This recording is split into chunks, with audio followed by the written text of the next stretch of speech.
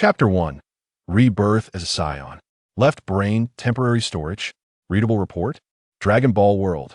March 1st, 737, 8 p.m. Planet Vegeta. In the nursery room, number 15, within the incubation chamber, numbered number 23, a small Saiyan child lay quietly with tightly closed eyes. Outside the incubation chamber, the basic information of this Saiyan child was clearly recorded. Name, Saigao. Age, 2 years. Qualification, upper class. Combat power value, 966. Cultivation duration, from March 2nd, 735, to March 1st, 737.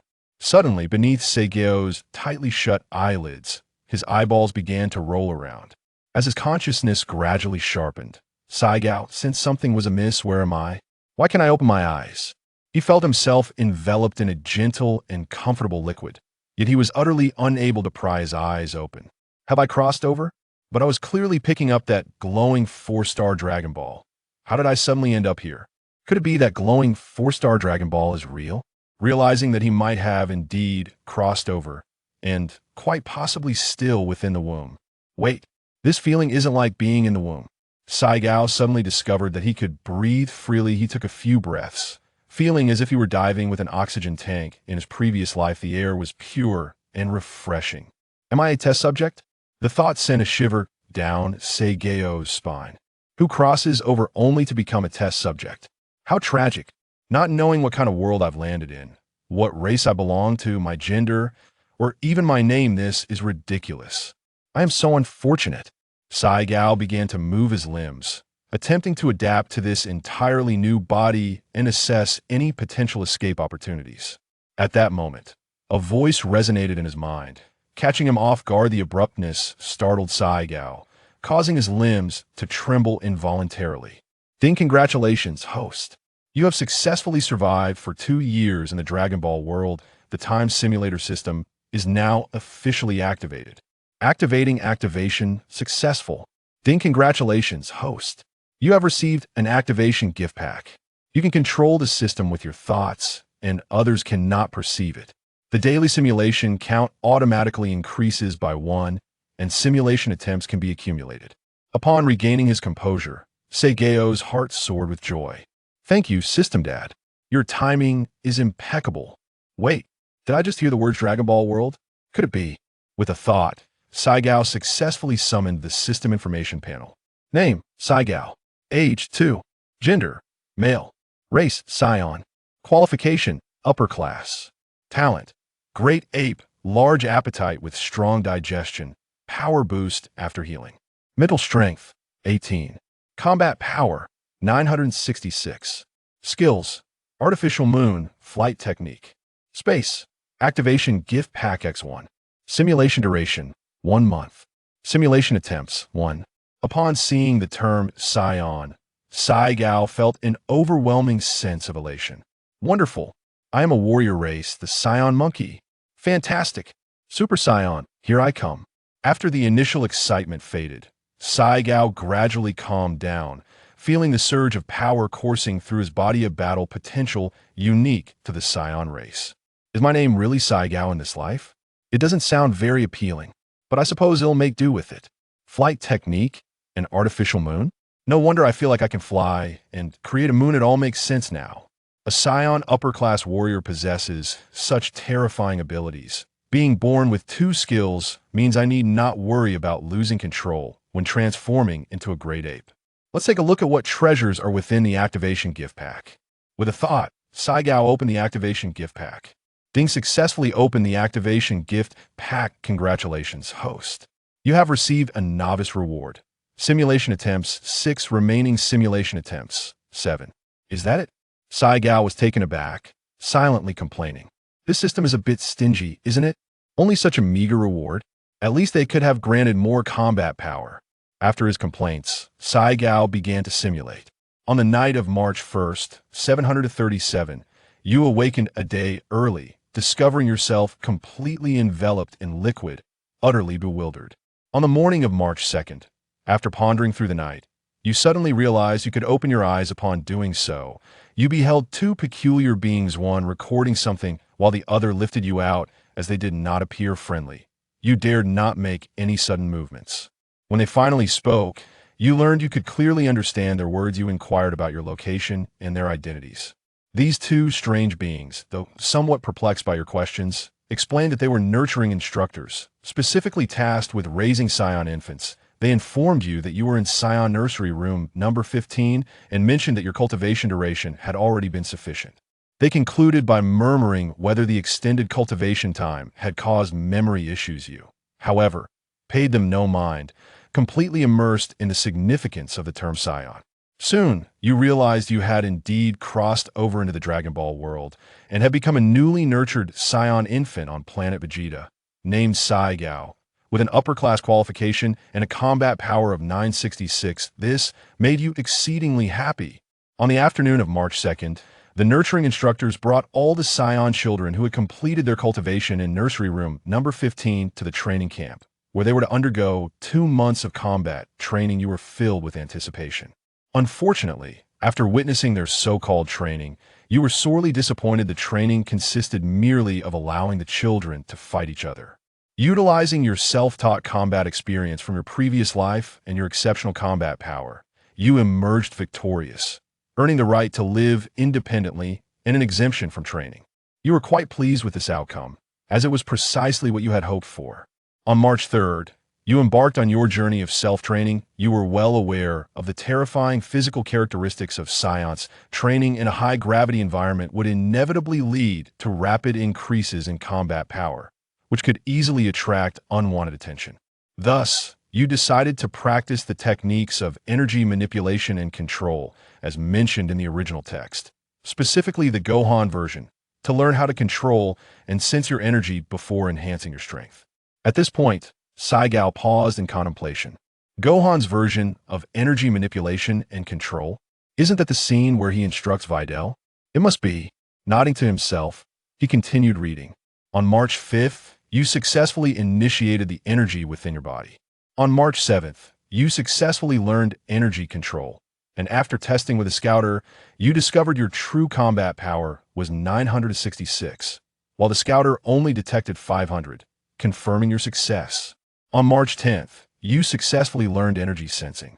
On March 12th, you began formal self-cultivation, implementing the training methods from your previous life. After training, you used the provided scouter to detect an increase of 50 in combat power, leaving you filled with hope for the future. On March 13th, you diligently practiced, gaining 50 in combat power. On March 15th, you continued your training, achieving another 50. On March 30th, you practiced hard, adding 50 to your combat power. This simulation has concluded. You may choose one reward from the following options. 1 combat power 950. 2 skill. Energy control beginner 34100. 3 skill. Energy sensing beginner 25100. 4 future memories. 5 cultivation methods. 6 experience in defeating Saiyan children. Saigao pondered for a moment and decisively chose the skill. Energy control beginner 34100. Only by remaining undetected can he develop in peace. P.S. If anyone has suggestions, please feel free to mention them. I will do my best to incorporate them. Wishing everyone a pleasant reading experience. May you remain forever young and prosperous. September 22nd, 2024, 11:12 a.m. Supplementary note. So many people are asking this question, stating that selecting future memories encompasses other options. Have they considered that if future memories truly included the other choices, would it still appear as a separate reward option? Even if it did include them, it would only provide an empty memory that one would have to gradually explore to fully grasp again, which would take even more time. In other novels featuring reincarnation of powerful beings, characters often possess numerous rare items and advanced techniques in their memories, yet they still need to start their cultivation anew. The protagonist spent so much time in the simulation, with only 2 skills reaching the beginner level. If he had chosen future memories, how long would it take in reality to reach the same level? In that scenario, it would be said to suppress the protagonist. This is just my personal view. Please refrain from criticism. Friendly reminder. The early panels may appear frequently, but at most once per chapter. This has been corrected in later sections. Chapter 2. Surge in combat power. Subsequently, Saigo utilized the remaining 6 simulation attempts. First, he selected the skill, Energy Control 68100. Next, he chose the skill, Energy Sensing 50100 from the 3rd to the 6th iterations. He chose Combat Power Rewards, resulting in a total increase of 5,700 in battle strength. Saigo gazed at the information displayed on the system panel, feeling immensely satisfied. Name, Saigo. Age, 2. Qualification, Superior. Talent, Giant Ape. Great appetite with robust digestion. Power boost after recovery. Mental strength, 18. Battle power, 66. Skills, Artificial Moon. Flight technique, Breath control beginner 68100. Breath perception beginner 50100. Space none. Simulation duration 1 month. Simulation count 0. Saigo found the information in the original race and gender fields excessively cluttered, and he attempted to delete them. Surprisingly succeeding, he greatly appreciated such user-friendly design. Subsequently, he blissfully drifted into slumber. During his sleep, he dreamt not only of becoming the king of the Saiyans, but also of marrying multiple wives. Just as he reached a pivotal moment in his dream, he was abruptly awakened. This sudden interruption infuriated Saigo. 2 caretakers, noticing the drool pooling at Saigo's mouth, assumed he was hungry and hurriedly offered him a bottle of pale, white nutritional liquid. Lord Saigo, you must be hungry. Quickly drink this, and we shall eat together shortly. Saigo shot them a glare before deftly accepting the bottle and drinking. If he could consume in the simulation, it was at least not difficult to swallow after a few sips. He mused to himself. TSK. There's a bit of a fishy taste. It's probably either human or beast milk. Why would Saiyans be capable of crafting gourmet dishes? If they could, they wouldn't have provoked Beerus to such a degree that he threatened their annihilation. As he drank the nutritional liquid, Saigo noticed one caretaker departing, whispering something to another at the door. Due to the distance, he couldn't catch their words, but he was aware that the departing individual cast a glance in his direction. This scene stirred a sense of caution within Saigo, leading him to believe it was related to him. He immediately approached the remaining caretaker to inquire. Hey, what's my current battle power? Oh, Lord Saigo, your current battle power is 1,000, an increase of 34 since yesterday, and 100 since your initial cultivation. Saigo nodded discreetly, finding the figure consistent with his expectations and the results from the simulation. He then asked, why did that person leave so suddenly? Sir, he has gone to report your status to King Vegeta, as you're the highest-ranking superior warrior born, aside from Prince Vegeta. Upon hearing this, Saigo raised an eyebrow and remarked, all right, I understand now. You may return to your duties. Yes, my lord, please rest. Saigo waved dismissively, preoccupied with his thoughts as he walked back. Surely, King Vegeta would not be so petty. Broly's birth power was a staggering 10,000, which posed a genuine threat. Yet I was born with only 900. Is it not reasonable that I have reached 1,000 after cultivation? No, I must simulate again. Saigo, unwilling to delay, summoned the system panel in front of several other younglings, relieved to find they could not see it, and began his simulation. On March 2nd, one caretaker glanced at him a few times before leaving, and the conversation with another raised his concerns. Being astute, he recalled that Prince Vegeta was born with a power level of 1,000, while he himself only possessed 900. Thus, King Vegeta would not likely take action against him, though he yearned to escape. He understood the futility of such thoughts and firmly believed his surmises were correct. As he anxiously awaited, another caretaker finally returned, and he noticed no one else followed. Finally, he could breathe easy. Saigo, witnessing this, felt a twitch at the corner of his eye and cursed inwardly. Where does this confidence of yours come from, brother? Realizing the situation was amiss, he should hastily seize a spaceship. With battle power exceeding 6,000, would he not manage to commandeer a spacecraft? The character in the simulation is certainly not me. However, if King Vegeta is unconcerned, then I shall remain at ease. Saigo felt a sense of relief and continued to observe. He accompanied the caretaker to assess how many peers possess superior qualifications and what their current battle powers were. He discovered that among the 15 younglings, he was the only superior warrior, with 2 intermediate warriors, while the remaining 17 were all lower-tier warriors. Among these lower-tier warriors was even King Vegeta's youngest son, Tarbal, whose battle power was a mere 180. At noon, after the 20 Saiyans had filled their bellies, they were led to the training camp by the caretaker relying on his formidable strength. Saiyan easily defeated all his peers, deliberately taking his time to hone his combat skills. Ultimately, he achieved his desired rights to solitary residence and training exemptions. To avoid exposure, he followed the instructor to his familiar single quarters. Once inside, he closed the door and began his training, not daring to pause. He completed a day's training just as night fell upon measuring with a detector. He found his battle power had increased by 50 and went to bed feeling content. On March 3rd, he diligently trained, gaining 50 in battle power. On April 1st, he persevered in his training, earning another 50 in battle power. The current simulation has concluded.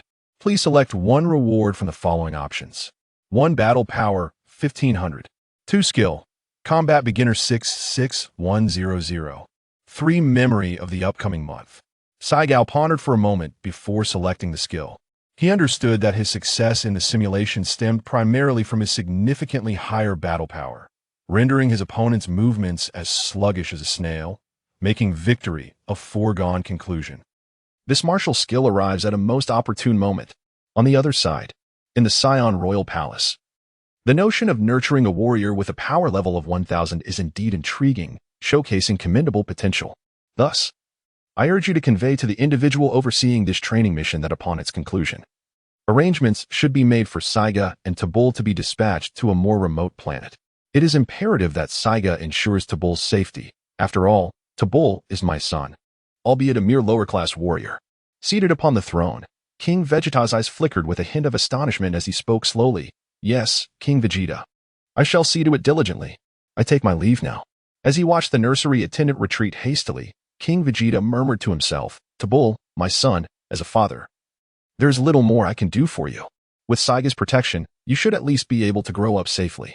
Saiga, you say? Humph. The fact that 2 intermediate warriors could conceive a superior warrior is indeed surprising. However, it appears that his parents perished while on a mission. Humph. What of a power level of 1000? My son, Vegeta 4, was born with a power level of 1000 and reached 1800 after training. The greatest potential among the Saiyans will always reside within the royal bloodline. Vegeta, do not disappoint your father. Chapter 3. The Facade and the Path of Hardship. On that same afternoon at 1 p.m., it was no surprise that Saiga emerged victorious, earning the privilege of exemption from training and the right to reside independently. As the training camp instructor prepared to escort Saiga to his solitary quarters, the nursery attendant, who had previously departed and then returned, approached and deliberately dismissed the instructor. Once the instructor was out of earshot, the nursery attendant congratulated, Congratulations, Lord Saiga. You have been appointed by King Vegeta as the personal guard of Prince Tabul. Upon the completion of your training, you will embark on missions alongside Prince Tabul. For an ordinary Saiyan, such news would undoubtedly elicit overwhelming joy, as this represented an extraordinary opportunity for close interaction with the Saiyan royalty, implying a significant reduction in perilous assignments and a substantial increase in safety. This was something that regular Saiyans could only dream of. However, for Saiga, this was of little interest, particularly as he was acutely aware of King Vegeta's underlying intentions. The Saiyan royal family? Not every Saiyan would kneel in reverence. Ah, I understand. Is there anything else that King Vegeta wishes to convey? Saiyan remarked with an expression of indifference. The caretaker, noticing Saiyan's unruffled demeanor, felt a hint of surprise but chose not to inquire further. Having encountered numerous Saiyans, he had grown accustomed to the quirks of their personalities.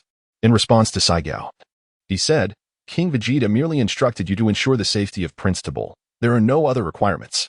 To be addressed as my lord felt quite unusual for Saiyan, especially considering that this body was merely 2 years old. Very well, you may attend to your tasks. By the way, I appreciate your diligent care over the past 2 years. The caretaker was taken aback. It was the first time he had heard a Saiyan express gratitude, leaving him with a mix of emotions, touched, elated, and anxious. He began to reflect on whether he had inadvertently offended this esteemed Saiyan warrior. After a hasty self-examination, still without clarity, he nervously replied, There is no need for such courtesy, my lord. It is merely my duty. Upon witnessing his reaction, Saiyan realized that his recent demeanor likely did not align with that of a typical Saiyan superior warrior. With a stoic expression, he merely waved his hand, signaling for him to depart. Indeed, upon observing this, the caretaker's face immediately brightened with joy as he bowed slightly and swiftly turned to leave. Saiyan contemplated quietly. It seems that I must alter my approach to matters henceforth. At the very least, until my strength is sufficiently formidable, I ought to feign greater prowess. Subsequently, he followed his instructor to a solitary dwelling.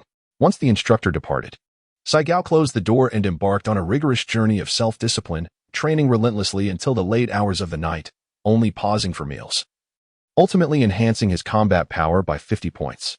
In the days that followed, Saiyan indulged in no leisure save for the basic necessities of life. He devoted himself to arduous training for 5 consecutive days. In the simulations, aside from opting for a skill proficiency of 100 points on March 3rd, he chose to augment his combat power for the remaining 3 days. On the evening of March 6th, after completing his training as he had done in previous days, he commenced his daily simulation. Exhausted from his diligent practice that evening, he fell into slumber without even washing himself. On March 7th, he continued his tireless training, increasing his combat power by another 50 points. On March 8th, he persevered in his regimen, gaining yet another 50 points. By April 6th, after a day of intense training, his combat power had risen by 50 points. The simulation has now concluded. Please select one reward from the following options. 1. Combat power of 1502. Choose the first option. Saiyan no longer looks down. He continues to choose combat power as usual. Currently, he is suffering from a severe fear of inadequacy in battle strength. The lack of sufficient power coupled with indecision causes him great anxiety. After several days of diligent effort, his combat prowess has increased by several thousand. As Saiyan was about to access his personal information panel, a few lines of text suddenly appeared on the system interface. Congratulations, host. Combat power has reached 10,000. Simulation time extended by 1 month. Upon comprehending the content, Saiyan exclaimed with delight, "Wow, the duration of the simulation can be enhanced. If this continues, will combat powers of 100,000 and a million also extend the simulation time?" The thought of increasing his combat power while simultaneously extending the simulation duration exhilarated him. If he could augment the simulation time indefinitely, he could potentially become invincible with just one simulation. The mere thought of it filled him with excitement and thrill. However, as reality settled in, he felt that such a prospect was unlikely. After all, this was not a realm of cultivation, and enhancements were typically gradual. It took Saiyan quite some time to calm his racing heart. Subsequently, he accessed his personal information panel. Name, Saiyan. Age, 2. Qualification, superior talent, giant ape. Great appetite, combat power enhancement post-recovery mental strength.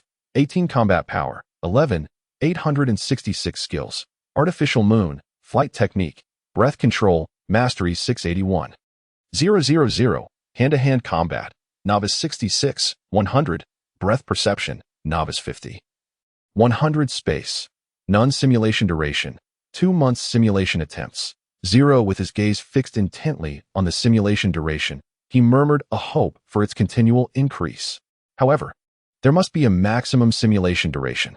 After all, Saiyans possess an inherent ease in augmenting their combat power. If it were a human from Earth, perhaps the simulation time would be more extensive. Alas, in this life, he was a Saiyan. After a brief wash-up, Saiyan retired for the night, determined to continue his training the next day. Only with ample rest could he cultivate effectively. In the ensuing days, Saiyan devoted himself to rigorous training within the confines of his single room, oblivious to the world outside, a hermit consumed by his pursuit of strength. On April 6th, after merely 24 minutes of training, his combat power soared to 100,000, and as anticipated, the simulation time increased by another month, culminating in an astonishing total of 3 months. Nevertheless, the rate of cultivation in both the simulation and reality remained unchanged. Undeterred, Saiyan felt immensely satisfied with the time extension. Any further enhancement would merely be a delightful surprise. Being a Saiyan was akin to possessing an extraordinary advantage. And with an additional boost, what more could one desire? Despite the lack of significant changes in the simulation system after surpassing the 10,000 combat power mark, Saiyan's fervor for training remained undiminished. Regardless of the challenges he faced, his daily regimen of rigorous practice continued in an orderly fashion until the morning of May 1st. After a hearty meal, Gao proceeded with his usual simulation. On this day, with just over 210,000 combat power, he deemed it the opportune moment to venture to planet Namek. Accordingly, he made his way to the spacecraft launch center to inquire about the specific location of Namek. The staff, recognizing his superior Saiyan warrior status through his battle suit, did not dare withhold information and readily provided him with the coordinates of Namek, as well as instructions for operating the spacecraft. He felt a twinge of regret for not having to resort to forceful means. Thus, he safely embarked on his journey to Namek. Regret? Not at all. Was it not preferable to avoid conflict? In his heart, Saigo silently lamented. On May 15th, you successfully arrived at Namek and encountered the Grand Elder of the Namekians, who graciously granted your request. Chapter 4. The Art of Potential Guidance. The Grand Elder bestowed upon you the guidance of potential, causing your combat power to surge to 10 times its original strength. You expressed profound gratitude to the Grand Elder, yet unabashedly claimed the 7 Dragon Balls of Namek. Subsequently, you summoned Shinron, enhancing your innate abilities and acquiring Frieza's void survival capability, ultimately wishing for the gift of photographic memory. By May 28th, you had become proficient in your newly augmented strength and began attempting to transform into a Super Saiyan using the back energy gathering technique, but each attempt ended in failure. The same fate befell your efforts on May 29th and May 30th. Even on June 30th, your endeavors to transform into a Super Saiyan proved fruitless. The simulation concluded. Please select one of the following rewards. 1. Combat power increased to tenfold. 2. Art of Potential Guidance, entry level 30100. 3. Void Survival. 4. Talent Enhancement. 5. Photographic Memory. 6. Experience in transforming into a Super Saiyan. 7. Future Memory. Saigo, observing his repeated failures in transforming into a Super Saiyan, felt a sense of frustration. He understood that his combat power fell short of the minimum requirement, yet he wondered if his S-cells were insufficient. It was worth noting that the Saiyans of Universe 6, despite their seemingly low baseline combat power, could effortlessly transform into Super Saiyans, likely due to an abundance of S-cells which diminished the transformation's difficulty. As for why he hadn't attempted an angry transformation, he realized that nothing had yet provoked a profound rage within him. Upon viewing the 7 potential rewards, Saigo voiced his surprise. The Grand Elder's art clearly did not entail a wish to Shinron, so why is it among the options? Logically, that option should not exist. After pondering without clarity, he decided to set that thought aside and contemplate which reward would be most advantageous. The first 2 rewards were undeniably appealing. However, the initial option of a tenfold increase in combat power would only be temporary, while the second offered a long-lasting benefit. One was beneficial to both himself and others, whereas the other was solely for his personal use. The third reward, Void Survival, was acceptable but not a priority for now. He could choose it if it appeared again in the future. Regarding the fourth reward, Talent Enhancement, he believed that the days leading up to Frieza's invasion of planet Vegeta were drawing near. According to the original timeline, Frieza would destroy planet Vegeta in the year 737, though the exact date remained uncertain. Thus, the immediate focus should be on enhancing his strength rather than augmenting his talents.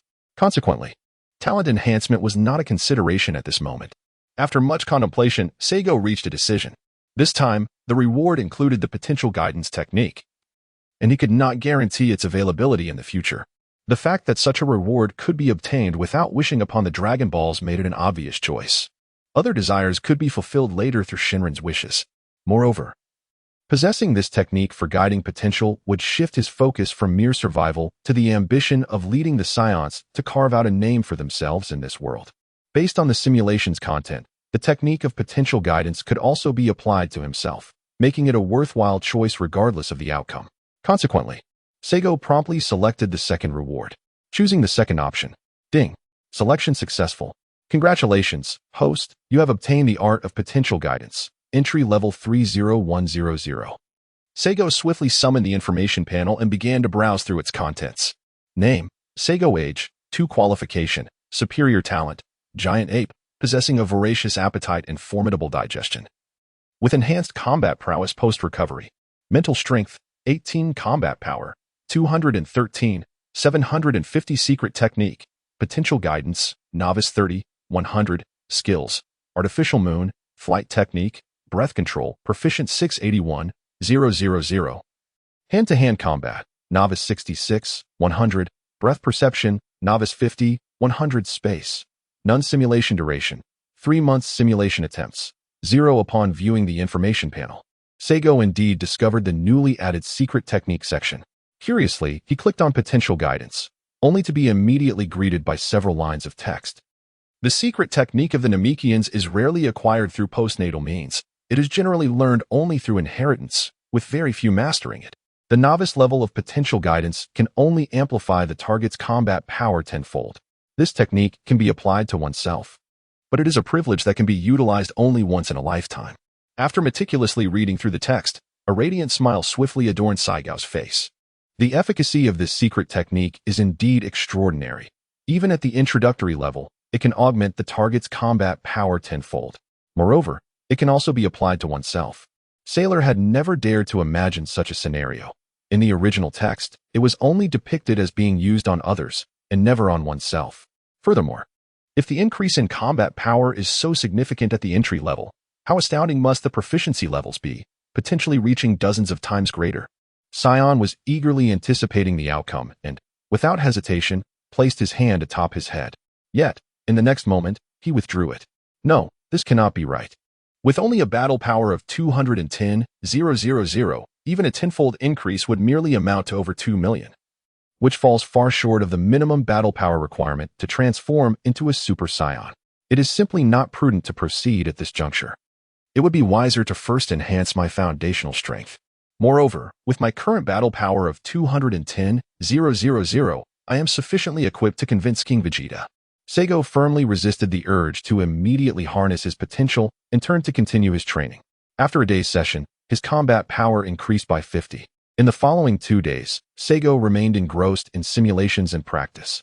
Each simulation focused on enhancing his combat abilities, resulting in a total increase of 9,000 after 2 attempts. Furthermore, his dedicated practice over these 2 days contributed an additional 100 to his combat power.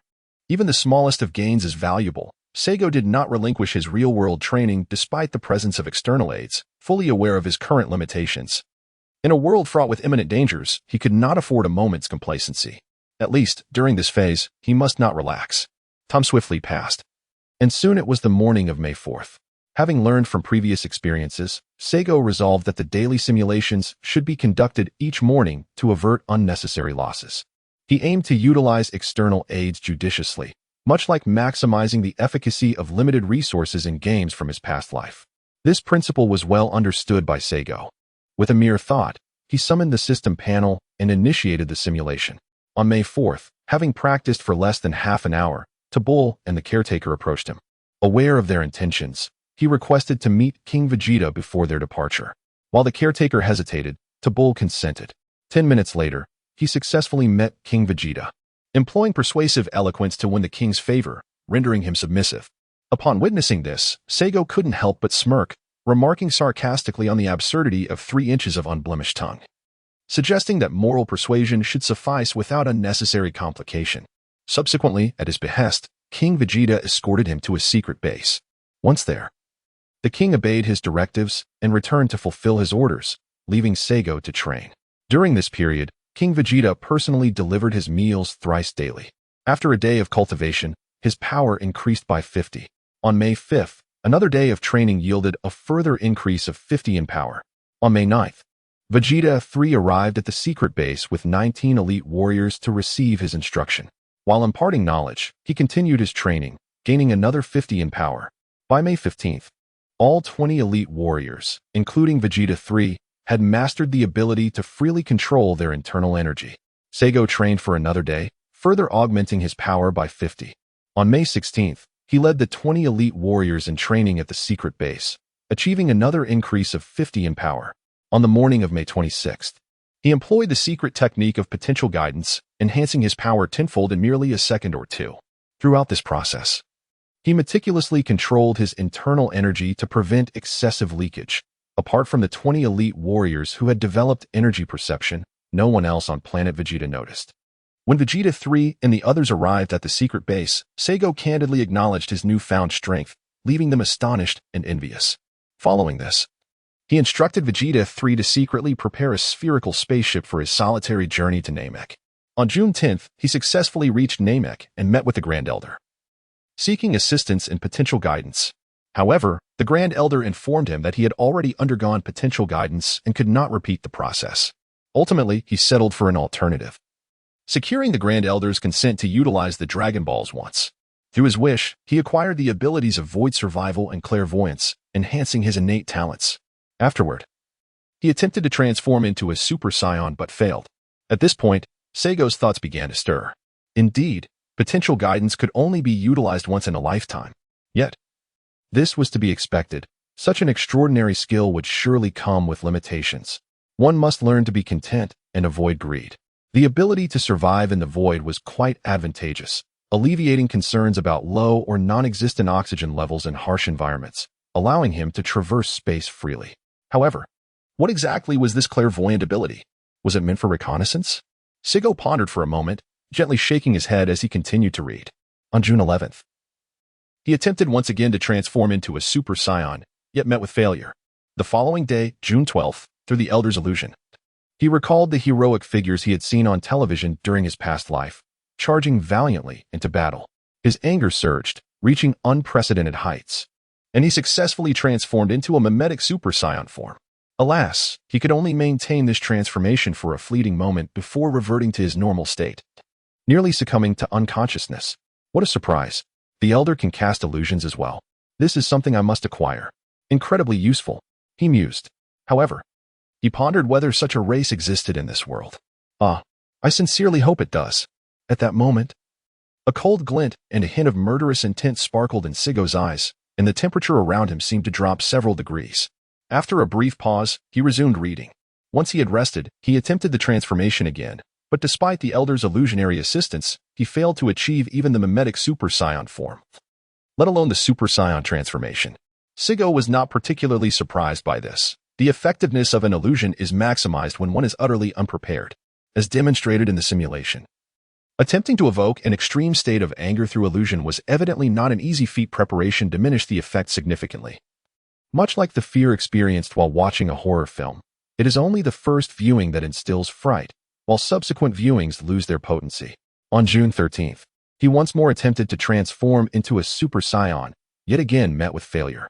By June 18th, he recognized that despite being a traveler from another world with a gentle disposition, the time he had spent here was too short, and the quantity of S cells within him remained insufficient to support the transformation into a Super Saiyan. He decided to abandon the endeavor. That day, he bid farewell to the Elder and set forth on his journey back to planet Vegeta. On the evening of July 3rd, he successfully returned to planet Vegeta. Chapter 5. Acquisition of Void Survival Ability. On July 4th, he immersed himself once more in training, concluding the day with a power increase of 50. On August 3rd, after a full day of training, he achieved another power increase of 50. The simulation came to an end. Select one of the following rewards. 1. Tenfold power increase. 2. Power level of 2603. Void Survival 4. Eye of Foresight 5. Talent Enhancement 6. Experience in transforming into a Super Saiyan 7. Future memories. Upon reviewing the simulation results and the 7 available rewards, Seigo was instantly filled with exhilaration. My goodness, the rewards for this simulation are quite commendable, he exclaimed. Just like the rewards from May 1st, there were 7 options to choose from. Undoubtedly, the tenfold power increase was the most desirable reward. However, Seigo was somewhat dissatisfied with his current power level of merely 222,950. Even with a tenfold increase, he would only reach 229,500. Still insufficient to transform into a Super Saiyan. This fact had been confirmed through 3 days of attempts during the simulation, all of which had proven futile. Seigo pondered extensively, concluding that his current combat power did not meet the transformation criteria, compounded by the insufficient quantity of S cells within him. Furthermore, having lived a peaceful existence in his past life for an extended period, the ability to evoke profound rage seemed unattainable. Another contributing factor might be his inadequate control over his energy.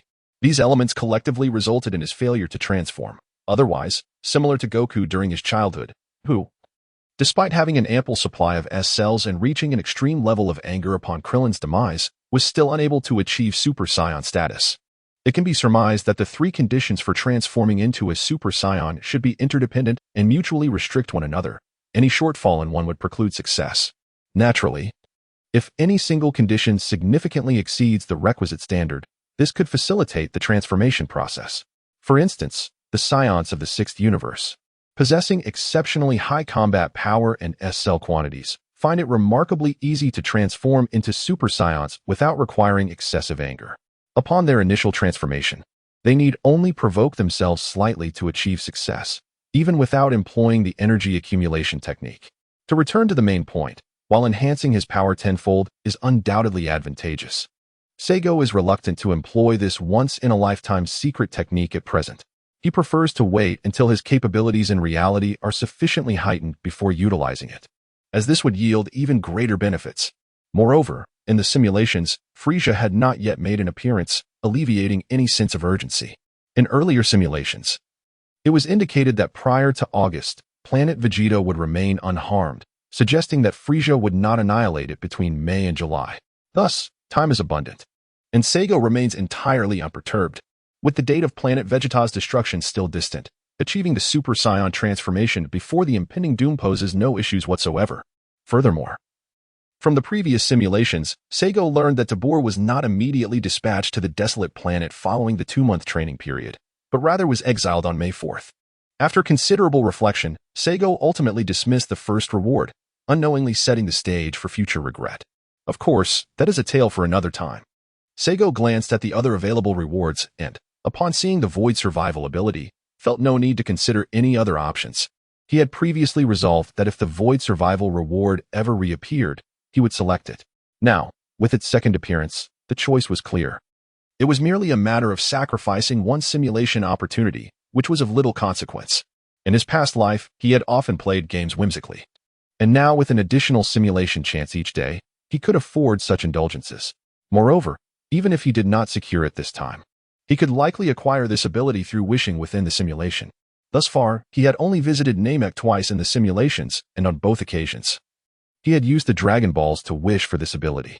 This outcome, occurring without any external interference prior to the simulation, suggested a deep-seated affinity for the ability, as if he were determined to attain it at all costs. To be frank, the fact that Frieza's race possessed the ability of Void Survival was rather extraordinary. With this power, the threat of planetary destruction became trivial. With this thought in mind, Seigo decisively selected the Void Survival ability. I choose the third option. A chime echoed. Selection successful. Congratulations, host. You have acquired the new ability, Void Survival. Please check your talent panel. As soon as the words were spoken, Seigo eagerly brought up his personal information panel.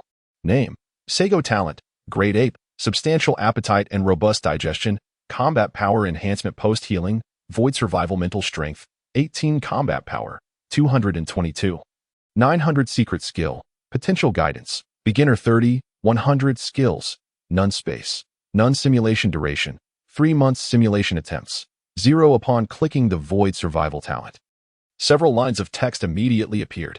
It was a unique talent possessed by a select few races in the universe, allowing for perfect adaptation to the void environment. After reading this, Seigo couldn't help but break into a grin.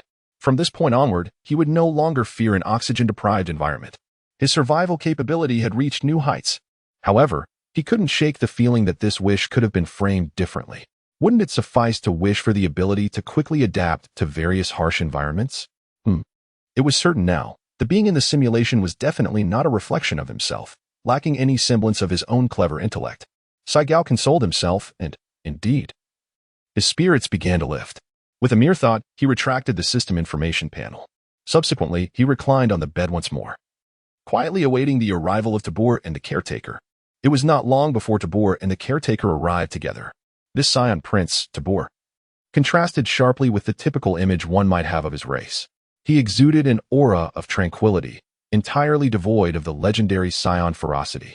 Had it not been for the distinctive tail coiled around his waist, Saigo might have mistaken him for an ordinary earthling. Lord Saigo, let us be on our way. You and Prince Tabor must embark on your journey, announced the somewhat peculiar-looking caretaker with utmost respect. He, too, was a Saiyan, albeit a lower-tier warrior who shunned battle. Departing from Vegeta? Such a notion was utterly impossible. Without external assistance, one might have considered fleeing alongside Tabor. But now, with newfound support, the odds of successfully resisting Frieza had increased dramatically. How could one even entertain the idea of leaving? The savior of the Saiyans shall not easily forsake his kin. Before departing, I wish to make a final visit to King Vegeta, if that is permissible. Saiyan feigned a look of regret, fearing that the caretaker might refuse his request. As a Saiyan, it is disheartening to consider leaving without having laid eyes upon my own king. The caretaker, evidently hesitant to make a decision, turned to Prince Tabor, seeking his counsel. Saiyan initially believed that Tabor would refuse and was prepared to resort to force to compel him to lead the way. To his astonishment, Tabor did not decline. "Very well, I shall guide you." Tabor's countenance bore no trace of displeasure. Instead, it exuded a hint of affability. Deep within, Tabor had already acquiesced to the whims of fate. He sought to fortify the bond between himself and the superior warriors assigned to protect him. This lesson, imparted by his father, King Vegeta III, taught him the importance of cultivating relationships with higher-ranking warriors, particularly his own guardians. Such rapport would ensure that they would vigilantly safeguard him. The wisdom of his father resonated deeply within Tabor, whose potential was merely that of a lower-tier warrior. Yet he held this teaching close to his heart. Such a request was effortless for Tabor. It not only fulfilled Saigo's desire, but also garnered his favor. A twofold benefit. Tabor had no reason to oppose it. He had previously been troubled by how to strengthen his relationship with Saigo, and now that an opportunity had presented itself, he would not let this hard-won chance slip away. Saigo, upon hearing this, revealed a smile. Tabor, noticing this, also began to laugh. Soon after, in the palace of the Saiyan King, Saigo successfully encountered the legendary King Vegeta. The king's towering hairstyle bore a slight resemblance to his own, though his hair was shorter, lacking the prominent widow's peak, and his forehead was not as pronounced. If King Vegeta's hairstyle resembled a great flame, then his own was but a modest flicker, with the ends of each hair strand not spreading as widely. Viewed from a distance, it appeared somewhat akin to a large teardrop. Upon the throne, King Vegeta reclined casually against his fist, exuding an air of nonchalance, even revealing a hint of impatience on his face. He waved his hand dismissively as if swatting a fly, declaring, "All right. Since your pre-departure wish has been fulfilled, let us set off. The safety of Tabor now rests in your hands." Hearing the king's command, Tabor noted the king's disdain and urged Saigo to depart. "Saigo, let us go." The caretaker, however, remained outside the grand entrance of the palace. Nonetheless, Saigo showed no intention of leaving. Observing that none present wore a scouter, a plan began to form in his mind. Looking up at King Vegeta, he spoke leisurely. "But, King Vegeta, I do not wish to leave planet Vegeta. What do you suggest we do?" Chapter 6. A discourse on life with King Vegeta. In response, King Vegeta exhibited little reaction, seated silently on his throne, his gaze towards Saigo glinting with a cold light. Instead, one of the guards stationed below the steps shouted furiously, "Impudent! Do you dare defy King Vegeta's command?" Silence. Saigo shot a glance at the four guards and murmured a retort. In the blink of an eye, to the astonishment of all present, he appeared before them. Bang, bang, bang, bang. The sound of 4 consecutive thuds echoed as the guards collapsed to the ground. What? Both Tabor and King Vegeta were taken aback, utterly unprepared for Saigo's sudden assault. Witnessing Saigo's displayed prowess and speed, they realized the depth of his combat abilities. Fear gripped King Vegeta, who sprang to his feet and shouted, "Saigo, do you intend to rebel?" It must be noted that King Vegeta possessed a modicum of wisdom. Recognizing he might not be a match for Saigo, he resorted to shouting in hopes of drawing the attention of others outside the palace. Although King Vegeta contemplated retaliating, he quickly suppressed the urge, considering the similarity of his strength to that of his loyal guards. "Saigo, what are you doing? Stop it at once." Tabor, regaining his composure, cried out in terror, believing Saigo was embarking on a path to self-destruction. Saigo calmly declared, "Vegeta, if you continue to shout indiscriminately, I shall not hesitate to eliminate both you and your son. I trust you can discern that it would be a trivial endeavor for me to vanquish you." As he spoke, he ascended the steps one by one until he reached the pinnacle, taking a seat upon the throne amidst the astonished gaze of Tabor and the furious glare of King Vegeta. Observing the king, whose forehead was marred by bulging veins from suppressing his rage, Saigo leisurely remarked, "Do you wish to know the source of my formidable strength? Are you curious about the extent of my current battle power?" It was not Saigo's intention to persuade King Vegeta in such a manner. Rather, previous attempts at gentle persuasion had proven arduous, ultimately culminating in a necessity for force to achieve consensus. Now, Saigo has reached the pinnacle, eliminating much of the unnecessary effort.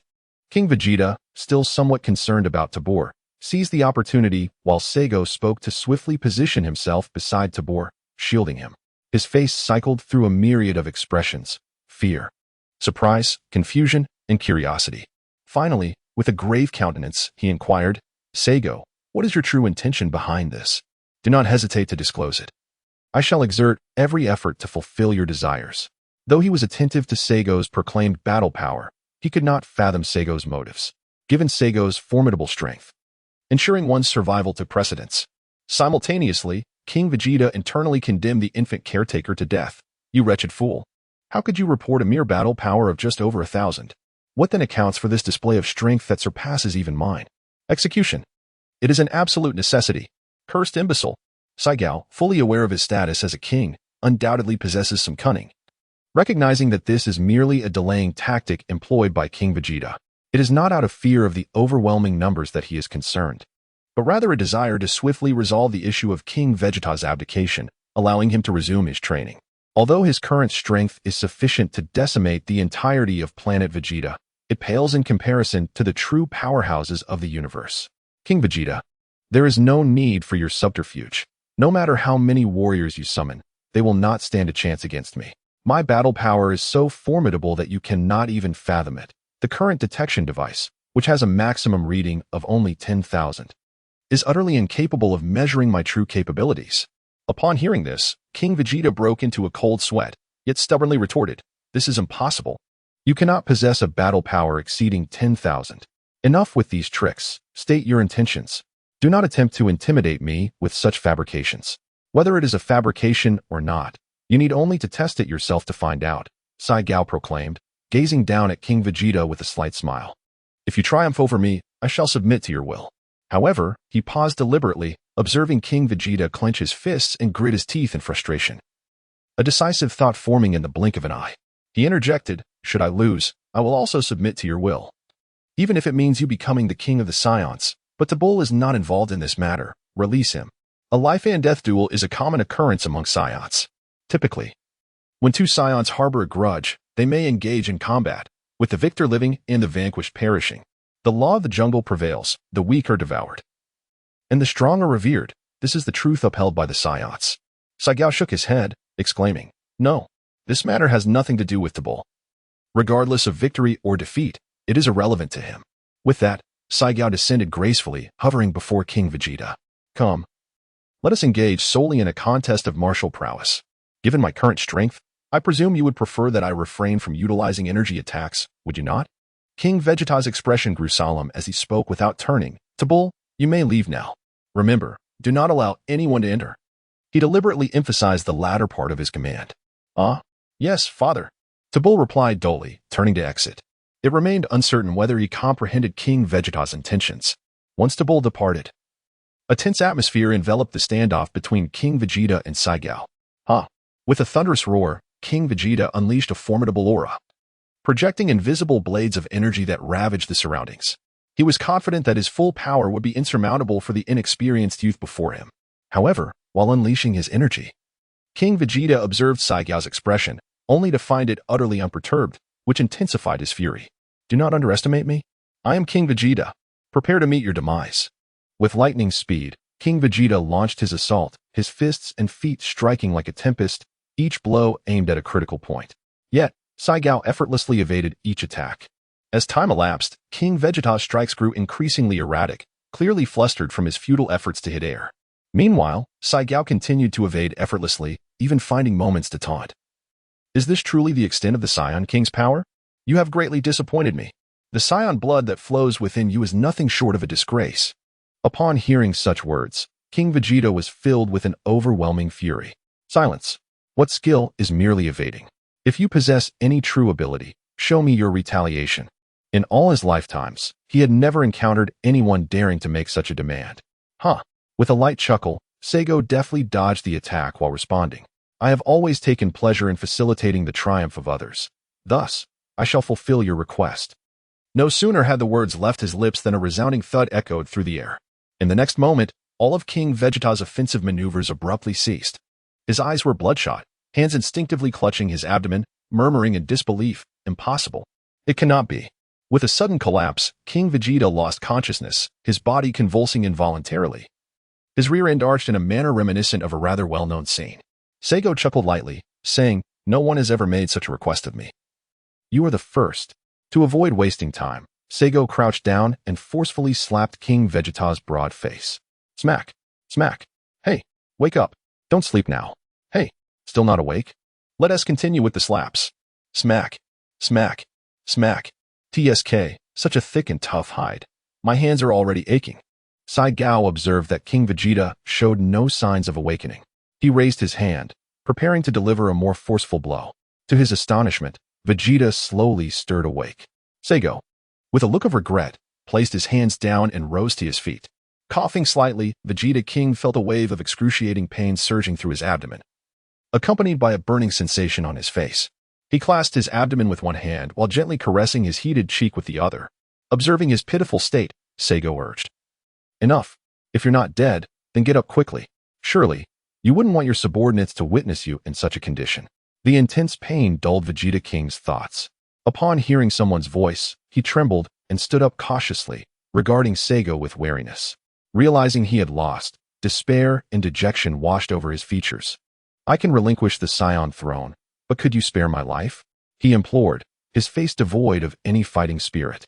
Saiyan coldly laughed and said, "King Vegeta, you have utterly disappointed me. After enduring such minor setbacks, you have already lost the courage to continue fighting. With such a disposition, how could you possibly lead the Saiyans to successfully resist Frieza? How could you guide the Saiyans towards glory?" Upon hearing this, King Vegeta, with disbelief etched on his face, anxiously inquired, How do you know we plan to rebel against Frieza? Where did you learn this information? Who are you exactly?" Concerned for the survival of the Saiyans, King Vegeta momentarily forgot his current predicament, his panic intermingled with a tone of accusation. He was convinced that the secret plan he had devised could not have been leaked. Those privy to the plan were, without exception, his most trusted confidants. It is worth noting that the scheme to resist Frieza was known to very few on planet Vegeta, with only a handful aware of the specifics. Moreover, Saiyan was a newly cultivated Saiyan, thus he should not have had access to such confidential plans. Do not be so tense. You may find it hard to believe how I came upon this knowledge, as most would dismiss it as sheer fabrication. Of course, it is not that your plan has been leaked. So, would you like to hear more? Saiyan replied nonchalantly. Upon hearing this, King Vegeta breathed a sigh of relief. If there was no leak, then how did Saiyan know? It was hard to fathom. What was truly going on? And how was his power so formidable? Could he be the legendary Super Saiyan? With these questions swirling in his mind, King Vegeta quietly asked, "Please enlighten me, so that I may understand." "Rest assured, your life still holds some value," Saiyan remarked, casting a glance at the despondent King Vegeta, before sneering and floating towards the throne. As he settled down, he continued, "Have you heard of the Super Saiyan God?" Upon hearing the first part of the statement, King Vegeta felt a surge of relief and flew over. However, he was taken aback by the latter question. Super Saiyan God? Super Saiyan God? Repeating these words, he realized he had no recollection of such a concept. "I have never heard of it. Among us Saiyans, there is only one legend, the legendary Super Saiyan. Are you referring to the fabled Super Saiyan? You cannot be the legendary Super Saiyan, can you?" As King Vegeta pondered the possibility that Saiyan might indeed be the legendary Super Saiyan, he reflected on the recent events and found it thoroughly reasonable. His expression shifted multiple times, first to joy, then to regret, and finally to despair. As Saiyan observed the performance of King Vegeta, who was displaying a dramatic transformation, he lamented, "It is indeed unfortunate that I am not the legendary Super Saiyan. However, I can aspire to become one in the future." "What?" King Vegeta exclaimed, his eyes widening in disbelief. "Are you suggesting that an individual not recognized as the legendary Super Saiyan can still achieve such a status? What nonsense! Is it truly possible for an ordinary Saiyan to ascend to the legendary Super Saiyan? You heard me correctly. Theoretically, every Saiyan possesses the potential to become a Super Saiyan. Yet, certain prerequisites must be met, which I shall refrain from elaborating on at this moment." Saiyan continued, "I can emphatically assure you that the legendary Super Saiyan, and Super Saiyan God have indeed existed. However, many of their teachings have been lost to time as the Saiyan lineage has progressed. My current combat prowess is attributed to the visions imparted to me by the Super Saiyan God during my training. In my dreams, the Super Saiyan God enlightened me with invaluable knowledge, including methods to enhance my fighting capabilities. Thus, I have managed to elevate my power to a level that surpasses your own within a mere span of 2 months."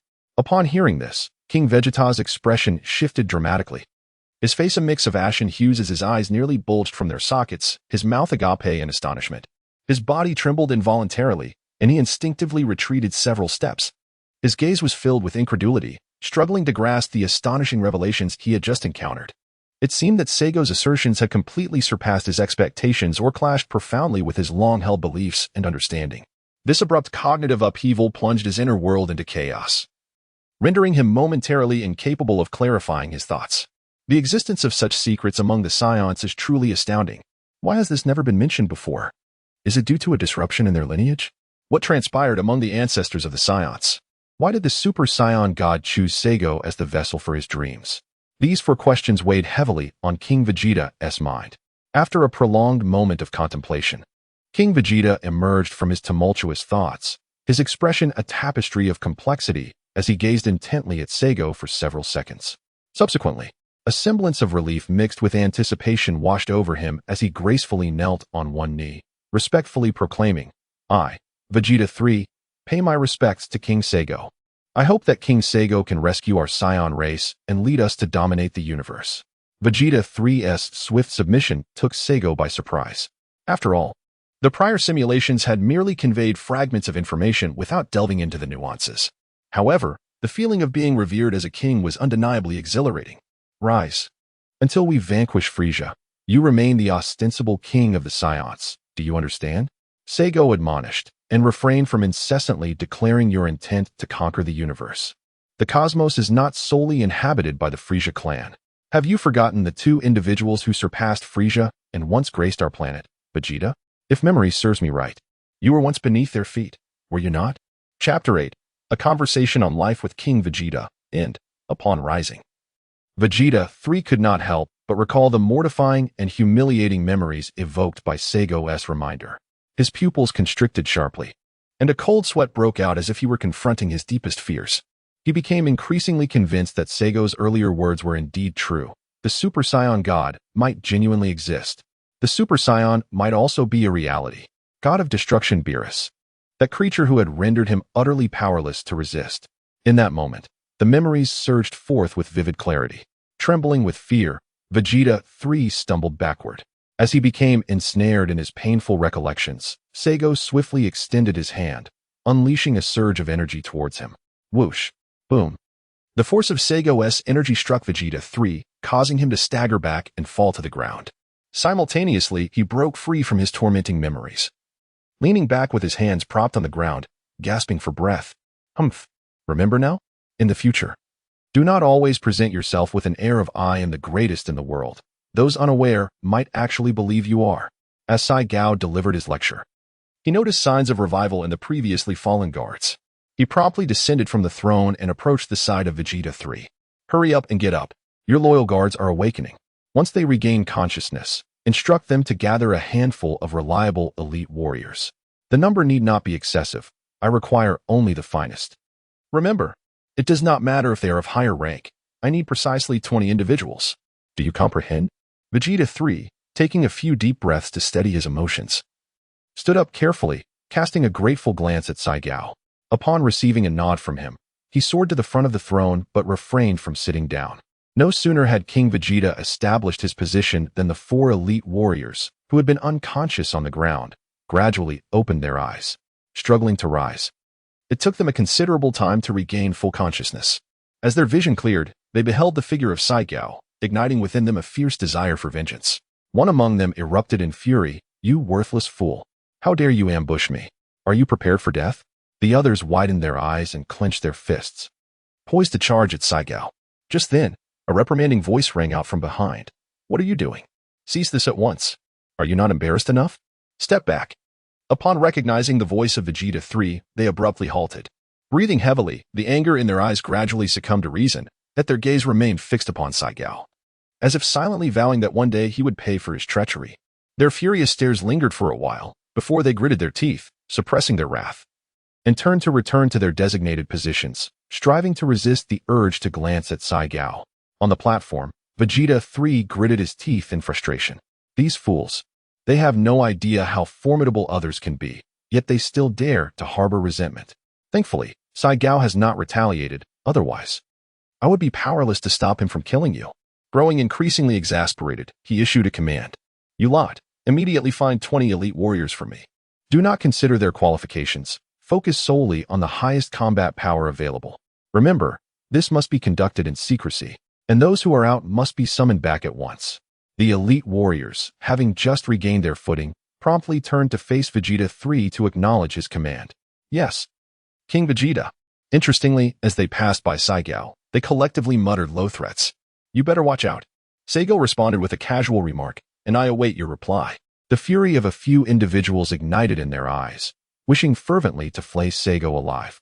Ultimately, they could only cast a fierce glare before departing, their hearts ablaze with resentment. Once they left, Vegeta 3 could no longer contain himself. He swiftly flew before Saiyan, his expression filled with remorse and his demeanor exceptionally sincere. Your Majesty Saiyan, I apologize for the embarrassment. It is entirely my subordinate's failure in discipline. Please, do impose your punishment. Saiyan waved his hand and declared, I do not concern myself with how you have conducted your affairs in the past, nor will I scrutinize them.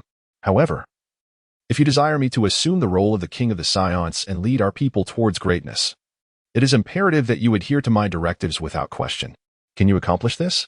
To ensure his commitment, he presented an irresistible temptation. If you follow my instructions, becoming a Super Saiyan will no longer be a mere legend, but a tangible reality. The outcome rests in your hands. Vegeta 3, unable to resist the allure, was consumed by dreams of becoming a Super Saiyan.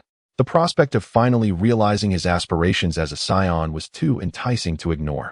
Overcome with excitement, he immediately knelt and pledged his loyalty. Your Majesty, from this moment forth, you shall be the King of the Saiyans. Your words will serve as the compass guiding our actions. Should you instruct us to head east, we shall never venture west. Indeed, no Saiyan could withstand the seductive pull of the Super Saiyan legend. Saiyan pondered inwardly, yet outwardly proclaimed, Excellent. Rise, and allow me to elucidate how you can effectively obfuscate Frieza's surveillance. Come closer. After a span of approximately 10 minutes, Saiyan finally conveyed his directives. Vegeta 3 hesitated for a moment before voicing his concerns. Your Majesty Saiyan, does this not play directly into Frieza's trap, allowing him to ensnare us all at once? Is there truly any necessity to recall the subordinates we have dispatched? Foolishness. Saiyan rebuked. How can you be so obtuse? Our strategy is to create a smokescreen, leading Frieza to believe we are diligently complying with his orders to gather all Saiyans. Not only must we recall them, but we must also send out emissaries to seek and retrieve them. The more ostentatious our efforts, the more convinced the enemy will be that we are exerting ourselves to summon our kin.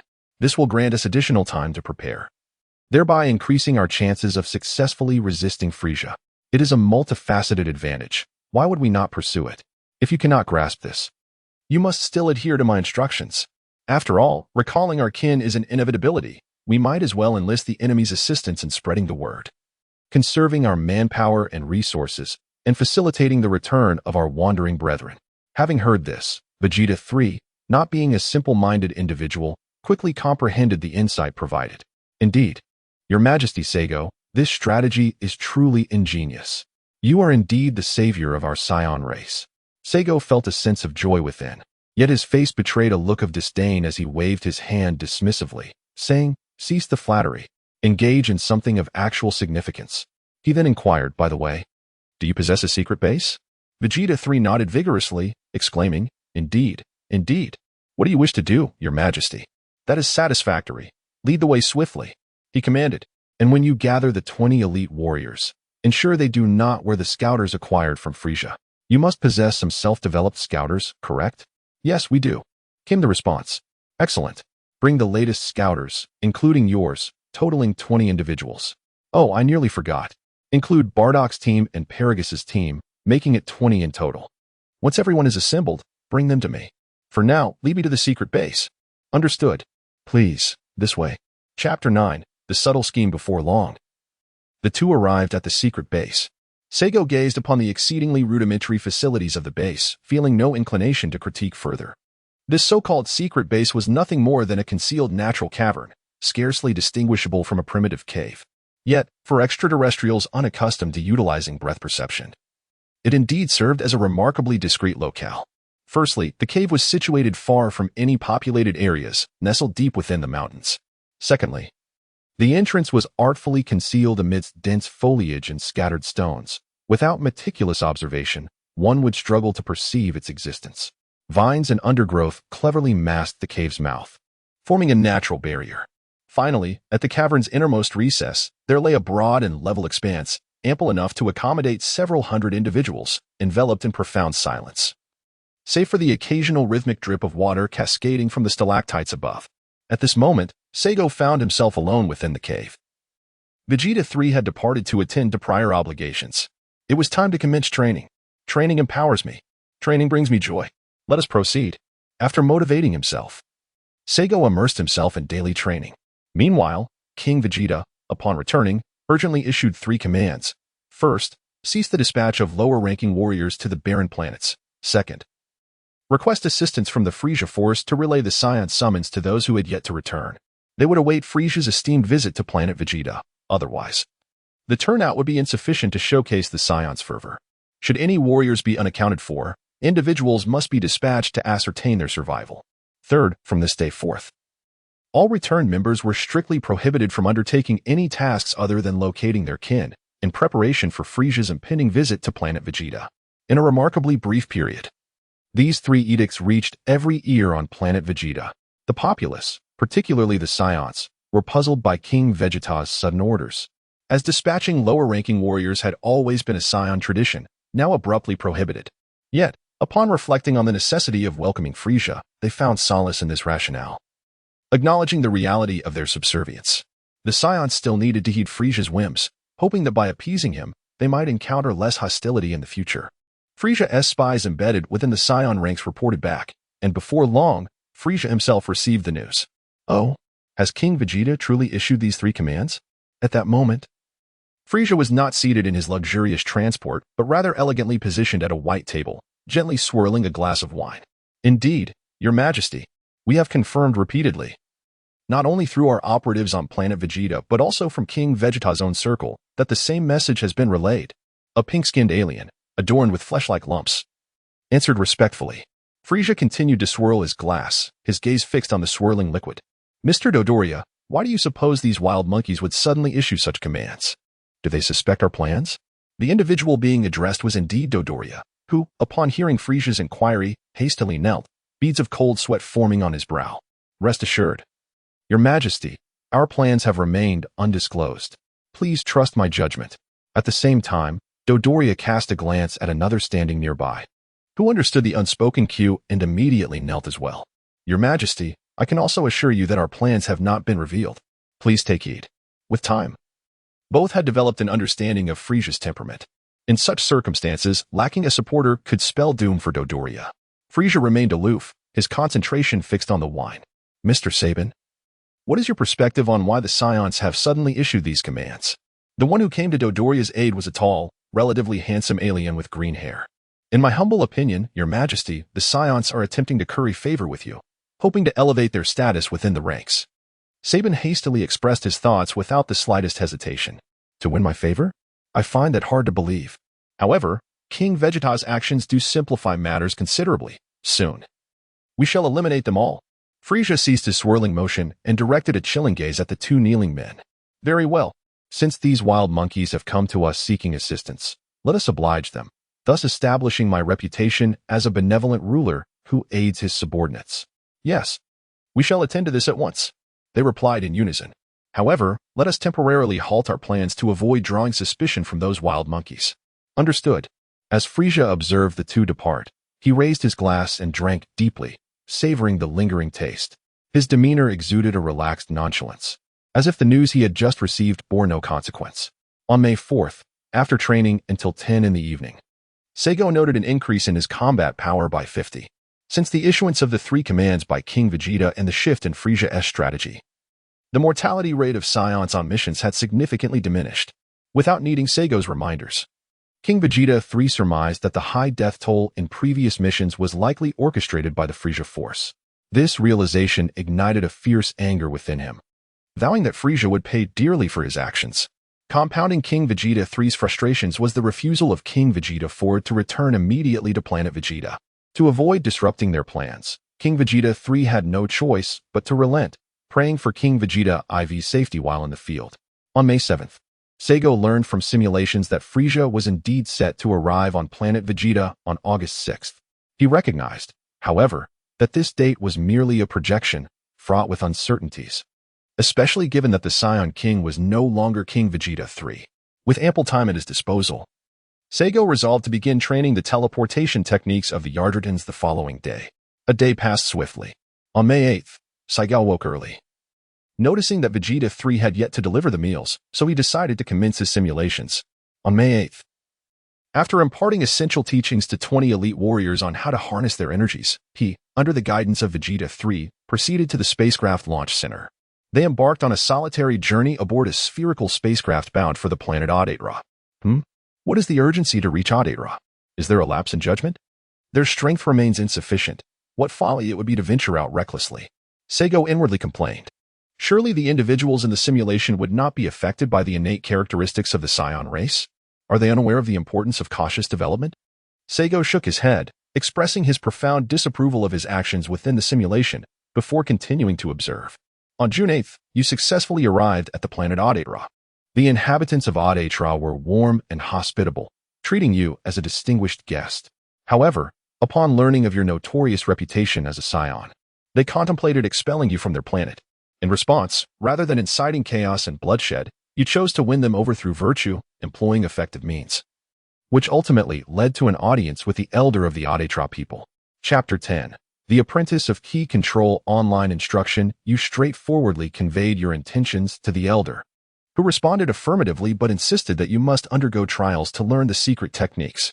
Brimming with confidence, you declared that any trial would be inconsequential as long as you could gain access to the techniques.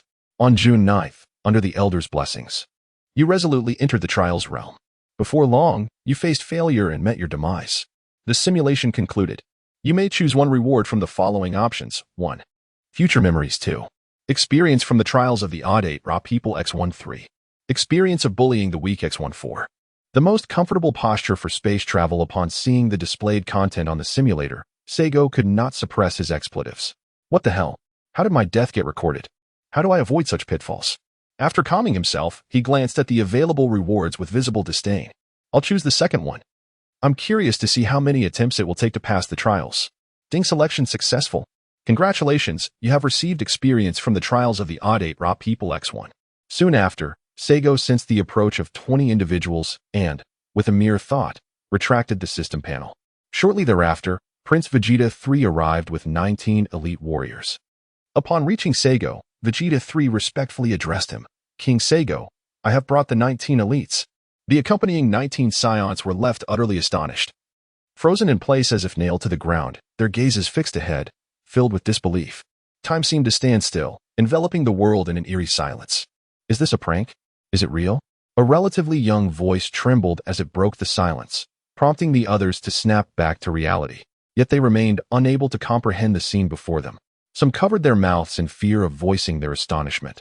Others turned pale, their legs trembling uncontrollably, while still others felt their legs weaken, nearly collapsing.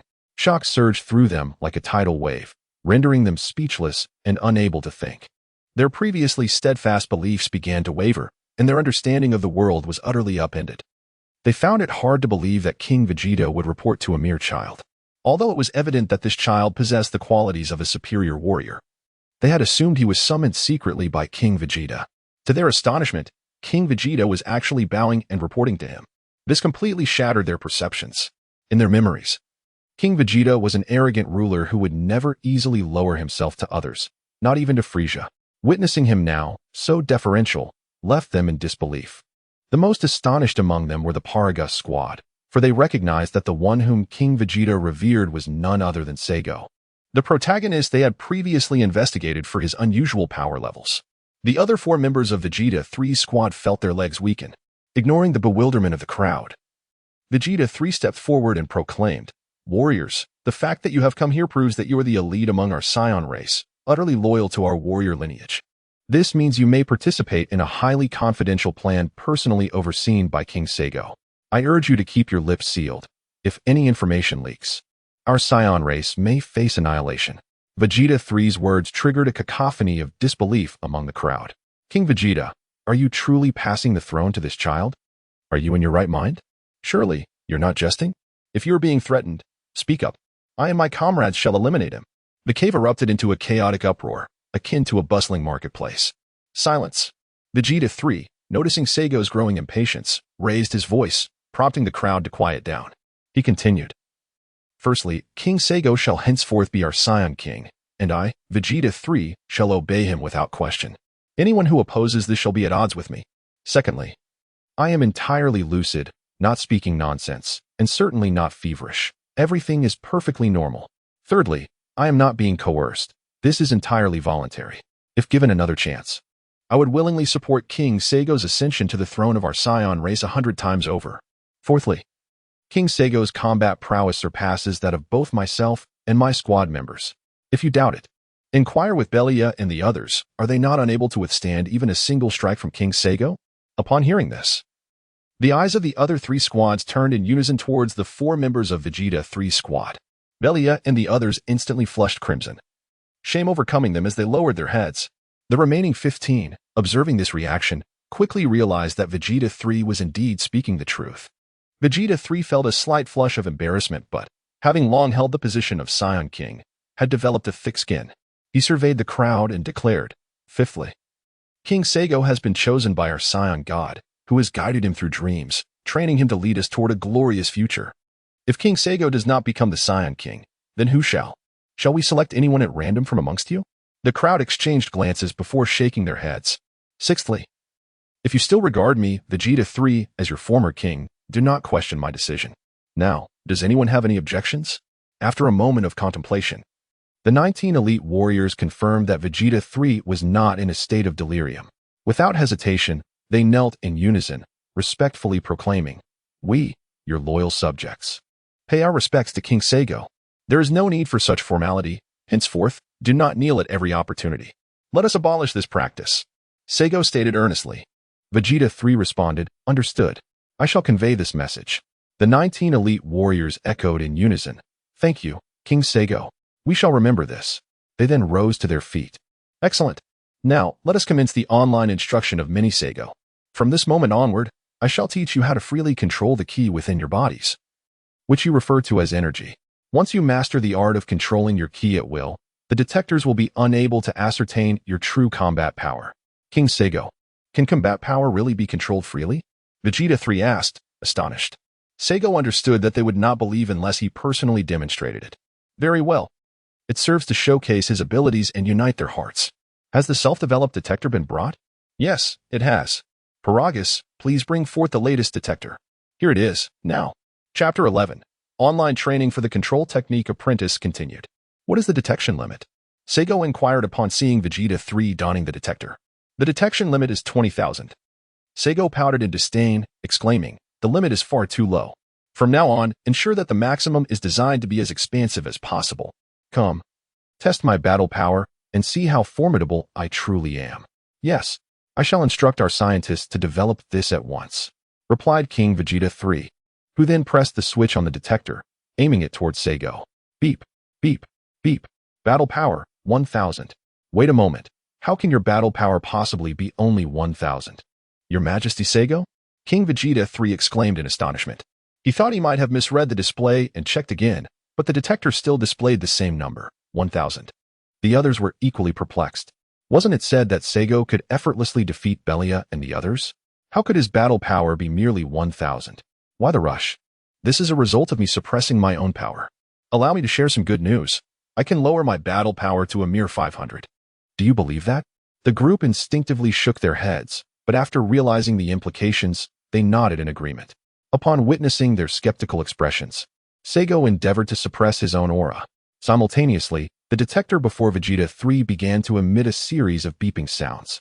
Beep, beep, The combat power has indeed plummeted to 500. Your prowess, King Seigo, is truly remarkable. Vegeta 3 exclaimed, acknowledging the extraordinary nature of this tactic. Is that so, King Vegeta? Belia, accustomed to addressing Vegeta 3 as King Vegeta, was met with his admonition. Belia, henceforth, you need not call me King Vegeta. Refer to me as Vegeta 3. Or Captain Vegeta if you prefer.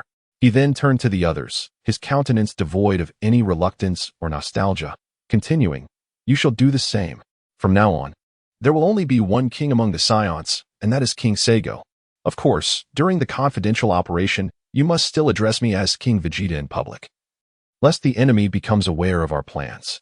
After he spoke, he glanced back at the detector, a mix of astonishment and exhilaration illuminating his face. King Seigo has truly mastered the art of freely controlling his combat power. How splendid! This way, once we learn it, we shall not be easily detected by our foes. Beep. Beep. King Seigo is currently augmenting his combat power. 10, 0, 0, 0. 20, 0, 0, 0. 30, 0, 0, 0. 40, 0, 0, 0. The power continues to escalate. I knew it. King Seigo could not possibly possess only a combat power of 1, 0, 0, 0. Everyone present was astounded. A combat power of 10, 0, 0, 0 already surpassed the vast majority of Saiyans. What left them even more astounded was that the combat power continued to rise. Simultaneously, they felt the immense pressure emanating from Seigo, compelling them to brace themselves and maintain their footing. Succumbing to such oppressive energy would be a tremendous embarrassment. Beep. Beep. 10, 0, 0, 0. 51, 0, 0, 0. 60, 0, 0, 0. Beep. Beep. 90, 0, 0, 0. 20, 0, 0, 0. Bang. The detector worn by Vegeta 3 exploded into fragments, eliciting a sharp cry from him. In that moment, no one harbored any doubts. If one were not worthy of being the king of the Saiyans at a combat power exceeding 20, 0, 0, 0, then they were even less deserving. Each individual straightened their posture, gazing at Seigo with profound respect and awe, infused with fervent enthusiasm. Seigo, with a serene expression gracing his face, exuded an air of tranquility as he declared that his battle power exceeded 20,000, though he refrained from disclosing the precise figure. Now, let us embark on the formal instruction on how to master the control of one's energy. The theoretical portion of the lesson was brief. Seigo adopted Gohan's technique of energy control and efficiently conveyed the method in merely a few minutes. The methodology has been imparted to you. Now, engage in practice amongst yourselves. Pair up, utilizing a detector to test each other's progress. Once you can effortlessly control your energy, congratulations, you shall be deemed ready for advancement. After your initiation, I shall guide you on how to cultivate and enhance your battle prowess. Return now and practice diligently, but remember to keep your progress concealed from others. Yes, Seigo. Following the departure of Vegeta 3 and his companions, Seigo commenced his own arduous training regimen.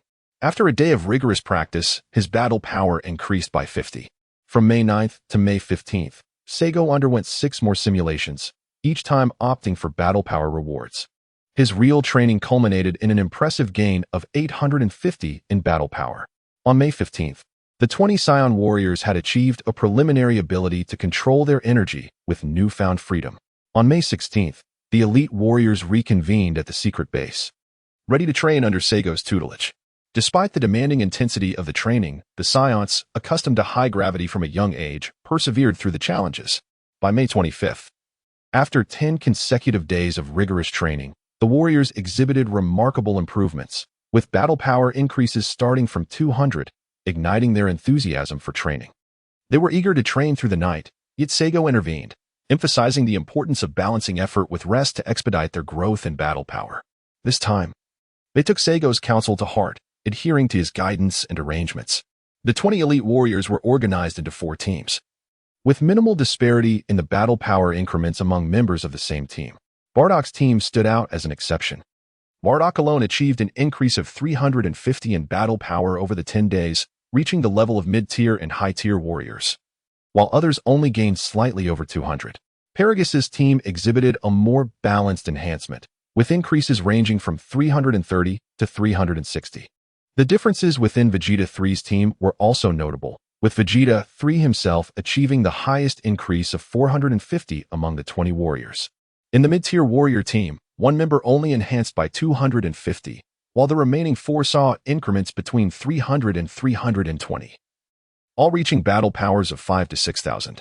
The battle powers of the 3 teams are as follows. Bardock's team, Bardock, 123, 500, 120, 000, Celia, 8260, 8000, Toma, 8750, 7500, Dodobo, 6730, 6500, Pabujan, 6210, 6000, Paragus Squad Paragus, 9360, 9000, Malandon, 7350, 7000, Kaiboma, 7350, 7000, Harlan, 6330, 6000, Phazon, 5330, 5000, Vegeta 3 Squad Vegeta 3, 10.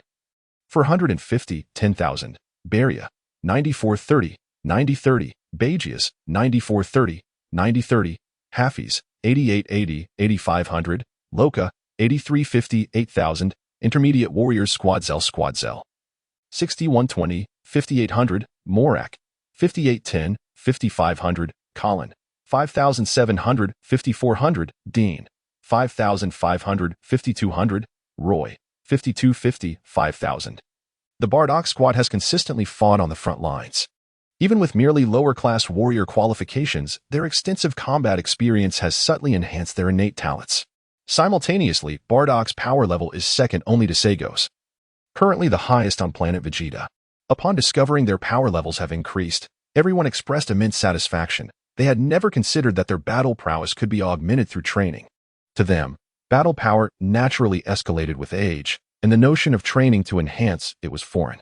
Chapter 12. Secret Development of the Gravity Training Room. In other words, both talent and strength are preordained by fate. They firmly believe that lower-class warriors could never surpass higher-class warriors. In terms of martial arts, many races in the universe are considered barbaric, far removed from the capabilities of Earthlings. However, in terms of strength, the various races of the universe are vastly superior. On the morning of May 26th, 20 elite warriors arrived early at the cave, instinctively commencing their training without Saigo leading them. They saw a glimmer of hope in becoming stronger, their enthusiasm for training unprecedented, as if they were determined to reclaim the time they had squandered in their pasts. Little did they know, the speed at which they perceived their strength was considered too slow in Saigo's eyes. Increasing battle power by merely a few hundred points a day would take an eternity to achieve the status of a Super Saiyan. After finishing his meal and completing his simulations, Saigo summoned Vegeta 3. Captain Vegeta, do we have any scientists of our own? Only 2. Vegeta 3 replied, holding up 2 fingers. Your Highness Saigo, is there something specific you need from them? Are they reliable? Saigo inquired, his expression grave. Vegeta 3 straightened up, responding earnestly. Rest assured, completely reliable. Then have them secretly develop a gravity chamber with the highest possible gravity multiplier, large enough to accommodate 20 to 30 individuals for training. The sooner it is completed, the better. Saigo commanded with a nod. Understood. I will see to it immediately. Though Vegeta 3 felt a tinge of curiosity regarding the purpose of the gravity chamber, he refrained from questioning further. After days of adaptation, he had learned to fulfill his duties as a subordinate without asking unnecessary questions. He simply needed to execute commands. As he departed, the others remained engrossed in their training, acutely aware that every second counted. No one could predict when Frieza would launch an attack on planet Vegeta. Furthermore, they had learned from Saigo just how terrifying Frieza's true battle power was.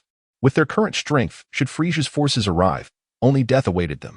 Thus, they trained with fervor, pushing themselves relentlessly, and their efforts yielded increments of several hundred points in battle power each day. After issuing his orders, Saigo turned and joined the grueling training regimen. Training is both arduous and exhilarating. With 20 men and 1 woman training together, any normal male human would experience a surge in testosterone. Moreover, these 20 men were Saiyans. Thus, during training, the men were vociferous. Celia, however, paid no heed to anyone else, her gaze fixated solely on Bardock. While the other mature males could only lament in despair, Bardock, absorbed in his quest to enhance his power, remained oblivious to Celia's affections. Saiga teaches that as long as both parties are willing, he will wholeheartedly support their union in forming a family. It is through the bonds of family that individuals cultivate connections, fostering a sense of concern and deeper contemplation. With family, one becomes more attentive and caring, engaging in calm and heartfelt communication with others. This harmonious disposition and clarity of thought are conducive to the proliferation of S cells within the body.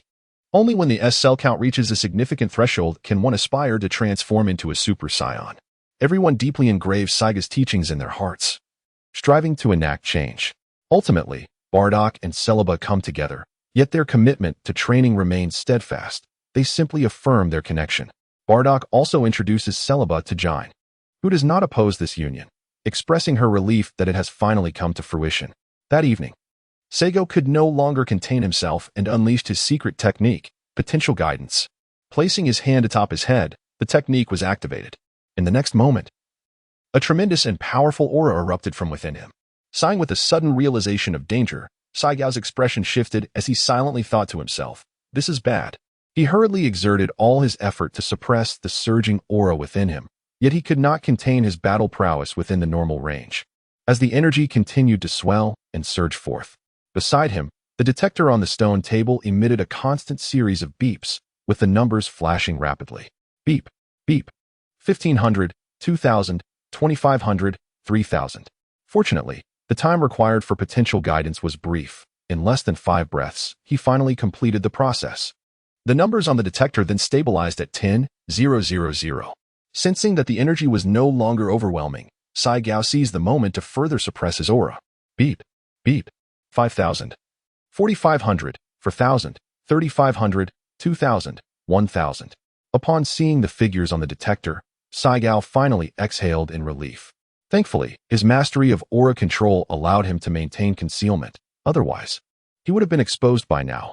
Little did he know, in the next instant, he sensed 20 familiar auras rapidly approaching, prompting him to smile wryly. It appeared he had inadvertently attracted their attention. Perhaps he should inform them at the cave entrance. With that thought, his figure flickered and vanished from sight. Along the way, he heard the voice of the simulation system. "Ding, congratulations, host. Your combat power has successfully surpassed 1 million. Simulation time extended by 1 month, bringing the total to 4 months.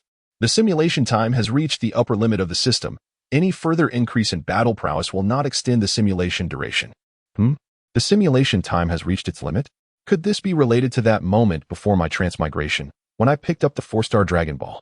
I seem to only remember the scene of falling. Everything after that is a blur. Upon hearing the voice of the system, Seigo momentarily halted his movements, but soon resumed his swift approach towards the cave entrance. Having already traversed this journey, the manner of his passage became inconsequential. The past life had faded into memory, while the present continued its course. Forward he gazed. As his form re-emerged, he found himself at the entrance of the cave.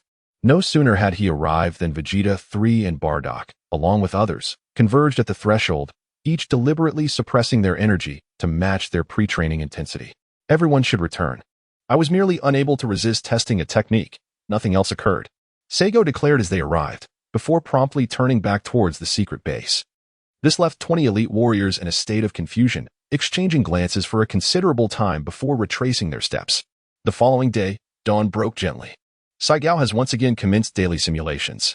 On May 27th, after meticulously arranging all matters and acquiring the coordinates of Namek and planet Yardrat, you embarked on your journey to Namek aboard a spherical spacecraft.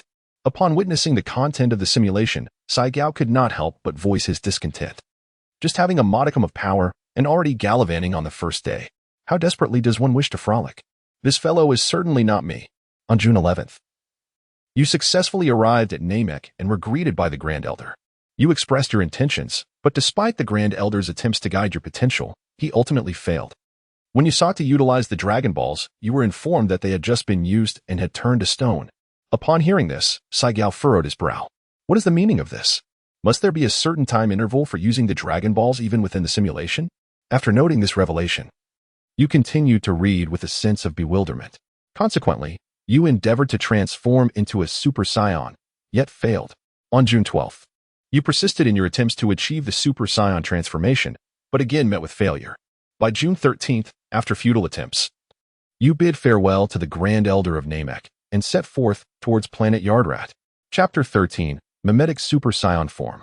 On June 29th, during your flight, you encountered the errant cosmic tyrant, Frieza.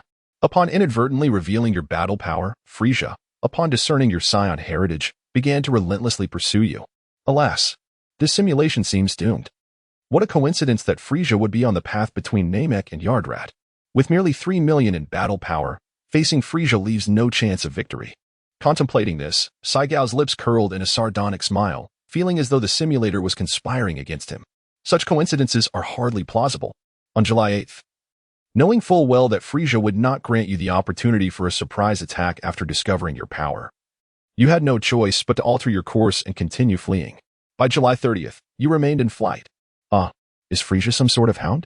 How can he pursue so relentlessly? He must be eliminated. Such a squandered opportunity. Seigo gazed at the contents displayed on the simulator. His teeth clenched in frustration as silent cries echoed within him. Fight him. Don't flee. If you keep running, You'll either perish at his hands or succumb to starvation. On August 8th, he descended upon a nameless, desolate planet, resolved to confront Frieza in a life-and-death struggle. Utilizing his mastery of energy to evade the searches of Frieza's army, he simultaneously addressed the gnawing hunger within him. Though days had passed without sleep, he dared not close his eyes, fearing that in slumber, he would be reduced to ashes alongside this forsaken world. While he still possessed strength, he sought out Frieza. The tyrant, aware of Saigo's prowess, had already undergone 3 transformations, employing his ultimate form to contend with him. Frieza extended an olive branch, yet Saigo remained silent. Launching an immediate assault. Yes, just like that. Attack him. No backing down. In a moment of clandestine encouragement, you cheered for your simulated self while feeling a sense of vindication. Ultimately, you found yourself subjected to Frieza's relentless torment, being treated like a volleyball and kicked around like a soccer ball. When he grew weary of his amusement, he once again extended his invitation for your allegiance. With a powerful proclamation, you declared that Saiyans shall never be enslaved. Frieza's patience wore thin, and he conjured a colossal energy sphere to strike you down. With unwavering determination, you resisted fiercely.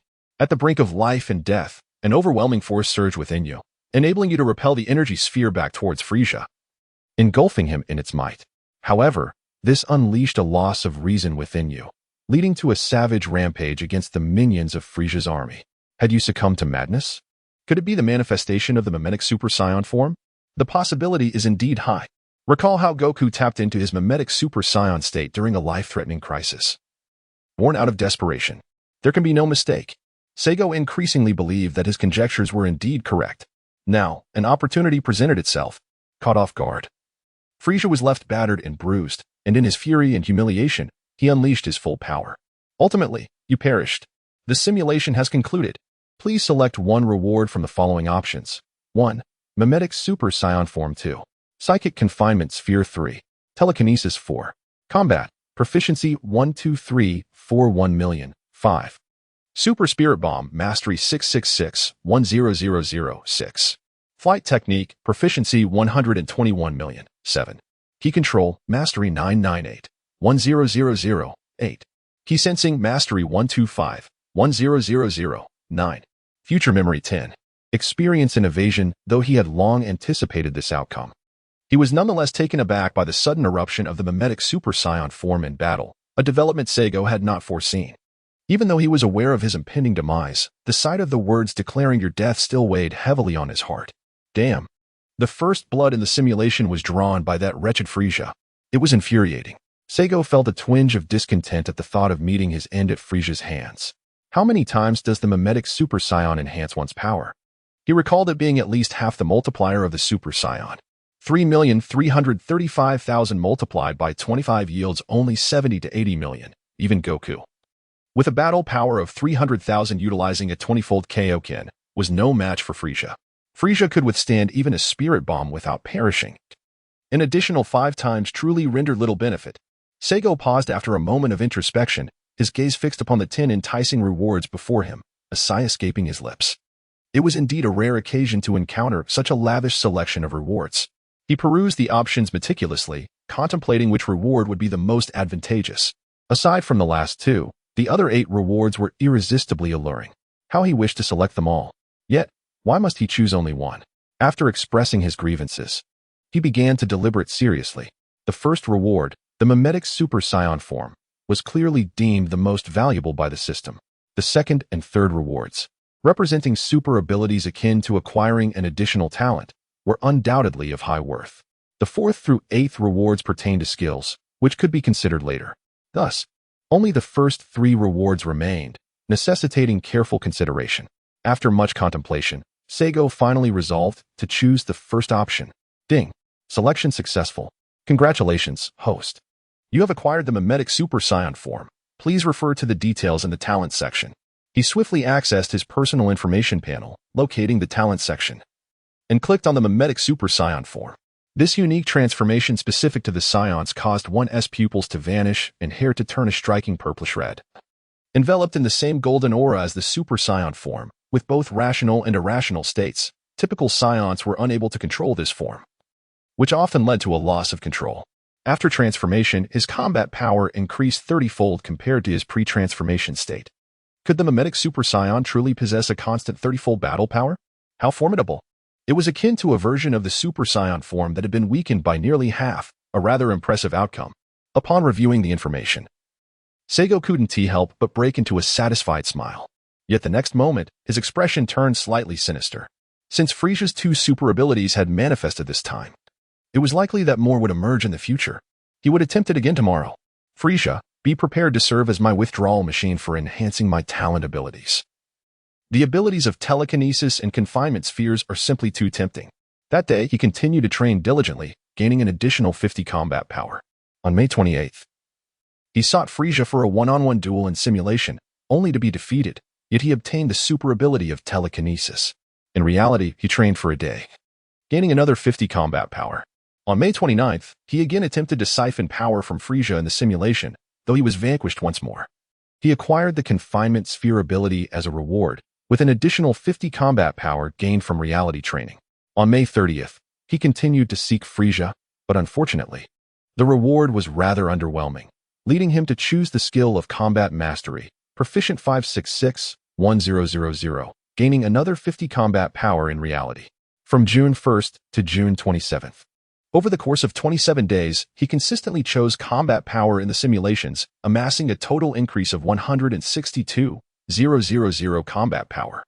He also did not neglect his real-world training, resulting in an additional 1350 combat power after 27 days of diligent practice. During this training period, no other events transpired until the evening of June 27th, when an unexpected occurrence took place. Chapter 14, the beginning of gravity training on the night of June 27th.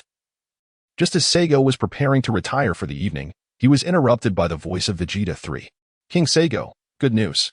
The gravity chamber you requested has been constructed. Leave. Do not report unless it is of utmost urgency. With a mighty force, Seigo's aura propelled Vegeta 3 out of the cave, shattering several obstructive rocks along the way and widening the existing passage. Once Vegeta 3 finally steadied himself outside the cave, he gazed blankly at the entrance for a moment. After a while, he silently committed Seigo's temperament to memory before turning back. His solitary figure, shrouded in the dark of night amidst the symphony of chirping insects and croaking frogs, appeared somewhat desolate. The following day, after a restful night, Seigo rose early and commenced his simulations. He recalled hearing Vegeta 3 mention the construction of the gravity chamber, so he decided to test it out. On June 28th, utilizing the gravity chamber brought by Vegeta 3, he trained under double gravity, nearly faltering due to inattention, and gained 100 combat power. On July 7th, he trained for a day under double gravity, earning another 100 combat power. On July 8th, he trained under triple gravity, gaining 150 combat power. On July 17th, he again trained for a day under triple gravity, netting another 150 combat power. On July 18th, he pushed himself to train under quadruple gravity for a day, resulting in 200 combat power. On July 27th, he trained under quadruple gravity once more, again gaining 200 combat power. On July 28th, he trained under quintuple gravity for a day, achieving a gain of 250 combat power. On August 6th, Frieza made his appearance. Seizing the opportunity while Frieza remained in his dormant state, Seigo unleashed a full-force strike, successfully defeating Frieza. With his overwhelming strength, he navigated through Frieza's forces as if they were mere obstacles, culminating in a victory for the Saiyans. After harvesting the high combat power from the defeated foes, he returned to continue his training under quintuple gravity, gaining an additional 250 combat power. Upon witnessing this, Seigo felt a surge of skepticism. Could he truly be so industrious? After vanquishing his foes, would he return to toil relentlessly? This individual could not possibly be him. He then proceeded to read further. On August 7th, he continued his training under 5 times the normal gravity, enhancing his combat power by 250. On August 8th, he trained for an entire day under 6 times the gravity, increasing his strength by 300. On August 16th, he took a moment to participate in the coronation ceremony held in his honor by all Saiyans. Following the ceremony, he resumed his training under 6 times the gravity, persisting until the late hours of the night, gaining another 300 in combat power. The simulated version of myself. I shall refer to you as the Emperor of Hard Work. Seigo could not help but exclaim. He then continued to read on. On August 17th, he trained for a day under 6 times the gravity, increasing his power by 300. On August 18th, he trained under 7 times the gravity for a day, gaining 350. On August 28th, he trained under 8 times the gravity for a day, enhancing his strength by 400. On September 8th, he continued with 9 times the gravity for a day, amassing an additional 450. On September 18th, he trained under 10 times the gravity for a day, increasing his power by 500. On September 28th, he persisted under 11 times the gravity for a day, gaining 550. On October 8th, he trained under 12 times the gravity for a day, enhancing his strength by 600. On October 18th, he trained under 13 times the gravity of planet Saiyan for a day, increasing his combat power by 650. On October 27th, he trained again under 13 times the gravity for a day, gaining another 650. The simulation has concluded. Please select one reward from the following options. 1. Combat power of 45,002. The exhilaration of defeating Frieza. 3. The thrill of becoming the king of the Saiyans. 4. Memories of the future. Among these 4 rewards, the first is undoubtedly the most advantageous, leaving no room for hesitation. I shall choose the first. Ding selection successful. Congratulations, host, on gaining an additional 45,000 in combat power. The simulation has concluded. Saigo sensed the positions of Vegeta 3 and the others, realizing they had yet to set off. He swiftly moved outside the cave, only to discover that dawn had just begun to break. Well, it would be prudent to assess the current battle capabilities first. Upon returning to the cave, Saigo summoned his personal information panel. Name, Saigo. Age, 2 qualities, superior talent, great ape characteristics, substantial appetite with robust digestion, enhanced battle power post-recovery. Ability to survive in the void, mimicry of Super Saiyan. Abilities, telekinesis, sphere of confinement, mental strength, 18 battle power, 348, 500 secret technique, potential guidance, entry level 31. 100 skills, artificial moon, flight technique, entry level 50, 100, key control, mastery 661,000, combat, mastery 661,000, key perception, entry level 68. 100. Experience. Guaranteed success in the trials of the Yardrat People X1 simulation duration. For months simulation attempts. 0 at last, it has reached 3.35 million. Quite a feat. It has been nearly 2.5 years since my traversal, and this is the extent of my battle power. Indeed, progress feels exasperatingly slow. Guaranteed success in the trials of the Yardrat people? What does that imply? Is it a certainty of passing every examination? I shall hold on to this for now. They're approaching. As Saigo's thoughts shifted, the information panel vanished without a trace. Before long, the third Prince Vegeta hurriedly arrived at the cave. His first utterance echoed yesterday's exclamation, Saigo, I bring good news. The gravity chamber has been successfully developed. Although he was unaware of Saigo's intentions for the gravity chamber, the completion of the task bestowed upon him filled him with a sense of joy. Where is the gravity chamber? Did you bring it? Saigo inquired, glancing at the emptiness behind him. Vegeta's face displayed a hint of embarrassment as he replied, well, the gravity chamber is too large, so I couldn't bring it along. Noticing the speechless expression on Saigo's face, he quickly added, I shall retrieve it at once. I take my leave. With that, he dashed away in a blur, employing high-speed movement. Saigo once again finds himself at a loss for words. Ever since this individual relinquished his position as king, he seems to have transformed entirely. When it comes to his commands, he responds promptly and with remarkable efficiency. Undoubtedly, he has become quite the sycophant. Perhaps he never imagined that one day he would find himself in such a predicament. Soon, as Saigo heard a dull and abrupt thud of a heavy object striking the ground, a resounding boom echoed through the air. It had arrived. Leaving behind a lingering resonance, Saigo vanished in the blink of an eye. Upon arriving outside the cave, he immediately beheld an elliptical structure illuminated by the faint glimmer of light. Saigo observed that individuals in the Dragon Ball universe, regardless of their race, exhibit a fondness for circular architecture. This holds true for Earthlings, Saiyans, and even the Kais. Your Majesty Saigo, this is the gravity chamber constructed by our scientists. Do you find it satisfactory? Vegeta 3 inquired, standing at the entrance of the chamber with an obsequious expression, devoid of any hint of boasting. Filled instead with pride and honor. Chapter 15. The commencement of gravity training continued. Are you aware of the maximum gravitational force achievable? Saigo asked as he soared to the entrance. I have heard that the highest gravitational multiplier can only reach 50 times the gravity of planet Vegeta. His subordinate confirmed, stating that indeed, it was capable of 50 times the gravity. After delivering his report, Vegeta 3 curiously inquired, "Your Majesty, what purpose do you intend to serve with this gravity chamber?" Bang! Bang! Seigo gently patted the gravity chamber, exclaiming, "What an extraordinary instrument for enhancing combat prowess." Observing that King Vegeta 3 had yet to grasp its significance, he inquired, "Have you ever contemplated why the battle power of our Saiyan race generally surpasses that of most cosmic species?" King Vegeta 3 shook his head, countering, "Is it not due to the peculiar nature of our Saiyan lineage?"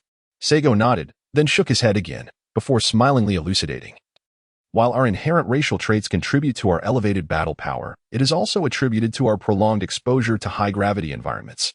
Over time, this leads to a gradual enhancement of our strength. In a similar vein, increasing the gravity within this chamber subjects you to an unparalleled gravitational strain, compelling every cell in your body to strive against it. By continually adapting to such formidable gravitational conditions, your muscle strength will be significantly amplified, your reflexes will quicken, and consequently, your combat capabilities will rise naturally. Each training session becomes a challenge to your limits, and every breakthrough signifies a leap in your battle power. Within this gravity-altering chamber, you will learn to harness your potential under extreme conditions, surpassing your previous self and evolving into a more formidable warrior. Would you not agree that this is indeed a remarkable tool for enhancing combat strength?" Upon hearing this, King Vegeta 3 finally grasped the concept. Gazing at Seigo with admiration and exclaiming, "Seigo, your insight is truly remarkable. This method of augmenting battle power is perfectly suited for us Saiyans. I have immense respect for your wisdom." In that moment, Seigo's stature grew immensely in the eyes of King Vegeta 3, who felt fortunate for having previously ceded his position to Seigo, deeming it the wisest decision of his life. What has led our Captain Vegeta to hold such reverence for King Seigo? Aha! Silence, Pabugen. If you dare to be so insolent before King Seigo again, should he choose not to reprimand you, I shall take it upon myself to discipline you. Very well, I concede. I admit my fault. I promise never to behave this way again. Captain, you are magnanimous. Spare me this once. Humph. In Bardock's mind, Seigo's status was steadily rising, even surpassing that of King Vegeta 3. He would not tolerate any disrespect towards King Seigo. Others also pointed at Pabugen, casting warning glances his way. Bardock swiftly approached the gravity chamber, silently nodding at Seigo before directing his gaze back at the chamber above. Uncertainly, he inquired, "Is this truly the gravity chamber? You have arrived just in time. Today, we shall commence training in the gravity chamber, and I am confident you will grow to love it." With that, Seigo boldly stepped inside. King Vegeta 3 followed closely behind, and Bardock and the others soon entered as well. Upon crossing the threshold into the gravity chamber, the lights within illuminated in response, casting a uniform and brilliant glow, indicative of an advanced sensory lighting system. What met their eyes were the imposing, robust metallic walls. At the center, a highly sophisticated device was prominently displayed, unmistakably a control console equipped with a gravity control system, complete with a large, illuminated screen atop its surface. Saigo glanced back and noticed that everyone had entered.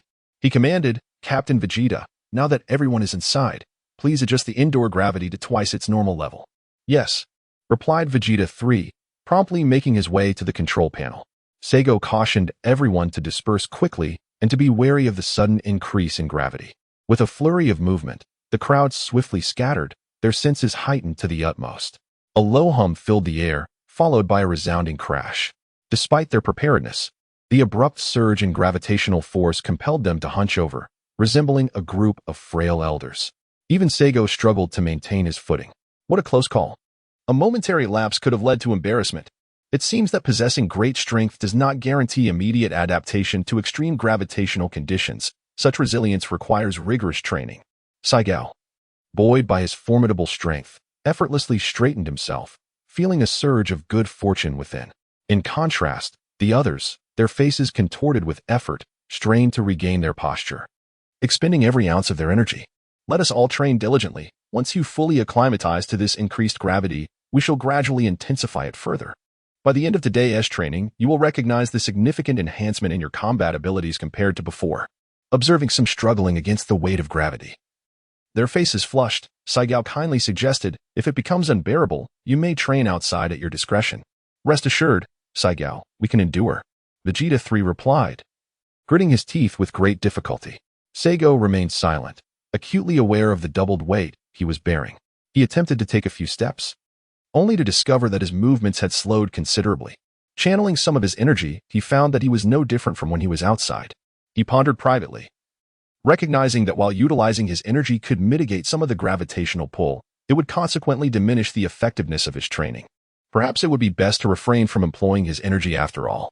Seigo sensed the presence of others and discovered that they were all employing their vital energy to resist the pull of gravity. No wonder. It puzzled me how everyone managed to stand upright.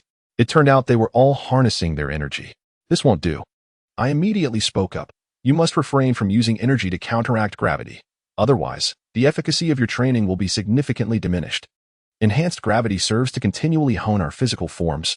Only when our bodies are robust can we accommodate and elevate more energy. Upon hearing this, the crowd was taken aback. If they were to forego energy resistance, would they not be crushed by the weight of gravity? However, considering the potential loss in training effectiveness, the warriors, unwilling to fall behind, promptly ceased their invocation of energy. In the next moment, urgent and labored breaths surged forth in unison. Each individual's body suddenly sank, their legs bending further as if an invisible force was exerting tremendous pressure upon them. Sweat erupted instantaneously, as if every pore on their foreheads, backs, and arms had been flung open. Their muscles tensed, striving to withstand the overwhelming gravitational force. Under this immense weight, some could not help but cry out, X18. In an instant, the cries echoed continuously. When the shouts eventually subsided, despite their flushed faces, they miraculously managed to stand tall. Upon witnessing this scene, Seigo could not help but smile. Subsequently, he commenced his daily training regimen. After a day of rigorous practice, Seigo's combat power surged by 100, effectively doubling his daily increase. This demonstrated that all his arduous efforts were indeed worthwhile. Chapter 16. The transformation into Super Saiyan under the gravitational pressure of double that of planet Vegeta. He persevered in his training for a full 10 days before fully acclimatizing. Only when he could traverse this environment with the same ease as before the increase in gravity did he consider himself truly adapted. After 9 days of simulation, Seigo opted for combat power rewards, amassing a total of 405,000 combat power. On July 8th, as the dawn barely brushed the sky with a pale gray hue, Seigo was already prepared for his daily simulation. On this day, he endeavored to transform into a Super Saiyan but met with failure. The following day, he continued his attempts at the transformation, yet again faced disappointment. On the same day, he learned of an infant born with an innate combat power of 10,000. Upon inquiry, it was indeed Broly, the son of Paragus. He advised that Broly should be cultivated separately and expressed his intention to take him as a disciple. Paragus, upon learning this, was plagued by sleepless nights for several consecutive days. On July 10th, he finally succeeded in transforming into a Super Saiyan. This feat caught the attention of others, and upon learning of his transformation, the Saiyans erupted in exhilaration. On July 11th, he formally ascended to the position of King of the Saiyans before the entire Saiyan populace, unaware that Frieza had also received this news. On July 12th, Frieza, leading his army, suddenly descended upon planet Vegeta, but Seigo effortlessly vanquished him. Frieza's forces were swiftly annihilated, and afterward, he returned to the gravity chamber to continue his training. Even after transforming into a Super Saiyan, Frieza could still receive news? In reality, Frieza should not expect to glean any information. He has become devoid of value. Considering he had provided me with 2 extraordinary abilities, it would be merciful to eliminate him swiftly. I assure you, it shall not be a painful demise. In an instant, Seigo had determined Frieza as fate. Moving forward, he continued his reading. On July 25th, he participated in a grand coronation ceremony held by all the Saiyans in his honor, and remarkably, he decided to take a day of rest. On July 26th, he resumed his gravity training, increasing the gravitational intensity to 3 times that of normal. After a day of training, his combat power rose by 7,500. Upon reaching this point, Seigo's gaze abruptly halted, his eyes widening in astonishment. Goodness! How could one day of training under 3 times the gravity of planet Vegeta yield such remarkable results? 7,005 divided by 3 equals 2,005. What could this possibly mean? According to previous training speeds, one day of training under triple gravity should only result in an increase of 150 in combat power. Could it be that transforming into a Super Saiyan enhances training efficiency? With this thought, a glimmer of excitement danced across Seigo's face. If that were indeed the case, it would be nothing short of extraordinary. Suppressing his exhilaration, he continued to read. On August 6th, he commenced training under 4 times the gravity. resulting in a combat power increase of 10,000. On August 16th, he began training under 5 times the gravity, gaining an additional 12,500 in combat power. By August 26th, he escalated to 6 times the gravity, achieving a combat power boost of 15,000. Finally, on September 6th, he initiated training under 7 times the gravity, yielding an increase of 17,500 in combat power. As Saiyan continued to read, a surge of excitement coursed through him with each line. On September 16th, training under 8 times the normal gravity for a day resulted in a combat power increase of 20,000. On September 26th, a day of training under 9 times the gravity yielded an enhancement of 22,500. On October 6th, a day spent training under 10 times the gravity brought an elevation of 25,000. On October 16th, training under 11 times the gravity for a day resulted in an increase of 27,500. On October 26th, a single day of training under 12 times the gravity led to a boost of 30,000. On November 6th, a day of training under 13 times the gravity resulted in an increase of 32,500. On November 7th, another day of training under 13 times the gravity also yielded an enhancement of 32,500. The simulation concluded. The following rewards are available for selection. 1. Combat power of 1,875,000,000. 2. Initial transformation into a Super Saiyan 3. The spirit of the Liver Emperor upon seeing the first reward option. Saiyan could not contain his astonishment.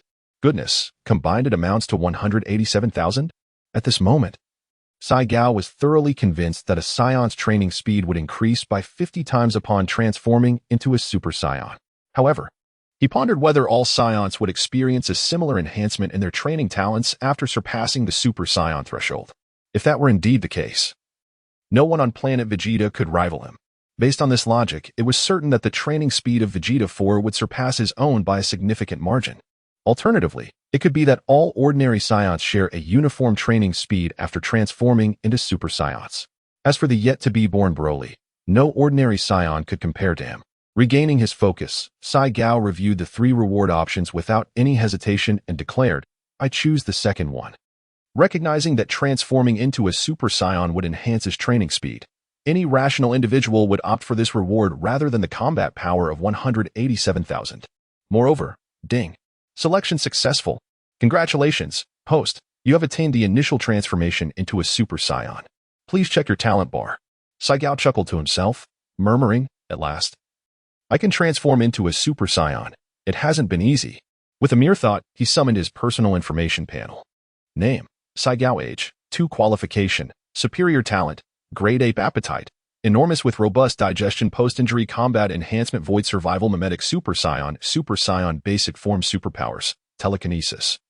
Sphere of confinement mental strength, 18 combat power, 3, 799, 600 secret technique, potential guidance, entry level 31, 100, skills, artificial moon, flight, entry level 45, 100. Key control, mastery 681, 000, martial arts, entry level 66, 100, key perception, entry level 60, 100, space, must pass the trials of the Ardetra race. Experience X1 simulation duration, for month simulation attempts, 0 upon clicking on Super Saiyan. Several lines of text immediately appeared. The Super Saiyan transformation is a unique form exclusive to the Saiyan race, with the initial transformation referred to as the basic Super Saiyan form. Upon transforming, the individual's hair and eyebrows turn golden, with the hair typically standing upright except for the bangs, varying from person to person. The transformation grants a combat power increase of 50 times the normal state.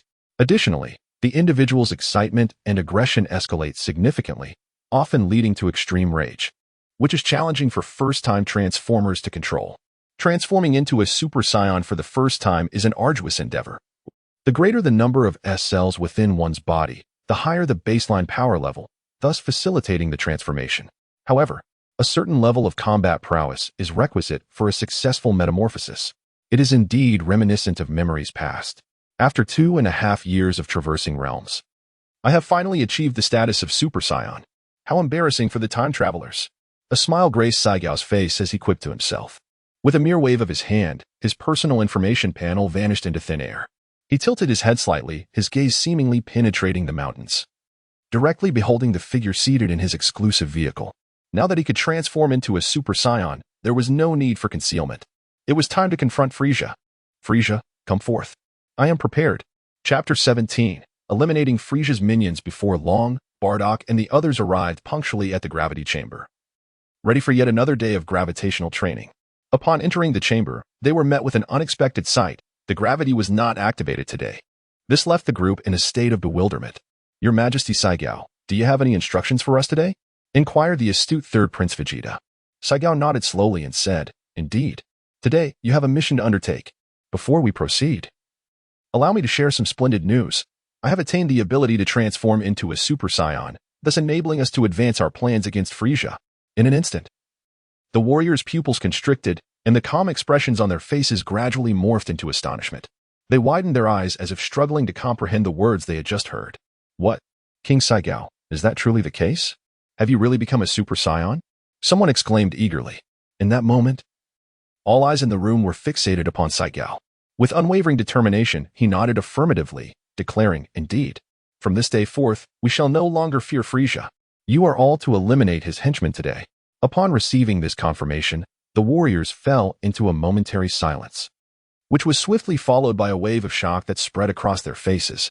Is this real? Is it truly happening? One murmured, their voice trembling with disbelief. However, the shock soon transformed into exhilaration. Excited flushes adorned the warriors' faces, their eyes sparkling with fervor. They erupted into cheers, embracing one another, as laughter and shouts echoed through the mountains and fields. Wonderful! Splendid! The long-awaited moment has arrived. We no longer need to act under Frieza's watchful gaze. Long live King Saiyan! Long live King Saiyan! Long live King Saiyan! The fervent and synchronized chants of the crowd shattered the tranquility of dawn. Their eyes brimmed with anticipation, as if they could already see the glimmer of victory shining before them. In that instant, all weariness and pressure were cast aside, replaced by boundless aspirations and hope for the future. Their resolute fists and mesmerizing gazes seemed ready to confront the impending Frieza army. Once their exuberance had subsided, Saiyan lightly gestured with his hand, and the deafening cheers came to an abrupt halt. One by one, they stood tall, gazes fierce and focused, awaiting Saiyan's command. Return now and swiftly eliminate those vermin. Announced to the various races of the universe, from this day forth, the Saiyans shall no longer serve the Frieza army, nor will we condone their tyranny. The Saiyans desire peaceful coexistence among all races of the universe.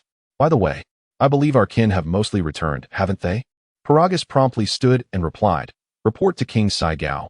Aside from the team of Vegeta 4, all others we could contact and locate have returned to planet Vegeta. Paragus was the principal overseer of the summoning, having meticulously noted how many had returned and from where. In the forefront of the crowd, Vegeta 3 bore an expression of frustration, nearly grinding his teeth in exasperation. If only Vegeta 4 had returned, he would undoubtedly have become an integral part of this clandestine plan. With his talents, he would surely stand out among the 20 and emerge as the foremost under King Saiyan, rebelling at such a young age. What will become of him when he grows up? When that troublesome brat returns, I shall impart to him the importance of adhering to parental authority. Given this, there is no need to search for those who have not returned, nor to make further contact. Saiyan asserted decisively. Now, go and eliminate those who prefer to hide in the shadows. Yes, we shall obey. X-19 Yet only Vegeta 3 hesitated, poised to speak but refraining. Seigo waved his hand and declared, There is nothing amiss. I have other plans for the team of Vegeta 4. Upon hearing this, Vegeta 3's eyes brightened instantly, realizing that Seigo's special arrangements must surely bode well. Yes, I shall heed your command, Seigo. Thus, the spirited warriors retreated like a receding tide. Before long, the planet Vegeta was engulfed in a minor tempest of bloodshed. Frieza's henchmen were all eradicated. As they exterminated the vermin, the Frieza force received alarming reports. Not only did strange cries echo across planet Vegeta, chanting praises for King Seigo, but even the spies embedded on the planet suddenly lost contact, and the declarations of the Saiyans reached Frieza's ears word for word. Bang! A pristine table erupted into splinters. Immediately thereafter, Frieza's maniacal laughter reverberated throughout the room. Ha ha ha! Do these wild monkeys truly dare to rebel against me, the Cosmic Emperor Frieza? With mere thousands of wild monkeys, do they presume to challenge me? Dodoria. Zarbon, mobilize the army to planet Vegeta at once, and summon those 5 special forces as well. Aha! I shall see what these wild monkeys rely upon to audaciously defy me. Upon noticing that Dodoria and Zarbon remained kneeling, Frieza's countenance darkened. Coldly, he remarked, "Why do you tarry? Do you wish for death?" Terrified, Dodoria and Zarbon stammered, "Your Majesty, please forgive us. We shall depart immediately." They scrambled to escape the wrath of their king. Frieza flicked his tail, muttering to himself, "Those wretched wild monkeys dare to toy with me. Humph." Even transformed into grotesque apes, they merely achieved tenfold combat strength. I wonder what audacity fuels their rebellion against me. Very well. It is time to fulfill Lord Beerus's instructions. They have survived this long. They ought to express gratitude rather than revolt against me, Frieza. All Saiyans must perish. Bang. With fury radiating from his gaze. Another cup shattered upon a different table, scattering fragments across the floor. Meanwhile, on planet Vegeta. After an hour had elapsed since Saigao and Vegeta 3 departed, he manipulated the gravity chamber with his aura and boldly returned to the Saiyan royal palace, landing in the expansive courtyard. At this moment, the grand palace was utterly deserted, likely with all its inhabitants dispatched to attend to the refuse. As Saito anticipated an interception, envisioning a moment to showcase his prowess, he found himself alone.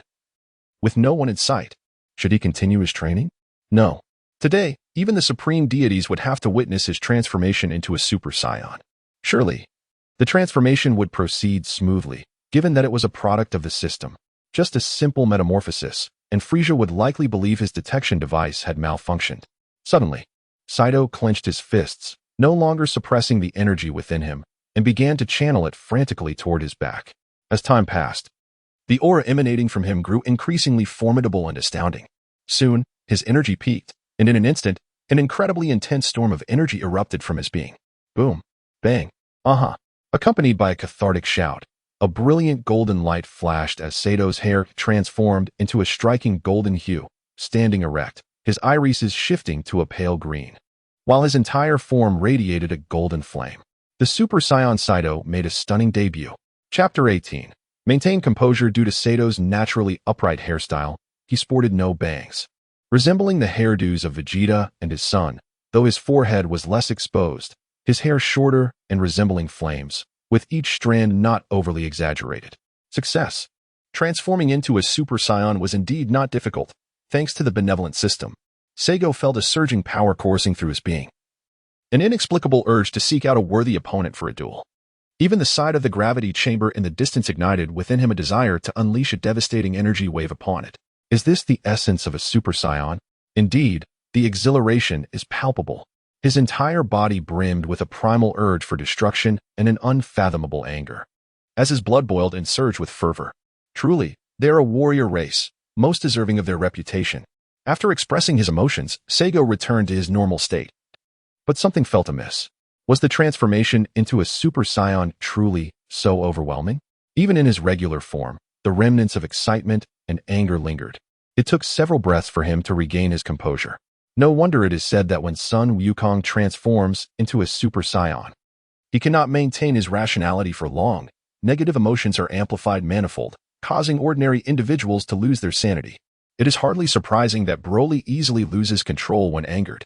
If regular Saiyans exhibit such destructive urges upon transforming, how much more so for the legendary Super Saiyan? Must Broly be eliminated? Absolutely not. This is a matter of Saiyan pride. I must devise a method to enhance Broly's mental fortitude. I shall experiment further to discover a solution. While Seigo pondered ways to strengthen Broly's psyche, chaos erupted on planet Vegeta. All the active detectors, upon Seigo ceasing to suppress his energy, exploded in a cascade of destruction, leaving many bewildered Saiyans feeling threatened. What is happening? Has an enemy with a power level exceeding 20,000 arrived on planet Vegeta? Did your detector explode as well? Who could this intruder possibly be? An enemy exceeding a power level of 20,000. Could it be Frieza's forces? Frieza's forces? Captain, we must report this immediately. Calm down. Our Saiyan detectors all share the same detection limit. I trust King Vegeta has already received the news. There is no need for us to fret. A similar scene unfolded across various congregations on planet Vegeta, where ordinary Saiyans, unaware of the latest secrets, were left in confusion. Only the 20 elite warriors who had undergone Seigo's clandestine training understood the situation. Each of these elite warriors led 2 higher-powered teams to eliminate Frieza's minions. King Vegeta, a target with a power level exceeding 20,000 has emerged. Could it be Frieza and his men? Should we launch an assault? One warrior suggested. Panic evident on his face. King Vegeta, sensing the overwhelming aura, broke into a cold sweat. Yet, the presence felt familiar. Upon closer inspection, elation surged through him. And he declared, "Warriors, do not be afraid. This individual with a power level over 20,000 is one of us, our future soul ruler, Saigo. In truth, I have abdicated for some time, operating in secrecy to confront Frieza. Now that our new king, King Saigo, has transformed into a Super Saiyan, we shall no longer fear Frieza, nor be beholden to his whims. Warriors, charge forth. For freedom, let us crush those filthy rats Frieza has sent." In their hearts, they shouted, "Heavens! The aura of King Saigo is overwhelmingly powerful. Is this the essence of a Super Saiyan? It's simply breathtaking. I, King Vegeta 3, must also become a Super Saiyan. I must follow in King Saigo's footsteps, without fail." The revelation from King Vegeta 3 left his temporary team members astonished, standing dumbstruck for several moments with no response. "King Vegeta, are you serious?" One courageous Saiyan finally ventured, his trembling legs and evasive gaze betraying his fear. According to King Vegeta 3's previous demeanor, the speaker might have already sealed his fate. At that very moment, the others instinctively distanced themselves, casting glances of pity and trepidation at him. Just when they thought King Vegeta 3 might retaliate, he proclaimed with fervor, "Ha! From this day forth, you need not address me as King Vegeta, for I am no longer the king of the Saiyans. The title of Saiyan King now belongs solely to King Saigo. You may call me Vegeta 3 or Captain Vegeta if you prefer." His expression bore no trace of pretense, only genuine excitement and admiration. In his heart, he silently cheered, "Excellent. The aura of King Saigo is truly formidable. He must be a Super Saiyan. Such a terrifying presence is beyond aspiration." Though the temporary team members had heard King Vegeta 3's words, they remained incredulous, baffled by his unusual behavior, unaware of his true intentions, maintaining a skeptical stance. Observing this, King Vegeta 3 inwardly sighed, realizing he had instilled fear rather than trust among his kin. Thus, he quickly masked his smile, adopting a serious demeanor as he inquired, "What? Do you all dare not to call me by my name or title?" Unbeknownst to him, as he sternly addressed them, the onlookers internally mused, "This is the King Vegeta I know." Feeling relieved, they chorused, No, we dare not." King Vegeta 3 clenched his fists in frustration, prompting the others to instinctively recoil, as if bracing for flight. Infuriated, he nearly chastised them for their cowardice, but suddenly recalled Saigo's teachings. To become a Super Saiyan, one must possess not only a certain level of combat power but also a sufficient quantity of S cells within. The method to increase S cells lies in nurturing a gentle disposition. The more tranquil and stable one's character, the faster the S cells proliferate, facilitating the transformation into a Super Saiyan. With this thought, King Vegeta 3 took several deep breaths, calming his anger, and donned what he deemed a peaceful expression, stating with a smile, "Let us not waste time. We must complete the tasks assigned by King Saigo.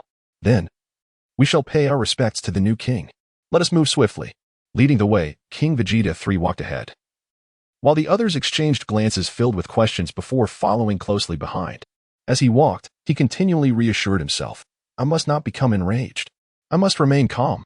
I shall become a Super Saiyan. No anger. Calmness is key." This day would later be whimsically dubbed the Day of the Old King's Awakening. Not only did the members of King Vegeta 3's temporary team react this way, but the other 19 elite warriors encountered similar circumstances. Some even boisterously proclaimed their intent to report to King Vegeta, fearing punishment for their actions. However, the 19 elite warriors, from beginning to end, displayed neither anger nor panic, welcoming any reports against them with indifference, asserting that time would vindicate them. Chapter 19.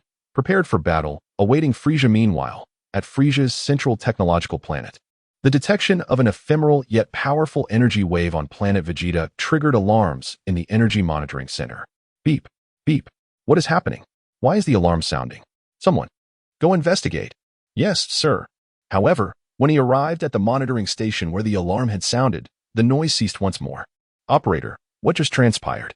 The officer responded, "Sir, there was a sudden detection of an extraordinarily powerful energy reaction on planet Vegeta, but it vanished in the blink of an eye." An extraordinarily powerful energy reaction? What was the energy level?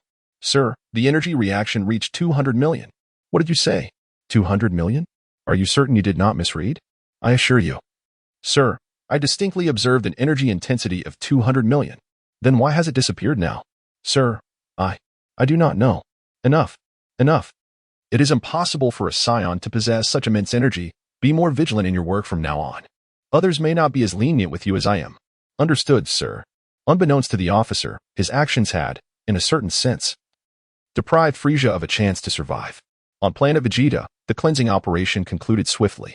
20 elite warriors gathered with 200 ordinary soldiers in the Saiyan royal palace, where Saiga seized the opportunity to display his prowess. The 200 Saiyans revered Saiga immensely, transforming into fervent devotees, with the enthusiastic promotion of these zealous followers. Particularly the former Saiyan King, Vegeta III, who also joined the promotional team. Saiga naturally ascended to the position of the new Saiyan King, facing no opposition, as none deemed it inappropriate. That night, the Saiyans on planet Vegeta were engulfed in a revelry. In celebration, some untrained upper-class warriors even transformed into great apes, performing an eye-watering dance for the assembly. During the day, Saiga completed his daily training regimen, enduring a day under triple gravity, which indeed resulted in a power increase of 7,500. Meanwhile, at Frieza's monitoring center, as Saiga again showcased his prowess, the operator, upon noticing the alarm light beginning to flicker, promptly switched it off, grumbling to himself, "Is this wretched machine truly malfunctioning?" The following morning, on planet Vegeta, the exhilarated Saiyans, having celebrated throughout the night, stood ready for what was to come. On the summit of the Saiyan royal palace, with a look of exasperation, Saiga gazed at the resolute Vegeta III, who insisted on remaining to protect him. After repeated attempts to persuade him, Vegeta III stubbornly held his ground, declaring his intention to stay.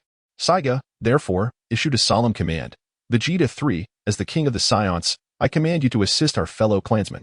I truly do not require your protection here. If a battle with Frieza breaks out, I may not even be able to look after you. Consider this, a fight with a power level exceeding 100 million. Can you truly participate in such a conflict at your current state? The slightest ripple from such a battle could overwhelm you. Do you understand?"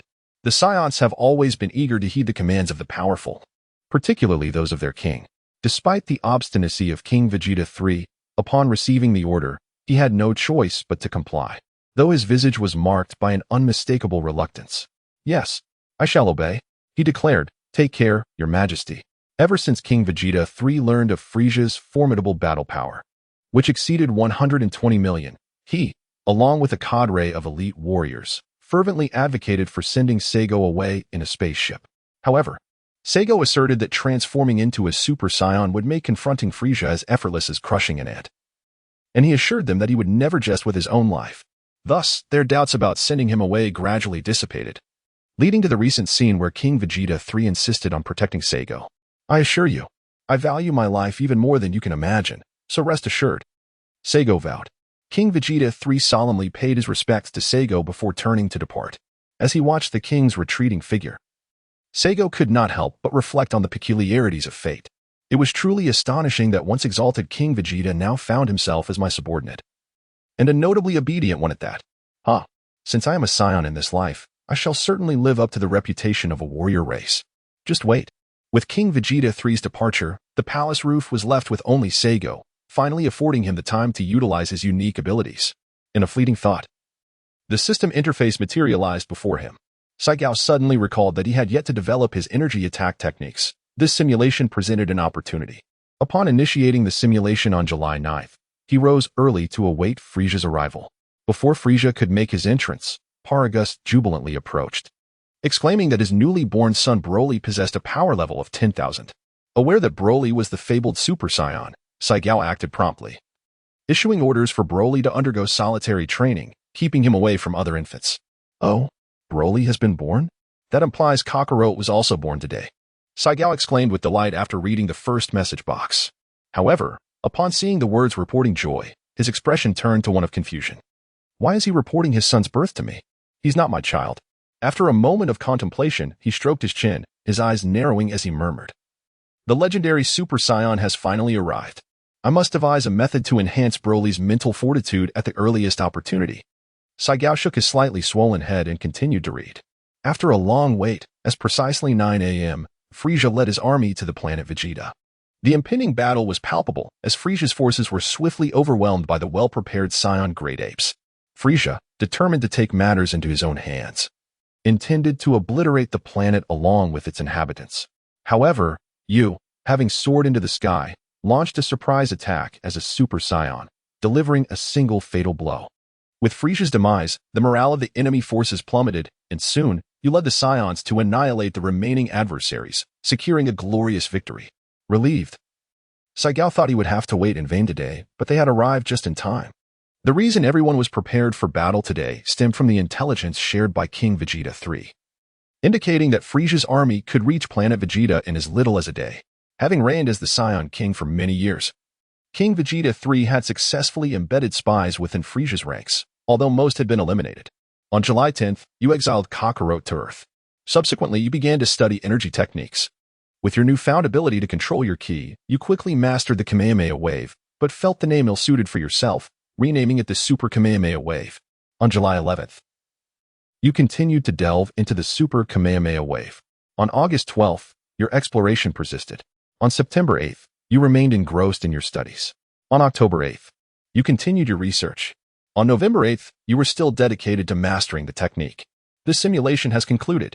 Please select one reward from the following options. 1. Skill, Super Kamehameha Wave, Mastery 666-1000. 2.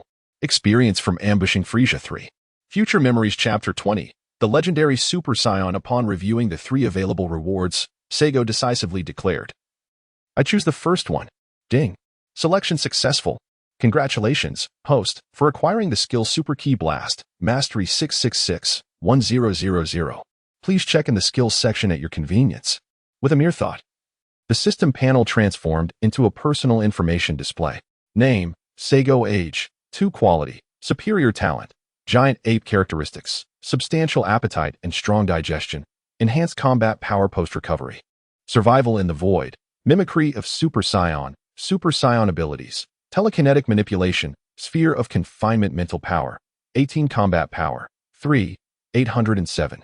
100 secret technique, potential guidance, entry 31100, skills, artificial moon, flight technique, entry 58100, key control, mastery 701000, martial arts, mastery 661000, key perception, entry 90100. Super Ki Blast, Mastery 666-1000, Space, Experience from the Trials of the Yardred X1 Simulation Duration, for months simulation attempts, 0. Quickly locating the Super Ki Blast skill. He clicked on it. The Mastery level Super Ki Blast temporarily triples combat power. If not in use, it reverts to the original power level. For instance, if the host's base combat power is 100, employing this skill would elevate it to 300. A temporary power increase of threefold. Before he could finish reading, Saigo couldn't help but exclaim, if I transform into a Super Saiyan and then use this skill, wouldn't that grant me a temporary power increase of 150 times my base level? Incredible. This is truly remarkable. How could I not test its might against Frieza? With this skill, who needs to rely on stealthy punches anymore? This time, I shall obliterate him with a blast. He chuckled with glee. Frieza, let's see how you manage to become Mecha Frieza now. A temporary power increase of 150 times, that translates to nearly 600 million combat power, over 3 times the original. He should be reduced to ashes. At that moment, Saigo wore a sinister grin, envisioning Frieza being annihilated into cosmic dust by his Super Ki Blast. Subsequently, he began to meditate, patiently awaiting Paragus' arrival. Yet, the thought of delivering good news weighed heavily on his heart. Before long, he indeed sensed Paragus' energy swiftly approaching the palace. Even before his arrival, Paragus' voice rang out loudly. King Saigo, I bring good news. There is splendid news. Saigo, suppressing his impulse to strike, opened his eyes to behold the swiftly approaching Paragus, striving to calm his emotions. My lord Saigo, I present myself, Paragus reported, not neglecting to pay his respects, though the joy and anticipation on his face had likely been evident throughout his journey. My lord, I bring you splendid news. My son Broly has been born, and his battle power at birth is an astonishing 10,000, showcasing exceptional aptitude and remarkable talent. I believe it would be most fitting for him to serve as your personal guard. What are your thoughts? In response to Paragus' eager gaze, Saigo sincerely congratulated him, saying, First and foremost, Paragus, I extend my heartfelt congratulations to you and your wife on the birth of such a gifted child. If my intuition serves me correctly, your son Broly may indeed be the legendary Super Saiyan. Upon hearing this, Paragas's eyes widened in disbelief, his entire being trembling with excitement as he stammered. BB Broly is the legendary Super Saiyan? My lord, you cannot be jesting. Is my son truly the legendary Super Saiyan? This cannot be. Suddenly, he recalled Seigo's transformation into a Super Saiyan and assumed Seigo was merely joking, his stuttering ceasing. How could my son possibly be a Super Saiyan? He does not even have golden hair. Paragas distinctly remembered that when you transformed into a Super Saiyan, you possessed blonde hair and light green eyes. Please do not jest. Broly has black hair and dark eyes. He cannot possibly be a Super Saiyan. Despite his words, Paragas did not regard Seigo with the same lofty demeanor that characterized his interactions with the late King Vegeta. Rather, he felt a sense of closeness and pride in being able to share a jest with his superior. Seigo pointed to his own serious and earnest face, slightly furrowing his brow, and inquired, "Do you truly see? At this very moment, does my visage appear to be jesting? Furthermore, have you grasped the essence of my words? I am referring to the legendary Super Saiyan, not the ordinary Super Saiyans that we mere mortals can transform into. Have you comprehended this distinction? The fabled Super Saiyan? No. Surely not." As Paragas processed Seigo's statement, a look of astonishment crept back onto his flushed countenance, and he began to stutter once more. Is there truly a difference?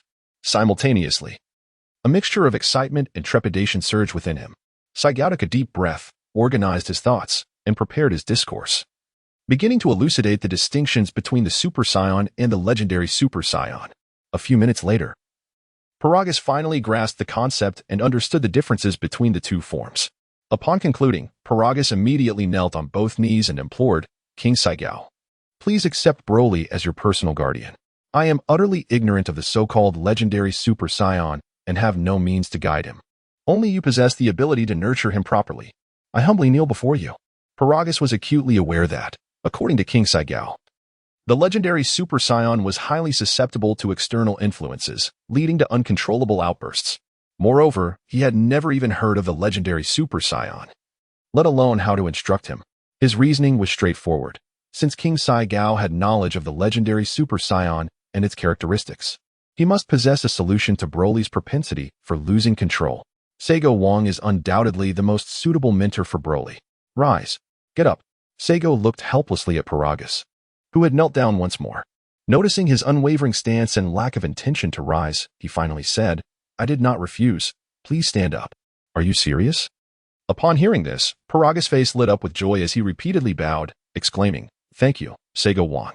Thank you, Seigo Wang." As Saigo observed the imminent gesture of reverence, he swiftly sidestepped, exclaiming, "Oh no, no, no. Cease at once. If you bow again, I shall not accept it." Internally, he muttered, "Away with you. How unfortunate. Isn't this a detriment to my longevity? The habit of Saiyans kneeling at every turn must be eradicated. Worshipping heaven, earth, and parents. Kneeling to the heavens, the earth, and ancestors. From now on, anyone who kneels at the slightest provocation shall face punishment. If one enjoys kneeling, let them be compelled to kneel indefinitely." Humph. Chapter 21. Successfully Eliminating Frieza. Upon hearing this, Paragas immediately rose from the ground, bowing respectfully and expressing his gratitude. "My subordinate thanks His Majesty for Broly." This time, Saigo did not evade and received the gesture with composure, responding softly, "Enough. Do not let others know about this matter for now. Place Broly in a nursery room for solitary development." To prevent any misunderstanding, he reiterated, "Remember, Broly must be placed in a nursery room alone. Assign a dedicated caretaker and state that it is my command." "Understood. I shall take care of it immediately. The rest shall be left to time." Saigo, filled with disbelief, pondered the futility of simulating anything that could enhance his mental strength within the next 2 years. All that remained was to await Frieza's arrival. The anticipation felt interminable. 2 hours stretched out like an entire day. Suddenly, after a period of quiet contemplation, Saigo opened his eyes and gazed skyward. Finally, it had come. The wait had been excruciating. He levitated, ascending towards the spacecraft that was about to breach the atmosphere. This time, Frieza was serious, deploying no fewer than 5 colossal spaceships, accompanied by a multitude of spherical personal crafts. Frieza, lacking the ability to conceal his energy, unwittingly revealed his position as the ships hovered above the planet Vegeta. Saigo accurately pinpointed his location. The 5 large vessels flew in formation, moving at a slightly slower pace than the others. Simultaneously, numerous brilliant orbs of light erupted in the sky. Seigo merely cast a fleeting glance before diverting his gaze, realizing that relying solely on the Great Ape transformation would not suffice against Frieza. Yet, the collective strength of the Great Ape Saiyan army far surpassed that of Frieza's troops. Roar! Warriors! For the glory of the Saiyans! Charge! Charge! Charge! Charge! The thunderous roars of thousands of transformed Saiyan Great Apes nearly compelled Seigo to cover his ears. Upon looking down, he noticed that many of his kin had successfully transformed, each one bellowing towards the heavens, followed by a relentless ascent into the sky. True flying monkeys. Witnessing this spectacle, Seigo was inexplicably reminded of a scene from a game in his previous life, where a monkey character was sent flying, almost provoking a laugh. Additionally, Seigo observed an intriguing phenomenon. The lower-ranking warriors did not seem to lose their sanity upon transforming into great apes. What was the reason behind this? Was it not said that lower-tier warriors would lose their rationality when becoming great apes? Why was there no chaos or infighting among them? Saiyan was initially concerned about the possibility of confusion between friend and foe, but to his surprise, such a scenario did not materialize. For a moment, he found himself at a loss to understand why. Suddenly, as he gazed upon the colossal ape soaring into the sky, he recognized that battle suit. It belonged to Vegeta 3. Saigo suddenly awakened to the realization that it must be him. Indeed, it surely stems from the bloodline of Vegeta 3. It is astonishing to discover that the royal Saiyan lineage possesses such an extraordinary effect. As long as he transforms into a great ape, the lower-class Saiyans will not lose their rationality and spiral into chaos in his presence. This elucidates the situation and clarifies why, despite the war against the Zephyrians, so many Saiyans have survived. In light of this, Saigo found himself envious of the unique attributes of royal blood, while also feeling a sense of relief. For now, he could remain focused. Gazing upward, he noticed that Frieza's army had already breached the atmosphere, and countless minions descended like shooting stars. In an instant, the sky above planet Vegeta was illuminated by hundreds, if not thousands, of energy attacks. The beams descending from above were lamentably slender, while those ascending from below were impressively robust. The air was filled with the thunderous sounds of explosions and roars. The war had commenced. The Frieza force soon found themselves at a disadvantage. In the midst of chaos, Seigo charged towards the colossal spaceship that remained stubbornly airborne, belonging to none other than Frieza. Meanwhile, within the confines of the spacecraft, Frieza listened to his subordinates' reports, his expression darkening ominously. What did you say? Our legion is retreating? Are you certain? Repeat that. Your Majesty, our forces are indeed at a disadvantage. What shall we do? The poor messenger felt a sharp pain in his chest before losing consciousness. Frieza lowered his finger. Scoffing disdainfully, his countenance twisted in anger. Humph. If speaking is such a chore, then these worthless minions are of no use to me. Mr. Zabo, our special forces are also struggling against these wretched monkeys? In truth, Frieza had already gleaned through his own device that his painstakingly assembled special forces were failing to contend even with the Saiyans transformed into wild monkeys. Yet he was reluctant to accept this reality. Your Majesty, several members of your elite squad have perished. What should we do now? Zabo replied, his heart racing with anxiety. It was hard not to feel fear when faced with death right before him. What a bunch of useless fools. To deal with these wild monkeys, I must personally intervene. Frieza exclaimed coldly, his face darkened with fury. Then let them perish. With a thunderous roar, the top of the spaceship was violently breached. Frieza, consumed by rage, disregarded the fates of his subordinates and surged forth from the ship. Panic ensued within the vessel, with everyone, including Zabo and Dodoria, scrambling for safety. As Frieza gazed down upon the battlefield, he was met with the grim sight of his forces suffering heavy casualties, his expression twisting into one of utter despair. Yet, in the next moment, a sinister smile crept upon his lips. Those damned wild monkeys would do well to await their demise quietly. Must I personally intervene? Having lost so many soldiers? How infuriating. Well then, let us enjoy the fireworks once more. Frieza cackled madly, raising a finger as a dark red energy sphere began to coalesce above it, swelling to the size of a large water tank. Just then, a thunderous voice erupted from his left. Frieza. The device he wore began to beep incessantly. Turning to investigate, Frieza's eyes widened in shock as he beheld a Saiyan youth, untransformed and entirely unnoticed until now. This youth was none other than Seigo. As Frieza observed the rapidly fluctuating battle power readings on his device, he was momentarily flustered. Even the energy sphere he had just conjured ceased to expand. Battle power of 1 million? 2 million? 380,000? Frieza was astounded, cold sweat trickling down his forehead. However, the most jarring moment came when, in the next instant, the device designed to measure power levels up to 5 million exploded. Simultaneously, Saigo transformed, his hair turning a brilliant yellow. Frieza could no longer maintain his composure, desperately wanting to transform and gauge the might of this Super Saiyan. Yet before he could confirm or transform, he watched in horror as Saigo unleashed a fearsome energy attack, radiating a hue of purple on the outside and white within. Prepare to perish, Frieza. Super Kamehameha. No. Boom. The colossal energy wave engulfed the cosmic tyrant, who had not even had the chance to transform. The once dominant ruler of the universe managed to utter a single word of denial before vanishing completely from existence. The formidable energy wave unleashed by the mighty Saiyan did not dissipate after engulfing Frieza. Instead, it surged forth with relentless speed towards other colossal spacecraft. A resounding boom echoed as it struck 3 additional ships, each erupting into fiery explosions, leaving only fragmented remnants, now mere debris of the cosmos. On the other vessels, the unengaged crew members emitted piercing cries of despair. Meanwhile, Frieza's soldiers, locked in combat with the monstrous 8 Battalion, were taken aback by the news of their leader's demise. Struggling to comprehend the gravity of the situation, their voices rising in disbelief. Impossible! How could Lord Frieza perish at the hands of a Saiyan? The king is dead. Everyone, flee for your lives. Run. In an instant, the morale of Frieza's forces plummeted, consumed by a singular instinct to escape. They were gripped by terror. While the transformed Saiyan warriors reveled in exultation, roaring triumphantly towards the heavens. Victory to King Saiyan. Long live King Saiyan. Warriors, charge forth. Destroy the ships. Let not a single one escape. Yes, charge. The Saiyans are filled with indomitable spirit, while the Frieza force has disintegrated into utter chaos. After swiftly annihilating the colossal spacecraft, Saigo also contributed to the destruction of the numerous spherical personal ships. However, the sheer volume was overwhelming, allowing a few fortunate minions to escape. Naturally, those elite soldiers attempting to flee were systematically eliminated by Saigo, who meticulously selected the most formidable among them. Particularly, Captain Jinyu will never again have the opportunity to transform into a frog. As for the remaining minions, they posed no significant threat. Their slow and deliberate attempts to surrender in hopes of survival were futile, as this was not the time for capturing prisoners. Consequently, the Frieza force, numbering in the hundreds of thousands, was largely obliterated. The Saiyans cannot survive in the void.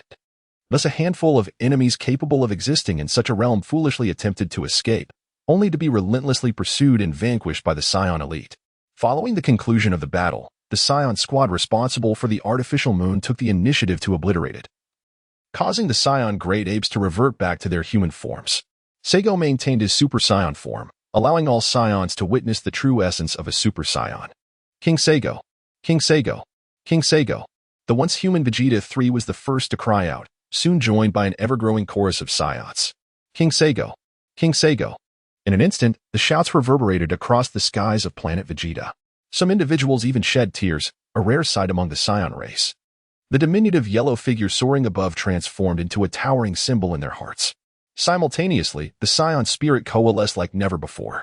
Perhaps when the call to resist Frieza was first issued, many felt trepidation, some harbored skepticism, and even during the transformation into great apes. Not all were quick to ascend to the skies for battle. However, witnessing the elite warriors mercilessly decimate Frieza's forces ignited a glimmer of hope for victory, prompting them to charge into the fray with fervor. Ultimately, this accelerated the path to triumph. It is no wonder that fear lingered within them, as they had been oppressed and terrorized by Frieza. Frieza had once orchestrated a tournament on planet Vegeta, ostensibly for competition, but in reality, it was a guise for his special forces to ruthlessly slaughter the participating Saiyans. Even in their great ape forms, they were no match for Frieza's elite squad. Consequently, the former king of Vegeta was compelled to submit to Frieza, yet he harbored a relentless desire for vengeance. This incident remained a deep-seated anguish within the hearts of the Saiyans, contributing to the staggering scarcity of elite warriors among them. In those days, there were over 100 elite warriors and more than 200 intermediate warriors. Now, the combined total of intermediate and elite warriors barely reaches 200, with only around 150 remaining. Moreover, the elite warriors have dwindled to just over 30. Can the Saiyans harbor no resentment towards Frieza? Warriors, we have triumphed. Let us revel in our victory. Saigo hovered in the air, arms outstretched, amplifying his voice with energy as he proclaimed, Boom. We have won. We are victorious. Long live King Saiyan. The Saiyan populace erupted once more, their thunderous cheers and calls resonating through the heavens, clearing the skies of gray and white clouds that seemed to possess a life of their own, drifting away. Henceforth, this day would be commemorated in Saiyan history as the day of the old king's ascendancy, marking the official declaration of the Saiyan dynasty's arrival to the cosmos. Saigo Wang is depicted as the prophesied king of the Saiyans, a super Saiyan god who leads his people toward glory. In stark contrast, on Frieza's monitoring planet, chaos reigns supreme. The monitoring center is in disarray, with alarms blaring and shouts echoing. Is it a deception? The mighty Frieza has been slain? It is hard to believe that the Saiyans could vanquish Frieza, and his vast army is nearly annihilated. When did the Saiyans become so formidable? At such a critical moment. Do you still concern yourself with the Saiyans' prowess? Hurry and report this news to King Cold. Delay, and you may jeopardize your very life. Yes, Commander. The officer, drenched in fear and cold sweat, murmured to himself, so it was true that there were over 200 million battle power readings detected on planet Vegeta. No. This information must not reach anyone else. Rasso and that operator must be silenced. No. It must be the entire monitoring room. Shortly thereafter, several more lives inexplicably came to an end. Soon, King Cold received the news of Frieza's demise at the hands of the Saiyans. What did you say? Frieza has fallen to the Saiyans. Confusion and disbelief filled King Cold's eyes as he shook his head in incredulity. It cannot be. This is utterly impossible. I have witnessed the Saiyans. They could never be Frieza's adversaries. Could there be others involved? Contemplating this, King Cold shook his head again. The likelihood of others intervening is minuscule, for no one in the North Galaxy could possess a power exceeding Frieza's. Others would not dare overstep their bounds. Could it be that Frieza encountered the legendary Super Saiyan spoken of by our ancestors? It must be. Is the Super Saiyan truly that formidable? Hey, intelligence officer, do we have any information on the enemy's battle power? My lord, I have indeed received reports from Frieza's men, stating that the enemy's battle power reaches 200 million. However, I have yet to verify its authenticity. Upon hearing this, King Cold's eyes widened, his voice involuntarily rising several decibels. 200 million battle power? No wonder Frieza was no match. Even in my current form, I would not stand against him. Only in my final form could I hope to defeat him. No. With merely 200 million battle power, they dared to kill my son. I must avenge this grievance. The sooner, the better, lest unforeseen circumstances arise. Zofield. Immediately summon all soldiers to assemble and march on planet Vegeta. Yes, I will attend to it at once. Wait, how long until we reach planet Vegeta? My king. At our fastest speed, it would take approximately half a year. A year? Why so long? Enough. Time is of the essence. We depart immediately, at the swiftest pace. Yes, I take my leave. Is anyone reading this? Speak up. Chapter 23. The Saiyans enter universal training mode as night swiftly descends upon planet Vegeta. An exhilarating atmosphere envelopes the Saiyans. They hold a sumptuous feast of meat, with joyous cheers and exuberant celebrations igniting the night like flames. Laughter and shouts resonate, seemingly reaching the heavens. It is a jubilant banquet, with each individual immersed in the spirit of joy, collectively commemorating this unforgettable moment. The only drawback is the lack of exquisite delicacies, as the fare consists solely of simply boiled or roasted meats. Nonetheless, this does not diminish the Saiyans' inner delight. The banquet progresses, and outside the royal palace, the revelry continues unabated, filled with song and dance. Inside the palace, Saigo once again summoned 20 elite warriors to deliberate on strategies against their foes. Warriors, he began, I am aware that we have just achieved victory today, finally liberating ourselves from Frieza's clutches, and I see the joy radiating from all of you. He paused intentionally, his gaze sweeping over the jubilant faces of the 20. A gentle smile gracing his lips. Yet, in the next moment, that smile vanished, and he continued, however, I must convey that our crisis has not yet been averted. At this pronouncement, the atmosphere shifted dramatically. The expressions of the 20 warriors morphed from elation to disbelief and unease. They had not contemplated this possibility until Saigo's words prompted a stark realization. If Frieza had wielded such power in the universe for so long, it was inconceivable that there were no formidable forces backing him. Yet, they remained unaware of the true nature of Frieza's adversaries. King Saigo, what do you propose we do next? Inquired the formidable Vegeta III, the former king of the Saiyans, who quickly regained his composure, his tone grave and serious. He understood that if King Saigo had spoken thus, it was likely that a genuine threat loomed, one that would be quite formidable indeed. Otherwise, Seigo would not have summoned them together. As far as I know, Frieza belongs to the Frost Demon race, and given his immense strength, it stands to reason that others of his kind would not be weak either. Therefore, we must be thoroughly prepared. We cannot afford to be complacent until the potential threat is completely neutralized. Today is an exception. Starting tomorrow, the 20 of you will serve as instructors to teach our kin how to control their energy and undergo training. Can you accomplish this? The 20 elite warriors snapped back to attention, their spirits ignited, and they shouted in unison, "Yes, we can." The passionate spirit displayed by them greatly pleased Saiga. Seizing the moment while they were still present, it was imperative to convey the orders promptly. By the way, allow me to offer a suggestion. You might consider instructing a portion of the individuals first, and then have those who have mastered the teachings assist in sharing the instructional responsibilities. Of course, it is essential to treat everyone equally. Furthermore, the gravity chamber must be constructed with utmost diligence by the scientists, striving to ensure that all Saiyans can utilize it in the shortest possible time. Upon hearing this, the crowd's eyes brightened. They had initially pondered how to expedite the teaching process for all Saiyans. Indeed, X20. Subsequently, 20 individuals rushed toward the grand entrance of the palace, likely eager to secure a few promising candidates. Before long, inside the royal palace, Seigo could hear the various clamors from outside the castle. However, the cacophony did not last long and gradually subsided. The once boisterous Saiyan planet finally returned to tranquility, with only the occasional chirping of insects and the rustling of beasts. Indeed, from this day forth, planet Vegeta was officially renamed Saiyan Planet. The name of Vegeta has become a relic of the past. The following day, as the dawn broke, Saiyan Planet was already buzzing with the Saiyan version of martial arts classes commencing in 20 different locations. The students were engrossed in their lessons, fearful of missing any part of the instruction, rendering each classroom eerily silent, save for the lecturer's animated discourse. It was as if even the sound of a pin dropping could be distinctly heard. During the lessons, the 20 elite warriors had no time to train. Yet, when Frieza arrived, their power had increased by several hundred compared to before they utilized the gravity chamber. With the planet's gravity doubled, a day's training yielded a power boost that was equivalent to what they previously gained in 2 days of practice. The strongest among them was Bardock, boasting a combat power of 14,100, while his teammate, Toma, also reached a formidable 10,000. The most balanced team belonged to Vegeta 3, whose members all exceeded 10,000 after 10 days of training under double gravity. Paragus' team was less fortunate, with only Paragus himself achieving 11,600. The mid-tier teams had combat powers ranging from 6,000 to 7,000. When the 20 elite warriors transformed into great apes, their power surged tenfold, each boasting at least 60,000, far surpassing the overall strength of Frieza's elite squad. Among Frieza's 5 elite teams, only Captain Ginyu had ever surpassed 100,000, while the captains of the other 4 teams hovered around 70,000, with their members being comparable to those of the Ginyu Force.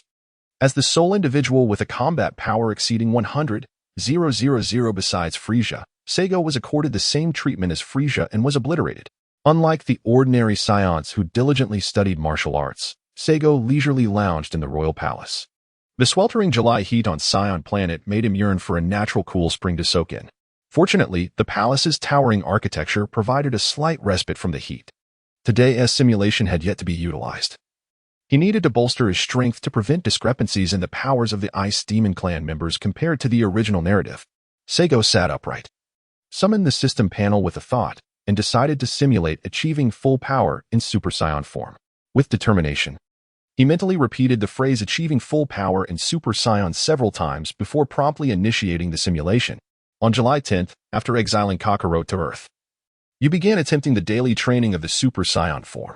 During lunch, you frequently crushed dishes and food bones. Oh, almost forgot about Kakarot, the chosen one of the Dragon Ball world. Upon reading the first message, Seigo realized he had overlooked something. After the simulation, he would send Kakarot to Earth. Continuing to read, on July 11th, you continued your daily Super Saiyan training, shattering numerous dishes, and decided to forego using them for meals. On August 9th, your Super Saiyan daily training progressed, and you could maintain the transformation for an entire day, although you struggled to control your power.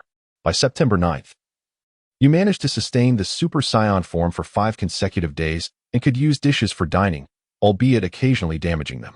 On September 25th, you finally mastered the prolonged maintenance of the Super Saiyan transformation and seamlessly wielded the power of your transformation. You knew you had reached full power in Super Saiyan. Chapter 24. Sending Kakarot to Earth on September 26th, you resumed training in the gravity chamber, starting at 3 times gravity, and after a day of arduous training. Your power increased by 500. On October 1st, King Cold led his army in an assault. Upon his arrival, he unleashed his full strength. And you realized your energy was somewhat inferior to King Cold's. Indeed, as you suspected, King Cold surpassed you in both speed and power. In a brutal display of martial prowess, you were mercilessly overpowered, yet through sheer will, you persevered and ultimately triumphed in the clash. After the battle, you felt incredibly fortunate to have stood on the right side during the confrontation. Saigo felt a sense of urgency upon reading this, realizing that on October 1st, King Cold would lead an invasion of planet Vegeta? However, was King Cold truly that formidable? Was the full power of a Super Saiyan insufficient to contend with him? Was he not weaker than Frieza? Could it be that full power in Super Saiyan form was merely a special stable state, enabling better performance of the transformation's inherent abilities and extending the duration of the transformation? With these questions swirling in his mind, Saigo continued to read. Following this battle, you recognized that your strength remained inadequate and that the so-called Super Saiyan was merely a state, unable to enhance one's power. Realizing that understanding one's base strength was paramount, you resolved to continue your training.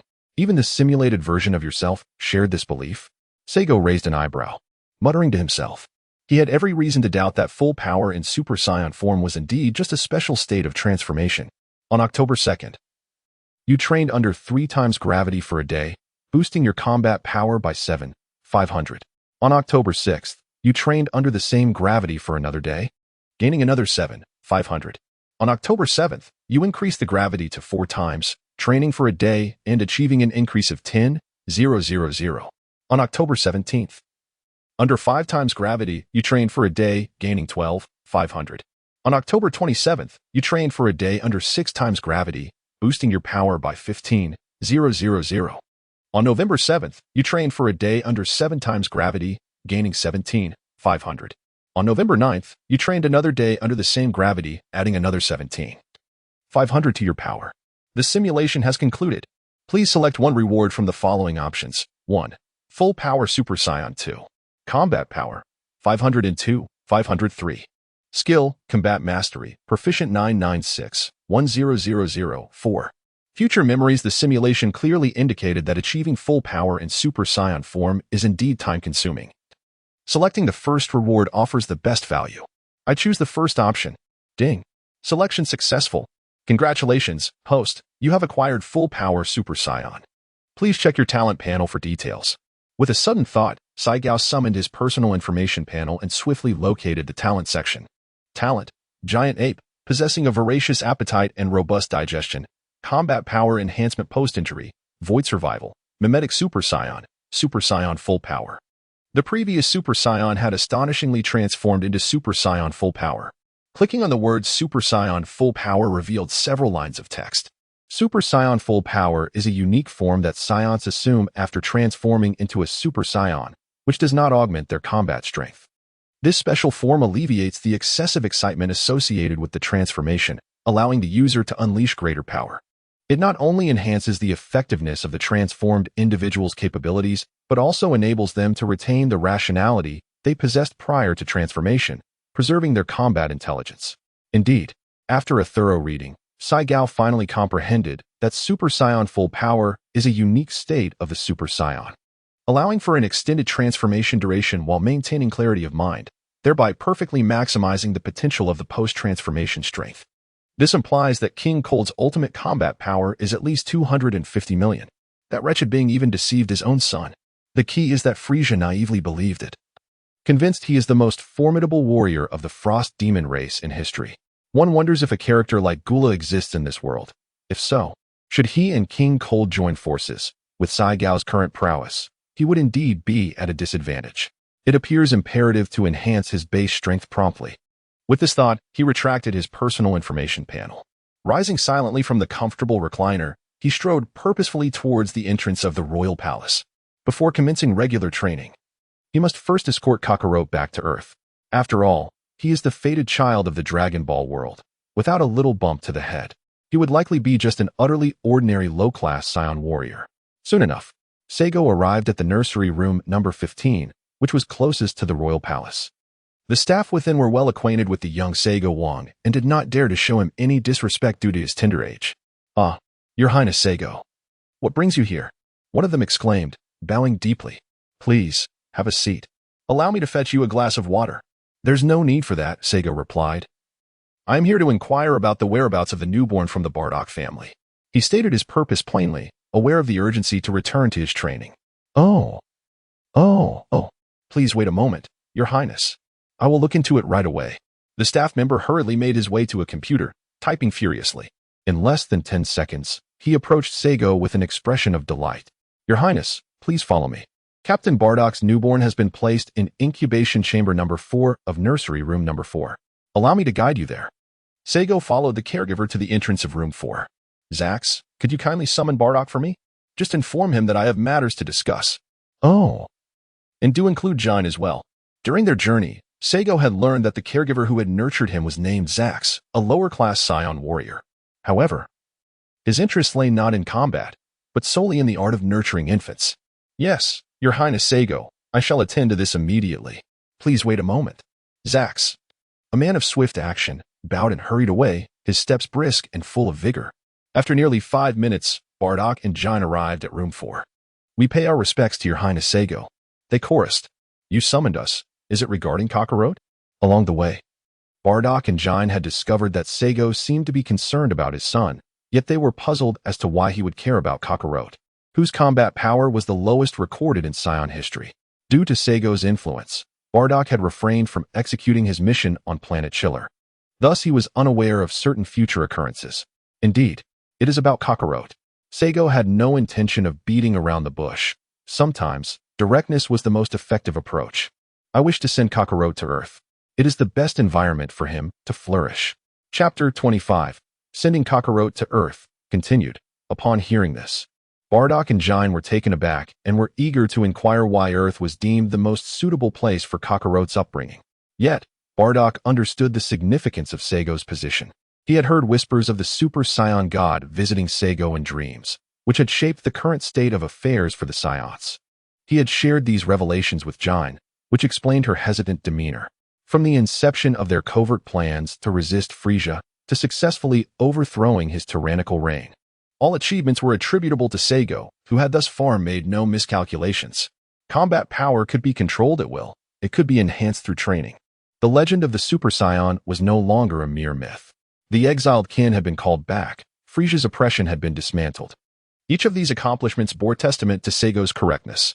Consequently, Bardock and Jine found themselves at an impasse, uncertain of how to respond. Had they been ordinary Saiyans, they might have readily acquiesced to such a request without hesitation, feeling honored by the personal involvement of their king. However, Bardock and Jine were atypical among their kind. They cared deeply for their offspring, and particularly after receiving Seigo's guidance, their familial bonds were of utmost importance. Jine's reluctance was evident, etched upon her countenance. Upon witnessing this scene, Seigo took a deep breath, inwardly chastising himself for his lack of resolve. After all, he had transcended to another world. Why should Kakarot endure suffering on Earth? Enough of this predetermined fate. I shall not comply. Very well, since you two are unwilling. I shall not impose my will upon you. I firmly believe that Kakarot can thrive just as well on our Saiyan planet. Seigo spoke earnestly, urging, "You may return to your training, but GNEI, it would be wise for you to rest adequately before resuming your regimen, lest you leave yourself susceptible to illness." Saigo has no intention of playing the game of feigned restraint. He is genuinely resolved not to send Kakarot to Earth. After speaking, he intended to return to his training. However, after taking only a few steps, he was called to a halt. "Saigo Wang, please wait a moment." Saigo turned his head and discovered that the speaker was none other than the reluctant kind. In this moment, she had become remarkably resolute, although her eyes still betrayed a hint of reluctance. "I agree with your arrangements for Kakarot." Upon finishing her statement, her shoulders relaxed slightly, and she seemed to sway backward. However, Bardock, well aware of Kind's nature, timely supported her. Bardock cast a deep glance at Kind, his rugged features then turning towards Saigo as he firmly declared, I too am willing to abide by your arrangements. Initially, Bardock had intended to express that he had no objections. But considering Kind's feelings and being one of the few Scions with a semblance of humanity, he chose to remain silent. Now, hearing Kind's agreement, he naturally found no reason to oppose. Seigo understands the immense courage required for a mother who has just given birth to make such a decision. After a brief silence, he softly remarked, "You should spend more time with Kakarot.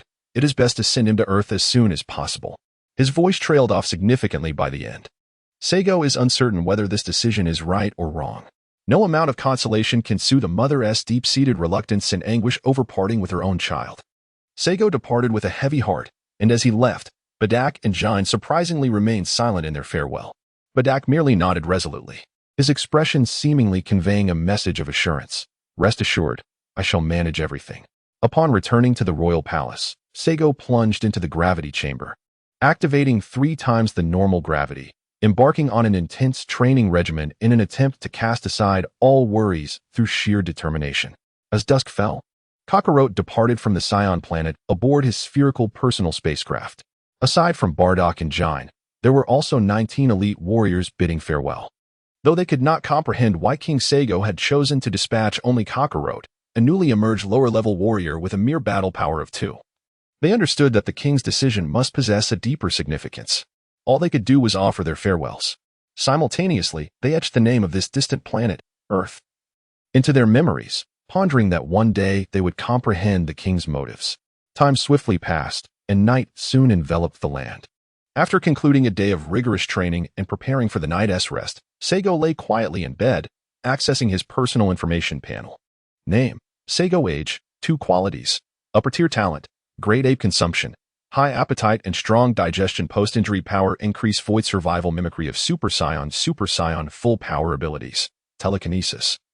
Sphere of seclusion. Mental power: 18. Battle power: 3, 814. 600. Secret technique: potential guidance. Entry 31, 100. Skills: artificial moon flight. Entry 66, 100. Key control. Mastery 3, 661. 000. Martial arts. Mastery 8, 610. 000. Key perception. Entry 89, 100. Super key blast. Mastery 6, 661. 000. Experience. Must surpass the trials of the Yard at People X1 simulation duration. For month simulation count. 0. Finally, he had attained the full power form of Super Saiyan. After reading through the details, Seigo couldn't help but display a hint of arrogance. The pace of cultivation in the simulation had accelerated. And so too had the speed of his training in reality. Indeed, once a Saiyan successfully transformed into a Super Saiyan, their cultivation rate would also increase. Reflecting on the original saga during the Cell arc, the battle power of Goku and the other 3 Saiyans surged rapidly, akin to a rocket's ascent, surpassing all expectations. Saigo realized that his previous conjectures were indeed correct. It is certainly plausible, recalling the moment when Sun Wukong confronted Cell. He spent less than a day in the hyperbolic time chamber, yet several months had elapsed within, allowing him to attain a staggering battle power of 700 million in his normal state. The mere thought of it is terrifying.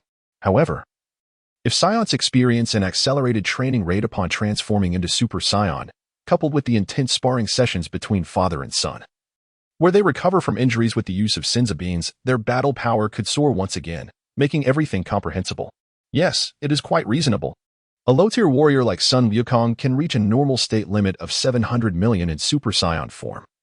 I cannot help but wonder what my own normal state limit might be as a Super Saiyan.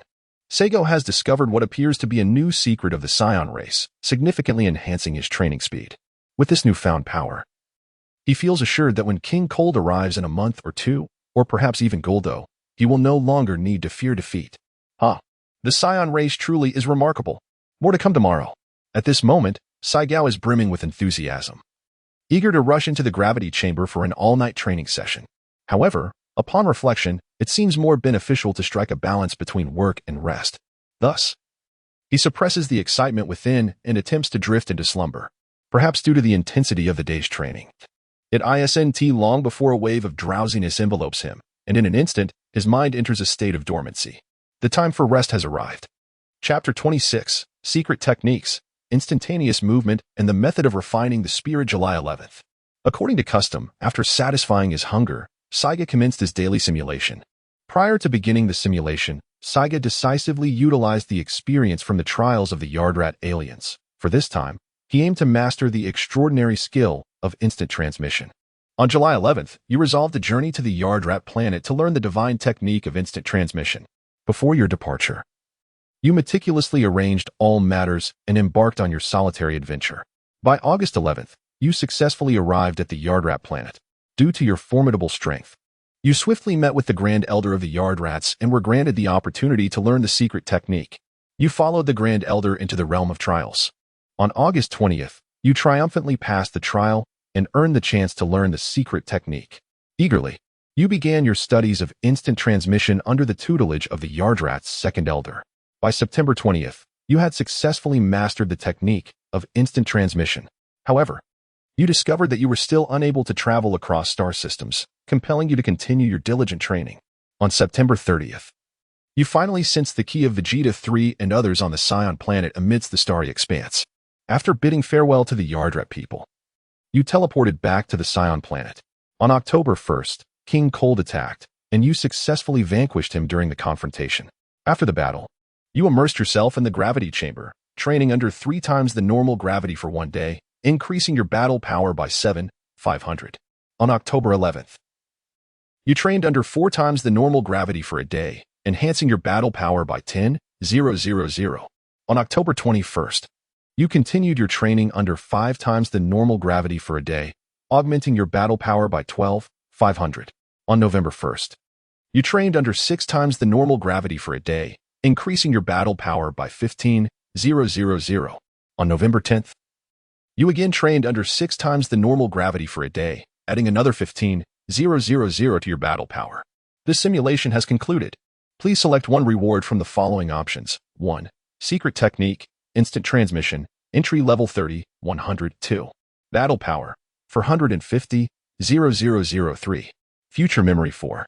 Techniques for confrontation without hesitation. Saigao immediately declared, I choose the first option. Ding selection successful. Congratulations, host, on acquiring the secret technique of instant teleportation. Beginner level 30100. For further details, please refer to the secret technique section. Saigao adeptly summoned the personal information panel and located the teleportation skill within the secret technique section. With a mere click, several lines of text appeared. The Adatralian version of teleportation is a unique technique developed by the Adatralian race. It allows the user to instantaneously move from one location to another without following any path or consuming a moment of time. However, the successful execution of this technique hinges on the ability to sense the target's presence. Only then can one teleport to their position. During the initial stages of learning, the user must not be disturbed, and the target's presence must not be too faint. Approximately 5 breaths are required to fully attune to the target's essence. After watching the training, Seigo couldn't help but express his frustration. It's one thing to find instantaneous movement so challenging to master, but it's another to realize that achieving proficiency is equally daunting. Despite my extensive training, I still find myself at a mere entry-level proficiency.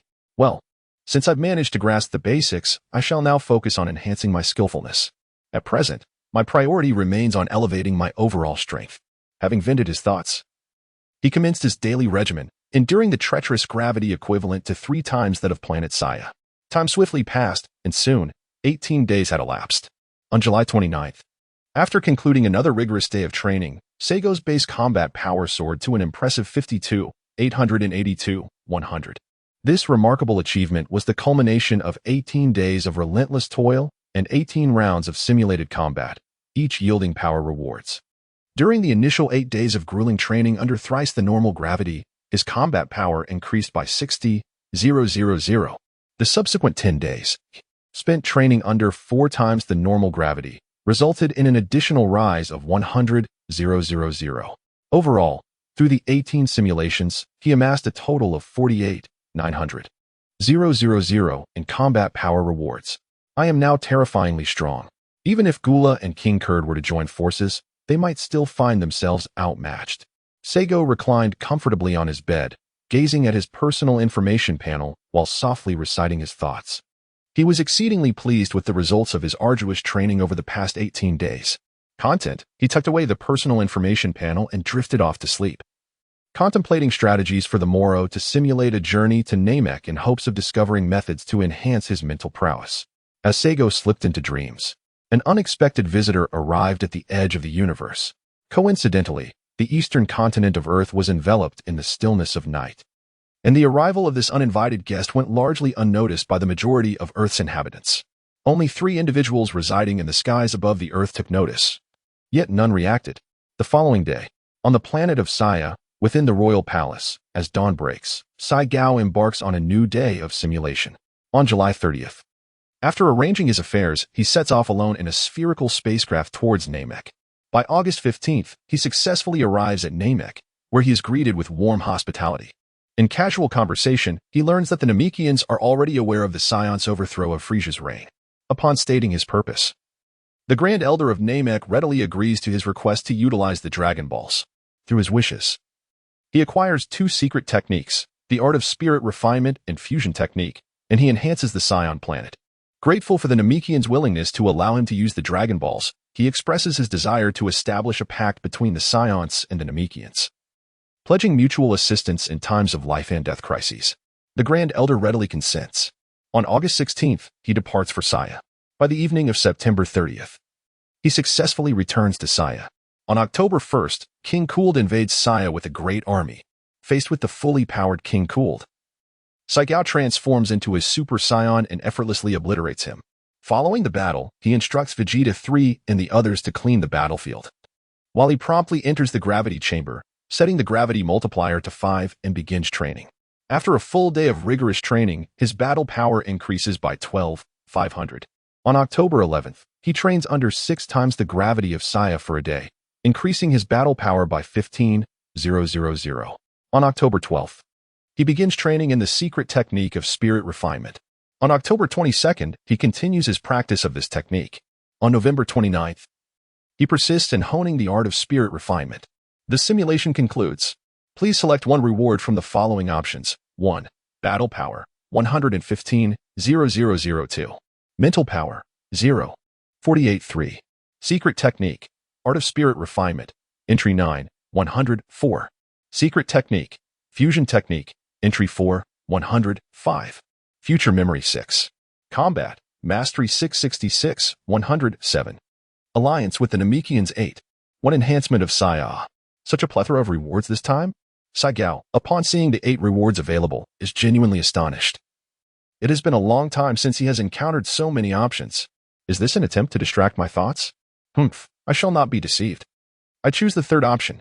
A serious man, once he sets his sights on a target, must forge ahead without distraction. A mere 115,000 battle power, a trivial 0. 48 mental power. The fusion technique is insignificant. The alliance with the Namekians is inconsequential. A single enhancement of Saya holds no allure. I harbor no envy. As long as I choose swiftly, I shall have no regrets. In his heart, Seigo consoled himself. Ding selection successful. Congratulations to the host for acquiring the secret technique of the refinement of spirit, entry level 9100. Please check the secret technique section. P.S. Just finished. My typing speed remains as slow as ever. Chapter 27. 61 Days of Preparation. Seigo swiftly clicked on the refinement of spirit in the secret technique section. The refinement of spirit is an ancient method for enhancing mental prowess, challenging for the average person to master, and even more rare to achieve proficiency. At the entry level, one can only increase their mental strength by 1 point after 100 days of practice. Upon reading the introduction about the refinement of spirit, Seigo's pupils abruptly contracted. 100 days to gain a single point of mental strength? Such a lengthy cycle? Is it truly so arduous to enhance mental capacity? Seigo recalled that his mental strength was 18 points, yet he remained uncertain whether other elite warriors possessed a similar level of mental fortitude. Perhaps the mental strength of Saiyan elite warriors generally exceeded 10 points, which endowed them with inherent power and enabled them to retain their sanity even upon transforming into great apes, with the exception of the legendary transformations. Alas, he lamented the inability to access the personal information of others. Wait, he realized he could make a wish using the Dragon Balls. While the Earth's Dragon Balls might not suffice, the Namekian Dragon Balls would undoubtedly serve his purpose. He resolved to seek an opportunity to test this in the future. With this thought, Seigo found himself admiring his own ingenuity. I am truly a genius. For now, however, it was time to focus on training. Subsequently, Seigo immersed himself in his regimen. Under 5 times the normal gravity, at the end of the day, his battle power surged by an impressive 12,500 points. The following day dawned, heralding yet another session of simulation training. Seigo was keen on enhancing his proficiency in the divine cultivation technique. Other than the minor delay caused by the incident with King Cooled, he dedicated all his time during the simulation to refining this secret art. Naturally, he opted for the reward of the divine cultivation technique, entry level 21,100. Initially at entry level 9, it had now progressed to entry level 21, marking an increase of 12 points in proficiency, which meant it would take 10 days to gain just 1 point. Given this pace of cultivation, one could only wonder how long it would take to reach the maximum level. Seigo could not help but voice his frustration, but then he reconsidered. If enhancing mental strength were that effortless, the inhabitants of the Dragon Ball world would indeed be extraordinarily formidable. After his complaints, just as Seigo was about to embark on a new day of training, he suddenly sensed the auras of Bardock and 20 elite warriors rapidly approaching the royal palace. Why have they all come together? Could it be that their training mission has been completed? After reflecting, Saigo recalled that they had only commenced their teachings on July 10th, and today is August 1st, marking a span of 21 days. Within such a time frame, it is indeed conceivable that the gifted Saiyans have mastered their lessons. Thus, their gathering must be motivated by a desire to continue training in the gravity chamber. It must be so. Seigo chose to wait for them a moment longer, and upon their arrival, his suspicions were confirmed. They had come to utilize the gravity chamber to enhance their strength. Another day of training under 3 times the normal gravity ensued, resulting in a power increase of 7,500, bringing his total combat strength to 52,902, 100. Under the pressure of 3 times normal gravity, he engaged in 2 consecutive days of training, both days dedicated to honing the proficiency of the secret technique, the refinement of the divine method, which cumulatively enhanced his skill by 24 points. In reality, the training continued under the same threefold gravity, leading to a further increase in combat power of 15,000. This was primarily to accommodate the 20 elite warriors, including Vegeta 3, as they were limited to a single gravity chamber and had to begin anew under the threefold gravity, a circumstance beyond their control. Until September 30th, Seigo's daily simulations were focused on improving the proficiency of the refinement of the divine method. After 57 days of simulation, he successfully elevated the proficiency of the technique to 6,291,000. This advancement proved effective at the mastery level. The time required to increase mental power by 1 point was halved. Thus, it now required only 50 days of practice to achieve a single point of mental power. In the real world, after 57 days of utilizing the gravity chamber, his combat power had significantly increased. To accommodate the 20 elite warriors, Seigo had to allow them to acclimate to the threefold Saiyan gravity for 10 days before progressing to fourfold gravity. This pattern of increasing the gravity every 10 days continued, and by September 30th, he had just adapted to 8-fold Saiyan gravity, resulting in a regular combat power of 53,719,600. As for the 4 elite teams, their combat power had also seen considerable enhancement. For the Bardock squad, Bardock now possessed a power level of 26,385, while Toma reached 18,775. Sailaba, 18,686 to Debo, 16,033 Pabujan, 14,631. Paragus squad Paragus, 21,996 Malandon, 21,395 Kaiboma, 21,395 Hallen, 19,563 Phazon, 19,563. Vegeta 3 squad Vegeta 3, 28. For 95 Belia, 25,470 Bagius, 25,470 Hafisi, 23,618 Loga, 22,385. Zaire squad, Intermediate Warrior Elite squad, Zaire, 18,952 Morak, 18,241 Kellen, 17,730 Dean, 17,535 Roy, 15,275. From the current combat capabilities of the 20 elite warriors, it is evident that the training speed of the Saiyans is largely influenced by their innate qualities. Generally speaking, the better the aptitude, the swifter the training progress. However, exceptions do occasionally arise. Among these 20 individuals, Bardock once held the highest combat power, and although he no longer retains the title, His training speed now rivals that of upper-middle-tier warriors, serving as a living example. Other Saiyans, lacking access to gravity chambers, face limitations in their power enhancement. Nonetheless, being Saiyans, their combat power can still increase by 600 to 1,050 within a mere 30 days of training, with adult Saiyans typically exceeding a combat power of 1,000. Even newborns, freshly out of their nurturing phase, can achieve a combat power exceeding 500 after training.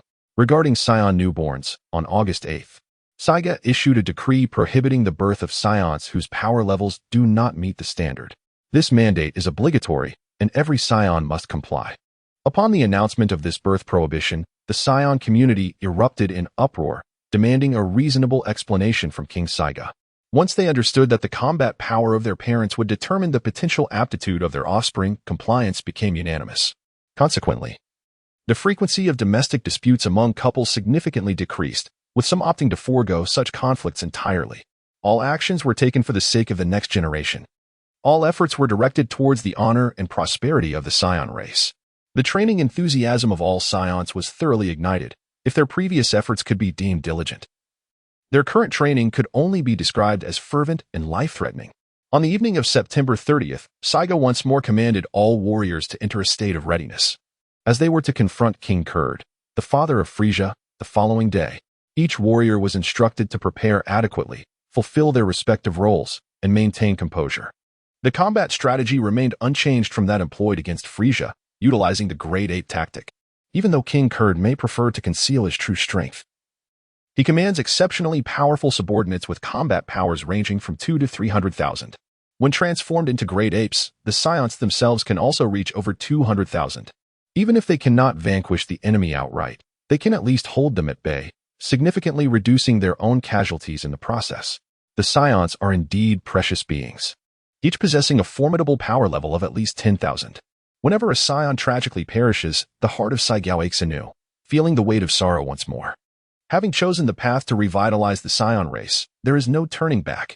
One must forge ahead, prioritizing humanity and transforming the traditional mindset of the Saiyans.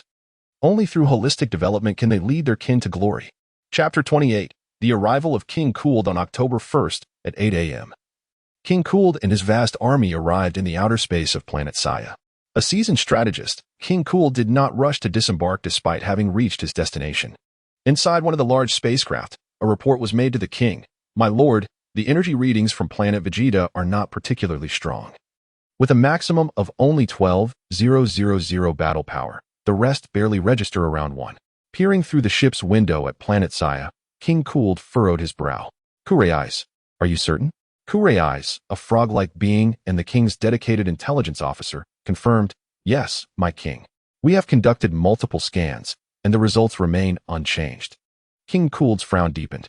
He felt a vague unease. The Saiyans had once possessed the power to vanquish Frieza, yet now, such strength seemed undetectable. The detection results mirrored the intelligence he had previously gathered regarding the Saiyans' power levels, showing no signs of fluctuation. This perplexed him. Could it be that the defeat of Frieza was merely a singular, extraordinary tactic employed by the Saiyans, one that could only be utilized once? My king. Kurei Eyes continued. We have dispatched scouts repeatedly, and the results are consistently the same. He was confident in the reliability of their detectors, which had never faltered in their years of service alongside King Cooled in cosmic battles. Nevertheless, after a moment of contemplation, King Cooled issued a command that left everyone present bewildered. Kurei Eyes, heed my order. When we officially engage the Saiyans in battle, you are to remain aboard the ship and monitor their battle power. Should anything arise, ensure that the data is promptly sent to my eldest son, Gula. Do you understand?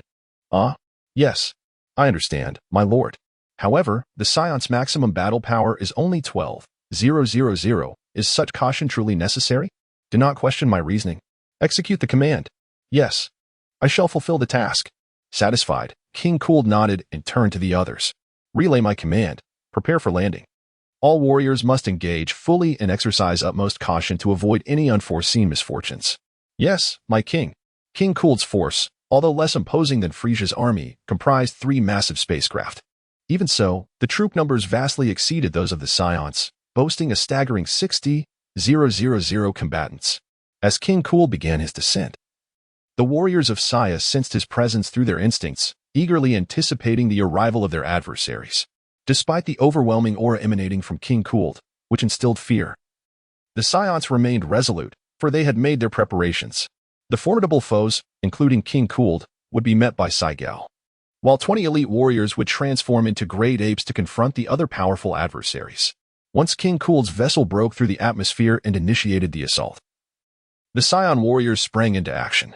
The Moon Creation Squad seized the moment, conjuring hundreds of artificial moons that ascended into the sky, illuminating the heavens above planet Saya. Roars of fury erupted, piercing the sky. The Saiyan warriors have all transformed into their colossal ape forms. Warriors, charge! Roared the mighty Vegeta 3, leading the charge skyward.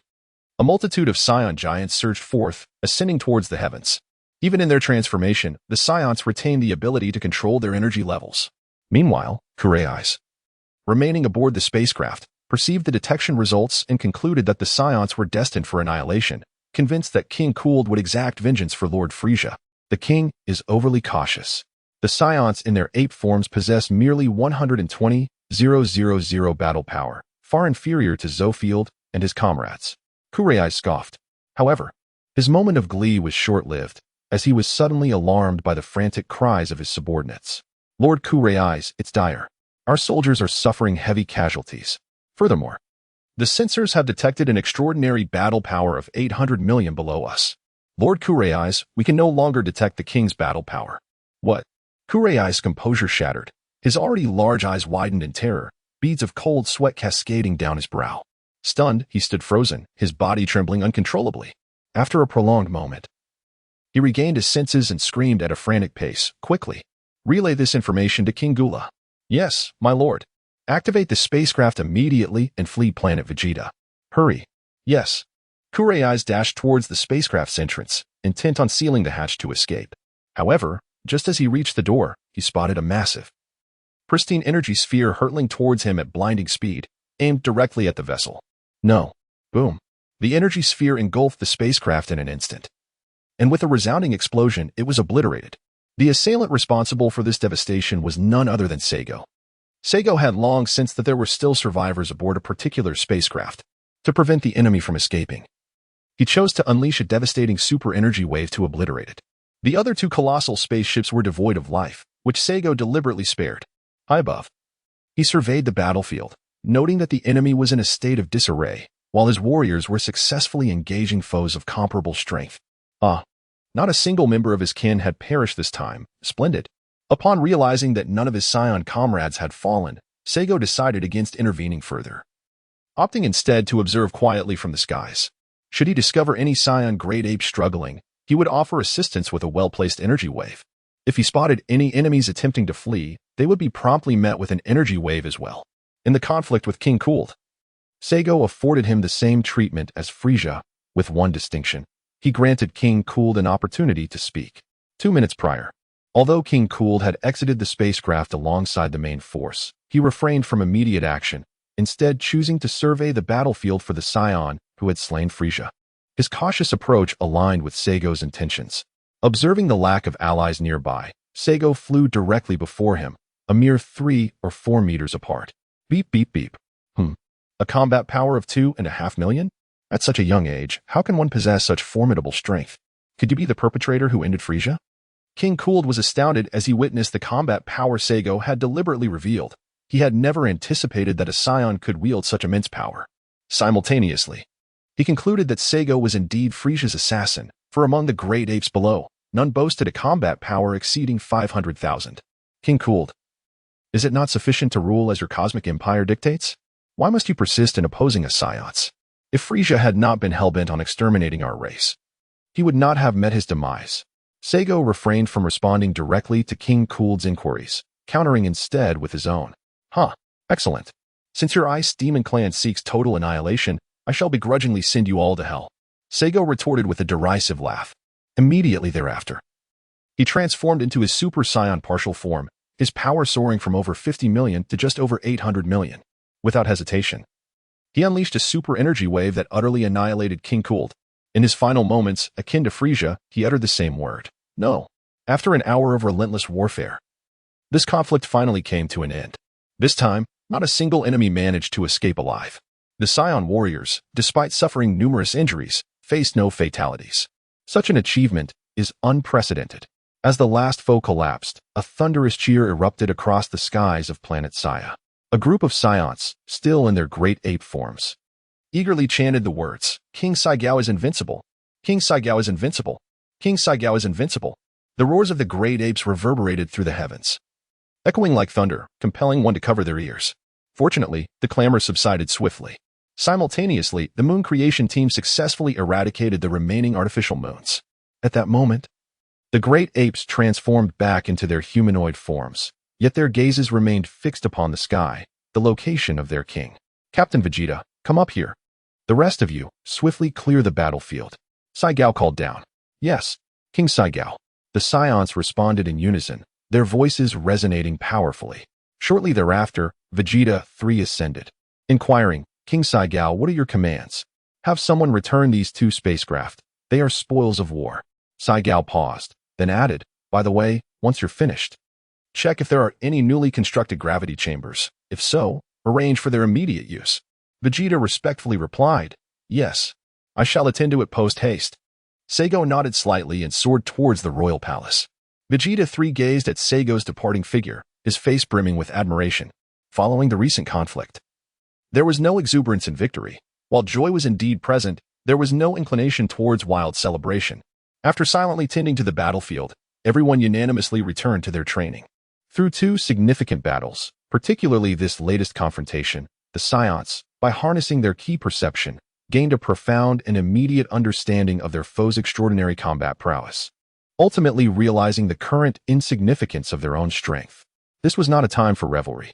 Had they not possessed the unique racial trait of transforming into great apes, and had it not been for the existence of King Seigo, either of these battles would have been insurmountable for them. Thus, at this juncture, enhancing their combat abilities was their most urgent priority. They yearned to be as formidable as King Seigo, capable of vanquishing opponents effortlessly without relying on their great ape transformation. This was their deepest aspiration. To rapidly augment their strength, relentless training was the only path forward. They had heard that even the seemingly invincible King Seigo tirelessly dedicated himself to rigorous training in the gravity chamber within the palace. If such a powerful individual was striving for improvement, how could they justify their own lack of effort? The Saiyans are a truly formidable race, characterized by their profound respect for strength and an insatiable yearning for power. As a typical Saiyan warrior, none would dismiss the aspiration to become stronger. Certainly, there exist exceptions among the Saiyans who display little interest in training or combat. However, once they commit to their training, their progress often surpasses that of their peers with equivalent inherent abilities. A prime example is Bardock's wife, Jine. After giving birth to Kakarot on July 9th, Jine rested for a considerable part of the day and began her training the very next day. By September 30th, over the course of 81 days, she dedicated 70 days to training without utilizing the gravity chamber, resulting in an impressive increase of 100 in her battle power, culminating in a total power level of 550. Jine's remarkable training aptitude has elicited admiration and envy among other lower-tier warriors, who often fantasize about the potential of possessing such extraordinary abilities themselves. Around midday, upon receiving the news, Seigo learned that scientists had constructed 2 additional gravity chambers. He promptly invited Vegeta 3 to select a few elite warriors to train within these chambers. To Seigo's astonishment, the assembled elite warriors, along with the newly chosen 20, unanimously agreed that he, as the king of the Saiyans, must utilize one chamber exclusively, separate from his subordinates during training. Seigo, with only one mouth, found himself at a disadvantage against the multitude of voices around him, reluctantly acquiescing to the situation.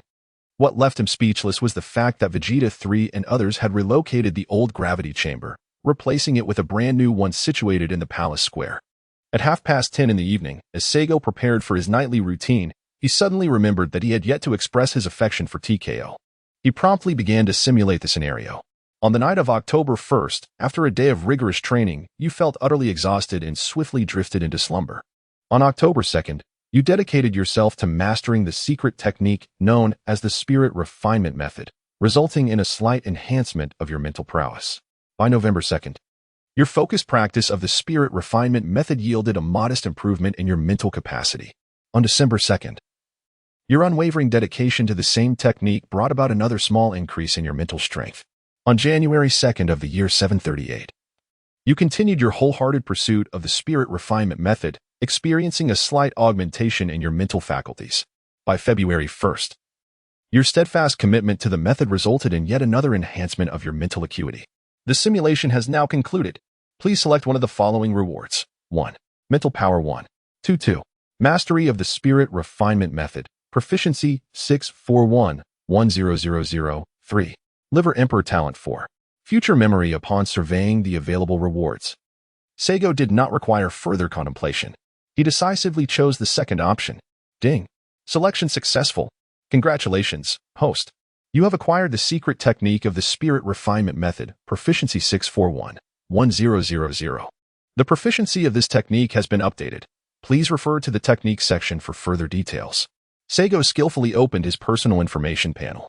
Name, Saigo. Age, 2. Qualification, Superior Talent, Giant Ape, Great Appetite, and Strong Digestion. Power increases after recovery, Void Survival, Mimetic, Super Saiyan, Full Power, Super Ability, Telekinesis, Confinement Sphere, Mental Strength, 18. Battle Power, 53, 742, 100. Secret Techniques, Potential Guidance, Entry 31, 100, Instant Transmission, Entry 33, 100, Divine Refining Method, Mastery 6, 411, 000, Skills, Artificial Moonflight Technique, Entry 80, 100, Key Control, Mastery 2, 331, 000, Combat, Mastery 1, 251, 000, Key Perception, Entry 96, 100, Super Key Blast, Mastery 6, 671, 000, Space, Simulation Duration, for months. Simulation Count, 0. Chapter 30. Potential Enemies. Gazing at the inexhaustible display of personal information,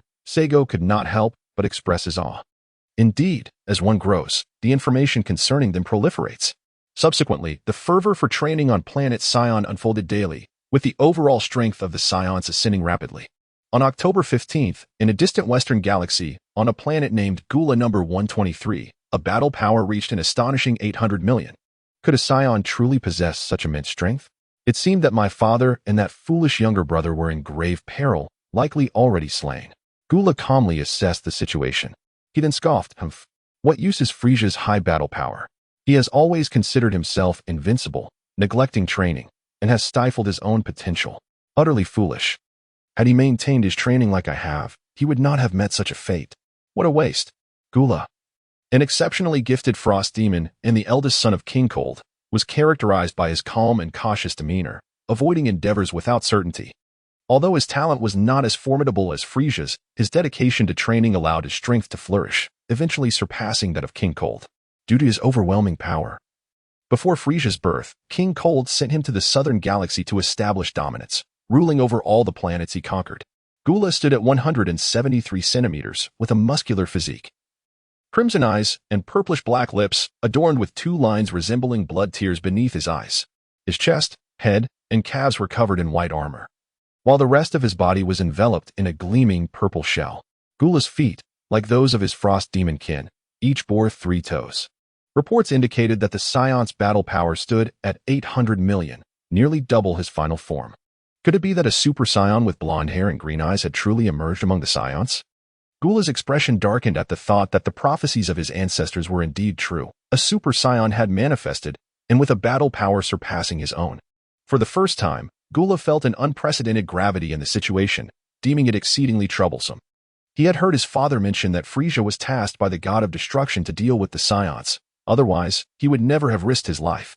Nevertheless, that Saiyan, let us consider him a Super Saiyan for now, having slain my father and brother, must be avenged. But returning now would undeniably be courting death. Gula remained seated on his high throne, resting his head on his hand, quietly contemplating his strategies, while those beneath him dared not utter a sound. Suddenly, he inquired, "Captain Frieza, how long will it take to reach planet Vegeta from planet 123 at maximum speed?" Gula abruptly stood and asked. In response to King Gula, "It has already been calculated that the fastest route from here to planet Vegeta will take 10 months. Frieza, renowned as Gula's most capable underling and captain of the mech army, not only possessed formidable battle power but also mastered 7,000 languages of various cosmic races. For Gula, who relished expanding his dominion, this was indispensable. It would not do to exterminate every race encountered on each planet due to language barriers. To dominate the universe was not merely for slaughter, but to bolster his ruling power. Should he annihilate the indigenous populations upon arrival, no matter how strong he became? It would only serve to make him strong in isolation. Others would remain unaware of his might, fearing him not.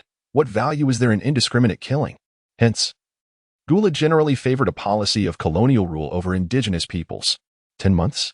Upon hearing this, Gula calculated how long it would take for his battle power to reach 1 billion, and after a moment, declared, "Convey my orders, cease expansion. And all troops shall undergo 2 months of training to enhance their battle power. We shall launch an attack on planet Vegeta in 2 months. Yes, I shall ensure it is done." Frieza responded promptly and withdrew briskly. It had been a long time since Gula felt such pressure. After diligently training for 2 months, his power would undoubtedly reach 1 billion. By then, it would be the end for those wild monkeys. 1 billion battle power was merely Gula's target for 2 months of training. In reality, he anticipated even greater achievements.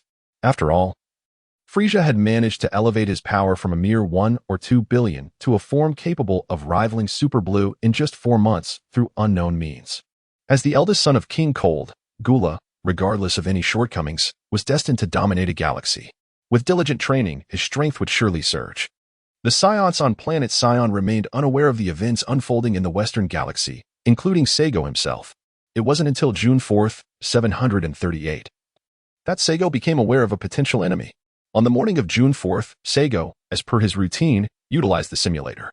On June 4th, you practiced the divine refining method all day. On June 6th, you continued to practice the divine refining method all day. On July 4th, you practiced the divine refining method all day. On August 4th, you dedicated the entire day to the divine refining method. On September 4th, you persisted in practicing the divine refining method all day. On October 2nd, you continued to diligently practice the divine refining method. On October 3rd, Gula led his army to suddenly attack planet Saiyan. Detecting the overwhelming strength of Gula's forces, you chose to confront Gula directly. Proposing a duel, the victor would gain command over the other's army. Gula, upon detecting your displayed regular strength of merely 5 million, recall that you attained a battle power of 800 million upon transformation, and upon observing the thousands of great apes beneath him, each with battle powers in the hundreds of thousands, he ultimately acquiesced. You requested Gula to relay this wager to his entire army, to minimize casualties. He had no choice but to comply. Simultaneously, you instructed the Saiyans accordingly, and you executed this as well. An imminent clash between kings was at hand, with spectators filling the skies above planet Saiyan. Prior to the commencement of battle, you proposed to engage in combat in space, leaving Gula astonished at your ability to survive in the vacuum of space. You faced the challenge with composure, yet you were fundamentally no match for Gula. You promptly transformed into the Super Saiyan partial form, only to find yourself evenly matched with Gula's normal state. Observing that his ordinary form was insufficient to contend with you, Gula unleashed his ultimate form. In response, you assumed the mimetic Super Saiyan form to gauge Gula's strength, ultimately resulting in a stalemate, that you found yourself at a disadvantage. Neither you nor Gula could gain the upper hand, leading Gula to propose a truce for mutual benefit. However, you were unwilling to let him off the hook and transformed into the Super Saiyan full power form, unleashing your entire might. Gula, momentarily flustered, shed his demeanor as a cosmic emperor and begged for mercy. Yet, you were acutely aware that the frost demons are inherently untrustworthy, and given their formidable talents, you disregarded Gula's desperate pleas and ended his life without hesitation. The members of Gula's legion, witnessing his demise, showed no inclination to flee or seek vengeance. Ultimately, you resolved to accept these captives. The simulation concluded. Chapter 31. Preparing for Gula, please select one reward from the following options. 1. 12 proficiency points in the secret technique of divine refinement. 2. 300 proficiency points in combat skills. 3. 300 proficiency points in flight skills. 4. 50 proficiency points in the super key blast. 5. Future memory. 6. Loyalty of Gula's legion. Goodness. Is there truly a Gula in this timeline? Saiga exclaimed, pondering whether I have not traversed through the realms of super time or GT, but rather into an unknown parallel universe. Wait, if Gula truly exists, how did he receive this information? Upon reflection, I recalled that during King Kurd's invasion, one of the 3 ships harbored individuals. Could it be that those aboard were intentionally left behind by King Kurd? Perhaps it was a precaution, at the very least to relay news to Gula. It must be so. If that were not the case, then there lies only one possibility, that the old rascal King Kurd had already informed Gula prior to his arrival. Saiyan increasingly found the reasoning compelling. Aside from these two scenarios, he truly could not conceive of any alternative explanations. That damned old man, even in death, still managed to create complications. Indeed, age brings wisdom. One must never underestimate anyone, particularly those of advanced years. Unable to suppress his curses, Saiyan simultaneously felt a sense of relief for being a man of connections. Fortunately, he was privy to this information in advance, allowing him 4 extra months to prepare. After offering himself some inner consolation, Saiyan began to deliberate on how to choose among the rewards. The future memory was immediately eliminated. The 3 skills were also dismissed. This left him with 2 options: proficiency in the refining spirit technique and the loyalty of the Gula Legion. The proficiency in the refining spirit technique undoubtedly served to indicate the mastery of this secret art, taking 10 days to gain a single level of proficiency, underscoring the difficulty of advancement. The loyalty of the Gula Legion, on the other hand, was clearly enticing. Choosing this option would grant him the immediate allegiance of an entire legion. As he pondered the final reward, Saiyan felt a strong temptation. Selecting it would spare him the need to recruit troops, transforming the Gula Legion directly into the Saiyan Legion. Once again, he faced a challenging decision. Saiyan closed his eyes, inhaled deeply, and once more weighed the pros and cons of the final reward. The benefits were already known. Now he had to speculate on the potential drawbacks of choosing this reward. If the Gula Legion were to rebel against Gula at this very moment, considering the worst-case scenario, the insurgents could not possibly arrive unscathed on Saiyan territory. This might even provoke Gula into a ruthless massacre, leaving no rebels alive.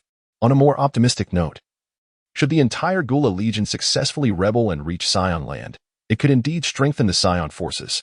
However, concurrently, Gula might, out of fear of the Saiyan's burgeoning power, retreat into the shadows to secretly enhance his own strength.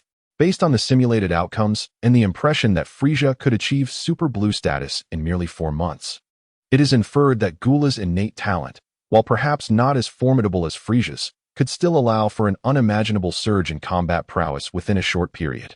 Thus, this reward must be declined, at least for now, to avoid alarming Gula. In that case, one would have to be constantly vigilant against Gula, who might not be easily defeated. The enemy lurking in the shadows, while one remains exposed, is a perilous predicament. After a moment of contemplation, Saiyan earnestly analyzed the situation and resolved not to choose the final reward, instead opting for the initial one. A chime echoed, signaling the success of the selection. Congratulations, host. You have acquired 12 proficiency points in the secret technique of refining the divine. These 12 proficiency points have been duly added to the secret technique of refining the divine. With a mere thought, Saiyan summoned the personal information panel. Name: Saiyan. Age: 3. Qualification: superior talent, giant ape characteristics, substantial appetite with robust digestion, combat power increases post-recovery.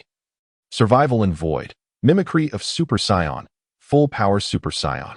Super abilities: telekinesis, sphere of confinement mental power, 18 combat power, 66, 184. 600 secret techniques, potential guidance, entry level 31, 100, instantaneous movement, entry level 45, 100, refining the divine, proficiency 25, 571.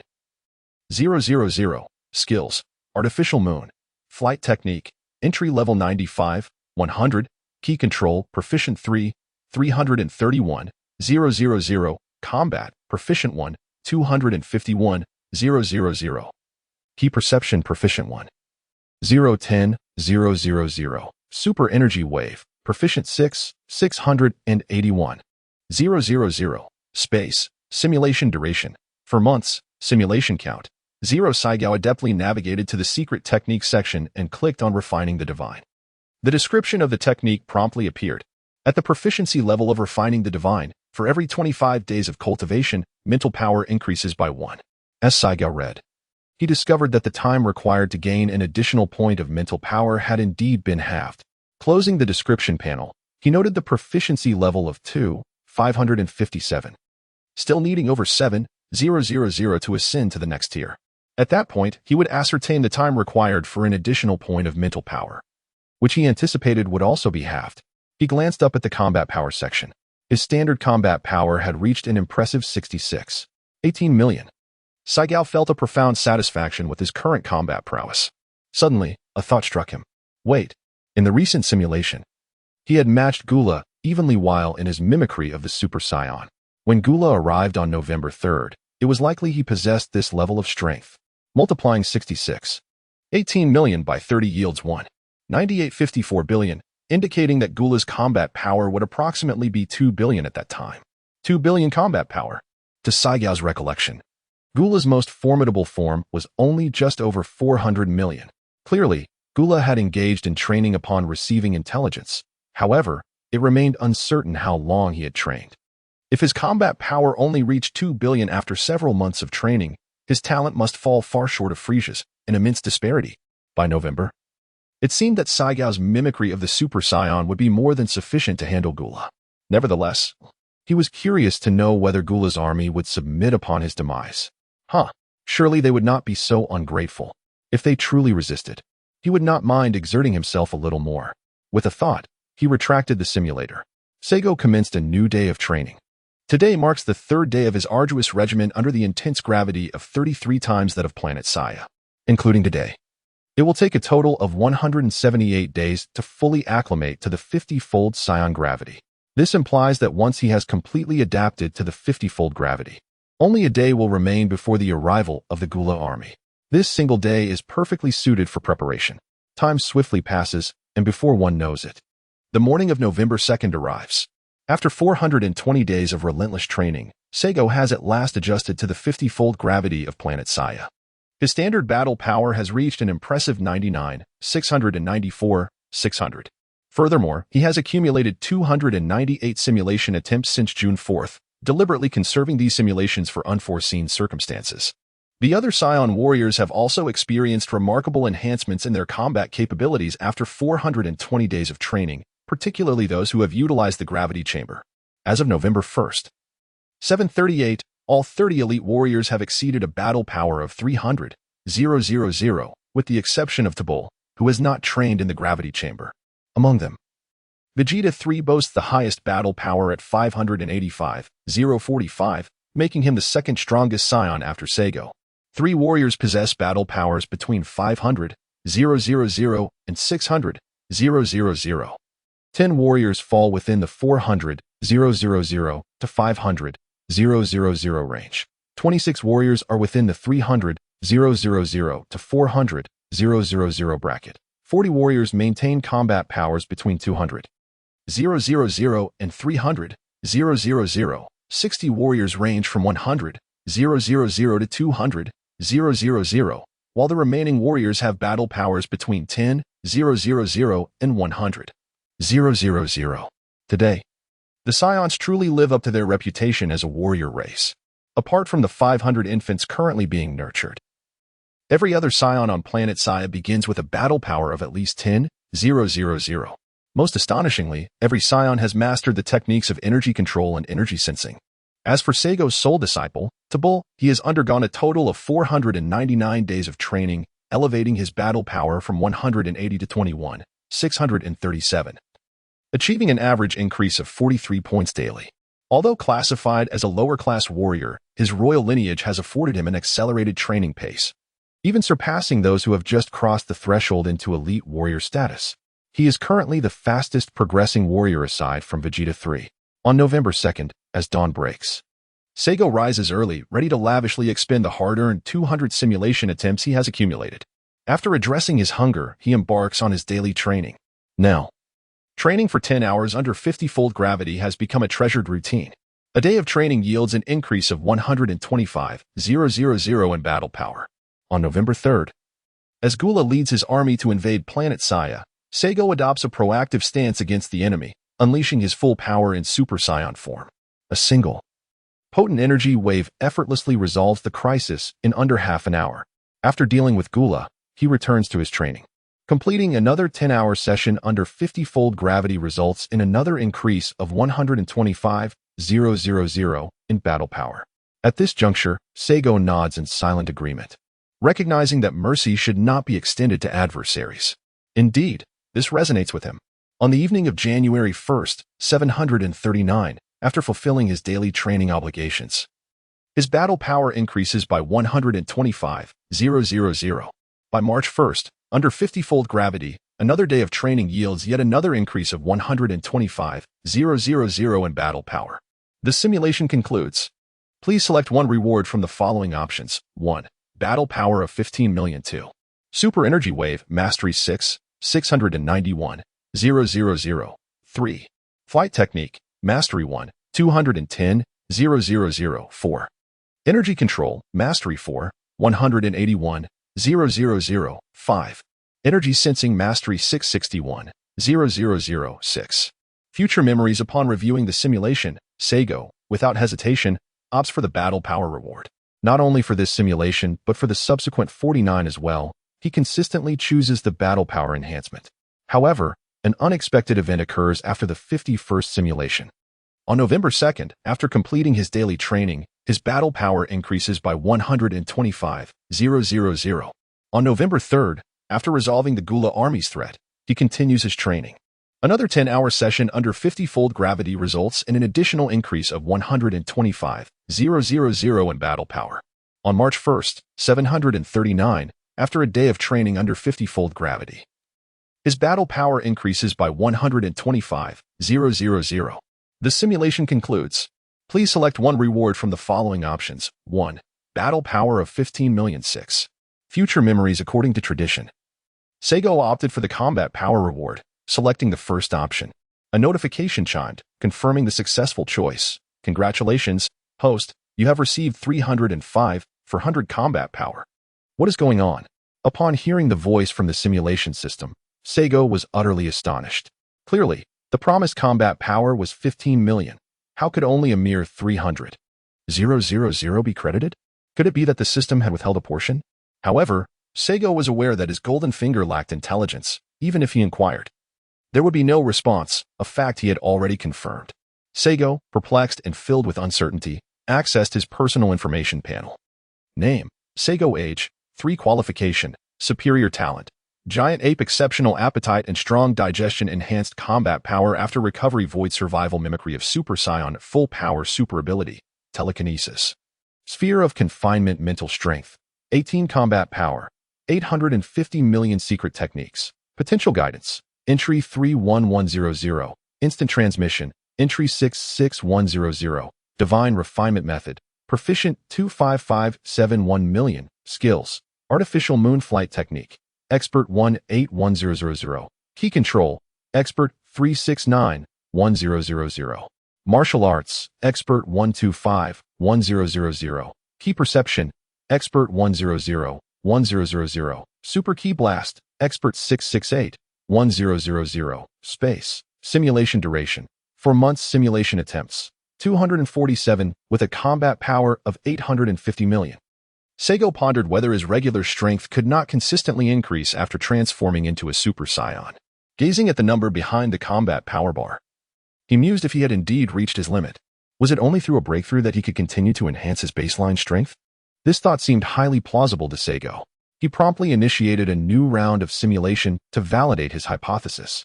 On the morning of November 2nd, equipped with the latest detection device, he measured his combat power and discovered it stood at 850 million.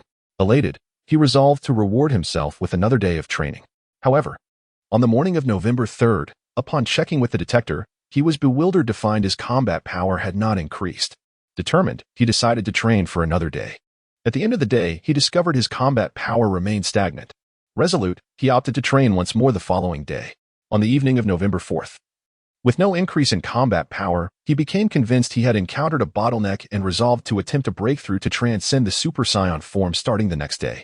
On November 5th, after several attempts, he effortlessly succeeded in breaking through to Super Saiyan 2, causing a tremendous uproar on planet Saiyan. Broly was nearly provoked by the immense aura emanating from him, triggering his competitive and combative instincts linked to his bloodline. Fortunately, Saigo did not maintain the Super Saiyan 2 transformation for long. Broly, fearful, immediately informed him of the potential disaster he had narrowly avoided, leaving Saigo astounded as he realized the implications of his near catastrophe. He understood that Broly was unsuitable for prolonged stays on planet Saiyan without possessing adequate mental strength, particularly when near those who had transformed into Super Saiyans. Thus, The realization dawned upon him. Saigo murmured, I comprehend now. The Super Saiyan form also possesses a baseline limit. Without breaking through this limit, combat power will not increase. No wonder, after the last simulation, despite selecting combat power rewards, his total combat power had not risen. This must be what the original narrative referred to when describing Goku's assertion about the Super Saiyan's ultimate full power state, where no further progress was achievable. It is little wonder he remarked that even in Super Saiyan form, training would yield no advancement. The truth was that once the limit was reached, one could not enhance their combat power without a breakthrough. Saigo was confident in his assumptions. Chapter 33, Achieving Super Saiyan 2. However, he did not dare to be careless regarding Broly's near transformation into Super Saiyan 2, which almost led to a rampage. He firmly etched this concern in his mind. He continued reading. On November 6th, you trained in the gravity chamber for a day, resulting in a power increase of 250,000. Oh, the training speed has remarkably doubled. Saigo calculated mentally, exclaiming in delight, this is splendid. Initially, he felt the training speed was somewhat sluggish, but now, with a daily increase of 250,000 in power, it was certainly satisfactory. With a joyful heart, he pressed on. On November 9th, you ventured out with Broly in search of methods to rapidly enhance mental strength, targeting the planet Adatella first. On December 9th, you successfully arrived at the planet Adatella and sought the wisdom of the elder of the Adatella people regarding any swift methods to augment mental strength. Regrettably, there were none. And you, along with Broly and Frieza, had to take your leave. On January 13th, 739, you reached the planet Kanasha. Still, you found nothing of what you sought. Upon realizing that most races in the universe spoke the universal language, you decided to split into two groups. Frieza would venture alone while you and Broly would form another party. On February 25th, you successfully arrived at Namek and managed to enhance Broly's mental strength, not by wishing on the Dragon Balls, but through a special technique of mental fortification from the elder of the Namekian people. As a token of gratitude, you forged an alliance with the Namekians and instantaneously returned to planet Saya to provide them with 7 gravity chambers to bolster their strength. You decided to remain on Namek for further cultivation. On February 28th, Broly requested to increase the gravity multiplier to 3 times. You were astounded and envious of Broly's terrifying adaptability. After confirming multiple times that he had fully acclimated to the twofold gravity, you agreed to elevate the gravity to 3 times that of planet Saya the following day. On March 1st, you trained under 3 times the Saiyan gravity for a day, resulting in a power increase of 15,000. This simulation has concluded. Please select one reward from the following options. 1. Power level of 845,002. Super Saiyan 2 Form 3. Future Memories 4. Alliance with the Namekian people. Upon reviewing the 4 available rewards, the protagonist decisively opted for the Super Saiyan 2 form. I choose the second one. A chime sounded, signaling the successful selection. Congratulations, host, on acquiring the Super Saiyan 2 form. Please check the talents section for further details. Under the immense pressure, the thought of training in the gravity room for an hour surged within me. I promptly accessed my personal information panel, scrolled down to the talent section, and selected the Super Saiyan 2 transformation. A brief explanatory box appeared, detailing that Super Saiyan 2 is a term denoting a Super Saiyan who has transcended the original form. In this state, one possesses double the battle power of a Super Saiyan and a staggering 100 times in their base form. It is only by surpassing the Super Saiyan 2 transformation that a Saiyan can further enhance their base combat power. Thus, a Saiyan must ascend to the next form to continue their growth, lest they remain stagnant for eternity. Indeed, it was as I suspected. Finally, the weight on Saigo's heart was lifted as he discovered the reason behind the issue. No matter the mistakes made, the system could not be at fault. Simultaneously, Saigo realized that he could no longer indulge himself. He must strive to enhance his strength. In the event of an unforeseen circumstance where Broly suddenly loses control, his Super Saiyan 2 power would be utterly insufficient. Unless he could eliminate the Berserk Broly outright, he would only grow stronger, and ultimately, he too could meet a dire fate. Saigo was determined to prevent such a scenario from occurring. After taking some time to adjust his emotions, he embarked on a new round of simulations. This time, upon concluding the simulation, the figure behind his combat power no longer read 850 million. But instead increased to 880 million. As anticipated during the simulation, after surpassing Super Saiyan 2, his base power could continue to rise. In the subsequent simulations, He once again opted for combat power rewards. Having utilized a total of 53 simulations so far, he still had 245 simulations remaining. Once all simulation attempts had been exhausted, his combat power experienced a dramatic transformation. Name: Saigo Combat Power. 8. 23 billion simulation attempts. 0 now. He need not transform into Super Saiyan or Super Saiyan forms. He could easily deal with cooler. Satisfied with the numbers displayed in his combat power panel, Saigo tucked it away. He then summoned Bardock and Tabul to facilitate Saigo's needs. Vegeta 3 arranged for 2 teams to take turns guarding the royal palace. One team would stand watch during the day, while the other would take over at night. Always on standby from 8 to 8. When sending Kakarot to Earth, Vegeta 3 must have learned of Saigo's intention to take Broly as his disciple from Paragus. He mustered the courage to present Tabul before Saigo, who ultimately agreed to accept Tabul as a pupil. However, Saigo had refrained from allowing Tabul to train in the gravity chamber, curious to see his reaction. As time passed, Tabul had not voiced a single complaint. Given his disposition, the S cells within him were undoubtedly proliferating rapidly. Once he achieved a certain level of combat power, transforming into a Super Saiyan would likely be effortless. Summoning him was merely to initiate gravity training. Soon, Bardock and Tabul arrived at the royal palace. Your subordinate pays respects to King Saigo. Your disciple pays respects to the master. Both were filled with excitement upon receiving Saigo's summons. For it had been 420 days since anyone had been called by him. Saigo, in his previous life, was a quintessential homebody, seldom venturing outside unless necessary, preferring to immerse himself in training. For Saigo, 420 days confined indoors was a mere trifle, especially as he reveled in the joy of training. Even if it became somewhat monotonous, he was certainly capable of persevering.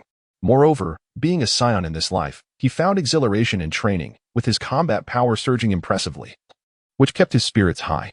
For 120 days, a little more time would pose no issue. Do not stand on ceremony. Saigo gestured for them to rise, and continued. Bardock, step forward. Though puzzled, Bardock complied without hesitation. Saigo levitated gracefully into the air, urging, do not resist or panic, for it would disrupt the incantation. He extended his hand, poised to rest it upon Bardock's crown. Upon witnessing this, Bardock realized that King Saigo intended to place his hand atop his head. In response, he knelt on one knee, exclaiming, Your Majesty, it suffices for me to simply crouch. Saigo's face radiated with joy as he contemplated. My determination to transform the Saiyans has not been in vain. With proper guidance, the savage label will no longer tarnish the Saiyans. He reminded himself to remain calm, regardless of what transpired. As Saigo descended and stood upon the stone slab, he placed his right hand on Bardock's head and spoke. Yes, I understand, Bardock replied solemnly. His expression serious, yet devoid of any fear, as he presumed Saigo intended to conduct some form of experiment. Saigo closed his eyes, activating the secret technique of potential guidance. Chapter 34. The 9 Honors and 9 Disgraces of the New Era Saiyan. A second elapsed. Bardock felt no change within himself. 2 seconds began. Bardock distinctly sensed his energy spiraling out of control. The previously suppressed aura suddenly surged forth, escalating at an astonishing speed that left him incredulous. Boom. A formidable energy erupted explosively from Bardock's body. Below the platform, Tabul felt an immense pressure in an instant, as he attempted to unleash his own energy and resistance. He was swept away by a violent gust of energy, barely managing to halt his momentum at the entrance of the royal palace. At that moment, the rotating guards stationed outside the palace rushed in, and upon seeing Tabul, one inquired, Tabul, what is happening inside? As he spoke, his gaze ventured inward, discovering King Saigo and Captain Bardock seated upon the throne, with the source of the overwhelming energy being none other than Captain Bardock himself. This revelation astonished the guards. They had not anticipated Captain Bardock's strength to have escalated to such heights. Tabul gazed in awe toward the platform deep within the palace, his eyes brimming with envy, and replied, It's nothing. King Saigo is experimenting with a certain technique. You may leave now. Inform others not to panic. Just say it is an experiment by King Saigo. Very well. If anything occurs with Saigo, Tabul, do remember to call us. We shall remain outside. We withdraw. Logically speaking, the rotating guards possessed combat power in the hundreds of thousands and need not be so courteous to Tabul. However, he was the first and only disciple of King Saigo to date. Moreover, he was the beloved son of Captain Vegeta 3. Due respect was certainly warranted.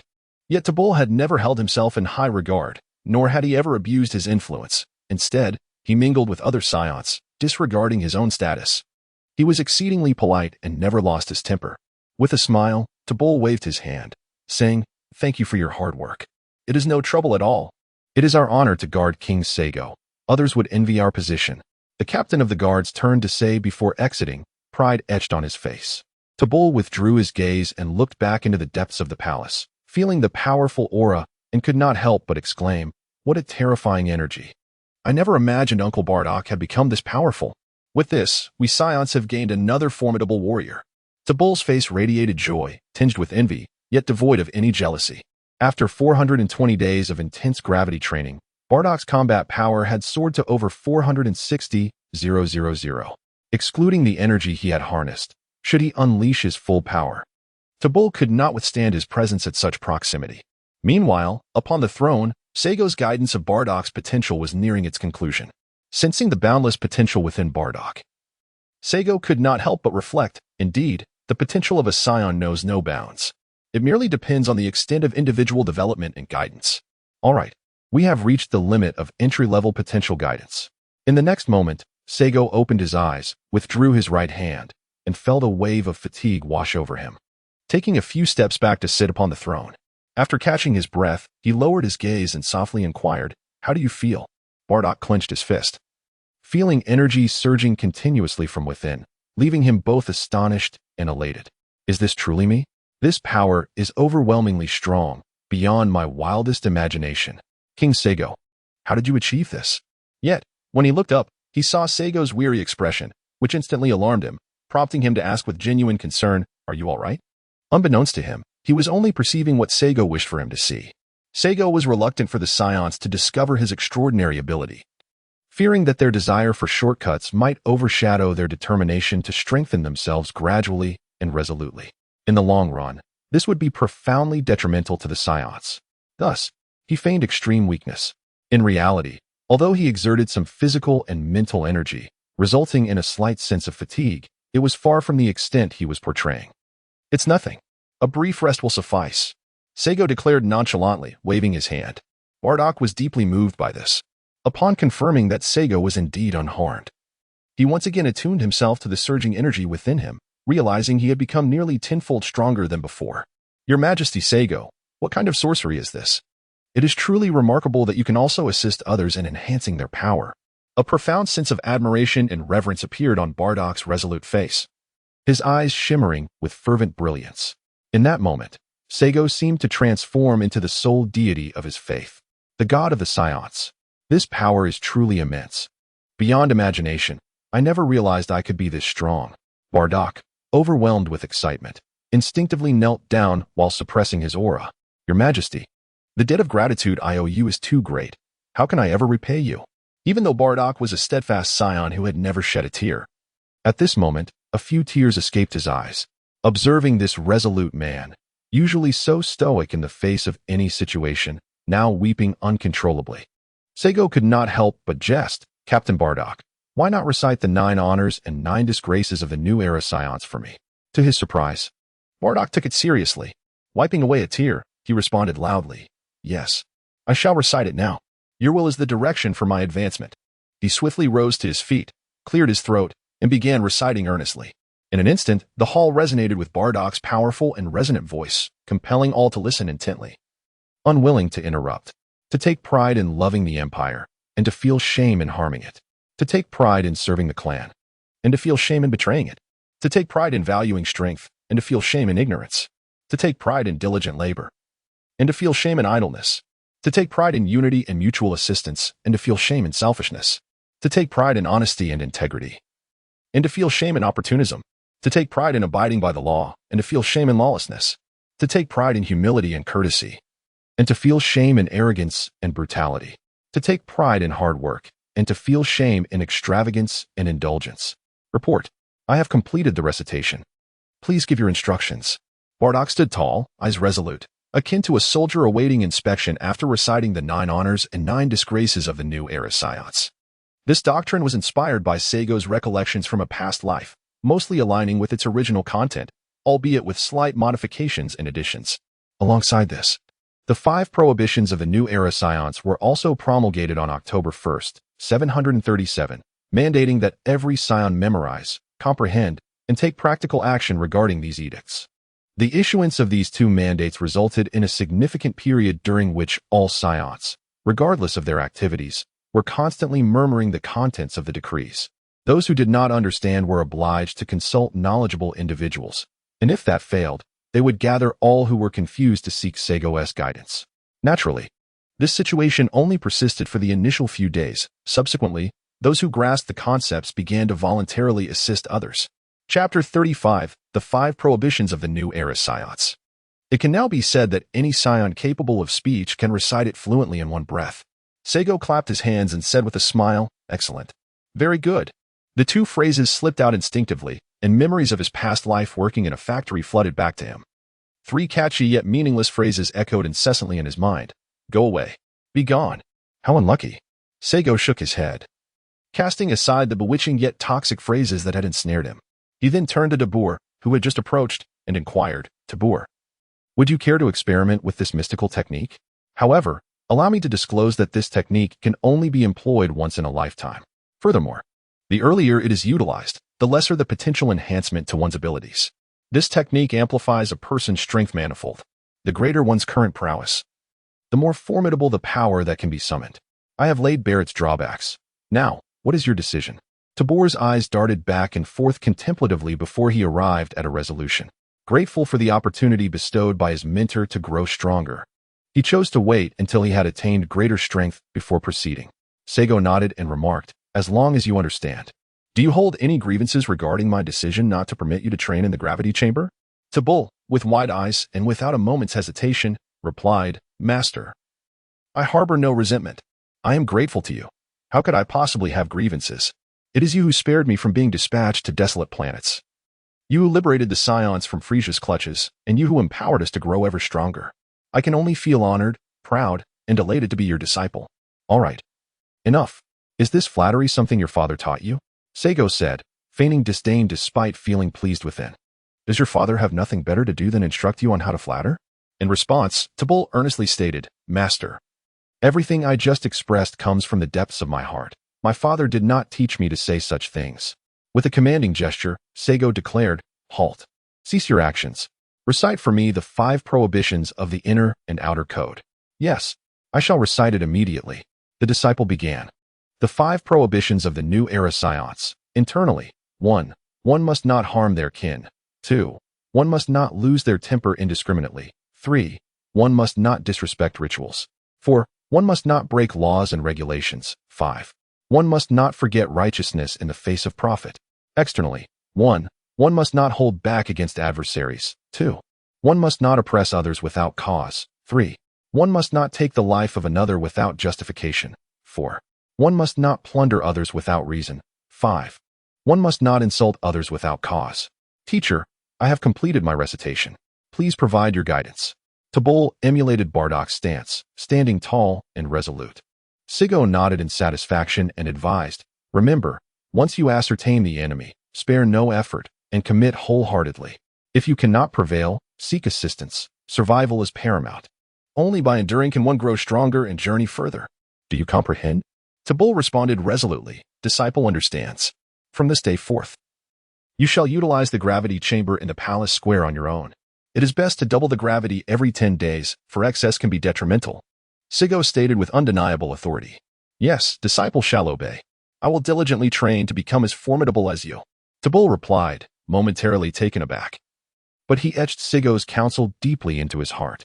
Observing the diminutive figure before him, one who bore the immense responsibility of the entire Saiyan race, Seigo felt a sense of stooped weariness. Tabor silently vowed to train earnestly, determined not to disappoint him. In due course, he hoped to alleviate some of Seigo's burdens. Upon hearing Tabor's response, Seigo was not the only one pleased. Even Bardock cast a glance of approval his way. Captain Bardock, do attempt to transform into a Super Saiyan now.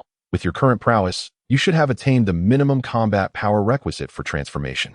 By the way, have you assessed your combat power before arriving? Seigo directed his gaze towards Bardock. At the mention of the possibility of transformation, both present individuals perked up.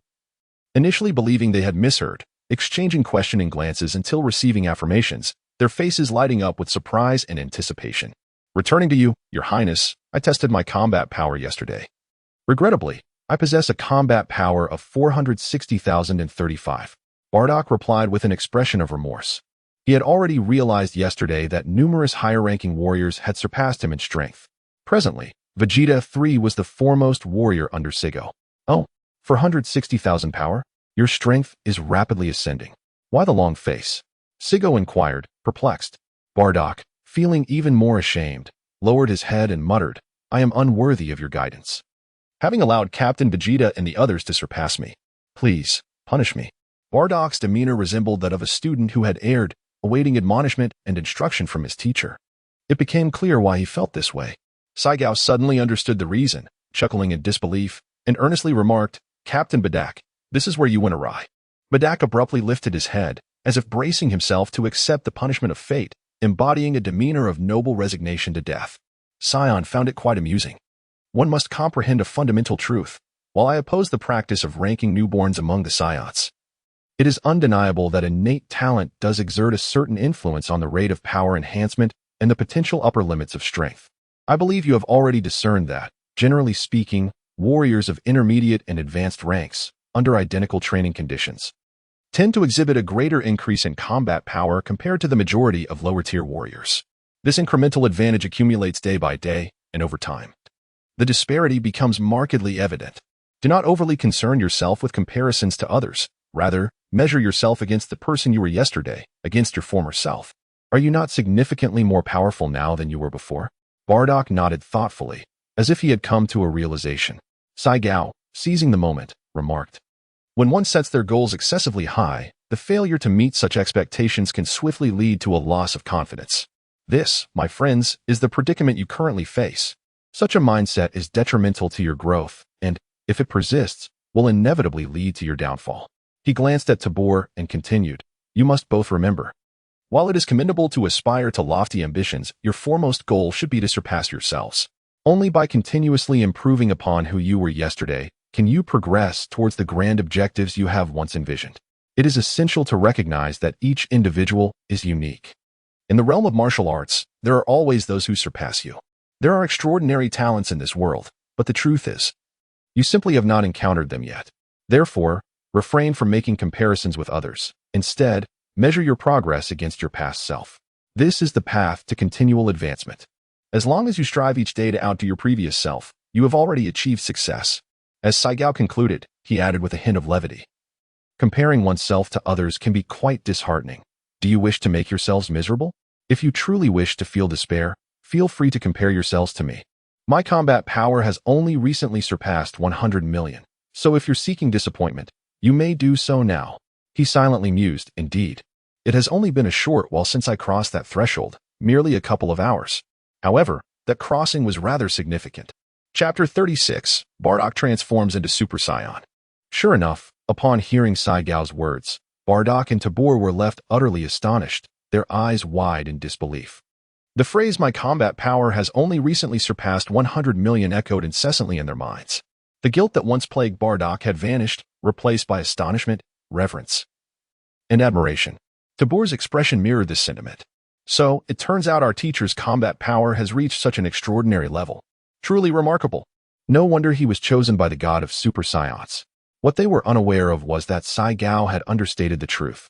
Had he revealed the entirety of his strength, it would likely have caused them sheer terror. Teacher, your prowess is astounding. Having surpassed 100 million, Tabor exclaimed earnestly, his eyes shining with fervor. Bardock, too, felt a surge of admiration, though he remained silent. His gaze radiated unwavering respect and gratitude towards Saiyan. In that moment, he experienced a profound realization.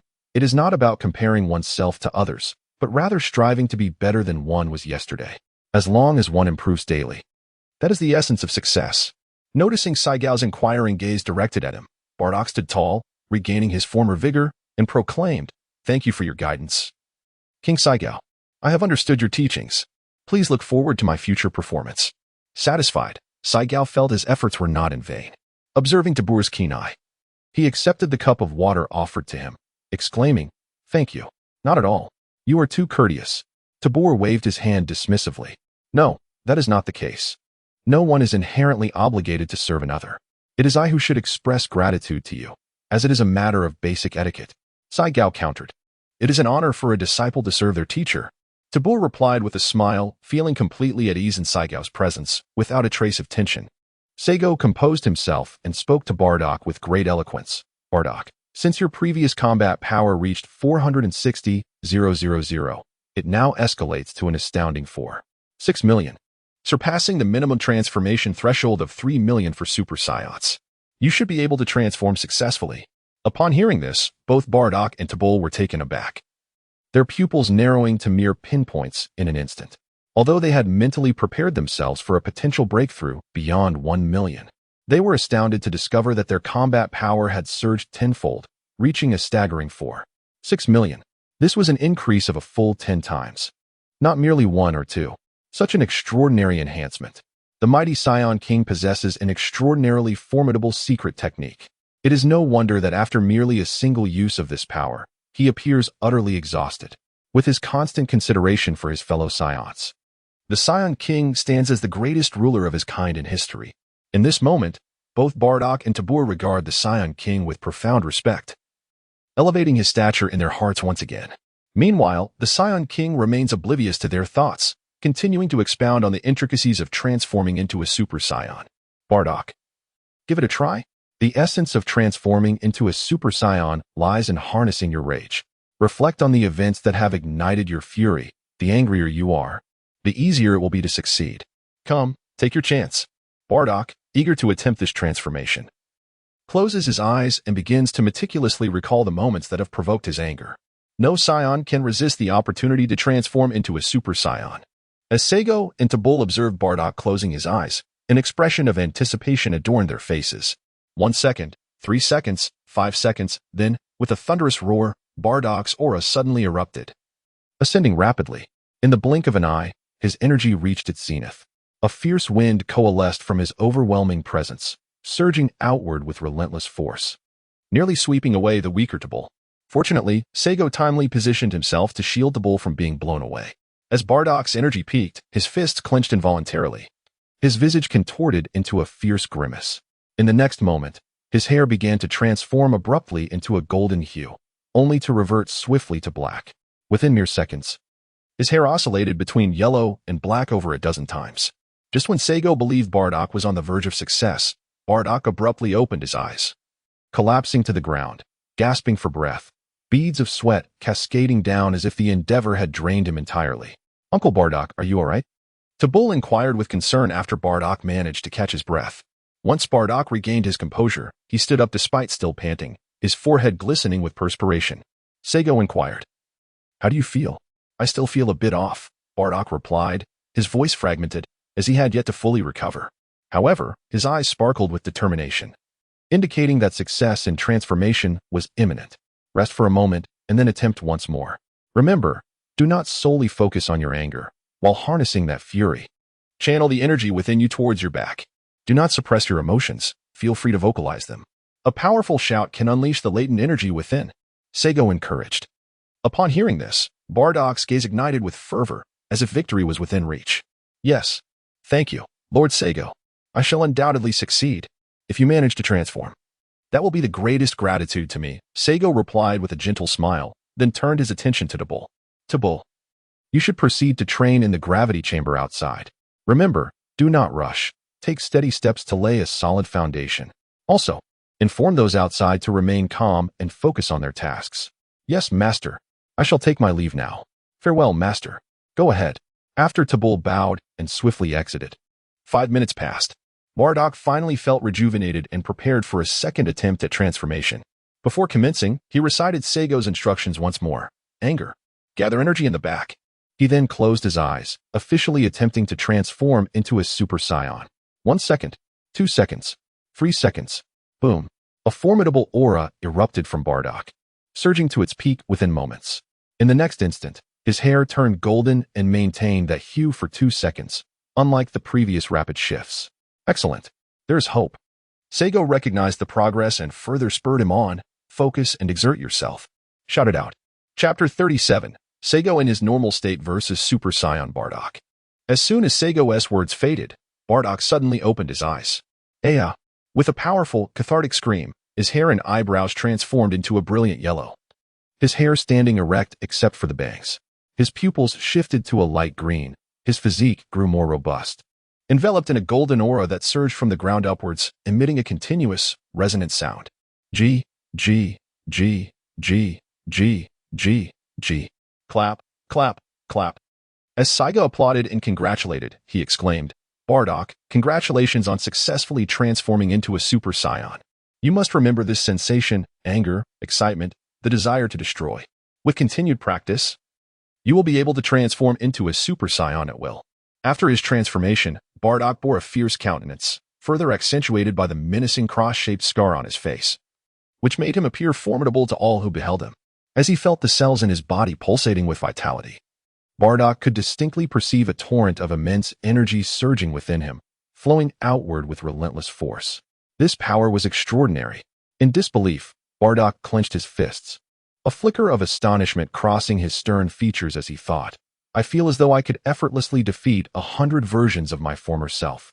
Saito explained, Captain Bardock, have you forgotten that upon transforming into a Super Saiyan, our combat power increases 50-fold? This implies that in your current Super Saiyan form, your battle strength exceeds 200 million.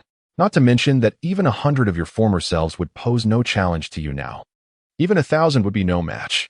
Saito, might you offer guidance to your subordinate on mastering the Super Saiyan form? Observing Bardock's eager demeanor, Saito felt a surge of competitive spirit, likely stirred by the Saiyant's innate warrior instincts. Certainly, let us proceed outside, preferable in the skies, to avoid damaging planet Vegeta. I am exceedingly grateful for your teachings. After you. Thus, Saito and the Super Saiyan Bardock soared from the royal palace, ascending toward the heavens. Their astonishing speed went unnoticed by the guards stationed at the palace. Above the palace, in the stratosphere, Saito and Bardock faced each other from a distance. Aren't you planning to transform into your Super Saiyan form? Bardock inquired, noticing Saito had yet to assume his transformed state. Let us commence. Do not hold back. See if you can provoke my transformation into a Super Saiyan, Saito beckoned with a smile. With a surge of determination, Bardock, in his Super Saiyan state, was suddenly consumed by a fiery rage at the thought of being underestimated. Clenching his fists tightly and without uttering a word, he charged towards Saito with all his might. In the blink of an eye, he appeared to Sato's left side, unleashing a powerful attack aimed squarely at Sato's left cheek. Bang! Saito effortlessly thwarted Bardock's assault, or rather, he did not move an inch, absorbing the powerful punch with his face. Initially, Bardock reveled in his success as he struck Saito, a smirk forming at the corner of his mouth. However, to his astonishment, Saito remained completely unscathed, showing no signs of injury whatsoever. What? Bardock gasped. His smile vanishing in an instant, his eyes nearly bulging as he instinctively distanced himself from Saito. Your aim is commendable, Saito remarked, turning to him with a grin. Offering praise, he then shifted his tone, adding, Yet, your strength leaves much to be desired. With a beckoning gesture, he provocatively challenged, Come, continue, and hit harder. In that moment, Saito seemed possessed by a mischievous spirit, exuding an unmistakable air of provocation. Saito, you underestimate me, Bardock retorted, unable to tolerate such taunts, and charged forward once more, roaring in anger. The resounding clashes echoed like thunder in the sky, and as the previously overcast heavens transformed into a clear expanse, numerous inhabitants of the Saiyan planet soared into the air, eager to witness the battle between Saito and Bardock up close. Through their aura sensing, they discerned that the combatants high above were indeed Saito and Bardock. They were perplexed by the sudden surge in Bardock's energy, igniting their curiosity to uncover the truth. When they finally discerned the identities of the fighters, they were left in disbelief, unable to trust their own eyes. Bardock had transformed into a Super Saiyan, not Saito. Even more astonishing was the fact that Saito, in his base form, could hold his ground against Bardock's Super Saiyan state, seemingly gaining the upper hand. Heavens! How did Captain Bardock become a Super Saiyan? Has he truly achieved that form? The incredulity was palpable. Just yesterday, during the power assessment, Bardock was only at 460,000 battle power. How could he suddenly transform into a Super Saiyan today? Have you forgotten the overwhelming energy that erupted earlier? Now that I think about it, that energy felt remarkably similar to Bardock's. Someone suggested. I thought it was Saito experimenting with a new technique. Who would have guessed it was Captain Bardock? It's no wonder you all are so inept at sensing energy. I knew it was Bardock from the start. Though I'm still perplexed as to how he achieved his Super Saiyan form. Are you looking down on us? Another chimed in. Oh, are you trying to sow discord among our kin? I will report you for undermining our unity. Wait. I don't even recall what I just said. Brother. Dear brother, just let my words go. I beg you. I cannot bear the weight of the 9 honors and 9 shames of the new era Saiyans any longer. It's overwhelming. All right. Since you sincerely apologize, I shall spare you this time. We Saiyans must be united. Indeed, unity is essential. Brother, you are my true brother. Thank you for your generosity. Enough bickering. Focus on the battle. This is a rare opportunity for observation. You can learn much from it. Hey, Seigo's uppercut was magnificent. Ouch. Just watching it makes me wince. The Saiyan warriors, both airborne and grounded, were left awestruck by the intense battle unfolding above, surpassing their wildest imaginations. Is this the power of a Super Saiyan? Is this the might of King Seigo? To suppress Bardock in his Super Saiyan form while remaining in his base state is simply extraordinary. If King Seigo were to transform into a Super Saiyan, how powerful would he become? I cannot even fathom it. Vegeta 3, suspended in the air, suddenly recalled something and turned to his son, Tabor, asking, Tabor, do you know why Captain Bardock has suddenly transformed into a Super Saiyan? Can you enlighten me? Once a formidable king, Vegeta 3 now approached his own son with an almost pleading tone, aware of the rift that had developed between them since he decided to send Tabor to a distant planet. Vegeta 3 felt a deep sense of remorse and yearned to mend their relationship. Sorry, I cannot tell you that, father, Tabor replied without looking back. His tone casual and indifferent. Though he uttered the word father, it bore little emotional weight. Then, may I inquire, if Captain Bardock can transform into a Super Saiyan? Do I have a chance as well? Vegeta 3 sighed, a hint of anxiety coloring his voice. This time, Tabor finally turned to face him, fixing him with a penetrating gaze. If you still wish to reclaim the throne, even if you become a Super Saiyan, I will stand in your way. No. Son, you misunderstand me. I have no such intentions. Vegeta 3 exclaimed, alarmed by Tabor's words, hastily gesturing to reassure him. Once he confirmed that no one else was paying attention, he lowered his voice and cautioned, Son, you must not speak such things lightly, understand? I wholeheartedly support King Seigo as our leader. My sentiments towards others are quite different. Tabor scrutinized him for a few seconds, sensing no deceit, and replied, It's best that way. If you desire to become a Super Saiyan, it's crucial to maintain a calm mindset in your daily life. Once your battle power reaches a certain level, you should attempt the transformation multiple times. Maintaining a calm mindset and achieving a certain battle power, I understand those concepts. But I remain unaware of the transformation method. Vegeta 3 sought to ascertain the specifics of the Super Saiyan transformation. To learn the exact method from me, father, is futile. When the time is right, I believe the teacher will reveal it to you. Tabor, fully aware of Vegeta 3's intentions, dropped this remark before decisively turning away to continue observing the battle. Son Vegeta 3 hesitated, wishing to place a hand on Tabor's shoulder but ultimately refrained. Letting out a resigned sigh as he rejoined the spectators, his eyes filled with longing. Half an hour later, in the stratosphere. Enough. This ends here. Seigo declared after successfully parrying Bardock's onslaught. He gestured for Bardock to look below, indicating that the spectators had lost interest in their training. Bardock, gazing at Seigo, who stood unharmed and without even a bead of sweat, could only imagine the shock and disbelief brewing within him. Sae Gao Wang is indeed formidable. My current level of strength is utterly insufficient to command his earnest attention. Bardock mused that Saiyan King should feel a sense of satisfaction for being able to train with him for such an extended period. With this thought, he quickly returned to his usual demeanor. Saiyan King, your prowess is truly remarkable. Despite my utmost efforts, I find myself utterly ineffective against you. At that moment, Bardock's face bore the marks of battle, bruised and battered, yet he remained unfazed, his eyes brimming with admiration and longing, tinged with a hint of bitterness. Saiga consoled. Great strength is not achieved overnight. As long as you persist, you will eventually reach my level. I have faith in your capabilities. Rest assured, I shall not disappoint you. Bardock replied with a look of aspiration. That is splendid, Saiga remarked, glancing at the throng of tiny figures below, feeling a slight headache brewing. Captain Bardock, shortly you must explain matters to those individuals down there. Remember, do not reveal my secret techniques or the secrets of transforming into a Super Saiyan. As for everything else, you may convey it as you wish. Having spoken, Saiga vanished in an instant, leaving no time for Bardock to respond. Hey, you're... Bardock's words trailed off as he found himself staring into an empty space. A gentle breeze swept past. Bardock's eyes widened, his pupils constricting. A storm of emotions churning within him. What speed is this? I can barely discern any trace of movement.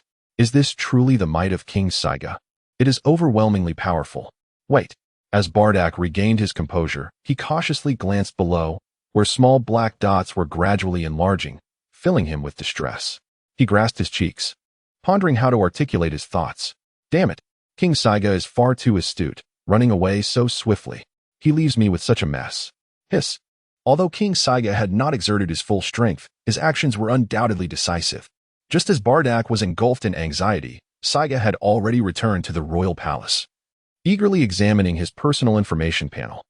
Name: Saiga. Age: 3. Qualification: superior talent, grade ape appetite, large with strong digestion, void existence, mimetic, Super Saiyan, full power, Super Saiyan second form abilities, telekinesis. Sphere of confinement, mental power, 18. Combat power, 8. 23 billion secret techniques, potential guidance, beginner 32, 100, instantaneous movement, mastery 701,000, divine refinement technique, proficient 2, 557. 100, skills, artificial moonflight technique, mastery 1, 251,000, key control, mastery 2, 351,000, martial arts, mastery 2, 001. 000, key perception, mastery 1, 851. 000, super key wave, mastery 6, 681, 000, space, simulated time, 4 months simulation count, 0. Quite satisfactory. The proficiency of my martial skills has significantly increased. I am merely 800 points away from achieving a proficient level. Flight technique and key control have also improved considerably.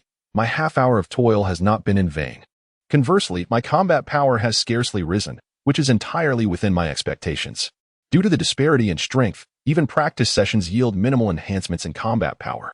It can be said that the recent battle primarily served to hone Bardock's experience and skill proficiency. Otherwise, it was merely a training session for him. With time still on his side, Saiga resolved to finish his training before discussing preparations for the battle against Gula. Concluding his musings, he dove headfirst into the gravity chamber. At that moment, within the palace courtyard, 2 gravity chambers stood, likely delivered by Tabul moments ago. A day of arduous training yielded an increase of 250,000 in combat power. As night fell, the clock struck 9. Saigo summoned Bardock and Vegeta 3. Despite the late hour, his summons indicated a matter of great importance that he wished to discuss with them. Saigo sat facing the two, his opening remarks sending a chill down their spines. Seizing the opportunity, Vegeta 3 eagerly responded, leaving no chance to showcase his readiness. Your Majesty Saigo, whatever the matter may be, please command us. I shall devote myself entirely to the task. Saigo was aware of the hidden intentions in his heart, merely seeking to inquire about how to transform into a Super Saiyan and discover methods to dramatically enhance his combat power. In response, Saigo feigned ignorance. Saigo, if there is something you wish to discuss, please speak plainly, Bardock said, his expression grave, suspecting that what Saigo was about to reveal was of considerable significance. Saigo spoke in a deep voice, instructing, prepare the warriors for battle tomorrow. We may face a formidable conflict. Based on the events depicted in the simulations, Saigo surmised that since Gula had personally conducted training, there was no reason for his subordinates to remain idle. They too must have undergone rigorous exercises. Given Gula's intensity of training, it was reasonable to assume that the soldiers of the Legion had not been subjected to any lesser regimen. Gula had managed to elevate his ultimate combat strength to 2 billion in a remarkably short span of time, implying that his 3 trusted lieutenants possessed combat capabilities in the hundreds of thousands at the very least, if they do not transform into giant apes. Tomorrow indeed promises to be a challenging engagement. Chapter 39, The Assault of Gula and the Gula Legion. A challenging engagement? Will there be an invasion upon us tomorrow? Or are we to initiate an incursion upon others? Vegeta 3 still retained, to some degree, a mindset rooted in survival through plunder. Saigo shot him a fierce glare, admonishing him to refrain from thoughts of invading others. Is self-reliance not a commendable pursuit? If one aspires to ascend to the status of a Super Saiyan swiftly, it is imperative to relinquish any notions of plundering from others. Vegeta 3, feeling a tinge of shame, scratched his head, recalling that Saigo detested the idea of aggression, especially when it involved suggestions to conquer other planets. According to my unique abilities, an invasion of our Saiyan planet by the Gula Legion is imminent tomorrow, and their strength cannot be underestimated, with numbers reaching into the hundreds of thousands. The leader of this formidable force is a being named Gula, a frost demon of unparalleled power, far surpassing Frieza and King Cold. We must remain vigilant. Noticing Saigo's grave expression, Bardock and Vegeta 3 also wore solemn faces, especially upon hearing of the enemy's overwhelming numbers. The ability to command such a vast legion indicates extraordinary strength, far exceeding that of Frieza and his forces. Seeing them fall into silence, Saigo continued, "Tomorrow we shall employ the Great Ape strategy. Let us minimize our losses. You must make arrangements at once." "Yes, we shall attend to it immediately." Bardock and Vegeta 3, finally snapping back to reality, responded in unison. "We take our leave. Please rest well." With the experience of the previous encounters, Bardock and Vegeta 3 held unwavering faith in Saigo's precognitive abilities. Yet, as they departed, their faces betrayed their deep concerns, clearly shaken by the scale of the impending threat. Frieza's legion numbered merely in the tens of thousands, while they now faced an adversary with hundreds of thousands, an entirely different echelon. It would indeed be remarkable if they were not apprehensive. In the pitch-black expanse of space, Gula received intelligence from his mech unit leader, Frieza, regarding the immense combat power erupting from planet Vegeta. A combat power of 230 million? Humph. This must be his base level. It is quite probable that he possesses a special technique to temporarily elevate his power to 800 million. A mere 800 million combat power? With my current might, I could crush him with a single finger. Humph. I initially thought I could only reach 1 billion. But it seems my talent is far more formidable. I have made such progress in less than 2 months. Frieza, command the troops to advance at full speed. I wish to see every wild monkey on planet Vegeta extinguished by tomorrow. Gula sat upon his throne, exuding disdain as he issued his orders. "Yes, my king." The golden-haired Frieza placed his right hand over his heart and departed. "Humph. My father always claims that my foolish brother possesses the greatest talent in our race's history. In my view, the one with the greatest potential is me, King Gula. Let them all perish. Then the universe will have but one emperor, myself." Early the next morning, after simulating and selecting rewards, Saigo could not suppress a smug and slightly sinister smile. I can hardly wait to see Gula's expression when this reward is unleashed. He. An hour and a half later, Gula's massive fleet of spaceships finally arrived in the outer space of the Saiyan planet. "King Gula, shall we land directly?" "No. Captain Frieza, order the fleet to circle the planet. Let us terrify this pack of filthy monkeys." "Yes, my king." "Attention all units. Execute a full orbital flight before landing. Acknowledge receipt. 1-1 received. 2-2 received. Completed. 1-1 received. 3-3 received. Completed. 1-1 received. 4-4 received. Completed. 1-1 received. 15-15 received. Completed." 15 large spaceships formed a long arc, orbiting the Saiyan planet. After completing a full revolution, they began to breach the atmosphere. "Is this a demonstration?" Saigo, standing atop the palace, sensed the Gula Legion's flight path and felt quite speechless. He realized that in this world, not only Saiyans revel in ostentation, but even those with a modicum of strength are equally fond of flaunting. In my previous life, they would undoubtedly be crowned the kings of surfing. Logically, with Gula Legion's technological prowess, there would be no need for such unnecessary circling. They could land without issue. It was evident that Gula's intention was to intimidate and assert dominance.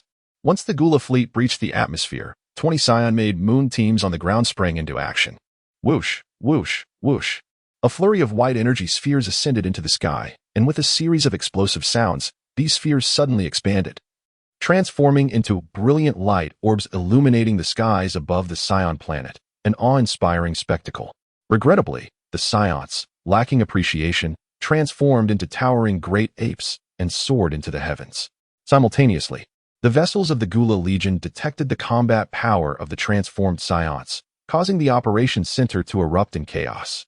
"Captain, the Saiyans have turned into great apes. Their combat power multiplied tenfold, with many exceeding millions." "What? Are you certain? I would stake my life on it." "How is this possible? The Saiyans are so powerful." "Immediately consult with the King and Captain Frieza on our next steps." "Yes. 1-1, this is 6. This is 6. Concurrently, similar scenes unfolded across other vessels. Within the first spaceship, upon receiving the news, Gula could no longer remain seated. He sprang to his feet, his face a mask of shock. After a brief pause, he demanded, "Are there dozens with million-level combat power? Captain Frieza, are you sure you're not mistaken?" "King Gula, I have confirmed multiple times. The detection machinery is functioning correctly. Not only our ship, but all others have reported the same results." Frieza, now visibly anxious, spoke rapidly. "What shall we do, my king?" Upon receiving the definitive answer, Gula's expression darkened, yet he did not lose his composure. How is it that the combat power of the Saiyans transforming into wild monkeys is so formidable? What transpired in the interim? If we were to charge recklessly, it would certainly result in devastating losses, and that is simply unacceptable. These legions have been painstakingly cultivated by me. I cannot allow them to perish here. I recall that these wild monkeys harbor a deep reverence and fear for the powerful. Perhaps I can attempt a different approach. In a matter of moments, Gula came to a resolution and promptly issued an order. "Frieza, command the troops to stand by. I shall personally confront this group of wild monkeys." "Yes, your majesty." "Attention. Everyone. Attention. I'm number one. I'm number one." Chapter 40. Gula's calculated strategy beneath the Gula Legion. A host of flying giant apes observed as the ships above suddenly came to a halt, causing them to instinctively freeze their movements. What has happened to the enemy? Why have they suddenly stopped? Has anyone emerged yet? Is this truly the formidable foe spoken of by the mighty Saiyan King? I dare say. The enemy must be paralyzed with fear upon witnessing our combat prowess, rendered incapable of action. They are likely frantically devising a counter-strategy at this very moment. Brother, I concur with your assessment. I have thought the same. Come now. Why didn't you express this earlier? Now you claim to share the same thoughts. How shameless. I say, both of you enough. Quickly inquire with the captains whether the enemy intends to engage or not. We cannot simply wait idly. I wish to return to my training. Why the rush? I have heard that Saiyan King instructed the captains to adhere to the principle, if the enemy does not move. Neither do we, but if the enemy moves, we must strike with thunderous force. Since the enemy is evidently intimidated, we shall not act first. We must have just cause for our actions, understood? That too was a teaching from Saiyan King. Patience, everyone, remain composed. Brother, your information is quite impressive. I had not heard of such teachings. Quite remarkable. Indeed, indeed. By the way, my back is a bit itchy. Could you assist me? Certainly. In an instant. Saiyan teleported to the apex of the giant ape horde, observing the 15 spacecraft silently hovering in the sky above. He was perplexed, wondering why this unexpected turn of events had not been included in the simulation. In the simulation, Gula had chosen to charge in recklessly. What could possibly explain this anomaly? Just as Saiyan's confusion deepened, Vegeta 3, in his giant ape form, soared up beside him, his voice low and urgent. "Saiyan, what is the situation? Should we continue our assault?" Accompanying him was Bardock, who had resolved to confront the enemy in his human form, prepared to transform into a Super Saiyan if necessary. Bardock, too, was bewildered, casting a questioning glance at Saiyan, clearly seeking answers to the same mystery. Saiyan lifted his gaze momentarily before declaring, "Cease the assault. Yet, remain vigilant. At the slightest hint of danger, we shall strike." He then instructed Captain Vegeta, "Descend and steady the warriors," urging them to maintain their composure while I discern the enemy's intentions. "Understood, my lord," responded Vegeta 3, the great ape, his crimson eyes glancing enviously at Bardock before he descended. As he alighted, the central spacecraft hovering above suddenly opened its hatch, slowly revealing a humanoid figure adorned in shades of purple and white, distinguished by a lengthy white tail. This figure was none other than Cooler. Saiyan instantly recognized Cooler's identity and swiftly turned to Bardock, saying, "Captain Bardock, do you sense it? This being emanates an overwhelmingly potent aura. Even in your Super Saiyan form, you would not stand a chance. I advise you to withdraw." During the time when the Cooler core surrounded planet Vegeta, Bardock had previously expressed a desire to challenge Cooler, but Saiyan had deferred the response, suggesting they would speak of it upon encountering Cooler. Is this truly Cooler? Indeed. He is formidable, so much so that it is nearly suffocating. As Bardock sensed the overwhelming energy radiating from Cooler, beads of sweat formed on his brow. Gripping his fists tightly, he felt a profound unwillingness to concede, yet his resolve remained unwavering. "King Saiyan, I still wish to test my strength. Please grant me permission." Saigal furrowed his brow and regarded Bardock for a few moments before ultimately acquiescing. Take care of yourself. Now, let us ascend and discern what schemes Gula has in store. Whoosh. In the blink of an eye, the two soared to stand opposite Gula, who, before they could utter a word, greeted them with a broad smile. Hiki, I presume this towering warrior before me is the current king of the Saiyans, is it not?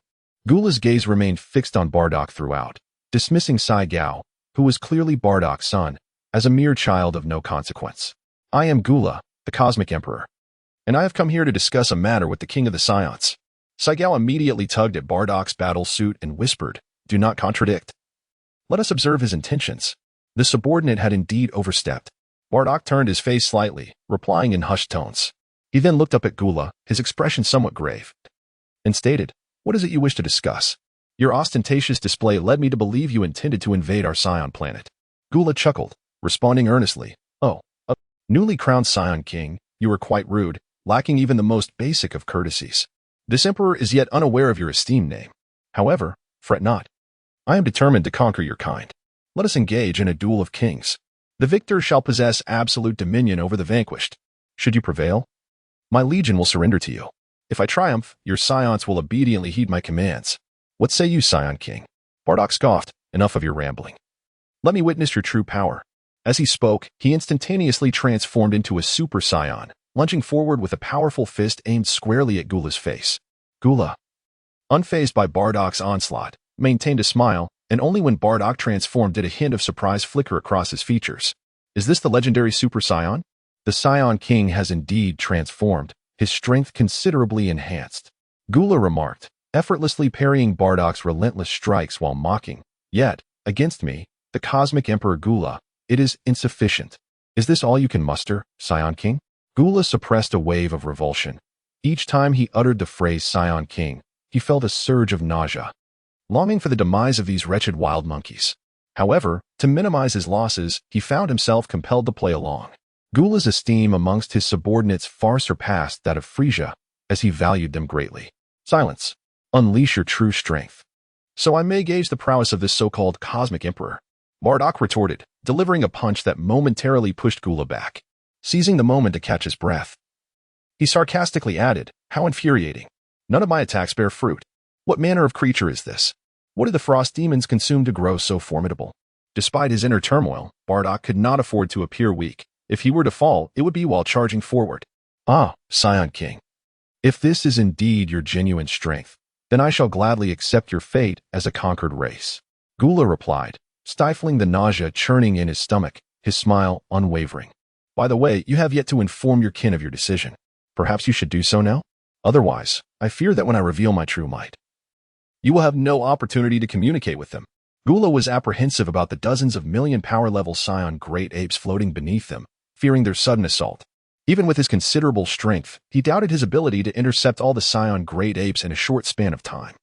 Chapter 41. Each with their own calculations, a warrior of million power level could effortlessly pursue and annihilate a spaceship. If multiple million power level Saiyan great apes launched a collective attack, it would result in the loss of several ships and tens of thousands of subordinates, an outcome Gula could not bear. Thus, Gula was willing to endure a slight humiliation to subdue the Saiyans without bloodshed, leading to the series of events that had just unfolded. Saigal, observing the situation, finally understood Gula's solitary approach. So that was it.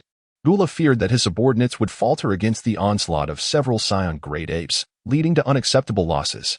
One must admit, Gula was indeed a commendable leader, far superior to the impulsive killer Frieza. Realizing Gula's ulterior motive, Saigal boldly called out to Bardock, who was preparing to attack once more. Captain Bardock, return. You are no match for him. He approached Bardock's side, ready to intervene should Gula attempt a surprise attack. Your subordinate has disappointed you, Saigal. Bardock replied apologetically. Gula's crimson eyes narrowed in disbelief as he regarded the scene before him. Incredulous. Is the Saiyan King not you? After sizing up the diminutive Saigal, he mockingly added, Is there truly no one else among your kind? Have you appointed a mere child as your king? To see a legendary Super Saiyan bowing to a mere boy is utterly ludicrous. Haha. You. The fiery temperament of Bardock in his Super Saiyan form ignited further at Gula's disrespectful remarks. Even knowing he was outmatched, he feigned an attack. Captain Bardock, control your emotions. Saigal called out, raising his voice. Fortunately, He managed to halt Bardock in time. Otherwise, a rescue would have been necessary. With a sharp intake of breath, Bardock abruptly ceased his advance, calming himself as he suppressed his fury. He cast a cold, disdainful glance at Gula, akin to one observing a lifeless corpse. Subsequently, he returned silently to Saiyao's side, steadfastly vigilant, his gaze fixed on Gula as though he were a dutiful guardian. Witnessing the young Saiyan child command the Super Saiyan Bardock with such ease left Gula in shock. Could it be that this was indeed the current Saiyan King? Sigo paid no heed to the thoughts swirling in Gula's mind at that moment. He drew closer, a playful smile adorning his face as he addressed him. The Cosmic Emperor Gula, is it not? I am the current king of the Saiyans, known as Sigo.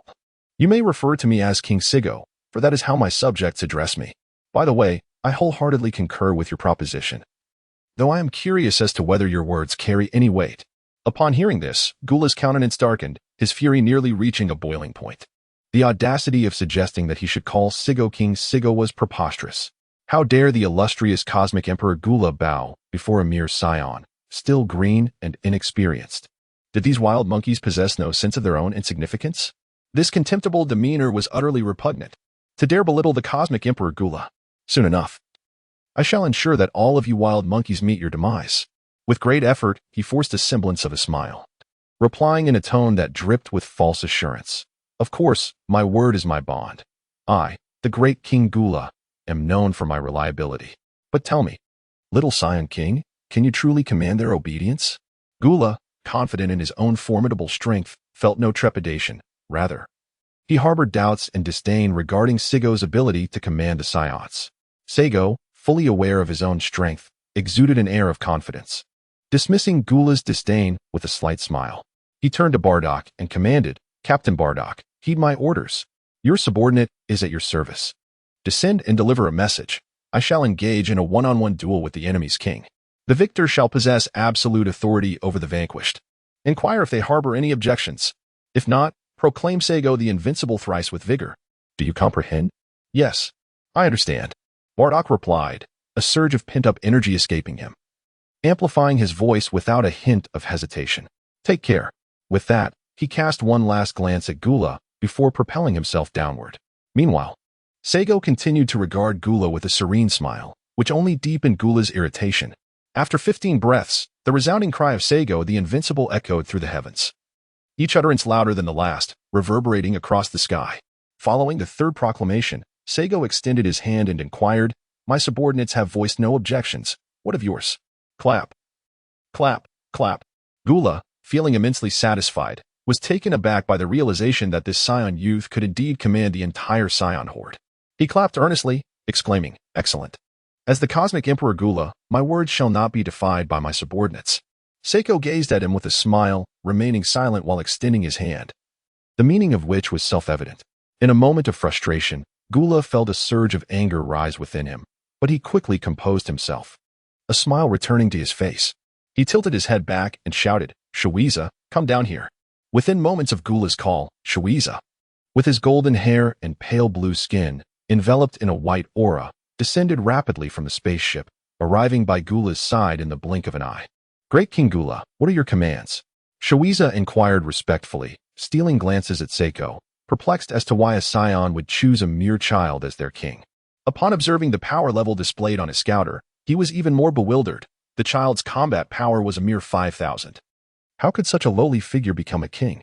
Even if the previous golden-haired Saiyan were to assume the throne, with his power exceeding 200 million, it would not invoke such confusion. Convey my orders. I shall engage in a one-on-one duel with the Saiyan king opposite me. With the victor granted absolute authority over the vanquished, Gula proclaimed confidently. He believed that the so-called Saiyan king, with nearly a year passing, would hardly surpass a combat power of 900 million, making him far from a match for Gula in his first form. Feeling assured of his victory, Gula's commands seemed somewhat uncharacteristic. Normally, he would not issue such orders, as he valued the lives of his subordinates, often reminding them to ensure the survival rate of their soldiers. Thus, Gula held great prestige in his military, his power being but one reason. Frieza stared at Gula in astonishment, as if meeting him for the first time, cautiously asking, Great King, are you certain you wish to issue this command? In Gula's legion, only Frieza dared to question his orders. As the commander of Gula's elite mech unit, he also served as a strategist. Frequently, Gula would consult him on strategies for invading other planets, such as how to conquer and dominate a target world while minimizing casualties. Consequently, Gula was not angered by Frieza's doubt. Instead, he elaborated, "You tell them, this emperor shall not be defeated. Execute the command." Faced with Gula's unwavering determination, Frieza realized that any attempt to refute him was futile. Most importantly, in front of others, to undermine Gula's authority could lead to dire consequences for himself, even if it changed Gula's mind. "Yes, I shall convey your orders immediately." Frieza's mind raced with ulterior motives, contemplating making additional arrangements after returning. Just as he was about to leave, Gula called him back. "Announce it here, lest anyone doubt." Chapter 42, Seiko vs. Gula. Gula anticipated that Frieza would undoubtedly make secret arrangements upon his return. But seeing Seiko's smiling demeanor and his outstretched hand tempered his urge to eliminate the insufferable Saiyan child immediately. Thus, he forced the words out, "Yes, my king."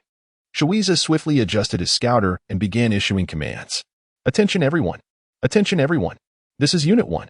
Unit 1. Great King Gula is about to engage in a duel with the Saiyan King. The victor shall possess absolute authority over the vanquished. After the duel, no one is permitted to act independently. Violators will face military law. Acknowledge receipt. Acknowledge receipt." As Frieza concluded, he deliberately removed the scouter and pressed the amplification button, ensuring that Seiko could hear clearly. "ZZZZ Unit 1. Unit 1. This is Unit 2. Unit 2. Command received. Command received. Over. Unit 1. Unit 1. This is Unit 3. Unit 3. Command received. Command received.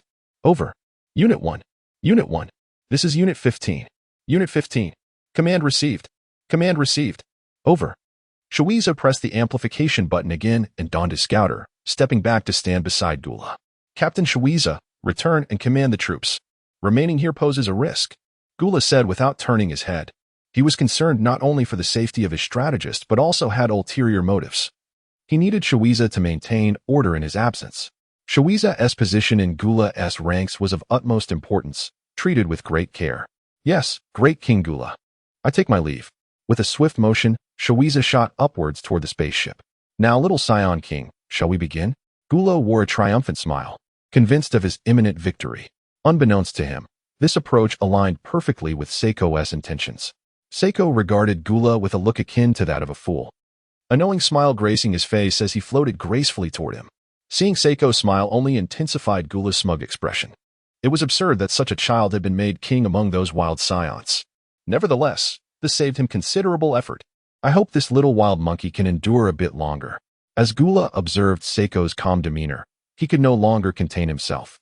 His blood-red eyes narrowed, and in an instant he vanished, launching an attack with remarkable speed. In the next moment, Gula materialized behind Seiko, revealing his true form, showing no mercy due to Seiko's youth. His powerful fist, propelled by fierce winds, hurtled toward the boy's back, a savage and cruel grin plastered across his face, radiating exhilaration. Just as he was about to strike his target, a resounding bang echoed through the air. Scion's tail suddenly detached from his waist and, with an astonishing swiftness, struck directly against Gula's formidable fist. "What?" Gula squinted in disbelief, for it was none other than the little wild monkey who had managed to thwart his full-powered assault solely with that brown tail. "Impossible." With a cry of astonishment and confusion, Gula, unwilling to accept this reality, launched another punch. Bang! Yet again, his attack proved futile. Gula remained incredulous. What a joke. "I am Gula, the Cosmic Emperor with a battle power of 800 million. How could this little wild monkey possibly block my onslaught with just its tail?" I refused to believe it. As this thought crossed his mind, Gula was engulfed in both fear and astonishment, clinging to disbelief while seething with rage. He unleashed a barrage of attacks. Bang, bang, bang, bang, bang. Every strike was effortlessly deflected by that tiny tail, and to add insult to injury, it even slapped his face. For Gula, this was an utter humiliation. Yet, at that moment, the fear that consumed him far outweighed any sense of disgrace. "Impossible! Impossible! This cannot be." Now thoroughly unsettled, Gula shouted frantically, his body trembling uncontrollably, slightly leaning back, his eyes filled with terror as he instinctively distanced himself from Saiyan. "Who on earth are you? You cannot be a Saiyan.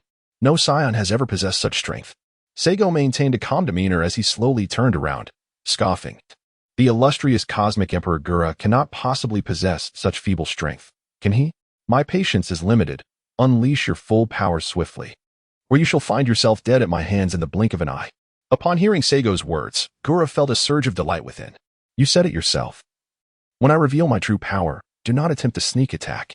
Rest assured, I am not so shameless as to ambush a mere child. Especially after suffering a humiliating defeat. Seigo looked disdainfully at the flustered Gura, taunting him further. Gura's anger flared instantly, yet he composed himself, thinking, once I transform into my ultimate form, we shall see if this arrogant Saiyan monkey can maintain his bravado. I will surely take my revenge then. With this thought, Gura felt a wave of relief and laughed heartily, prepared to witness the might of the cosmic Emperor Gura. Open your eyes wide. Gura began a guttural roar.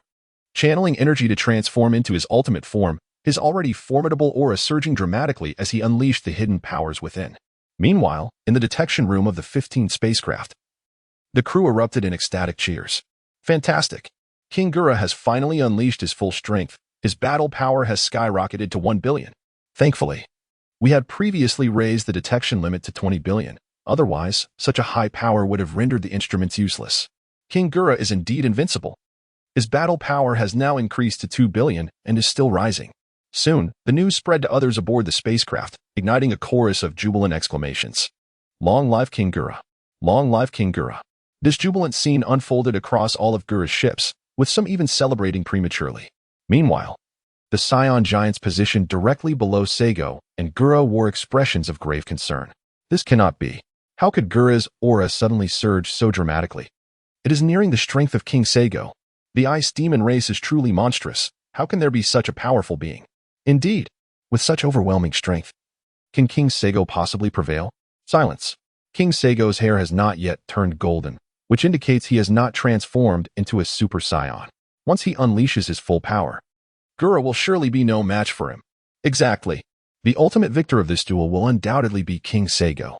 I was even thinking of using the captives above to assist our Saiyan kin in logistics, ideally helping to develop detectors with higher battle power limits. Yes, if we can do that, we will have even more time to cultivate and enhance our strength.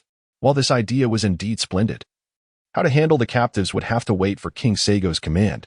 Do not discuss this frivolously. Standing at the forefront of the giant apes, Bardock wore a bitter expression. It became clear to him that he could not keep pace with King Seigo, without even transforming into a Super Saiyan. He found himself on par with the transformed Gura.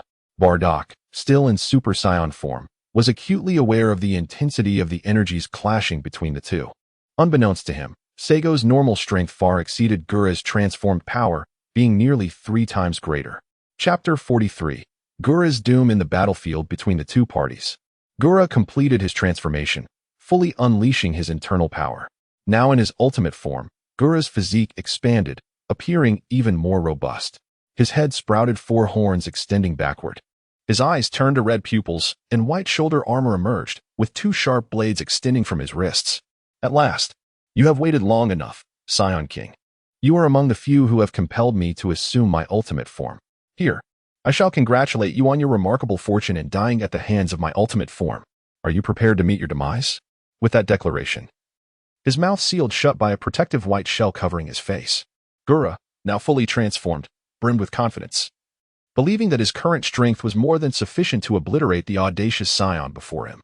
His confidence was well-founded, for in his ultimate form, his battle power soared to an astounding 2,500,000,000. Finally witnessing Gura's ultimate form, Seigo felt a sense of fulfillment. In his previous life, he had always thought the obscured face of Gura's ultimate form was exceptionally striking. The battle, which had seemed inevitable, had been prolonged solely for this moment. Now that his wish had been fulfilled, it was time to unleash his true strength and conclude this fight. Without uttering a single superfluous word, Seigo immediately transformed into his full-powered Super Saiyan form, devoid of any inclination towards masochism, relishing the opportunity to engage his adversary on equal footing. Although his normal state was more than sufficient to contend with Gula, having granted Gula one of his desires, he decided to repay him with the full might of his Super Saiyan form. Upon completing his transformation, he beckoned at Gula with a provocative gesture, brimming with challenge. In a flash, Gula could no longer withstand the provocation, unable to tolerate Seigo's blatant disregard, particularly the indifferent gaze that accompanied his transformation. His mask flew open, teeth clenched in fury, and he appeared utterly deranged. Damn that wild monkey. Regardless of your status as a Super Saiyan, perish before me. His voice erupted in a thunderous roar. With that, the door slammed shut once more. In a swift motion, Gula vanished from sight. Enveloped in a purple aura fueled by rage, he appeared before Saigo in an instant, unleashing his full combat power of 25 billion with unrestrained ferocity. His fists crashing against Saigo's modest torso like a tempest. The sound of their clash resonated like the roar of a thunder god, threatening to rupture the eardrums of all onlookers. Yet, throughout this tumult, Saigo remained utterly unmoved. The mere 25 billion in combat power posed no threat to him whatsoever. Below the battlefield, the Saiyan great apes wore expressions of sheer astonishment. Moments later, they regained their composure and erupted into fervent discussions. What immense power! The resonance of that impact is intoxicating.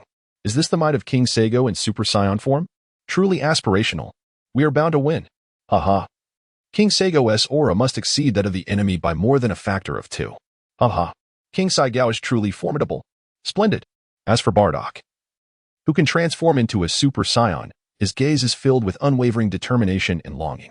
Naturally, all the Saiyans present are captivated by him, yearning for the day when they too can attain the same level of strength as King Saigo. In contrast, aboard the spaceship on the battlefield, the soldiers of the Gula Legion, upon realizing that their enemy's battle power exceeds 20 billion, while their own King Gula only possesses a mere 25 billion, are consumed by despair, as if they have already envisioned themselves being mercilessly slaughtered by the Saiyans. Only a small fraction among them secretly revel in the situation. Amidst the oppressive atmosphere, silence reigns, for they have seemingly lost the will to fight.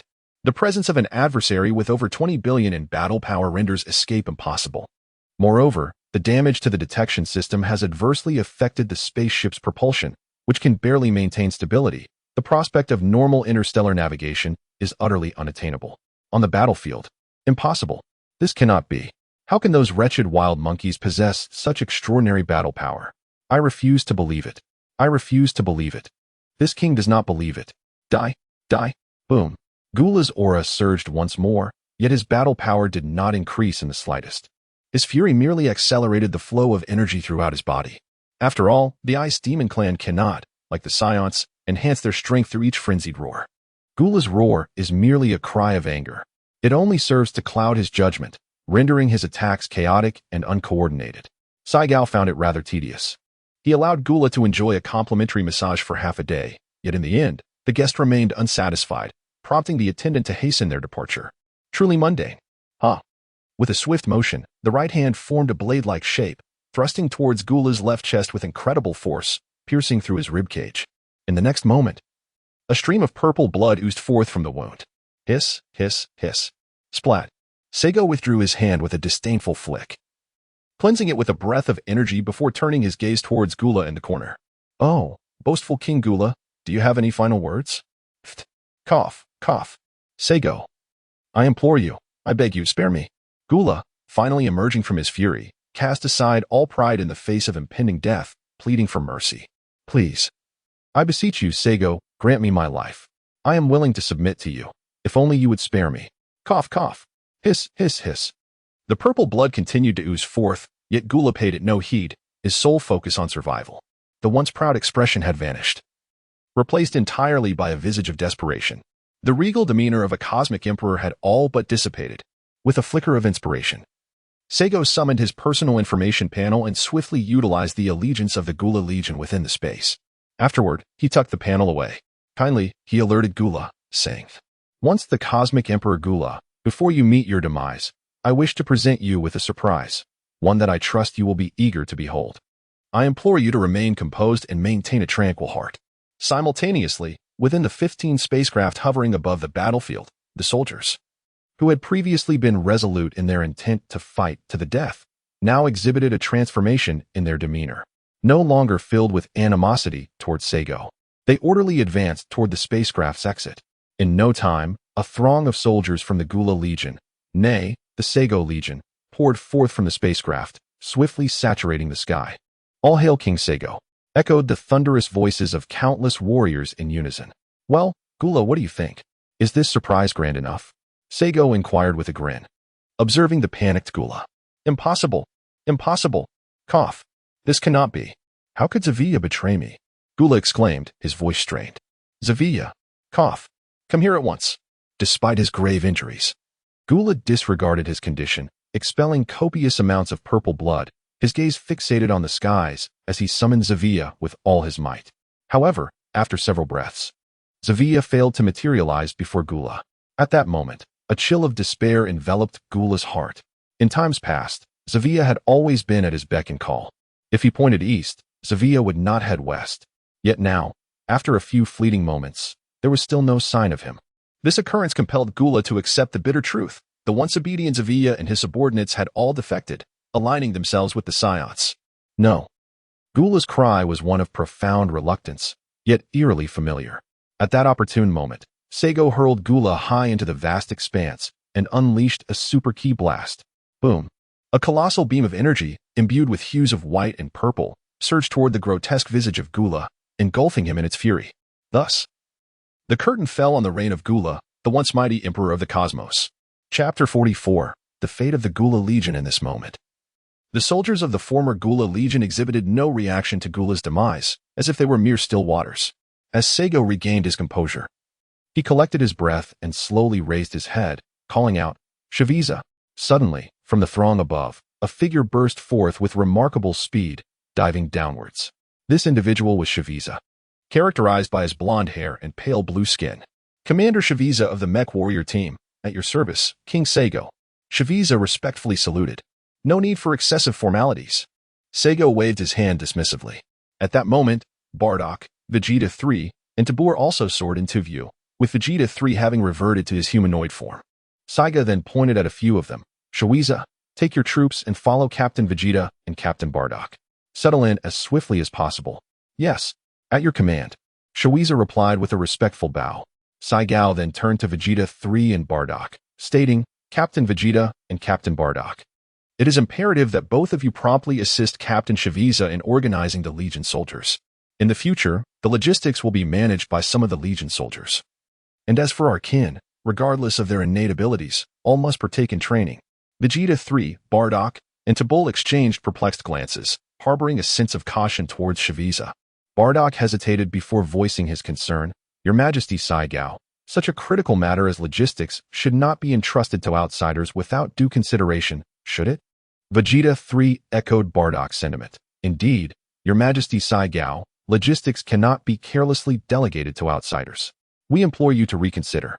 Before Saigo could speak, the irate Frieza exclaimed, Rest assured, esteemed captains, my troops and I are utterly loyal to King Saigo, and we shall faithfully execute every task and command bestowed upon us.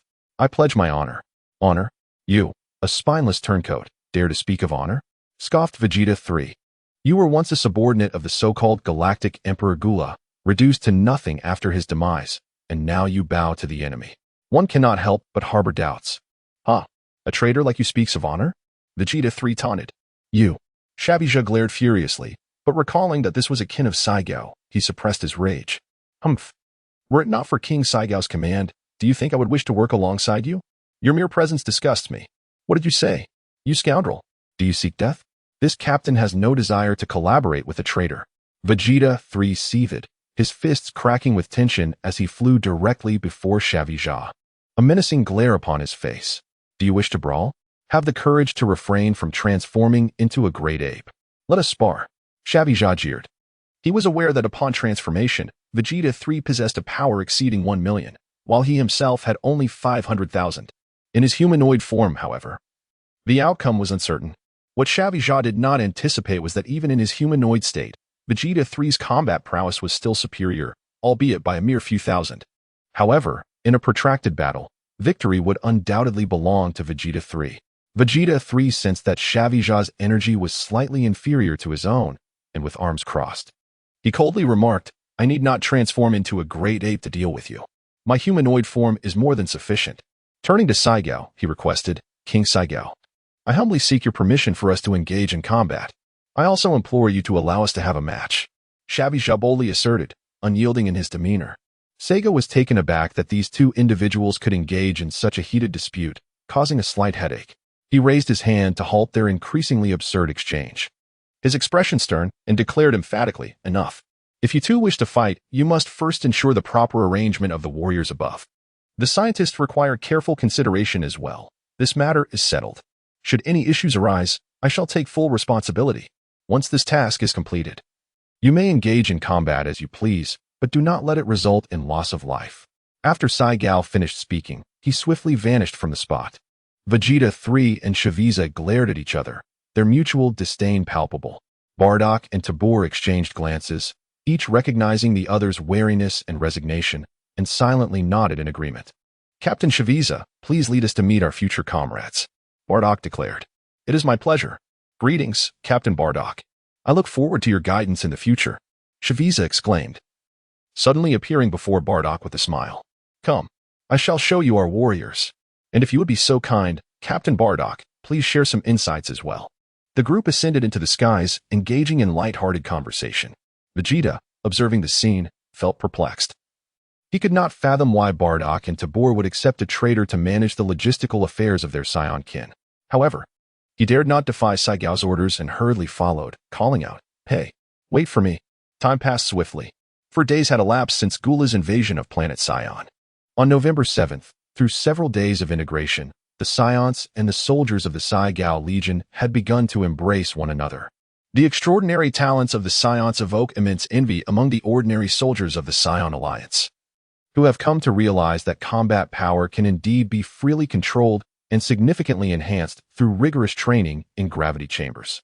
Moreover, the cutting-edge weaponry and delectable food provided by the Saiyan Alliance have captivated the Saiyans, particularly the exquisite cuisine that has garnered their enthusiastic praise. Under the leadership of Frieza, the mechanized battalion boasts an array of advanced scientific technologies and a cadre of exceptional scientists. For instance, they possess state-of-the-art laser weaponry, sophisticated medical instruments, innovative mech technology, and advanced spacecraft engineering. Remarkably, these scientists can fabricate a gravity chamber within just 4 days, a feat that previously took an entire month, demonstrating their superior prowess compared to the 2 scientists originally from planet Saiyan.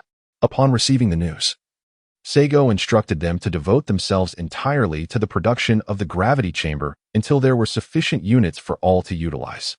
Intriguingly, neither Vegeta 3 nor Frieza engaged in combat, as they articulated. It was due to the absence of authorization from King Saigo that their opponent narrowly evaded the fate of a thorough beating during the span of 4 days. After 4 simulations, the chosen battle power surged to an impressive 120 million. In real-world training, the battle power increased by 4 million. Name: Saigo age, 3 qualification, superior talent, grade ape appetite, substantial with robust digestion post-recovery power enhancement void survival mimetic Super Saiyan, full power Super Saiyan second form mental strength. 18 battle power. 8.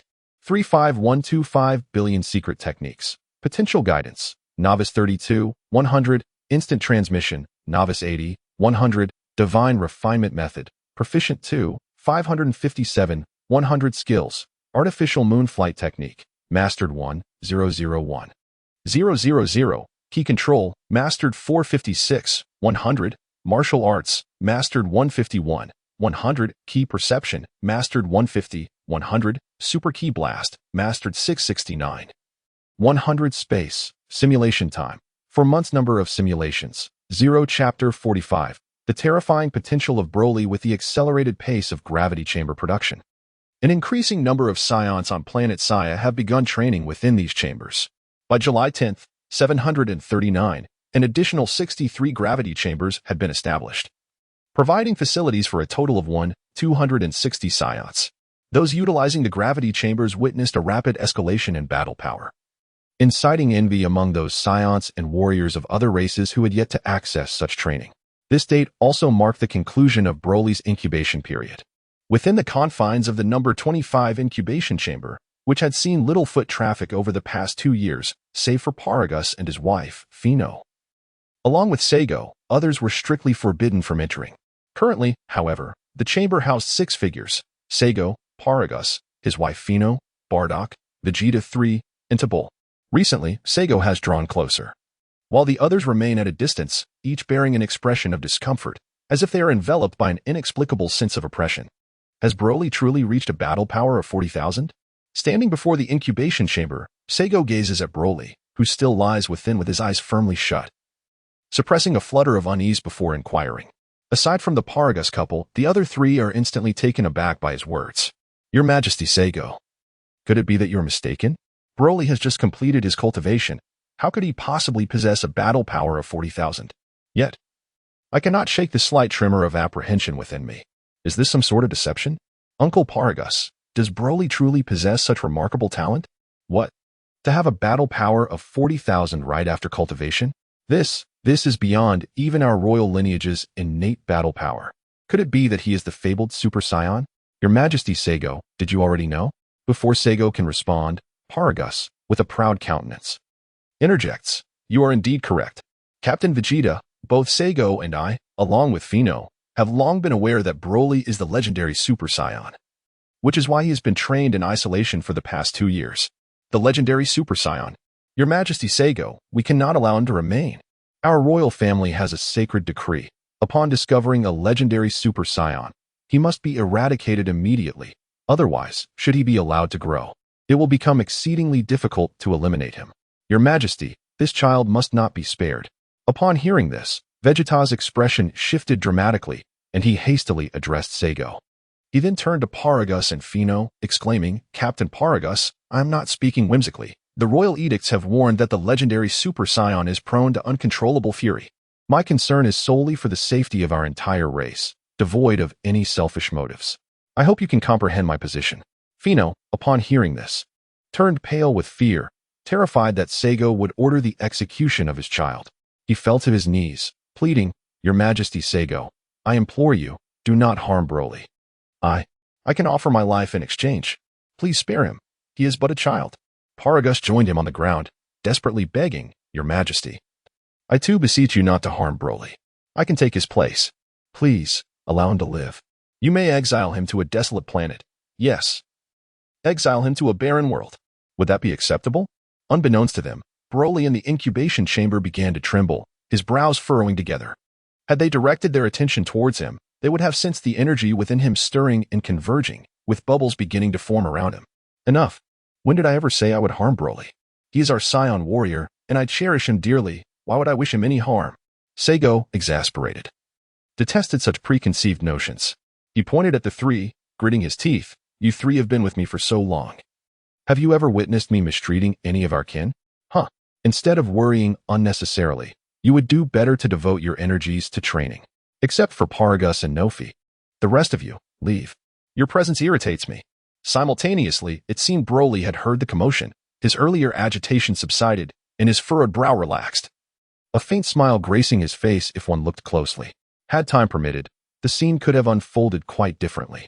Bardock and Vegeta 3 displayed expressions of shame, exclaiming, Yes. We take our leave. Tabul appeared innocent, wishing to assert his disconnection from the matter, but upon meeting Saigo's predatory gaze, he modified his words to, Yes. I shall withdraw, obediently trailing behind Bardock and the others. Watching them depart, Saigo shook his head in resignation, realizing that he could not wholly alter the entrenched views of the Saiyans. He turned to Paragus, saying quickly, Release Broly. I have always kept my promises.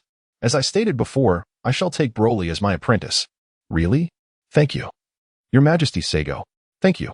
Paragus was immediately engulfed in euphoria, overwhelmed with excitement, ready to bow repeatedly before Saigo, a sentiment echoed by Fino.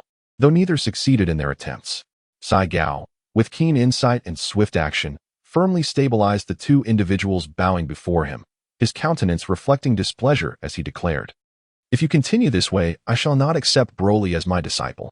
Paragus and Fino, overwhelmed with joy, nodded fervently in unison, exclaiming, Thank you, King Saigo. We shall no longer kneel. We shall no longer kneel. Thank you, King Saigo. Supporting each other, they rose to their feet, tears of joy still flowing, their eyes glistening with profound gratitude and reverence. As the emotions of the two individuals began to stabilize, Saigo proclaimed, Very well, let us hasten to release Broly. I wish to behold our legendary Saiyan warrior. Indeed, Paragus replied with reverence, his gaze shifting towards Broly, who was encased within the cultivation pot. His expression was a complex tapestry of pride, relief, and envy. Before long, under Paragus's guidance, Broly was adorned in the latest bespoke yellow-green combat attire. a unique style that only he could don on the entire planet Vegeta. Bardock, capable of transforming into a Super Saiyan, had his combat uniform transition from a grayish-white to a yellowish-white hue. The elite warriors sported a blue-white design, while the intermediate warriors wore blue-black, and the lower-tier warriors were clad in grayish-white. The battle attire of the Saiyan King is a bespoke design, featuring a monochrome scheme complemented by a cloak of deep purple on the exterior and vibrant crimson on the interior. Currently, the battle suits on planet Saiyan have undergone a significant evolution, integrating advanced technology from the latest cohort of the original Gula Legion. These suits possess the remarkable ability to withstand energy and physical assaults equivalent to a combat power of 50,000, showcasing their formidable nature, in contrast to the older models, which could only endure attacks from foes with a combat power of up to 5,000. The new suits are undeniably superior in performance. However, Saigao remains unsatisfied with this achievement, urging scientists to continue their research on innovative battle garments following the successful implementation of gravity chambers. In addition to the upgrades in battle suits, both the detectors and spacecraft have also received enhancements. Chapter 46, Bestowing Secret Techniques upon Broly. Saigo observed Broly, clad in his yellow-green combat attire. Upon glancing at Broly's head, he noticed that his hair did not resemble the usual spiky style of most Saiyans. Instead, it had a naturally voluminous and cascading form, thick and dark, with a length surpassing that of his peers. Concurrently, Broly curiously scrutinized the towering figure before him. Broly, quickly. Greet King Saigo. He shall be your mentor henceforth. Do you understand? Paragus, sensing Broly's prolonged gaze, felt a jolt of anxiety and hastily prodded him, urging him to comply. Father? Broly turned back, smiling as he replied. Father, I am aware he is King Saigo. I overheard your earlier conversation, but why should I pay my respects to him? I perceive him as rather weak. The person I found quite bothersome previously seems far stronger than him. Saigo is currently suppressing his aura, while Broly, endowed with an innate and extraordinary talent, has learned to sense the strength of others without any guidance. Upon hearing Broly's words, Paragus was immediately taken aback and exclaimed, Silence. Broly, King Saigo is the sole ruler of our Saiyan race.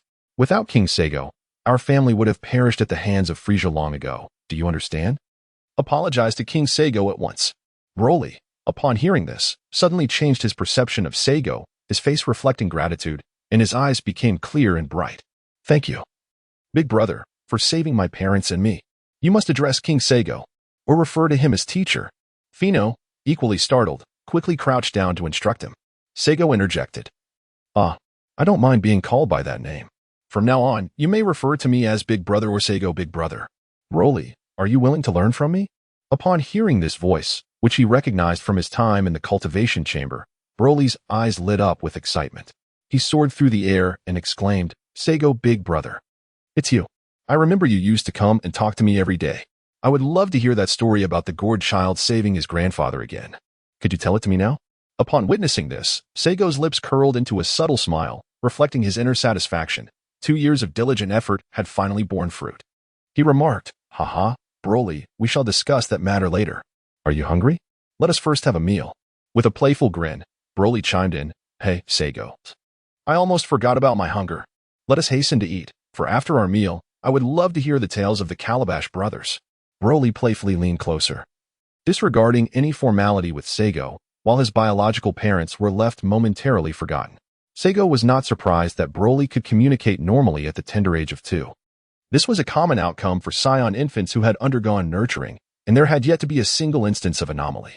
Come, I shall take you to indulge in some delectable treats. Let us go, go, go. Paragus and Fino stood in a daze, watching the retreating figures of Saigo and Broly, utterly perplexed as to why their son had grown so close to King Saigo. Fino, with a hint of jealousy, remarked, Paragus, what do you think the story of the gourd boy is that has captivated Broly so? What could it possibly be that makes him so infatuated to the point of forsaking his own parents? A slight bitterness crept across Paragus's face, yet he offered a comforting reply. Shouldn't we be pleased that Broly shares such a bond with King Saigo? Fino, let us be optimistic. This is the best outcome we could have hoped for. We ought to express our gratitude to King Saigo. Not long after, within the royal palace, Saigo addressed Broly. Do you realize that there lies a deeply concealed, terrifying power within you? After narrating an enthralling tale of the gourd boy rescuing his grandfather, Seigo spoke earnestly to Broly. To his surprise, Broly nodded gravely. Brother Seigo, I am indeed aware. The closer I get to you, the more I feel an urge to unleash my fists. Yet I have managed to suppress it each time. Upon hearing this, Saigo furrowed his brows, yet he did not immediately distance himself. Instead, he conveyed a harsh reality. It is better to know early than late. Broly, you are a legendary Super Saiyan, an extraordinary warrior of the Saiyan race, a rarity that appears once in a millennium. Your strength amplifies exponentially with each passing year.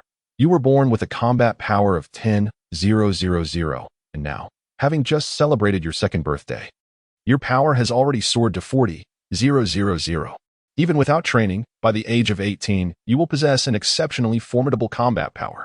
Upon hearing this, Broly's eyes gleamed with excitement, yearning to transform into an 18-year-old instantly.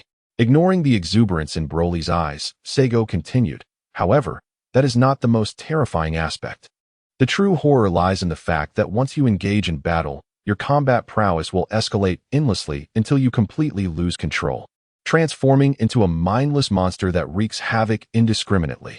At that point, neither I, your parents, nor any of our kin would be spared. Through their interactions over the past half hour, Seigo was confident that Broly comprehended the magnitude of the crisis at hand. As expected, upon hearing this, Broly's expression darkened considerably. He could sense that Seigo was not merely indulging in hyperbole. The sincerity in his eyes was unmistakable, revealing the terrifying nature of the transformation, which endowed him with an extraordinary sixth sense. Seigo, what should I do?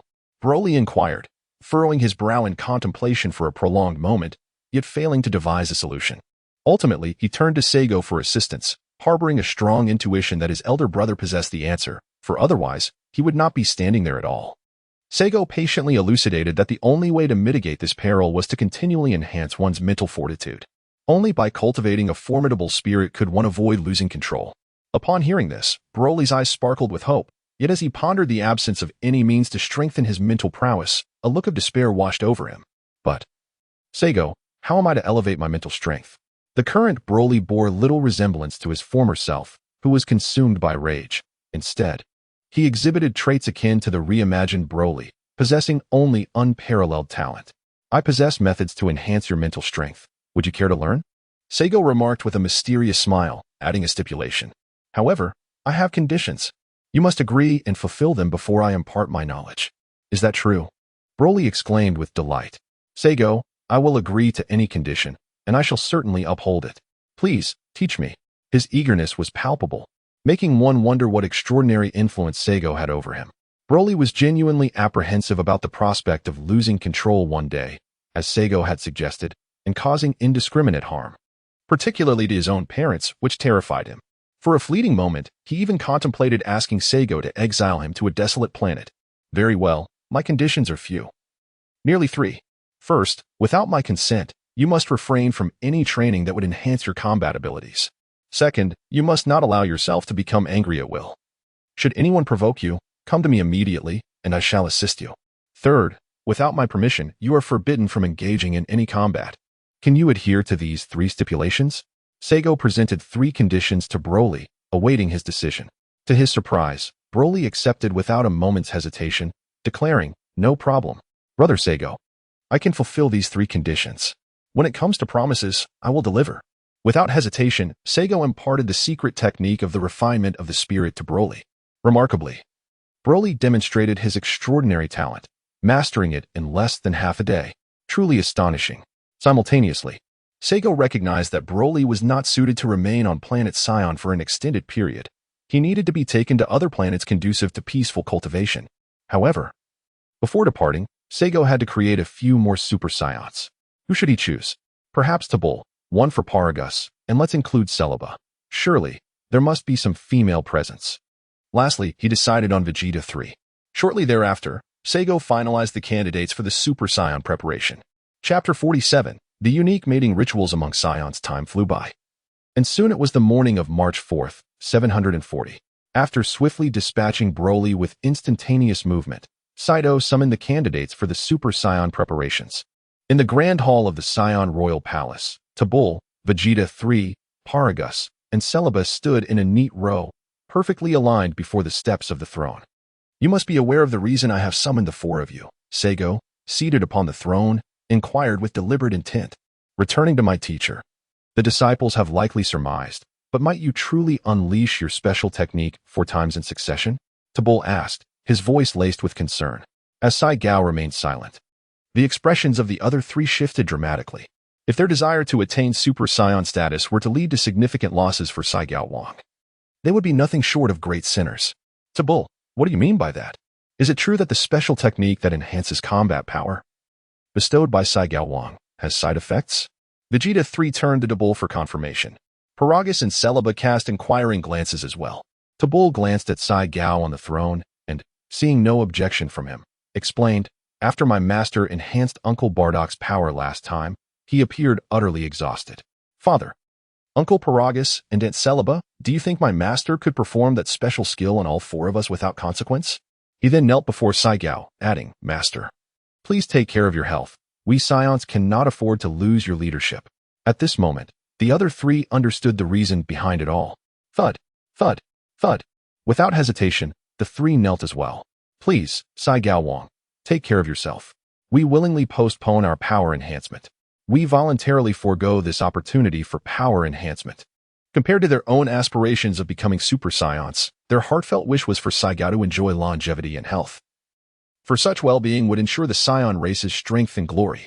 Previously, they would have unhesitatingly chosen to become Super Saiyans rather than concern themselves for another, even if that individual were also a Saiyan. However, now, with advanced education, the Saiyans had undergone a profound transformation in their values. In the past, Saiyans revered and feared the strong, with little regard for community or family. Today, as Saiyans exhibit a blend of admiration for strength, collectivism, and familial bonds, prioritizing the collective honor of the Saiyan race above all, followed by the admiration for strength and then familial ties. This transformation was undoubtedly due to Saiyan's iron-fisted methods. Having eliminated several troublemakers who sought to disrupt the harmony of others' families or unjustly bully and even kill non-Saiyan warriors. In such cases, Saiyan did not show leniency. He took decisive action as a warning. He firmly believed that only through harsh lessons would they remember and amend their ways. Additionally, Saiyan ingeniously integrated all Saiyans into his legion, ensuring their loyalty and unyielding commitment to fulfill his directives. Thus, the Saiyan race now bore a new visage. Observing this from his throne, Saiyan felt a surge of satisfaction, affirming that his diligent efforts in educating them had not been in vain. Yet, his countenance remained resolute, exuding an air of undeniable authority. Do not worry. I have improved that secret technique. It can now barely guide the potential of 4 individuals consecutively. However, the cost now is lifespan consumption, not merely the depletion of physical and mental energy. The 4, kneeling at the steps, were instantly taken aback by this revelation. Master, you, Saiyan Wang. They wished to voice their concerns, but were interrupted by Saiyan's raised hand. No need to say more. My decision is final, and no one can alter it. You may discuss amongst yourselves who shall go first. The 4 exchanged glances, realizing their inability to sway his determination. After a moment's silent agreement, they all knelt again, exclaiming in unison, We, your subordinates, disciples, express our heartfelt gratitude to Saiyan Wang, Master, for your immense grace. With that, they bowed deeply, producing a resonant sound that echoed through the hall.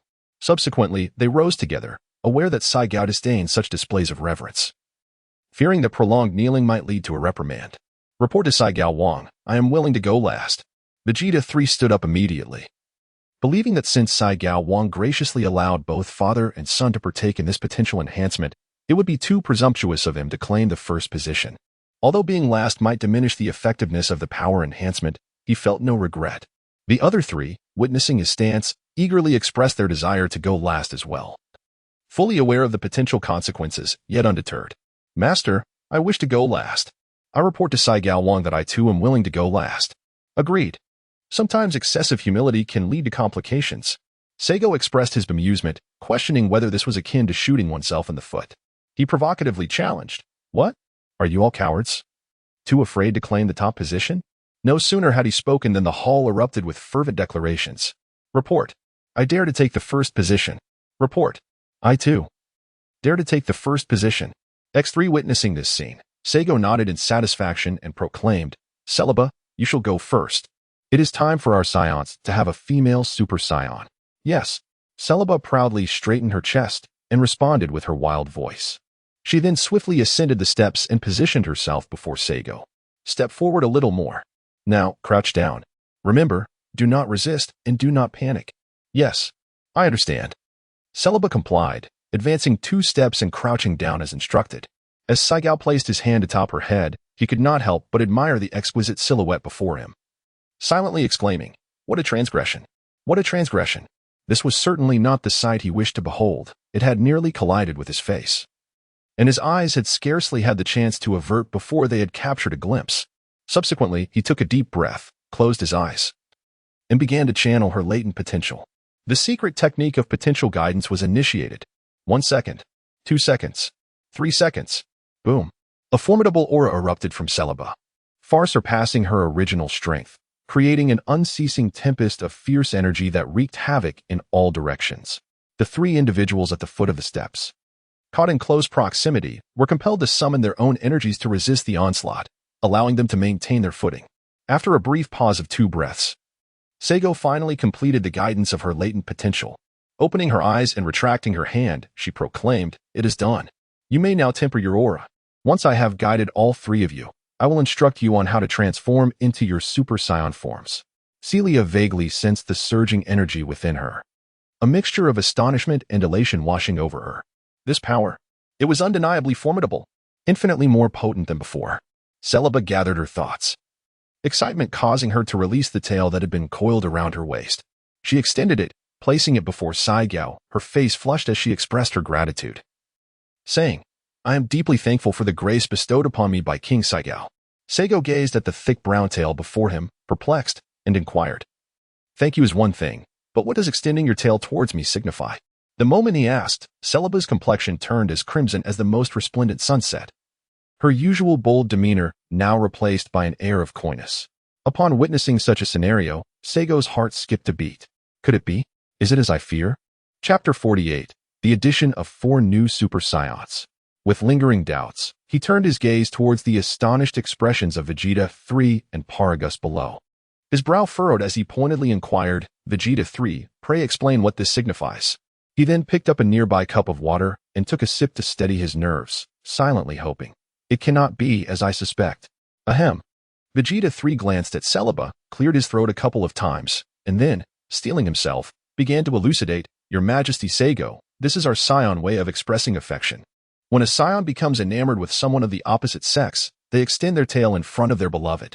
Should the other party respond by extending their tail to touch and intertwine, it signifies mutual consent to unite and potentially procreate." Uft. Saigo had yet to swallow the water when he suddenly sprayed it out, truly a case of fearing what one invites. Is the courtship behavior of the Saiyans truly so peculiar? I am quite tempted to experiment. No, wait. Bang. With a sudden force, I smashed the cup, sending water splattering everywhere, and exclaimed sternly, "This is utterly ridiculous. Celebi, you have already formed a family with Captain Bardock. How can you act in such a manner? Is this how you honor Captain Bardock? If you genuinely wish to repay me, then dedicate yourself to training and enhancing your strength. That would be the greatest tribute to me."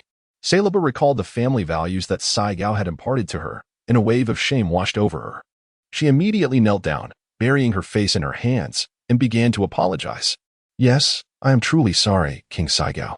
It was a moment of impulsiveness that led me to forget your teachings. I humbly request your punishment. Rise," Saigo urged. "I merely sought to guide your potential. There is no need for such fervor. When one becomes overly excited, it can cloud one's thoughts and judgment, leading to erroneous actions. Remember, in times of challenge, do not succumb to agitation. Only by maintaining composure can one accomplish any task effectively." Saigo began to impart his wisdom with great care. "Yes, I am deeply grateful for your leniency, King Saigo." Celia rose to her feet, a faint blush still lingering on her cheeks. "Please step forward," she instructed. Next, to Bull. Following this, Saigo sequentially guided to Bull, Paragus, and Vegeta 3, unlocking their potential, elevating their combat power to an impressive tenfold. Celia, 9, 87 million, Tabula, 5, 48,172 million. Paragus, 13, 52 million, Vegeta 3, 16, 8 million. Among these 4 individuals, only Vegeta 3 has not achieved a tenfold increase. His original power level was 1, 6,925 million, which should logically translate to 16, 925 million. However, he currently possesses only 16.8 million. Saigao secretly speculated that this might be related to their qualifications. Although Vegeta 3 was an elite warrior and a member of the Royal Saiyan lineage, his base power, prior to transforming into a Super Saiyan, could only reach 16.8 million. As for the other three, it was evident that they had yet to reach their limits. Tabul, you should impart your methods to them, he commanded. Then, each of them began to attempt their transformation into the Super Saiyan form. Leaning back against the throne, Saigao's eyelids drooped, exuding a languid demeanor as he struggled to issue orders. Commence now, attempt it within the palace, and I wish you all success. The four individuals at the foot of the steps felt a twinge of discomfort at this scene, their hands involuntarily clenching as they silently vowed to achieve their transformations into Super Saiyans.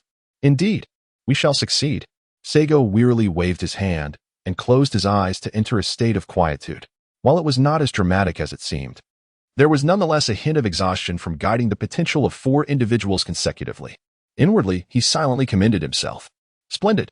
My talent for performance suggests that not pursuing an acting career in my past life was a significant loss for the entertainment industry.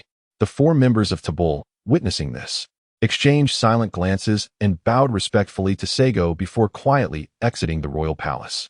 Unbeknownst to them, at the moment they stepped out, Saigo opened his eyes and stealthily moved behind the grand entrance to observe them from the shadows.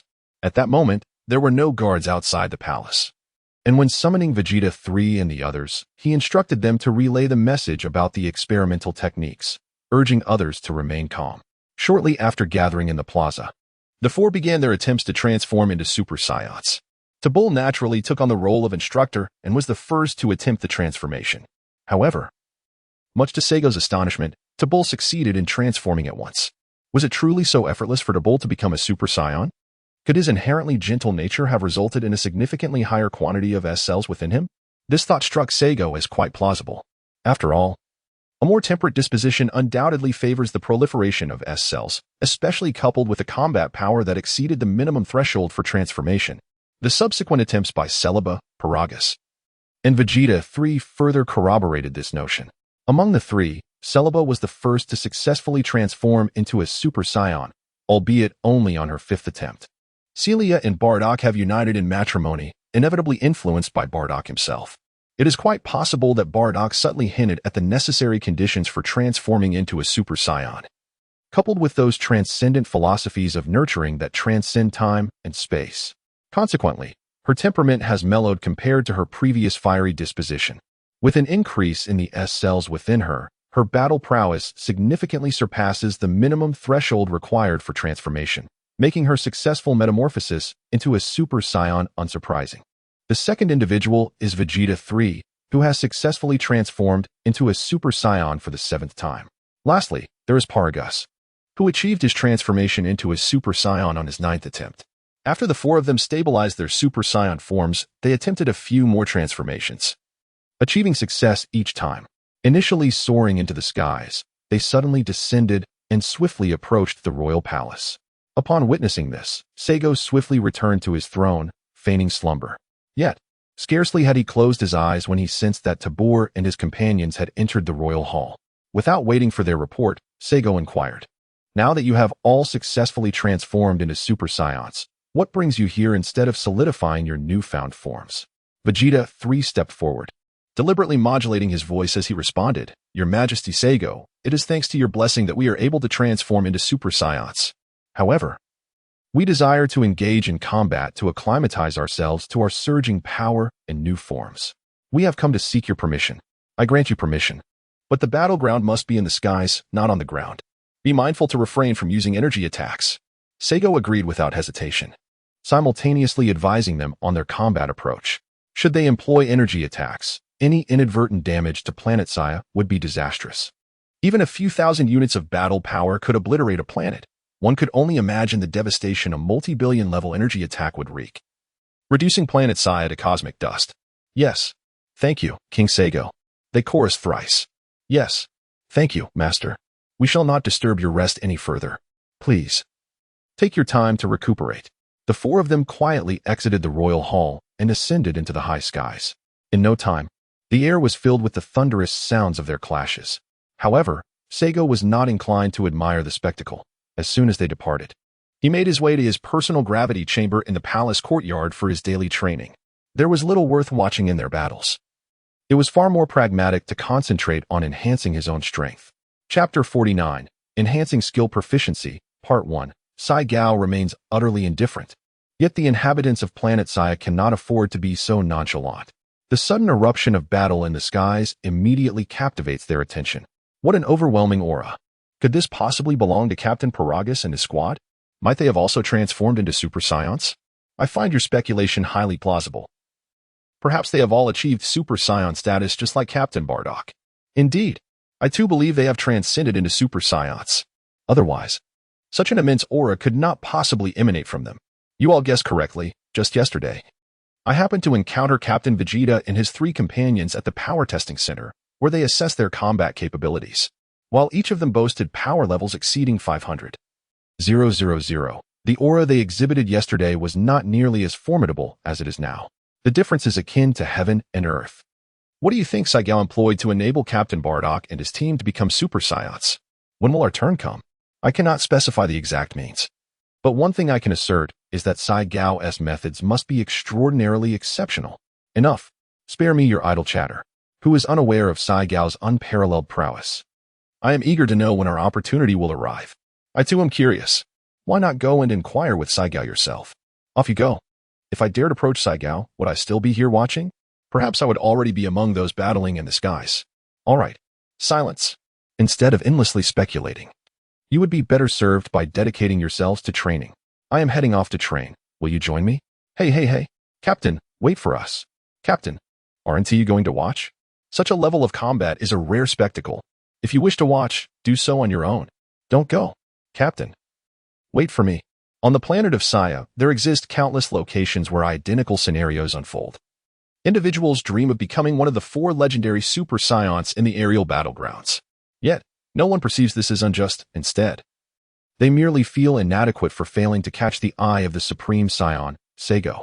In contrast to the previous battle between Saigo and Bardock, which attracted an audience throughout its entirety, this time, the inquisitive inhabitants of Saiyan lost interest after a mere 5 minutes and returned to their daily training.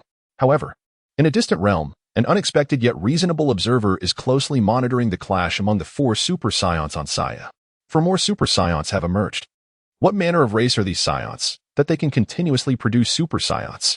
They surpass even the Frieza's cold-hearted race in strength. One can only hope that this new Saiyan king, Saigo, does not lead the Saiyans down the same treacherous path of their past, lest the cosmos be plunged into turmoil once more. Alas, why does the North Galaxy suffer so many calamities?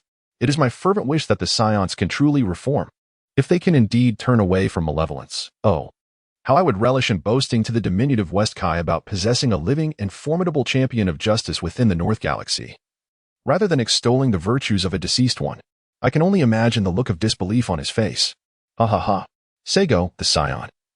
Can you truly transform the fate of your people? An hour later, on planet Saiyan, the intense battles of the 4 Super Saiyans have finally concluded. By the time they located Saigo, he had already been training for over an hour. Curiously, Bardock had accompanied them as well. What is it? Saigo inquired after completing another set of training. Vegeta 3 promptly responded, Your Majesty Saigo.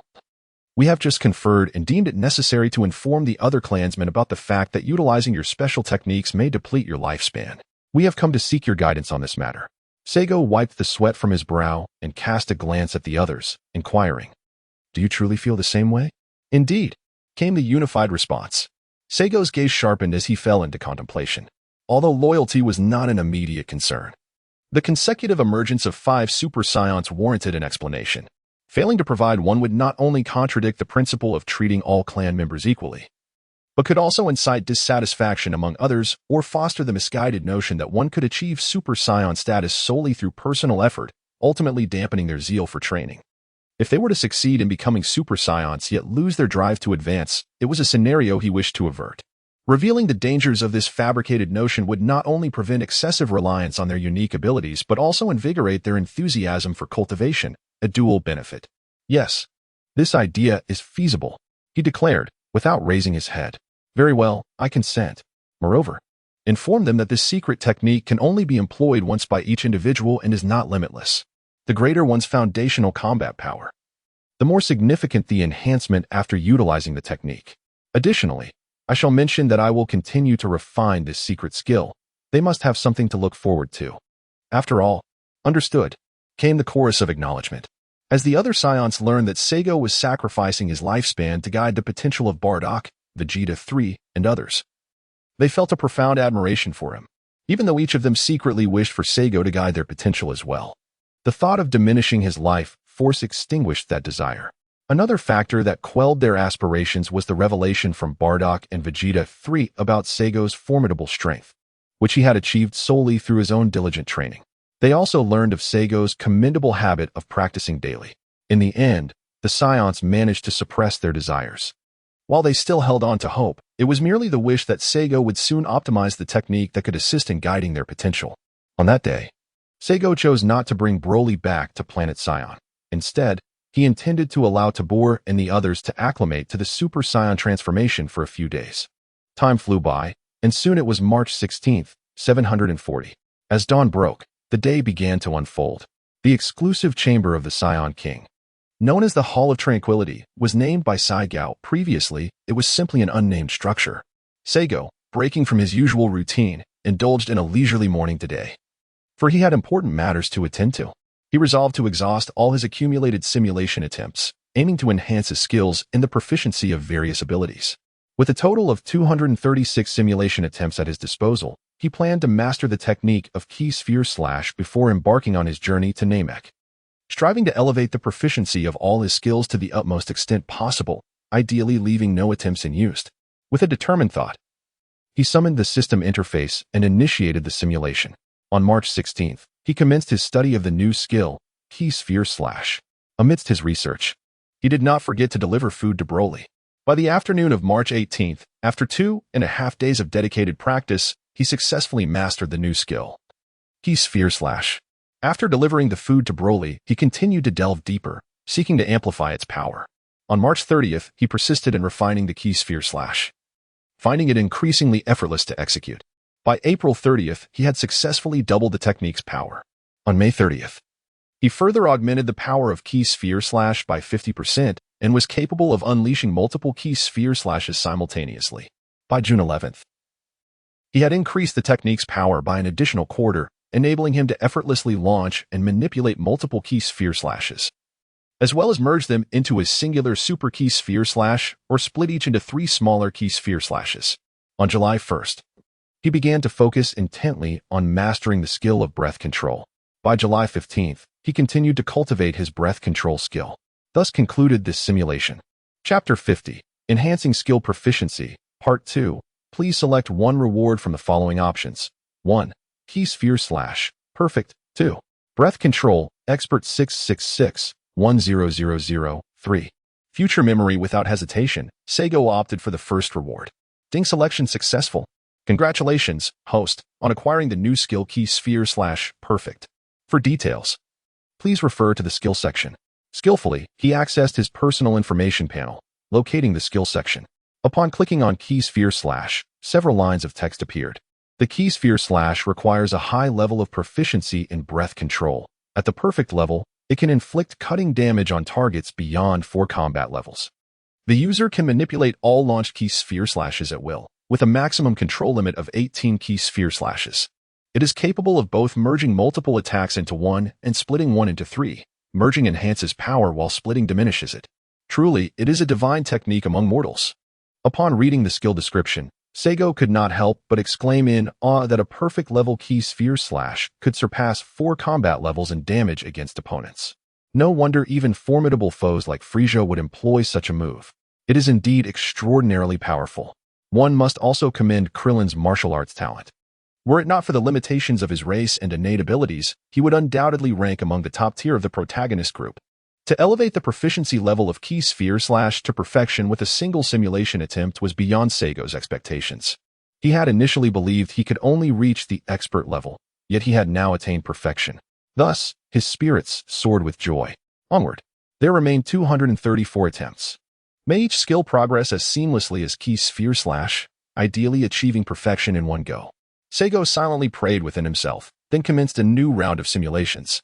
After 4 arduous hours, he finally exhausted all simulation attempts and successfully elevated all his existing skills to perfection. Moreover, he perfected his proficiency in instant teleportation. As follows: skill category, breath control, perfect, able to manipulate the intensity of his external aura at will with a minimum combat power of 0.01. While retaining his sanity, he can flawlessly harness and utilize the energy within his body. Aura perception, perfect, capable of sensing the biological energy of targets within the same universe. Only by memorizing the biological energy signature of a target can he accurately ascertain their location. Combat, perfect, able to evade attacks from opponents whose strength does not exceed twice his own with absolute certainty. Super Spirit Wave, perfect when employed. The skill's potency receives a 4-fold temporary enhancement, allowing him to control its trajectory at will. Flight technique, perfect, minimal energy consumption, exceptionally swift flight speed. And nearly silent during flight. Artificial moon, perfect, capable of instantaneously creating an artificial moon with minimal energy expenditure. The artificial moon can persist for up to 6 hours. Secret techniques, instant teleportation, perfect within the same universe. He can instantaneously capture the energy signal of a target, regardless of the intensity of their aura. As long as the target is alive, he can seize their energy signal and teleport nearby. Upon completing the simulations, Seigo gazed at his array of perfected skills and the flawless instant teleportation, feeling as though he had consumed honey, his heart brimming with sweetness. Unable to restrain himself, he exclaimed, "Perfect skills and secret techniques, how aesthetically pleasing they appear. Truly magnificent." A glance at the time revealed that over 2 hours had elapsed. Oh no, it had taken the time equivalent to a colossal leviathan. He resolved to continue training, for he remained weak, until all skills reached perfection. He would maintain a regimen of 50 times gravity training daily. Let us do this. Sigili swiftly concealed his personal information panel and officially arose, hastily attending to his physiological needs before plunging into the gravity chamber, commencing a day of rigorous training. In the days that followed, Sigili became utterly absorbed in simulations and practice, akin to being ensnared in a quagmire from which he could not extricate himself. Time flew by, and in the blink of an eye, 45 days had elapsed. Saigo has finally perfected the mastery of certain secret techniques and extraordinary abilities he possesses. Secret technique, potential guidance, perfect. This ability allows one to amplify a target's combat power by 20-fold, provided that the target possesses sufficient potential. With abundant physical stamina and mental clarity, he can continuously guide the potential of 12 targets. There have been only 168 simulations to enhance the proficiency of the divine refinement method, which stands at a mastery level of 45,731,000. Extraordinary ability, telekinetic manipulation, perfect. With a mere thought, he can control anything within his line of sight without the need for gestures. The speed of his telekinetic attacks is exceptionally swift. If the target's strength does not exceed twice his own, it cannot evade the assault. Confinement sphere, perfect. Again, with a mere thought, he can imprison a target within his line of sight, rendering them immobile and unable to speak. Unless the target's strength exceeds his by more than double, escape from this binding is impossible. And in reality, after training for 45 days under the immense gravity of 50 times that of planet Saiyan, Seigo's combat power surged by an astounding 11.25 million, bringing his total combat strength to an impressive 15.73,826 billion. Upon reaching the age of 5, he finally possessed a level of strength adequate for self-defense. On May 1st, as dawn broke, the launch center for spaceships on planet Saiyan was bustling with activity. A particular launch pad was surrounded by an eager crowd, with some individuals even soaring into the sky. Their gaze was irresistibly fixed upon a small spaceship on the launch pad, more specifically, on the figure standing before it. Their eyes ablaze with anticipation. Even as the vessel ascended into the clouds, the crowd remained, unwilling to disperse. The small spaceship, which had a capacity of 100 passengers, broke through the atmosphere of planet Saiyan. Inside the craft were Seigo, Broly, and Tabor, accompanied by Frieza and his 11 subordinates, totaling 15 individuals. With the respectful send-off from figures such as Vegeta 3, the small vessel departed from planet Saiyan, heading towards Namek. Within the spaceship, Seigo, admiring the breathtaking celestial scenery through the window, inquired without turning, "Frieza, do you speak the language of the Namekians?" Without hesitation, Frieza responded, to report to King Seigo, "I am proficient in the Namekian language and possess considerable expertise." Truly, he was a linguistic genius, adept in 7,000 languages of various cosmic races, including that of the Namekians. Saigo marveled inwardly and then tentatively inquired, "Do you possess the divine tongue?" After speaking, he turned back, gazing at him with an expression full of hope. This left Shibuya bewildered. After a swift mental search, he confirmed that he had never studied any divine language, nor had he even heard of such a thing. With an apologetic yet curious demeanor, he replied, "I sincerely apologize. Among the languages I have learned, there is no such thing as the divine tongue." "What language do you refer to, Your Highness Saigo? I have never come across it." Meanwhile, Tabul and Broly were equally intrigued by the divine tongue mentioned by Saigo, their eager eyes fixed upon him, brimming with a thirst for knowledge. A flicker of disappointment crossed Saigo's eyes, but upon reflection, he considered it entirely reasonable that one would not possess the language of the gods. The language of the divine is one that only deities are capable of mastering, thus it is quite natural for one to be unfamiliar with it. After explaining his thoughts, Saigo inquired, "By the way, Shibuya, I have heard that you are well-versed in the tongues of 7,000 cosmic races. Is that true?" Upon hearing this, Shibuya's face lit up with a hint of pride, a touch of self-satisfaction evident in his demeanor. He replied, "Indeed, Your Highness Saiga. I am proficient in the languages of 7,000 cosmic races. However, many of these races have long been extinguished. Additionally, there are 333 languages that originate from my home planet." Saiga and his companions were astounded. They had not anticipated that Shibuya's homeland would possess such a plethora of languages. With so many languages on your home planet, it must be home to numerous races, perhaps even 333? Saiga queried, his curiosity piqued. He recalled that in his previous life, a single continent had approximately 400 races and over 2,000 languages. Yet, according to the conventions of the Dragon Ball universe, each race typically speaks but one language, suggesting there could be at least 2,000 ethnic groups. Shibuya promptly divulged the details of the races from his homeland. "Your Highness, my home planet originally boasted a total of 100 races and a population of 1 billion. However, after years of following the Frost Demon Clan in their campaigns, the population has significantly dwindled, and it is now estimated to be around 200 million. Do you intend to recruit soldiers from my homeland?"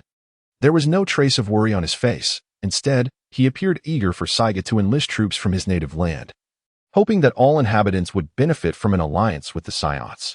The Saiyans of today are not the same as those of the past. He believed that the future rulers of the universe would surely include the Saiyans. Although Shibuya held unwavering loyalty to Saiga, he could not help but contemplate the future of his home planet. If not for the sake of his homeland, he and his compatriots would not have allied themselves with the Frieza clan, aiding in the oppression and suffering of countless innocent beings. Having fought alongside Cooler for many years, Shibuya had come to understand that this universe operates on the principle of survival of the fittest, even if he recognized the immorality of senseless slaughter. For the sake of his homeland's survival, he and his fellow warriors had no choice but to become weapons in the hands of others, thus safeguarding their home from conflict. After all, one must be strong to avoid being trampled upon. "Why do you ask such a question?" Saiga inquired in surprise. "It was merely a query about the number of races. How does it relate to recruitment?" "Your Highness, you may not be aware that many soldiers in the Frieza Force, Cooler's army, and even the Kurdian army hail from my home planet, Breach. While they may not possess the battle power of over 100,000 like I once did, some do possess around 10,000, and the average battle power among adults exceeds 1,000. If you were to recruit from my homeland, it would be an honor for both me and all the people of Breach." Shibuya felt a bead of sweat form on his forehead. Fear gripped his heart. Yet he persisted in his explanation. "The reason I inquired is due to a slight selfish motive. I wish for the people of my homeland to live normal lives, free from the invasions of other alien races. I have overstepped my bounds. I beseech your Highness to punish me." With that, he knelt before Saiga. Being a man of considerable intellect, he understood that to serve a ruler is akin to walking alongside a tiger. One must never make decisions on behalf of those in power without their consent. Typically, such actions could lead to dire consequences. However, for the sake of his homeland, Shibuya felt compelled to take this risk. Another reason that emboldened him to make such a decision was the realization, after more than a year of interaction and integration, that the Saiyans' current transformation was entirely due to Saiga's presence, coupled with the imperial decree from the Empire of Mortals, which mandated equality and forbade internal strife under threat of extermination, as well as the new era Saiyan Empire's principles of honor and shame. Shibuya was resolute in his gamble, believing that Saiga was not a bloodthirsty individual. After listening, Seigo understood that Frieza was merely seeking refuge for his homeland. However, considering his lack of ambition to dominate the universe, the presence of numerous warriors would serve little purpose. Currently, on planet Saya, the number of foreign warriors, apart from the Saiyans, was already ample, rendering the recruitment of additional forces unnecessary. Nevertheless, if Frieza's homeland remained unstable, it was likely that he, as a diplomat, would be unable to fully devote himself to his responsibilities. A compromise needed to be devised. After contemplating earnestly, Seigo stated, "I harbor no intentions of universal domination. Nor will I permit Saiyans to arbitrarily bully other races. Thus, there is no need for military expansion." Upon hearing this, Frieza realized he had bet correctly. At least his life was not in jeopardy, yet he felt disappointment and regret over Seigo's decision against conscription. Consequently, the methods for controlling energy and the gravity training to enhance combat strength could not be communicated back until explicit permission was granted, and even with interstellar communication, no one dared to reveal a single detail. Saigo was unaware of the inner thoughts of Frieza and continued speaking. However, upon hearing the word "but," Frieza, who had previously appeared despondent, suddenly lifted his head, filled with hope as he gazed at Saigo. "To teach a man to fish is better than to give him a fish. I permit you to transmit the techniques of breath control and gravity training back to your homeland, fortifying it further. Relying on the strength of others is merely a transient power. It is the strength of another. True strength lies in one's own empowerment. Do you understand?" This decision resonated deeply with Frieza, who immediately exclaimed in delight, "I am profoundly grateful for your generosity, Saiga." Although he did not comprehend the phrase about teaching to fish, he understood the essence of what followed. Thus, he bowed deeply in gratitude. Seigo has grown numb to the sight of people kneeling in this world. He no longer feels inclined to comment on it. If one must kneel, so be it. No matter how one attempts to evade fate, it is inevitable. Those who should not perish often engage in reckless self-destruction, yet they may not necessarily meet their end. He then turned to the two little ones beside him and continued, "Tabul, Broly, this is a lesson I wish to impart to you. Hold it close to your hearts." "I shall remember, Brother Seigo." "Indeed, Master. Your disciple will remember." Seigo nodded slightly, then turned his gaze to the still kneeling Frieza. "Rise. However, you must inform everyone on the planet Breach that they cannot act under the banner of the Saiyan Legion, especially not to engage in acts of violence and arson. If I discover anyone committing misdeeds, I do not wish to be compelled to send my people to clean up the mess. Do you understand? Recruiting soldiers is permissible, but one must assess their qualifications. Not just anyone can be enlisted. Cultivating talent requires substantial resources." As Saigo spoke, Shabija had already risen to his feet, promptly assuring, "Your Majesty, please rest assured. I am the former ruler of the planet Breach, and the decrees I have issued will be diligently upheld. You may also take comfort in the fact that no race on Breach will commit any wrongdoing in the name of your people. Should such an occurrence arise, I shall provide you with a full explanation and willingly submit myself to your judgment." Seigo was immensely satisfied upon hearing this. It was precisely the attitude he desired. Rest assured, should any insurmountable challenges arise, seeking assistance from the Saiyan planet will ensure that matters are addressed promptly. Indeed, my subordinates extend their gratitude to King Seigo on behalf of the citizens of Breach Star for his goodwill. Subsequently, Seigo, Broly, and Tabor commenced their training in the divine refinement technique. Frieza and the 11 warriors under his command were tasked with monitoring and controlling the ship's navigation, adhering to Seigo's directives to set an appropriate speed as they journeyed steadily towards Namek. Under the current velocity of the vessel, they could reach Namek in as little as 10 days. However, Seigo pondered that since they were already engaged in training the divine refinement technique, it would be prudent to dedicate an additional 2 days to enhance their mental fortitude. There was ample time, and there was no need for haste. Moreover, the persistent presence of decimal points was somewhat displeasing. Dragon Ball Wish, may the decimal points in everyone's account balances shift 2 places to the right. Chapter 52, Arrival at Namek, Part 1. Upon observing Broly and Tabor entering a state of concentrated training, Seigo began to simulate the process himself. Prior to embarking on the simulation, he had no specific intentions other than to observe any potential discoveries that might arise during the experience. On May 1st, accompanied by Broly and Tabor, Seigo boarded a small spacecraft bound for planet Namek. Due to the absence of a gravity system on the vessel, he resorted to practicing the secret technique of refining the spirit, urging Broly and Tabor to join him in this endeavor. By the morning of May 25th, after traversing the cosmos, Seigo successfully arrived at planet Namek, where he encountered the familiar yet unfamiliar Naru and two other Namekians waiting at the landing site. Contrary to any expectations of conflict, the three were emissaries dispatched by the Grand Elder of the Namekians to greet him. Upon disembarking, Seigo utilized instant transmission to send Frieza and the others back to planet Vegeta before returning to planet Namek in the same manner. The astonishment was palpable among all present, including Bardock and others on planet Vegeta. Under the guidance of Naru and his companions, Seigo was granted an audience with the Grand Elder of the Namekians, through which he enhanced the mental fortitude of both Broly and Tabber. Through diplomatic negotiations, they successfully forged an alliance and secured the rights to utilize and possess the Dragon Balls. Seigo employed the Dragon Balls to acquire the method for the Eye of Insight and the cultivation technique of Divine Aura, simultaneously fortifying planet Vegeta through his wishes. Ultimately, he returned 6 petrified Dragon Balls to planet Vegeta, leaving only 1 on planet Namek. Reflecting on the day's simulation, Seigo was taken aback. He had not anticipated being able to safeguard the Dragon Balls of planet Namek. This was indeed a fortuitous development. Moreover, Frieza was proficient in the Namekian language, which would facilitate the process of making wishes with the Dragon Balls. Regaining his focus, he continued to examine the events. On May 26th, after verifying that Broly would not become agitated by Tabber and himself transforming into Super Saiyans, he permitted Broly to commence training. The three of them shared a gravity chamber, beginning with double the gravity of planet Vegeta. Concurrently, the combat-oriented Namekians initiated their training at a gravity level equivalent to that of planet Vegeta. On the morning of June 1st, Broly requested an increase in gravity. Seigo was astounded by Broly's remarkable adaptability and the rapid enhancement of his power. Yet he acquiesced to the request.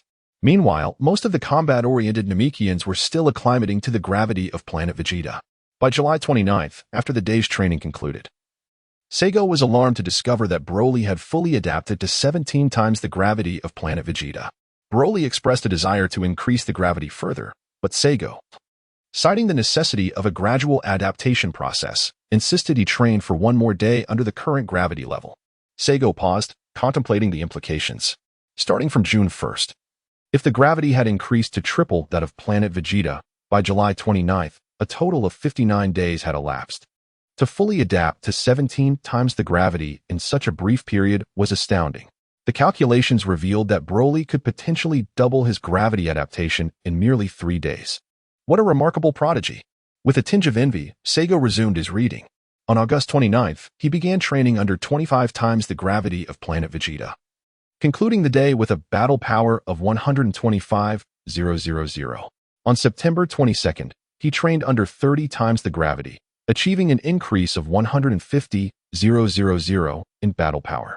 The following day, he trained under 31 times the gravity, yielding an additional increase of 155,000.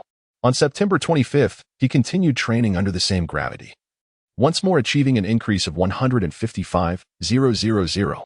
The simulation concluded, presenting a selection of rewards. 1. Battle power of 9,755,002. Eye of Insight 3. Divine Aura Cultivation Method 4. Mental Fortitude Enhancement 5. One-time strengthening of planet Vegeta 6. Alliance with the Namekians. After reviewing the events within the simulator, Seigo felt a sense of relief. No unforeseen incidents had transpired on planet Vegeta during his absence. His gaze returned to the enticing array of rewards. A battle power exceeding 9 million was undeniably alluring. However, Seigo was equally curious about the Eye of Insight, which intriguingly ranked second. Additionally, the Divine Aura Cultivation method was of paramount importance, as it was a crucial factor in attaining divinity. As for the last 3 rewards, he decided to set them aside for now. What should he choose? Saigo carefully contemplated, his gaze drifting back and forth over the first 3 rewards. After a moment's deliberation, he resolutely clicked on the second reward. Ding! Selection successful. Congratulations, host, you have acquired the special ability Eye of Insight. For further details, please refer to the Superpower section. With a mere thought, he summoned his personal information panel. Name, Saigo. Age, 5 qualification, superior talent, giant ape consumption, high capacity with robust digestion, void survival, mimetic, Ultra Saiyan, full power, Super Saiyan 2 superpowers, telekinesis, perfect, confinement sphere, perfect, Eye of Insight, special ability, mental strength, 18 combat power, 15. 73826 billion secret techniques, potential guidance, perfect, instantaneous movement, perfect, Divine Refinement Method, Proficient 45, 731. 000. Skills. Artificial Moon, Perfect. Flight Technique, Perfect. Breath Control, Perfect. Martial Arts, Perfect. Breath Perception, Perfect. Super Energy Wave, Perfect. Energy Slash, Perfect. Space. Simulated Time. For months simulation count. 0. He extended his index finger and prodded the Eye of Insight. And immediately a plethora of explanatory information sprang forth. The Eye of Insight is an extraordinarily unique ability, capable of disregarding all means of concealment, allowing one to perceive the basic information of targets whose strength does not exceed one's own, including their name, mental strength, and combat power. However, should the target's strength or mental power surpass his own, certain functions of this special ability may falter. To disregard all means of concealment? This ability is rather astonishing. Although there are some limitations, they pose no significant issue. Quite satisfactory.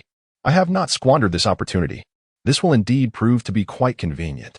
With such thoughts in mind, he took a deep breath, clearing his mind of distractions. Subsequently, he devoted himself entirely to the cultivation of the spiritual refinement technique. 24 days later, on the morning of May 25th, the group finally arrived at Namek. Whoosh! The small spacecraft landed steadily on the soil of Namek. Just as the ship came to a halt, Shibuya had already opened the hatch, leading 11 warriors who swiftly exited, forming two neat lines as they arranged themselves before the boarding ramp. The Namekians who had come to welcome them were puzzled as to why their fellow Namekians had arrived early at the landing site. Yet they refrained from questioning or forcing them away, nor did they steal glances. They sensed that these three Namekians exuded a weak aura and posed no threat. Moreover, this was their home planet. Although irritated by the scene, the Namekians dared not express their anger, besides the Elder's orders. They were also acutely aware of the formidable strength of these esteemed guests, all of whom were undeniably superior to them. They could only resort to silent mental communication. How infuriating. They dare to disregard us. Nairu, what do you think? Can we take them? Nairu, have you sensed anything? Do you think we can win? Be quiet. These individuals are esteemed guests whom the Elder himself commanded us to receive properly. Do not cause any trouble, or I shall not hold back. Do you understand? Yes. X2 The welcoming party consisted of the three strongest combatant Namekians, with Naira being the mightiest among them. Though they appeared youthful, their power was not to be underestimated. Through their mental communication, Nairu discerned that the other two were dissatisfied. Frankly, he felt somewhat uneasy being so disregarded, but setting aside the Elder's command for proper hospitality. He knew even their enemies could not be defeated. The mere aura emanating from the initial soldiers far surpassed his own, let alone the individuals who would follow. Fearing any missteps from the other two that might displease their guests and potentially bring calamity to Namek, he once again utilized mental communication to caution them. Kez and Bas. Listen closely. Even if you feel uncomfortable, endure it and do not create chaos. I have some very alarming news. Just these initial soldiers alone possess an aura far exceeding mine. If these soldiers are this powerful, imagine the strength of those who follow. Both of you must remain composed, understood? Upon hearing Nairu's words, Kez and Boss's pupils constricted in shock. They could hardly fathom that even the arriving soldiers were beyond their capabilities. What kind of monsters are these? Chapter 53. Arrival at Namek. 2. Nairu observed their reactions and continued to communicate mentally. Listen. You two are the strongest combatants among the Namekians aside from me. If anything seems amiss, immediately alert the Elder and retreat as far as possible.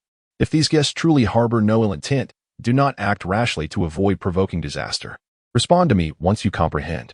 Yes, I will not cause any trouble. I promise. Nairu, I understand. But where do these beings come from? What kind of monsters are they? I do not know. The Elder did not specify, only that we have esteemed guests today. Pay attention. The main individuals are about to emerge. Nairu and the others focused their gaze on the ship's hatch, and when they saw merely 3 children emerge, they were both astonished and confused. Nairu, what is going on? Why are there only 3 little kids? Could the main party still be inside the ship? No, there is no one left inside. Moreover, did you sense it? The 2 children on the left emanate a faint aura, but the one on the right possesses an incredibly terrifying presence, radiating an unsettling malice. Indeed. Naira, you are correct. Could he be the leader of these individuals? So young. Exactly. I share that feeling. How can someone so young possess such strength? What kind of monster is this? Cease the discussion. Do not let them notice us. Remember what I just instructed you. Yes. X2 after the training period. Broly followed Seigo's instructions and refrained from actively training to enhance his combat power or practicing energy control and perception. He diligently focused on mastering the secret technique of refining one's spirit as per Seigo's directives. Even without active training, by the time he turned 3, his combat power reached an astonishing 80,000, far exceeding that of Nairu and his companions. As the legendary Super Saiyan, Broly's innate wildness and ferocity were particularly pronounced, instilling dread in many. Not only did it exert a certain pressure over his own kin, but even members of other races hesitated to approach him. The 3 Namekians were a prime example. Had it not been for the Elder's instructions, they would have long since fled instead of waiting idly. As Seigo, Broly, and Tabor descended the gangway together, Seigo took the lead, flanked by Broly and Tabor, who trailed slightly behind on either side. The scenery here is strikingly reminiscent of Namek, Seigo remarked, gazing at the endless expanse of green. The oceans and lakes shimmered in verdant hues, and the ground was a vibrant green as well. Broly, puzzled, inquired, Seigo, have you visited Namek before? No. Seigo replied curtly, while inwardly adding, though I have experienced it several times in simulations. As they spoke, their feet finally touched the soil of Namek. Their initial impression was of an astonishingly light gravity, significantly lower than that of planet Vegeta, likely only a tenth of it. Otherwise, Bulma in the original tale would not have shown no reaction upon stepping onto Namek. The difference in gravity compared to Earth was minimal, so slight as to be virtually negligible. At that moment, Broly spotted the trio of Namekians not far away. Observing their peculiar appearance, he exclaimed, Seigo, those 3 must be Namekians. They look so strange. Their bodies are entirely green, their arms segmented, and they have 2 antennae on their heads. How amusingly comical they appear. Before Seigo had the chance to admonish, the expressions on the faces of the 2 Saiyans nearby visibly contorted with rage as they erupted into a torrent of curses. That wretched little brat! You wish to, they threatened, preparing to charge forward. Silence. Nilo interjected sharply, cuz, BAS, do not act impulsively. Have you forgotten what I just instructed? Do you not recall the teachings of the Elder? Remain composed. Do you hear me? Nilo was genuinely apprehensive that the 2 might act on their anger and provoke an unforeseen escalation of the situation, one that could prove irretrievable. According to the Elder's instructions, if they were deemed esteemed guests, it indicated that the Elder had foreseen their arrival as beneficial for Namek. Should Cuz and BAS's rashness transform these guests into adversaries, they would be deemed criminals of Namek. Furthermore, while the words of the child with a ferocious aura may have been harsh, they were undeniably true. Compared to Seigo and his party, they indeed appeared rather peculiar. Though Nailu felt discomfort within, years of being in the Elder's presence had equipped him with the ability to master his emotions. Cousin BAS typically obeyed Nailu's commands without question, holding him in high esteem, second only to the Elder himself. Upon hearing Nailu's rebuke, their anger subsided significantly, and they responded in unison, yes. Yet, their predatory glares remained fixated on Broly in the distance, as if they had already harbored resentment. Nailu and his companions were positioned roughly 30 meters from Seigo and the others, a distance at which ordinary individuals would struggle to discern conversation. However, the Namekians were no ordinary beings. Their auditory systems were remarkably advanced, allowing them to hear sounds from far beyond typical range. Thus, they had caught every word from Broly without missing a beat. Meanwhile, Seigo and Broly could only hear fragments of Nailu's louder utterances. Brother Seigo, what are those 3 Namekians saying? Can you make it out? Something about wretched little brat and silence? Are they arguing? Broly, oblivious to the fact that his words had incited disdain and ire, was instead intrigued by the unusual behavior of Nailu and his companions. Seigo halted his advance, turning around with an expression of utmost seriousness. He admonished, Broly, refrain from casually commenting on others' appearances, particularly in their presence. Such behavior reflects the most basic form of respect. Judging others by their looks is utterly unacceptable. If you encounter individuals or situations that you find distasteful, you may choose to ignore or distance yourself from them. However, it is impolite to voice your judgments openly before others. Do you understand? Noticing Broly's demeanor shift from playful to serious, Seigo continued. Let me illustrate. If someone were to say that we Saiyans possess tails that are peculiar and unattractive, would you feel comfortable with that? Broly promptly shook his head, clearly recognizing the inappropriateness of his previous actions. It is indeed discomforting, Seigo affirmed. Those 3 Namekians likely overheard your inappropriate remarks, which prompted their outcry. While we may not have discerned their words, they certainly comprehended ours. You must realize that this universe is vast, inhabited by many races we have yet to encounter. Each may possess unique abilities, and I suspect one of the Namekian's special talents is heightened hearing. When we formally meet shortly, be sure to extend your sincerest apologies. Will you do that? Upon hearing this, Broly displayed no hesitation or reluctance, responding earnestly, I understand, Brother Saigo. I will remember the wisdom you have imparted to me. Saiga's lips curled into a satisfied smile, and he turned to glance at Tabor, who was indulging in the drama nearby. Without uttering a word, Tabor hastily declared, Master, your disciple shall certainly heed your teachings. I will not judge by appearances.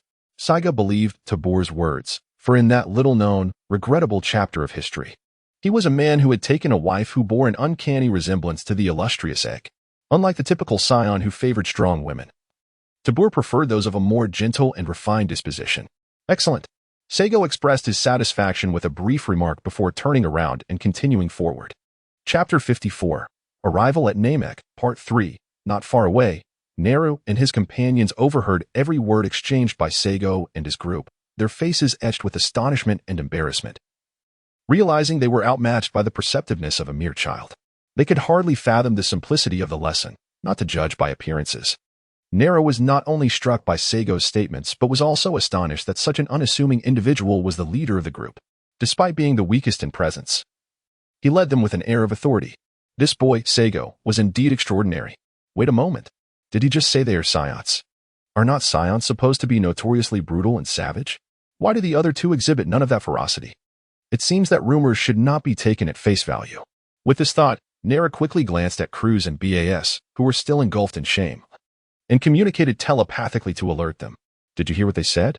This child is younger yet more enlightened than you. You fail to remember the lessons taught by the elder. I hope you will learn from this experience. In the future, do not judge by appearances, and remain calm in the face of adversity. Furthermore, they are Saiyans, so you must control your emotions. When they extend an apology, do not act haughty, understand? Cruz and BAS, upon hearing this, recalled that Saigo had indeed mentioned they were Saiyans.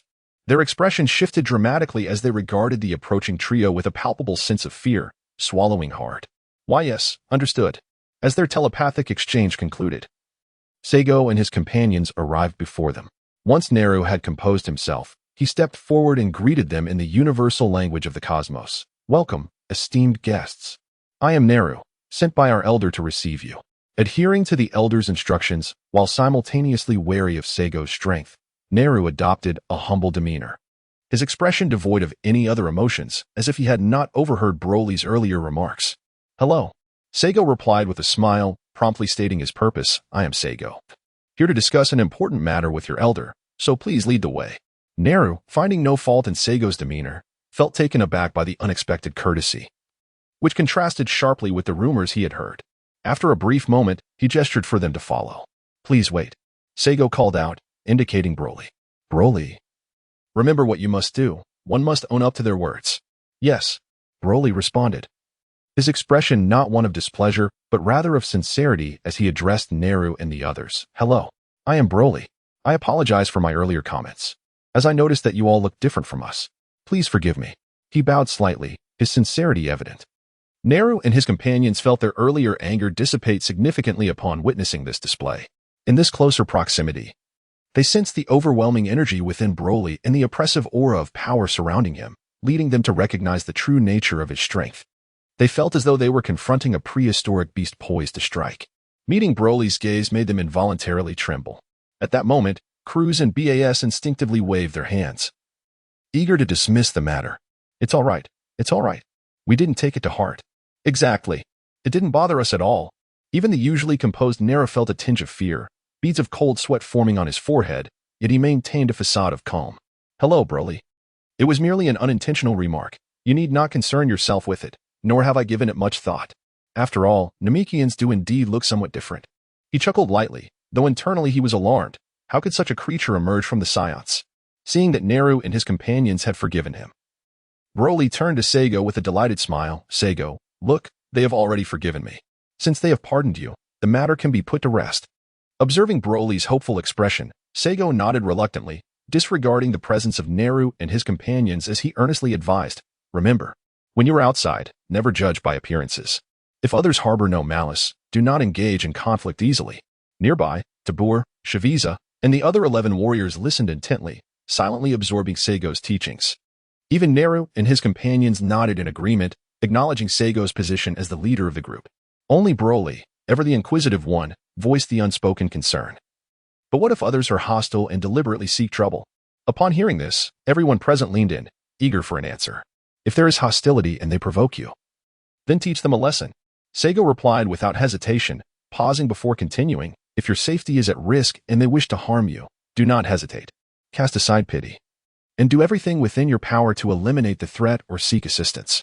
With that, Seigo seized the opportunity to impart survival wisdom in the face of danger. If you encounter an opponent beyond your strength, do not confront them directly. Instead, seek help from planet Saiyan. Once I receive your message, regardless of the circumstances or who you are, I will mobilize my entire race to rescue you. After passionately concluding his speech, he cast a swift glance at Broly, Tabor, Frieza, and the remaining 11 warriors. Do you all understand? Yes, we understand. They chorused. Seigo, I understand. Teacher, your disciple understands. Naru and his companions were taken aback, their pupils dilating in shock. This child named Seigo surely held a significant position among the Saiyans, otherwise, they would not show him such respect. For a moment, they stood in a daze, until Seigo's voice broke through the silence. Naru, please wait a moment. I would like to send a few subordinates back before visiting the Elder. Would that be convenient? Sending them back? The distance between the Saiyan planet and Namek is considerable. Did he not intend to pay a visit to the Elder? If he truly desired to meet the Elder, what could possibly be his motive for such actions? Upon regaining his focus, Naru's mind raced. Yet he remained perplexed by Seigo's intentions. With a slight furrow of his brow, he inquired, esteemed guest, you are Seigo, are you not? May I inquire how long you anticipate it will take to escort your subordinate back? If it takes too long, our elder may need to rest. Naru's confusion was mirrored by the others, apart from Broly, particularly Tabor, who had the most interaction with Seigo and could not fathom the rationale behind this decision. Given the considerable effort taken to arrive at Namek, why would one choose to send some subordinates back? Wouldn't that be a waste of time? Nonetheless, despite their bewilderment, Tabor, Frieza, and the other 11 warriors chose to keep their inquiries to themselves, refraining from pressing for answers, especially with outsiders present. With a mysterious smile, Saiga replied, "It won't take long. It can be accomplished in less than a minute." Chapter 55, the first meeting with the Grand Elder of Namek. He then turned to Frieza. "Captain Frieza, you and your 12 companions may return now. Stand hand in hand beside the spacecraft. I shall send you back." "Understood," echoed the 12 warriors, including Frieza. Although filled with doubts, they executed Saiga's command with unwavering resolve. Whoosh, whoosh, whoosh, whoosh, whoosh. After acknowledging the order, they swiftly sprang into action, utilizing their incredible speed. And in the blink of an eye, vanished from sight. When they reappeared, they were already standing hand in hand beside the small spacecraft. The astonishing speed displayed by Frieza and his comrades left Naru and his companions wide-eyed and agape in shock. Such incredible speed. We couldn't even perceive their movements. Are these individuals truly monsters? How have they trained to achieve such prowess? Seigo observed Naru and the others widen their eyes in astonishment, and he could not help but chuckle softly. "Please, just a moment," he declared. No sooner had the words left his lips than, whoosh, he vanished in an instant, reappearing between Frieza and the spacecraft. With a gentle touch on Frieza's arm and the surface of the vessel, he attuned himself for but a fleeting moment, before swiftly capturing the energy signature of Vegeta 3 amidst the cosmos. "Found it. Moving," he uttered, as the words barely escaped his lips. Whoosh. In an instant, Seigo, Frieza, and the 12 others, along with their small spacecraft, vanished from sight. What? X4 except for Broly, the remaining 4 were etched with disbelief. The moment Seigo and the others disappeared, they all closed their eyes to concentrate, attempting to sense their energy and locate them on Namek. Unfortunately, after several tense seconds, they were horrified to discover that they could not perceive Seigo's energy anywhere on the planet. In other words, Seigo and the others were no longer on this celestial body. What kind of technique is this? X3 Naru and the others were utterly terrified, beads of cold sweat beginning to bead on their foreheads as they opened their eyes. They could not fathom that the Saiyans possessed such a remarkable ability. Not to mention the astonishment of Naru and his companions, Tabor, as Seigo's disciple, was also experiencing a seismic shift within his mind. On this planet, he could not sense his master's energy at all. Even Frieza and the others, who were less adept at controlling their energy, could not be detected. It seemed that their master had truly departed from Namek. However, why had he never demonstrated such a skill before? Unlike Naru and the others, whose ability to sense energy was not yet refined and whose strength was insufficient for a thorough search, Tabor was keenly aware that with their level, it was impossible to detect the elusive energy emanating from Saigo. As Tabor opened his eyes, he caught a glimpse of Broly, who was struggling to suppress his laughter. Instantly, he understood that Broly must know what had transpired, and he rushed to inquire, "Broly, you surely know what extraordinary technique Master just employed, right? Please tell me." Haha. Upon hearing Tabor's call, Broly could no longer contain his mirth and burst into laughter. The three of Naru were drawn in by his infectious laughter. Realizing that Broly was mocking him, Tabor's expression darkened as he urged, "Quickly, speak. Don't dawdle." Haha. Unfazed, Broly chuckled again, attempting to stifle his laughter before explaining. What Brother Saigo just demonstrated is a wondrous technique called instant transmission, allowing him to traverse immense distances in the blink of an eye. Haha. Tabor, your earnest concentration while sensing Brother Saigo was simply hilarious. Your eyebrows were twitching like two worms writhing about. Haha. Instant transmission? Tabor furrowed his brow, mentally repeating the term, only to find it utterly unfamiliar. Silently perplexed by Broly's reasons for laughter, he was about to press further when suddenly swish, the imposing figure of Saigo unexpectedly emerged. "Teacher, Saigo, why did you take so long this time?" Tabol's face was etched with admiration, taking pride in the extraordinary abilities of his mentor. Meanwhile, Broly looked on with confusion, for based on his previous experiences with instant transmission, such a delay seemed entirely unwarranted. As Saigo made his appearance, he was greeted by the two, a subtle smile gracing his lips. He remarked, "I took the liberty of addressing a few matters on my way back, which caused a slight delay." His gaze drifted past them, landing on the still-dazed trio of Naru, and he continued in a calm voice, "I apologize for making you wait. Please, lead the way." At the sound of Saigo's voice, Naru and his companions snapped out of their stupor. Oh, esteemed guest, please this way." Yes, yes. Esteemed guest, right this way." They echoed in unison. Subsequently, the three soared into the sky, guiding the way ahead. Saigo, Broly, and Tabor followed closely behind. The six of them soared gracefully towards the location of the Grand Elder, leaving behind fleeting white trails, akin to a constellation of meteors swiftly streaking across the sky of Namek. Before long, the group arrived above the dwelling of the Grand Elder of the Namekians. As the three individuals accompanied by Saigo came to a halt, they gazed down upon a white edifice perched atop a solitary peak, which, from their elevated vantage point, bore an uncanny resemblance to a colossal loaf of bread. Were it not for the visual confirmation, one might find it hard to believe that the dwelling of a supreme leader of a race could be so unpretentious, especially constructed at such a lofty altitude. It was truly perplexing. "Esteemed guests, our Grand Elder awaits in the stone dwelling below." Before proceeding, I kindly ask you to maintain silence, as the Grand Elder, in his advanced years, cherishes tranquility, Naru earnestly requested. Now it becomes clear. No wonder we paused intentionally. Sighing inwardly, Saigo nodded in affirmation, exclaiming, "No problem. It is indeed our duty to respect our elders and cherish the young." Broly, Tabor, did you both hear that? "Yes. We understand, Master."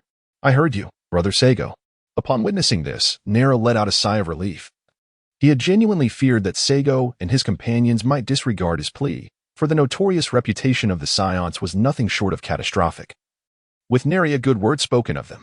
Simultaneously, his esteem for Saigo, his companions, and the Saiyans surged to new heights. However, a sense of caution remained ever present. Saiyans, are they truly not as vicious as the rumors suggest? Or is it possible that what we perceive is merely a facade they have deliberately constructed? This matter is of great significance and must be approached with caution. Upon reflecting on this, Naru decisively sent a telepathic message to his two kin. "Cuz, BAS. Do not forget the tasks I entrusted to you." BAS and Cuz had been inwardly praising the three Saiyans for their understanding and respect for their elders and youth.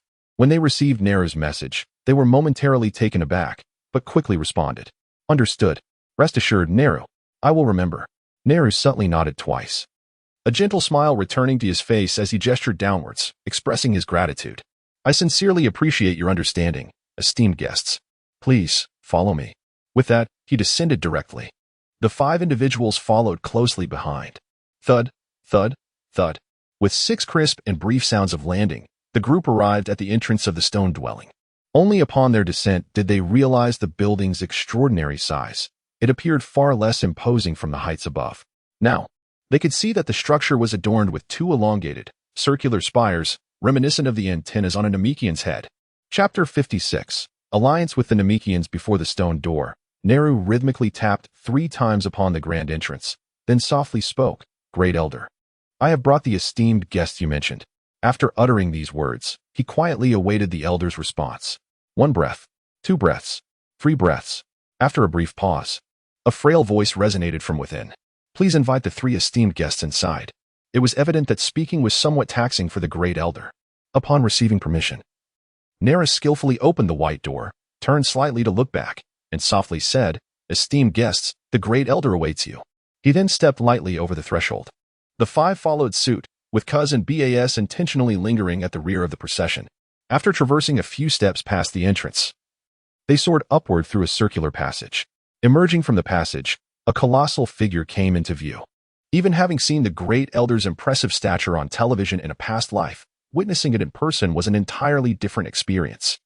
At the moment of seeing the elder's towering form, which reached several meters in height, Saigao could only feel astonishment. He could not help but reflect, "How minuscule I truly am." Regaining his composure, he smiled and greeted, "Honored great elder of the Namekians, greetings. I am Saiyan King Saigao. And beside me is my disciple Tabor, while the other is my brother Broly." "Broly, Tabor, please pay your respects to the great elder." "Greetings, great elder, I am Broly." "A Saiyan." "Greetings, great elder, I am Tabor, also a Saiyan." Both Broly and Tabor emulated Saigao's respectful salutation. Neru and his companions were taken aback by Saigao's introduction. They had not anticipated that this young boy was indeed the Saiyan king. The sudden arrival of a king from their clan could only signify significant matters at hand. Instantly, their vigilance heightened. A ruler of the Saiyans must possess formidable strength and cunning. Good. The great elder, although his eyes were closed, wore a broad smile upon his aged visage, appearing to be in good spirits. "You 3 are truly remarkable children. May I address you as King Saigao?" "Great elder, feel free. You may even call me by my name. I bear no offense," Saigao replied candidly. "Very well, I shall call you King Saigao. I am somewhat limited in my movements, so please bear with me." "Great elder, you may remain seated. I have come to discuss the establishment of an alliance between our Saiyans and your Namekians, and I also seek your assistance with a small matter. Might I inquire if you are amenable to forging this alliance?" Upon hearing this, the expressions of those present varied greatly. Tabor and Broly wore puzzled looks, unable to comprehend why they would seek an alliance with such a seemingly weak race. Although confused, they refrained from voicing their doubts.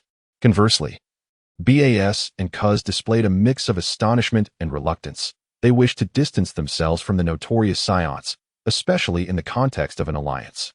Only Neru's expression bore both shock and gravity. He too struggled to comprehend why Saigao sought the elder for this purpose. He had considered the possibility that they were after the Dragon Balls, as the Namekians were known to create these mystical orbs, a secret known to some. It seemed reasonable to assume they sought the Dragon Balls, and he had also pondered the notion of seeking the elder's unique abilities, but he had not entertained other possibilities.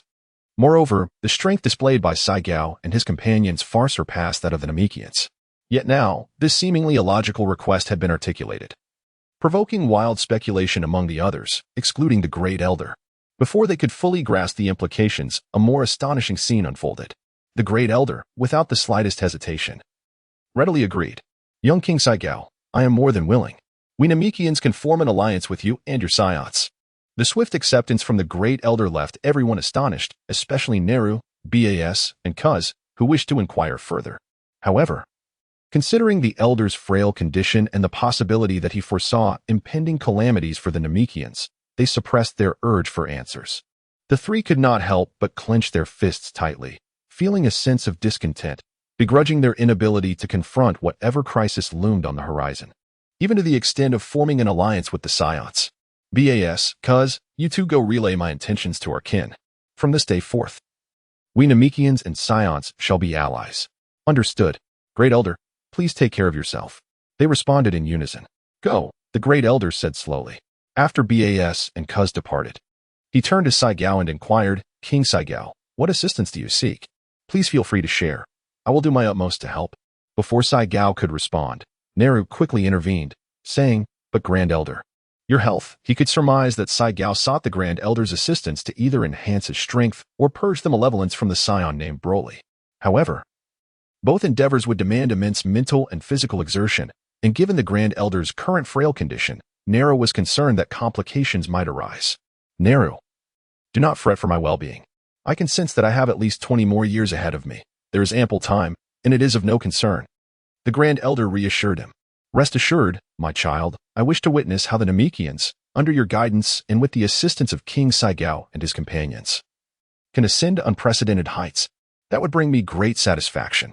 "Yes, Grand Elder," Naru replied, acknowledging the Grand Elder's insistence, though the knowledge of his finite lifespan weighed heavily on his heart. At that moment, Saiyan finally articulated his request. "Grand Elder, I would like to inquire if it is possible to enhance a person's mental fortitude. My brother Broly is a legendary Super Saiyan, but such extraordinary gifts can easily spiral out of control. Would augmenting his mental strength prevent him from losing control?" "A legendary Super Saiyan." Naru's expression turned to one of shock, fear surging within him like a tempest. "So, he is indeed the fabled Super Saiyan. No wonder his aura is so wild and ferocious. Yet, isn't the legendary Super Saiyan supposed to be devoid of reason and prone to rampant destruction? Why is he standing here composed?" Meanwhile, Tabor's face was etched with confusion and curiosity upon hearing the term legendary Super Saiyan. "A legendary Super Saiyan? I have never heard of such a thing. Do we Saiyans possess such a unique bloodline? My teacher never mentioned it, and my father certainly did not tell me. No wonder I always felt a sense of oppression when facing Broly. It seems the legendary Super Saiyan truly exists. But what differentiates our transformed Super Saiyan forms from that of Broly, the legendary Super Saiyan?" Chapter 57. Enhancing Broly's mental strength. The reactions of Naru and Tabor paled in comparison to that of the Grand Elder, whose tightly shut eyes suddenly sprang open. His keen and profound gaze fell upon Broly, whom Saiyan had indicated. The Grand Elder's aged visage trembled as he struggled to raise his hand, pointing at Broly, his speech faltering. He is truly the legendary Super Saiyan? Are you certain?" In his previous visions, there had been no specific impression of Broly, nor any indication that he was the bearer of such a bloodline. He had only known that Saiyan would arrive with 2 other Saiyans. Ultimately, he had seen Saiyan and the Namekians engaging in lively conversation together. Other visions pertained to future events, leading him to conclude that Saiyan and his companions bore no ill intent towards Namek. The Grand Elder's reaction surprised and astonished Saiyan. In the original narrative, the Grand Elder had never exhibited such fervor, even upon foreseeing his own demise or the near extinction of his kin at the hands of Vegeta and Frieza. "Indeed, Grand Elder, I am absolutely certain that Broly is the legendary Super Saiyan. There can be no doubt," Saiyan affirmed. Seizing the opportunity, he then asked, "Is there something amiss, Grand Elder? Or do you possess any secrets regarding the legendary Super Saiyan that you could share?" Saiyan possessed a modicum of understanding. If he could seize the opportunity to extract some secrets, it would be nothing short of splendid. The Grand Elder did not hasten to respond to Saiyan's inquiries. Instead, he continued to scrutinize Broly with his profound gaze before once again closing his eyes, exclaiming in astonishment, "Incredible! The legendary Super Saiyan possesses rationality as well. It seems that some legacies have indeed been misguided." With a deep breath, he continued, "Saiyan, I concur with your perspective. As long as we enhance his mental fortitude, he should not easily lose control. Come here, child. I can still assist you with this small matter." At Saiyan's gesture, Broly hastily approached the Grand Elder, standing a mere 3 years of age and not yet reaching the Elder's knee. "Child, step to my left." Broly complied without hesitation. The Grand Elder sensed the turbulence emanating from him, a wave of oppressive energy washing over him, confirming that the boy before him was indeed as described in the ancestral memories. He marveled, what an immensely powerful and unique aura. He then raised his colossal left hand, which enveloped Broly's head, employing his secret technique to amplify Broly's mental strength. At that moment, Broly appeared akin to a headless horseman. After a brief interval, the Grand Elder withdrew his hand, marveling once more, truly unfathomable potential. "Child, you must channel your strength towards righteous endeavors. Understood?" "I will. Thank you, Grand Elder, for enhancing my mental fortitude." Broly expressed his heartfelt gratitude, his face alight with anticipation. "Grand Elder, does this mean I can train normally now? I've never trained before, and I long to cultivate like my brother Saiyan." Naru, standing behind, was taken aback, his pupils narrowing in disbelief. He had never trained? To possess such formidable power without any training was utterly astonishing. The legendary Super Saiyan was indeed extraordinary. What terrifying talent! It was both enviable and fearsome. The Grand Elder chuckled softly, exclaiming, "What a remarkable talent you possess! With such gifts, you must utilize them wisely. As for your training, I believe it is certainly feasible. However, you must diligently practice to enhance your mental strength. This way, you need not worry about losing control." "Really? That's wonderful," Broly exclaimed, turning to Saiyan. "Brother Saiyan, did you hear? I can train normally now." "How splendid." Naru, observing this, furrowed his brows in displeasure. "Shoo." Saiyan, genuinely pleased for Broly yet wary of disturbing the Grand Elder, placed a finger to his lips and admonished softly, "Lower your voice. Shouldn't you express your gratitude to the Grand Elder once more?" "Oh, thank you, Grand Elder. Thank you." Broly joyfully reiterated his thanks, making sure to lower his voice. "Oh, child, it was but a trifling effort. There is no need for such formality." The Grand Elder replied with a slight smile, then inquired gently, "Are there any others in need of mental fortitude enhancement?" Saiyan shook his head, unwilling to allow the Grand Elder to uncover his secret.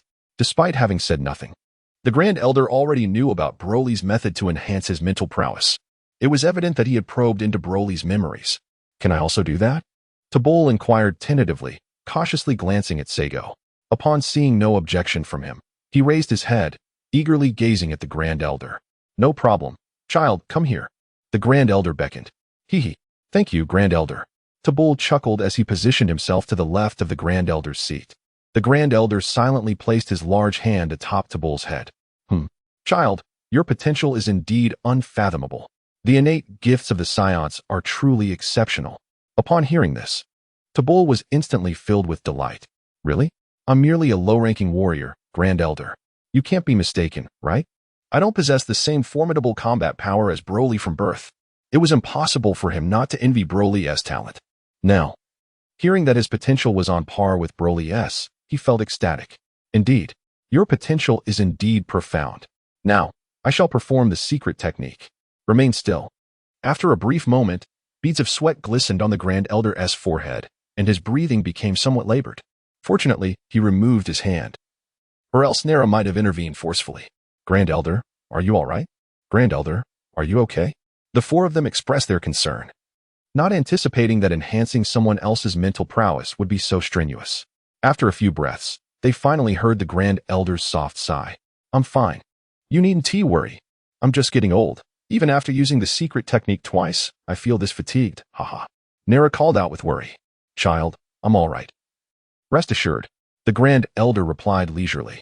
"You're Tabol, correct? I sense that someone has previously guided your potential. Am I right?" "Huh. How did you know, Grand Elder?" Tabol queried, astonished. Once a person has undergone the guiding technique for their potential, it leaves behind certain traces. I never expected that aside from us Namekians, there would be others in this universe capable of such techniques. Truly, this world is full of wonders, and extraordinary talents abound. As he spoke, he adjusted his head slightly, directing his gaze towards Saiyan. Saiyan is aware that the Grand Elder has discovered through reading Tabol's memories that he too possesses the ability to guide potential through this secret technique. "Very well, King Saiyan. You may now deliberate on the specifics of the alliance outside. Naru, should you find yourself indecisive, feel free to consult with the second Elder. Off you go." Upon hearing the words of the Elder, Saiyan, Naru, Broly, and Tabol understood that he was weary. They exchanged silent farewells and quietly departed from the stone chamber. To avoid disturbing the Elder's rest, they soared into the distance as soon as they exited the dwelling. Along the way, Naru expressed his intention to take Saiyan and the others to meet the second Elder, Jisun, to which Saiyan had no objections. In no time at all, the Saiyans and Namekians have officially forged an alliance. The Saiyans will extend their technological assistance to the Namekians, providing advanced spacecraft, gravity chambers, and detectors, and will assist them in repelling external threats when necessary. In return, the Namekians will offer manpower and undertake certain educational responsibilities. There is no requirement for them to provide warrior assistance, only specialized healing methods. However, the Council of Elders insists on mutual support during times of adversity, firmly stating that they will aid the Saiyans in times of crisis, to which Saiyan reluctantly acquiesces. Ultimately, both parties reach a consensus regarding the collection of the Dragon Balls, securing the approval of the Grand Elder. Henceforth, the Namekian Dragon Balls will be personally safeguarded by Saiyan. Additionally, let me briefly elucidate some of the book's settings. 1. The duration of simulations has been previously mentioned, with the maximum length for each simulation being 4 months. 2. Regarding the Saiyan-related settings. A. Talent issues. In this narrative, until a Saiyan successfully transforms into a Super Saiyan, their training speed in the gravity chamber remains fixed. For instance, the protagonist, training under 1x Saiyan gravity for 10 hours a day before transforming, would see an increase of 50 in combat power. Additional training will yield further enhancements. Once a Saiyan transforms into a Super Saiyan, their training speed increases significantly except for Broly. All Saiyans can multiply their original talent by 50. To simplify calculations, Saiyans capable of transforming into Super Saiyans will adhere to a standardized training speed.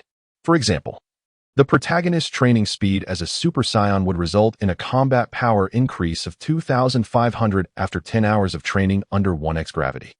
After transforming into Super Saiyan 2, it would be 5,000, and so forth, with further transformations yielding exponentially greater increases. B. Limitations of realms. Each Saiyan possesses a maximum combat power within each realm, which varies from individual to individual. Even before achieving the Super Saiyan transformation, there exists a cap, and only by breaking through can one continue to enhance their power. However, reaching the maximum of one realm does not necessarily mean one is bound to break into the next realm. It varies by individual. 3. As a preliminary note, it is revealed that Sun Wukong's standard combat power while battling Bu is set at 60 billion. During the Gods and God era, his standard power fluctuates between 100 billion and 200 billion. Contrary to the original narrative where the god of destruction Beerus claimed he could not defeat Frieza, whose power was a mere 1.2 million. It is speculated that Wukong had grown accustomed to concealing his power, leading Beerus to misinterpret his strength. 4. A word of caution. I am not particularly skilled in writing romantic scenarios, but I will endeavor to do my utmost. The outcome may be somewhat lackluster, as I have an inkling of this. Lastly, I extend my gratitude to all the esteemed patrons for their support. The sudden influx of patrons yesterday left me astounded, and I initially thought there was an error in data. Finally, I wish to express my appreciation to these patrons for their generous gifts. However, it is advisable not to overspend, as earning a living is increasingly challenging. If time permits and resources are ample, please feel free to send complimentary gifts. To the dreamers of the mundane world, I remain grateful yet humbled. Oh, I almost forgot, dear patrons. Do take a glance at what I have pinned in my profile. I write spontaneously, without restraint, so it is best not to take it too seriously. Chapter 58, Broly's Inhuman Talent, coming next. Saigo assumed the role of a porter, teleporting back and forth between Namek and planet Vegeta, successfully transporting a total of 7 expansive gravity chambers. Each of these gravity chambers is capable of accommodating 50 individuals for their training regimen, while the combat-oriented Namekians number merely 210, which is more than sufficient. On Namek, there exist 7 large villages, each comprising 100 inhabitants, overseen by an elder responsible for daily management. Beneath each large village, there are 10 smaller villages, each consisting of 10 residents, including 3 combat-oriented Namekians. The chief elder, now advanced in years, has relinquished the management of village affairs to the second elder, Jason. Presently, a total of 700 Namekians remain on Namek. As noon approached, a fervor for cultivation swept across the planet. In a gravity chamber, 3 individuals, Saigo, Broly, and Tabor, occupy one room, while another room is utilized by Neru, Bas, and Kiz. Although this arrangement may seem somewhat wasteful of resources, it is an unavoidable circumstance. The formidable prowess of the Saiyans has long allowed them to acclimatize to the gravitational force of a standard Saiyan planet, rendering it impossible for them to train alongside Nairu and his companions. Among the Namekians, Nairu and his 2 associates stand out as the only warriors whose combat abilities surpass 1,000. Nairu boasts an impressive power level of 23,000, while Bas and KZ possess a strength of 4,000 each. Yet they too adapt swiftly to the standard Saiyan gravity. In contrast, the remaining combat-oriented Namekians possess power levels below 1,000, making it exceedingly difficult for them to adjust to high-gravity environments. If the combat-type Namekians struggle, one can only imagine the challenges faced by other types of Namekians, who require even more time to adapt to elevated gravitational conditions. Thus commenced the daily regimen of rigorous training. Before long, the date had arrived. February 1st, 741. After 246 days of gravity training, the combat prowess of the Namekians had significantly improved, presenting a stark contrast to their previous capabilities. Even the 43 medical-type Namekians, motivated by the training of Saiyan warriors and their combat-oriented counterparts, achieved combat strengths of approximately 15,000 after over 200 days of gravitational training. The 207 ordinary combat-type Namekians also reached nearly 30,000 in combat power. Each Namekian requires 12 days to adjust to a standard Saiyan gravity increase, while the medical-type Namekians take a bit longer, needing 15 days.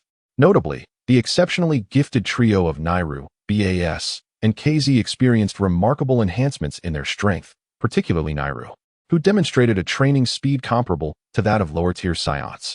Their power levels were as follows: Nairu, 101, 150, BAS, 51, 250, KZ, 51, 250. However, the power increases observed among Saiyan warriors such as Saigao, Broly, and Tabol were even more astounding. Broly, in particular, exhibited a terrifying capacity for adapting to high gravity and enhancing his combat power. He was able to double his strength under standard Saiyan gravity every 4 days, showcasing an almost supernatural adaptability. While training for 10 hours a day under twice the standard Saiyan gravity, he augmented his power by 20,000. By the time he turned 3 on July 9th, his strength had skyrocketed from 3.12 million to an astonishing 6.24 million. By December 10th, he had fully acclimated to 50 times the standard Saiyan gravity and, that very evening, transformed into his Super Saiyan form, leaving the inhabitants of Namek both astonished and fearful, thereby reshaping their understanding of legendary Super Saiyans. On the planet Saya, a tremendous surge of energy was detected. Fortunately, thanks to the early warning from Saiga, the situation did not escalate significantly. After transforming into the Super Saiyan form, Broly's training speed increased 50-fold.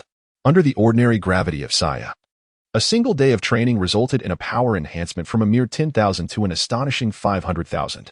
By January 30th, 741, the training concluded, and his combat strength soared to a staggering 30,412 billion. In just the last 50 days of training, he had augmented his power by an impressive 25 billion.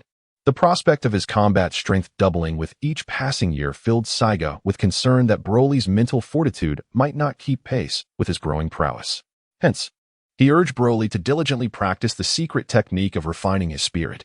For the time being, gravity training was put on hold. In a mere 196 days, Broly fully adapted to the 50-fold gravity of the Saya planet, a feat both remarkable and formidable. On that day, on Namek, within one of the gravity chambers, Saigo scrutinized both Broly and Tarbal, their battle powers evident at a glance. Target: Broly mental power. Battle power: 1, 304, 120, 000. Target: Tarbal. Mental power? Battle power: 35, 106, 720. Truly, the legendary Super Saiyan is a terrifying force. In less than a year, the newcomers have not only caught up but surpassed their predecessors. Even Bardock has been eclipsed. Saigo felt a mix of astonishment and envy, imagining himself as a member of the legendary Super Saiyan lineage. How wonderful that would be. Unfortunately, the miraculous power of the Dragon Balls from Namek was not as formidable as he had hoped.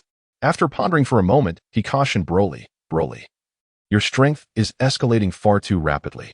From this day forth, I urge you to concentrate on enhancing your mental fortitude rather than hastily increasing your combat prowess." "I understand, Brother Saigo," Broly responded through their telepathic connection. Ever since he had mastered this mode of communication, Broly had developed a fondness for it, often engaging in telepathic exchanges with others. His willingness to comply so readily stemmed from Saigo's explanation of the unique trait of surpassing power. Every year, one's strength would automatically double. With this knowledge, he felt unconcerned about his combat capabilities for the time being. His focus could remain solely on cultivating his mental strength. Just be cautious not to rely solely on telepathy. You might find yourself at a loss for words in the future. Saigo admonished lightly. "Higi, that's certainly one T happen," Broly replied with a playful grin. Saigo shook his head in resignation and turned to Tabor to offer some words of comfort. "Tabor, you must continue to strive in your training. Of course, do not compare yourself to Broly. He is an exceptional case. It is already quite commendable that you possess such strength at your age." "Teacher, I understand," Tabor responded with a calm demeanor. Broly is a once-in-a-millennium prodigy among our Saiyan race, and I certainly would not foolishly seek to compare myself with him. After spending more than 200 days together, he had grown accustomed to Broly's extraordinary prowess, or perhaps one could say he had become utterly desensitized to it. Anyone who would dare to draw comparisons with Broly must be lacking in sound judgment. Sigo observed the situation with satisfaction, nodding encouragingly. That's wonderful. You, along with your father and Captain Bardock, have all mastered the full power of Super Saiyan. Now, it is simply a matter of diligent practice to reach your limits and transcend to new realms. Yes, teacher, I shall strive earnestly. Tabor's eyes ignited with determination. Although he could not rival Broly, he could still compare himself with other members of his kin, aspiring to become the strongest among them. Sigo, what is your current battle power? Broly inquired with curiosity. Previously, whenever they posed this question, Sigo would casually mention a number, dismissing them with nonchalance. Perhaps a little over 2 billion, give or take a few million. I haven't tested it in quite some time, but I estimate my normal state to be around 20 billion. Sigo proclaimed, unfazed, while advising Broly, refrain from attempting to transform into a Super Saiyan for now. Wait until your mental strength reaches over 90 before trying to transform. This will minimize the risk of losing control. Broly pressed on, what is my current mental strength? Your mental strength is currently just above 40, still halfway from 90. Keep honing your skills. Sigo encouraged. At present, Sigo's mental strength was a mere 21.5, lower than both Broly and Tabor, rendering him unable to gauge their mental capacities accurately. However, based on Broly's previous mental strength of 21, it was deduced that after the Elder's secret techniques enhanced it, it would have doubled, resulting in 42 points. Adding the 2 points gained from over 200 days of training, he should possess around 44 points of mental strength. Upon realizing the significant gap remaining, Broly lamented. Oh my, how can there be such a disparity? Sigo, do you have any methods to swiftly enhance my mental strength? He was acutely aware of the arduousness of increasing mental strength. It had taken him over 200 days to gain just 2 points, and he could not fathom how long it would take to reach 90. Broly was not particularly worried about being surpassed by others, but rather found the process of cultivating the secret technique for enhancing mental prowess to be exceedingly tedious and devoid of any sense of achievement. Saigao rolled his eyes upon hearing this and admonished, what are you thinking? If you possess a method to swiftly enhance mental strength, do share it with me. I too desire to elevate my mental prowess expeditiously.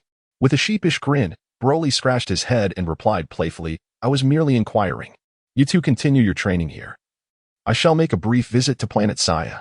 After a brief explanation, Saigo executed a swift teleportation, vanishing from sight in an instant. Broly expressed his envy, saying, I truly admire how my brother Saigo can return at will.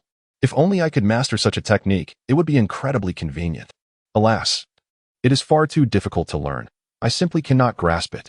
Tabor interjected, if it were that easy to learn, then surely more than just our teacher would possess this ability.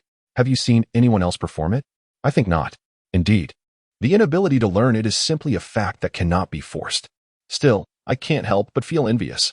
What Tabor failed to notice was the glimmer of cunning hidden deep within Broly's eyes.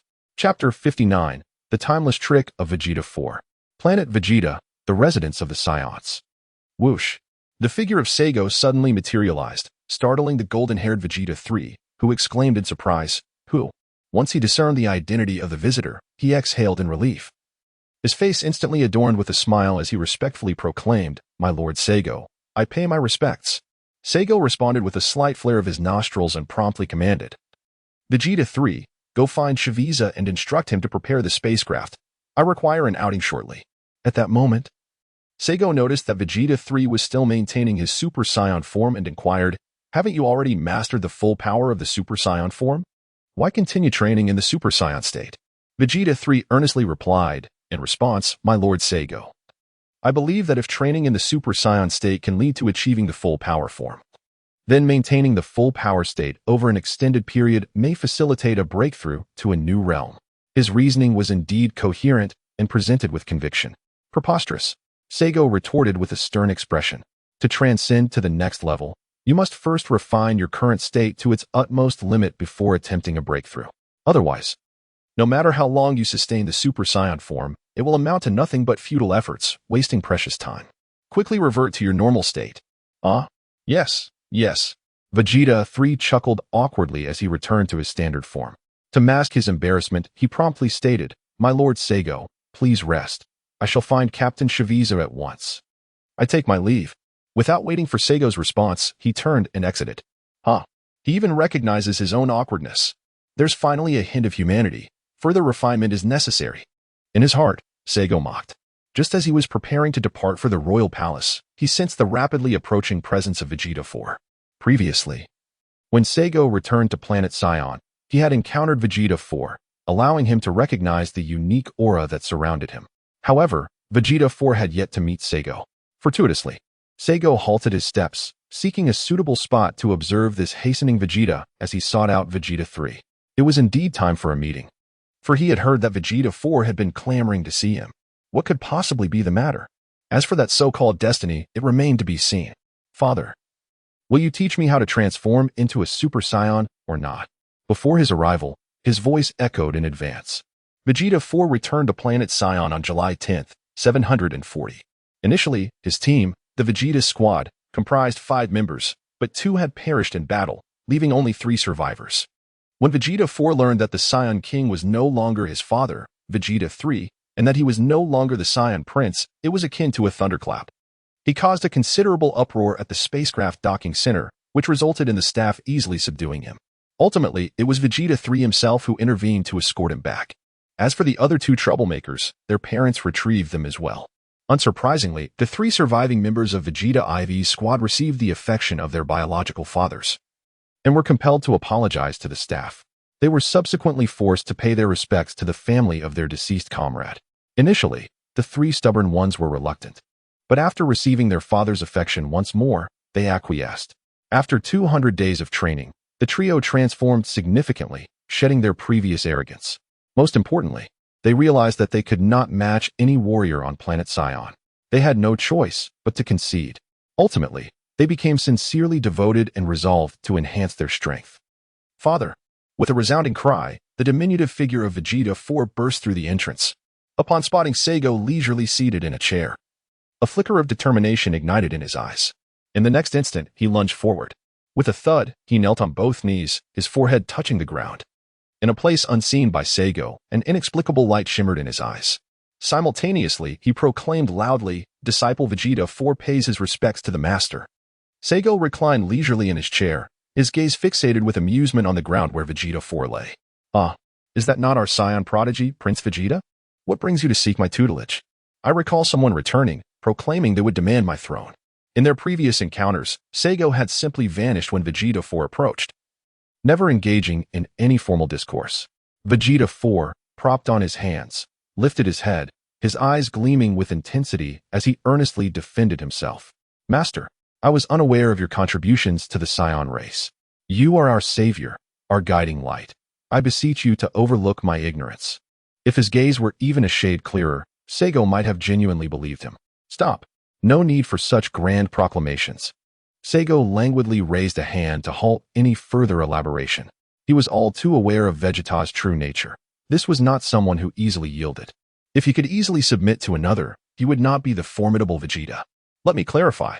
I currently have but one disciple, and that is Tabor. As for you, it would be best to address me as King Seigo. Moreover, return to your true self. You lack the talent for acting. With such poor performance, why subject yourself to this charade?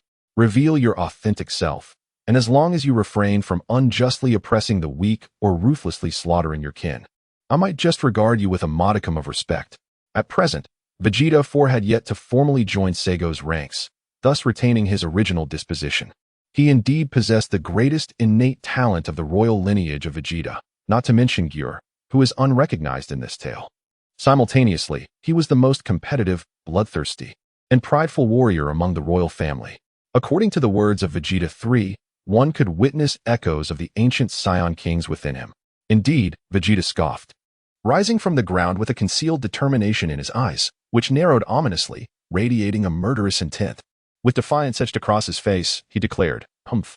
Though you are the Saiyan king now, it does not guarantee your reign forever. This throne was rightfully mine. You merely stumbled upon the favor of the Super Saiyan God.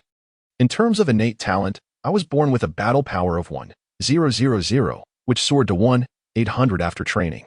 You, born with a mere 900 and only reaching 1,000 post-training, Why is it that the blessing of the Super Saiyan God fell upon you instead of me? King Saigo, are you bold enough to accept my challenge? The loser shall forever relinquish their claim to the Saiyan throne. Do you dare? Vegeta was profoundly indignant in terms of talent. He stood as the pinnacle among ordinary Saiyans. He was aware of Broly's existence and had heard whispers of Broly's power surpassing Bardock's. He was not foolish enough to challenge the legendary Super Saiyan, for how could a mere mortal hope to contend with one endowed with extraordinary abilities? That would be nothing short of self-imposed torment. Saigo gazed at the supremely confident Vegeta 4, employing his probing eye to assess the warrior's power level. Target, Vegeta 4. Mental power, 19. Battle power, 280, 320. His mental power is quite formidable. It's even a tad higher than mine. Truly deserving of the title of the mightiest royal warrior in Saiyan history. Subsequently, a playful smile graced his lips as he jested, Vegeta 4. With a mere battle power of 280,000, it is rather premature for you to reclaim the throne. Perhaps you should focus on enhancing your strength before entertaining such notions. Yet internally, he pondered, wasn't it Vegeta 3 who mentioned he began training on July 10th, 740? How little time has passed to elevate his battle power to 280,000. Could it be that he is manifesting his innate talent? Impressive. Vegeta 3 said he trains 2 hours more than others daily. Indeed, he is worthy of the title. Regarding the original narrative's secondary character, Saigo harbored dual sentiments. He admired his resilience and decisiveness, as well as his eventual display of humanity and family devotion. However, he was less fond of his arrogance, obstinacy, and early indiscriminate violence. Regaining his composure, he spoke slowly. By the way, you must be aware of the Super Saiyan transformation, correct? Allow me to remind you, merely possessing sufficient battle power is insufficient to achieve the Super Saiyan form. One must also possess a proficient amount of S cells. To rapidly increase the S cells within you, a tranquil mindset is essential. As he deliberately scrutinized Vegeta 4 from head to toe, he shook his head in disappointment, stating, alas. With your current temperament and the aura of violence surrounding you, it would be exceedingly challenging to swiftly augment the number of S cells. In Chapter 60, the scene of paternal affection and filial piety unfolds, revealing a different facet of Vegeta. Your father must have advised you to alter your mindset. Though he likely did not mention its significance in transforming into a Super Saiyan. Without my consent, they would not dare to spread rumors. I hope you can safeguard this secret. Now is not the time for revelations. As for your aspiration to become the king of the Saiyans, should you possess the capability, I am always willing to abdicate in your favor. Furthermore, your father must have informed you that I do not favor being worshipped. Do you wish to rise on your own, or do you require my assistance? When discussing the notion of abdication, Saigo's expression bore no semblance of pretense. The leader of a clan, or indeed a nation, is not an easy mantle to bear. Without the astute maneuver of integrating all the original inhabitants of planet Saiyan into Saigo's legion, the inherently combative nature of the Saiyans would never have allowed for such tranquility. One must consider the original disposition of the Saiyans. Even with Saigo's formidable strength providing powerful deterrence, he could not monitor every Saiyan's movements at all times. Given their inherent temperament, prolonged periods without conflict would surely lead to restlessness. A rebellion was out of the question, but clandestine excursions were still possible. However, by incorporating them all into Saigo's legion, these issues were effortlessly resolved. If Vegeta 4 truly possessed that leadership quality, Saigo would not mind becoming a figurehead. At that point, he would relish the leisure. Upon hearing Saigo's words, Vegeta IV's expression shifted dramatically from shock and resentment to sheer ecstasy, followed by fury. He was astounded that Saigo could so effortlessly relinquish the Saiyan throne, albeit conditionally. For him, who had yearned since childhood to become the mightiest Saiyan king in history. This revelation was undeniably a crushing blow. He immediately glared at Saigo, his height slightly exceeding that of his counterpart, and in a fit of rage. He pointed an accusatory finger and shouted, "You scoundrel! What do you consider the Saiyan throne? How could you so readily surrender it? If you are indifferent, why do you still wish to be the king of the Saiyans?" His elation stemmed from Saigo's revelation regarding the transformation into a Super Saiyan, while his anger was directed at Saigo's nonchalant attitude towards the throne. This infuriated him, as he had been striving valiantly to become the strongest Saiyan king in history. His body quivered with rage, his breath quickened, and he clenched his jaw tightly, veins bulging ominously on his forehead. Ignoring the hand pointed at him by Vegeta 4, Saigo spoke with a calm demeanor, unhurriedly articulating, What is the purpose of being a king to a clan? Is it not to ensure that our kin are no longer subjected to the tyranny of others, thus leading a more prosperous existence? In your eyes, what constitutes a better life? Is it the absence of want, or is it possessing such formidable strength that none dare to oppress us? Currently, we Saiyans are forging our path, steadily advancing towards a brighter future. At this juncture, should a person of exceptional capability emerge to share this burden and responsibility with me, I would undoubtedly welcome them with open arms. Strategizing for the betterment and future of our people does not necessitate ascension to the throne of the Saiyan King. Even as an ordinary Saiyan, I can contribute to our advancement. The earlier decision to have your father abdicate was merely a pragmatic measure. You must recognize what our kind was like in the past, coupled with the imminent threat posed by Frieza at that time. Do you truly believe your father would have placed his trust in me and collaborated? In extraordinary times, extraordinary measures are called for. That is all. If you genuinely aspire to be the Saiyan King, as long as your capabilities are exceptional, I would not object. As for Vegeta too, his talent is indisputable. Hence, Saigo had no desire to oppose him, having already accepted Vegeta 3 into his fold. There was no reason to disregard the more gifted Vegeta 4, or even to cultivate an adversarial relationship. If necessary, one could simply employ strong measures to incorporate him into Saigo's ranks. Meanwhile, Vegeta 4, listening to Saigo's words, felt the expression of anger gradually fade from his face. Though it remained stern, the hand that had been raised slowly descended, and his chin gradually retracted towards his chest. The words of Saigo left him feeling a weight in his chest. Although Saigo could not see his expression, he could observe the subtle swelling of his cheeks. As if he were embroiled in an internal struggle, Saigo's speculation proved to be correct. Deep within Vegeta Ivy's heart, a celestial battle was indeed taking place. If the chosen dreamer of the Super Saiyan God were himself, would he have performed with such excellence? In his mind, he engaged in a fervent self-discussion surrounding this question. After maintaining this contemplation for several breaths, he suddenly closed his eyes. When he opened them again, he had found his answer. Not only had the anger on his face vanished, but his gaze softened, imbued with sincerity and respect, tinged with a sense of relief. He began to comprehend why the Super Saiyan God chose Saigo over himself. The ability to treat all Saiyans equally is not a trait possessed by many, particularly among the Saiyans of the past. Thus, he lifted his gaze to meet Saigo's, feeling an inexplicable sense of oppression emanating from him, despite being unable to discern his true strength. For a moment, looking at the figure before him, slightly shorter than himself, he felt an illusion of towering grandeur. After observing in silence for a few seconds, he solemnly declared, "Thank you, King Saigo, for sharing this with me. You are indeed, as my father said, an enlightened and wise ruler. In this regard, I fall short of you. Even my father does not measure up." Taking a deep breath, he continued, "The position of Saiyan King will forever belong to you. I, Vegeta 4, pledge to assist you eternally, until you no longer wish to bear the title of Saiyan King. Lastly, I sincerely wish to become your disciple, not for the throne of Saiyan King, but to grow stronger. I aspire to be a formidable warrior and contribute to our people. Please, King Saigo, teach me." With that, he deeply bowed his proud frame. Vegeta Ivy's desire to apprentice under Saigo was genuine this time. His earlier posturing had merely been a test to ascertain whether Saigo was truly as wise and enlightened as others claimed. The results of this trial astonished him, yet felt entirely reasonable, leading to profound admiration. Saigo had promptly disclosed the conditions for transformation into a Super Saiyan form without hesitation, showing indifference towards the title of Saiyan King and exhibiting an extraordinary magnanimity. Was this not sufficient proof that the rumors about him were true? Indeed, it was more than enough. Furthermore, he could sense that Saigo spoke without deceit. The serene detachment in his demeanor and the depth and clarity of his gaze were not easily feigned. Moreover, seeking apprenticeship under Saigo was not a matter of shame. At present, all individuals within the Saiyan Empire could be considered Saigo's disciples, with the distinction lying only in whether he personally acknowledged them.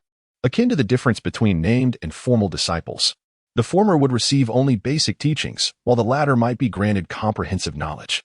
The disparity in treatment and status was vast. Witnessing this scene, Saigo felt unexpectedly perplexed, internally questioning, "This script is all wrong.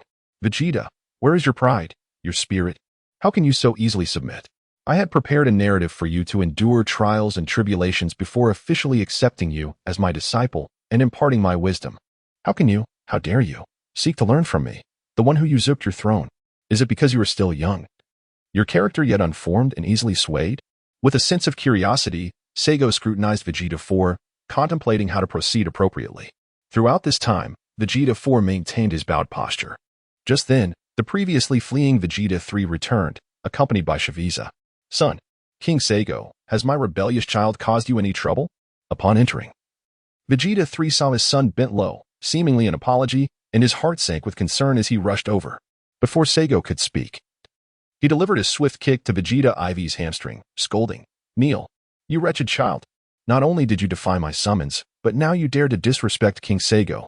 Are you tired of living? Apologize immediately. Without King Seigo's forgiveness, you shall kneel for eternity." After his tirade, he knelt before Seigo, pleading, "King Seigo, it is entirely my fault for failing to discipline him. I implore your mercy to spare my wayward son this once.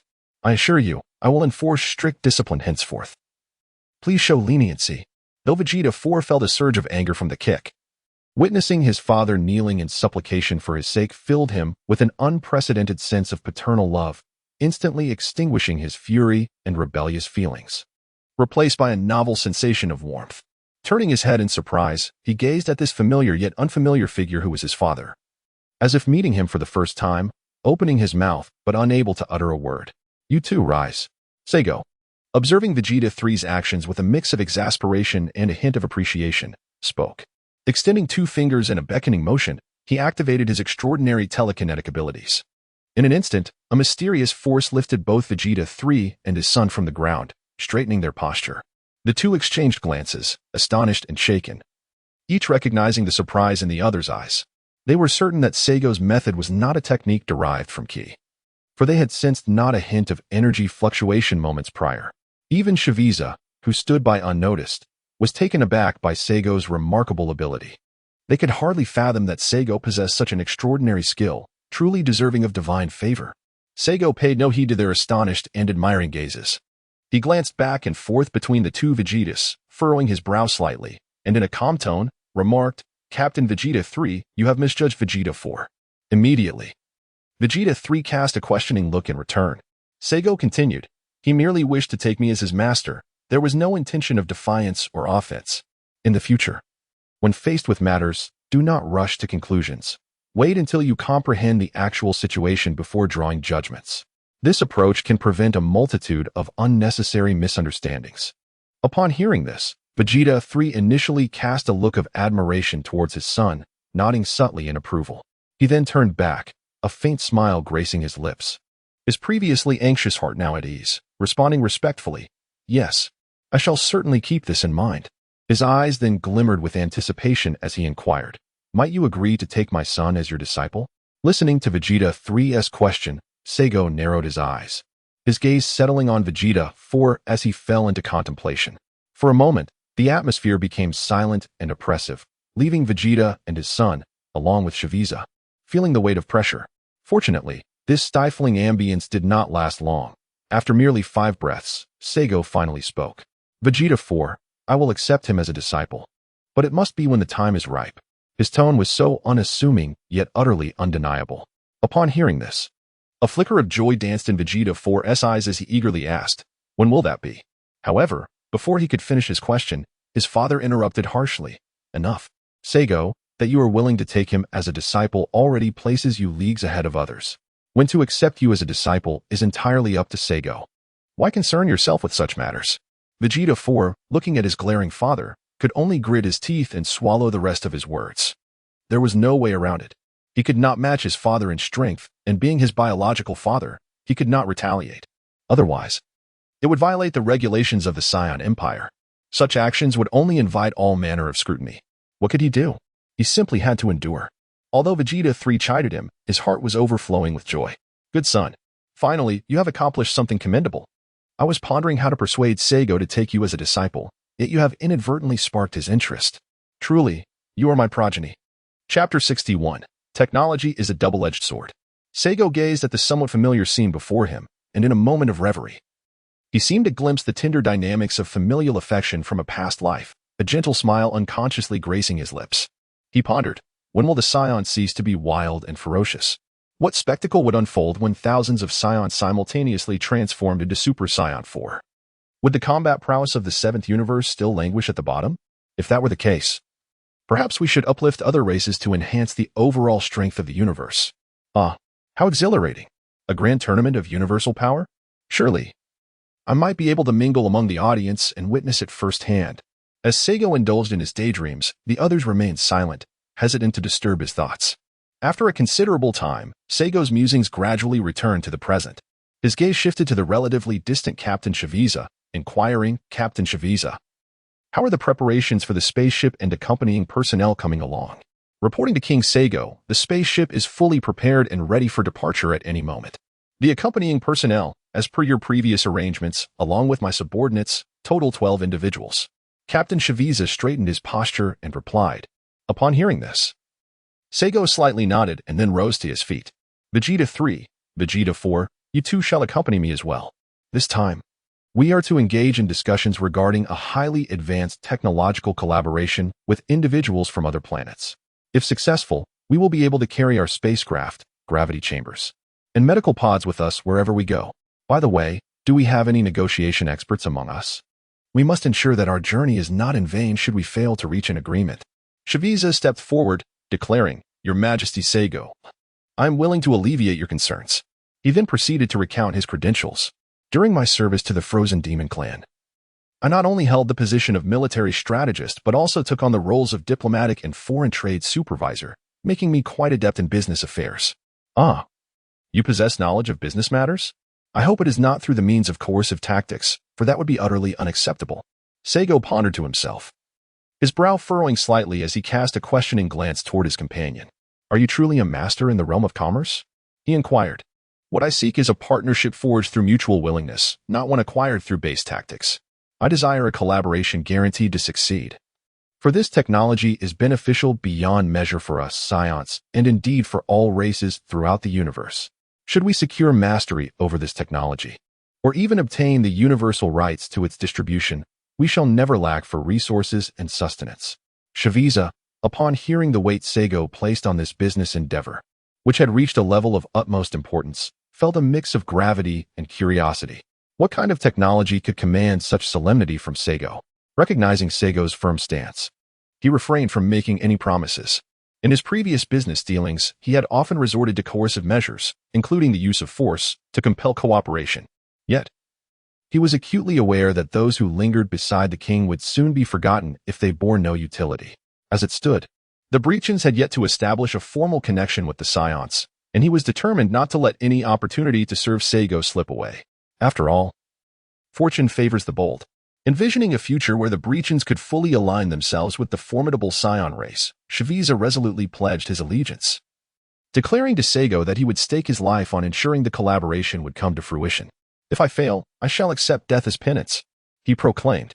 Observing Frieza's hesitation, Seigo recognized him as a somewhat unserious business expert.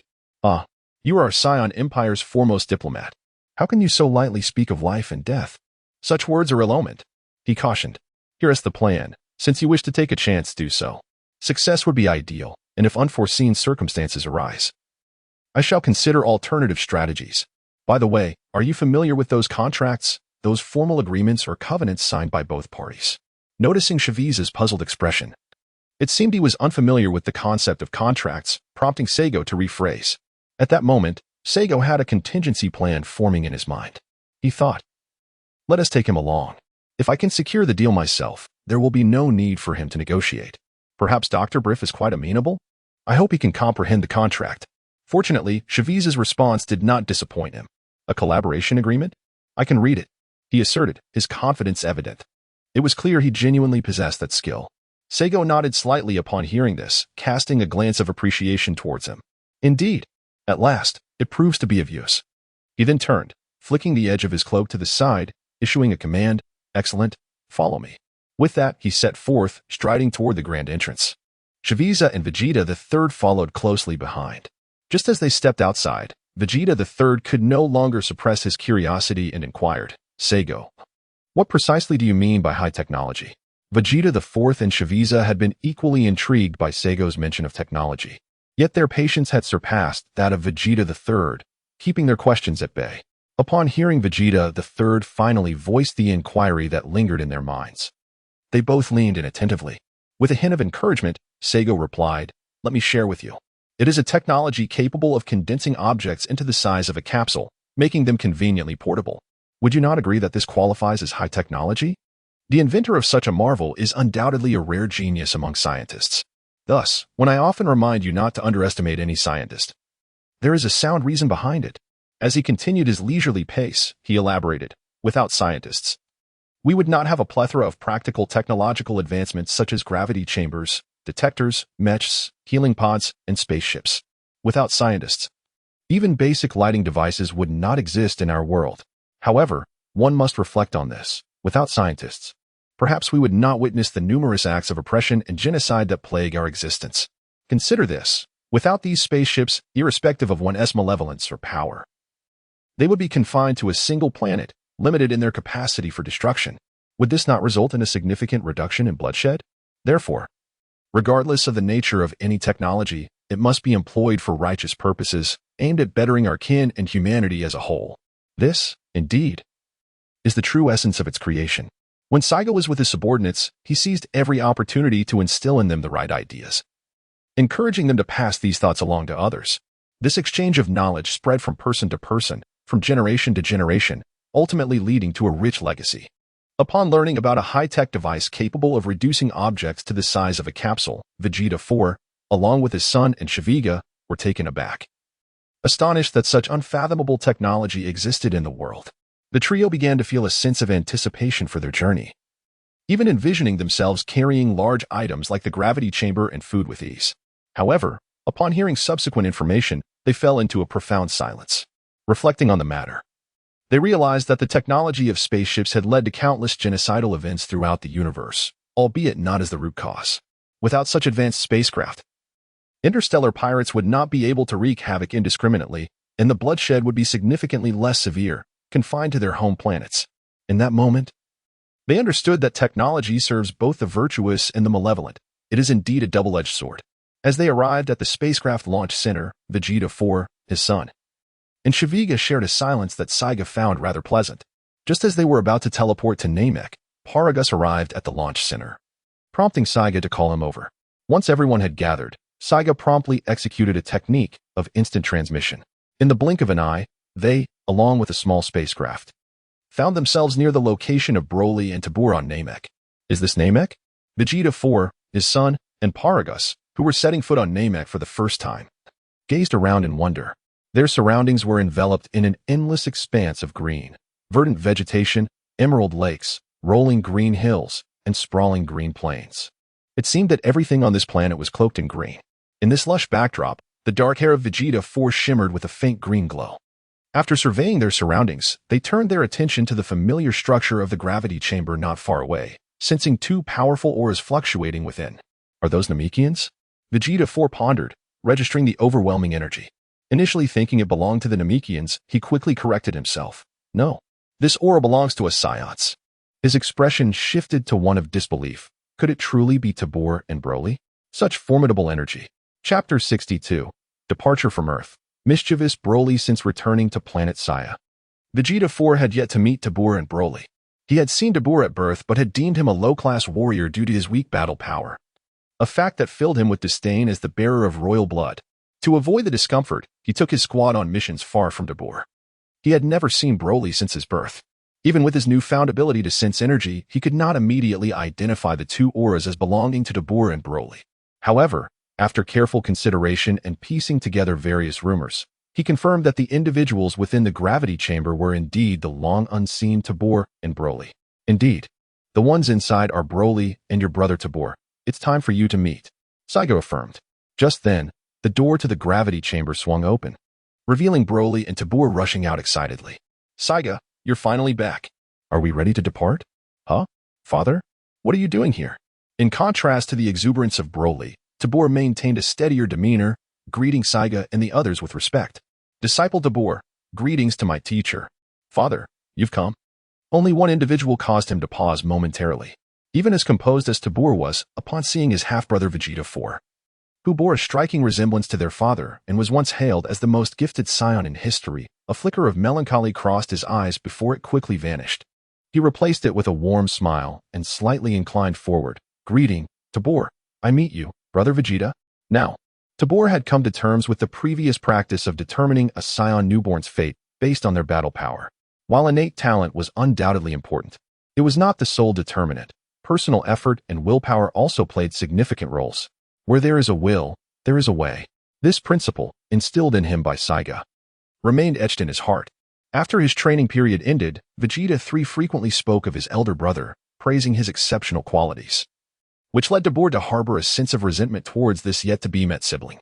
It was only with Saiga's guidance and education that he managed to let go of those feelings.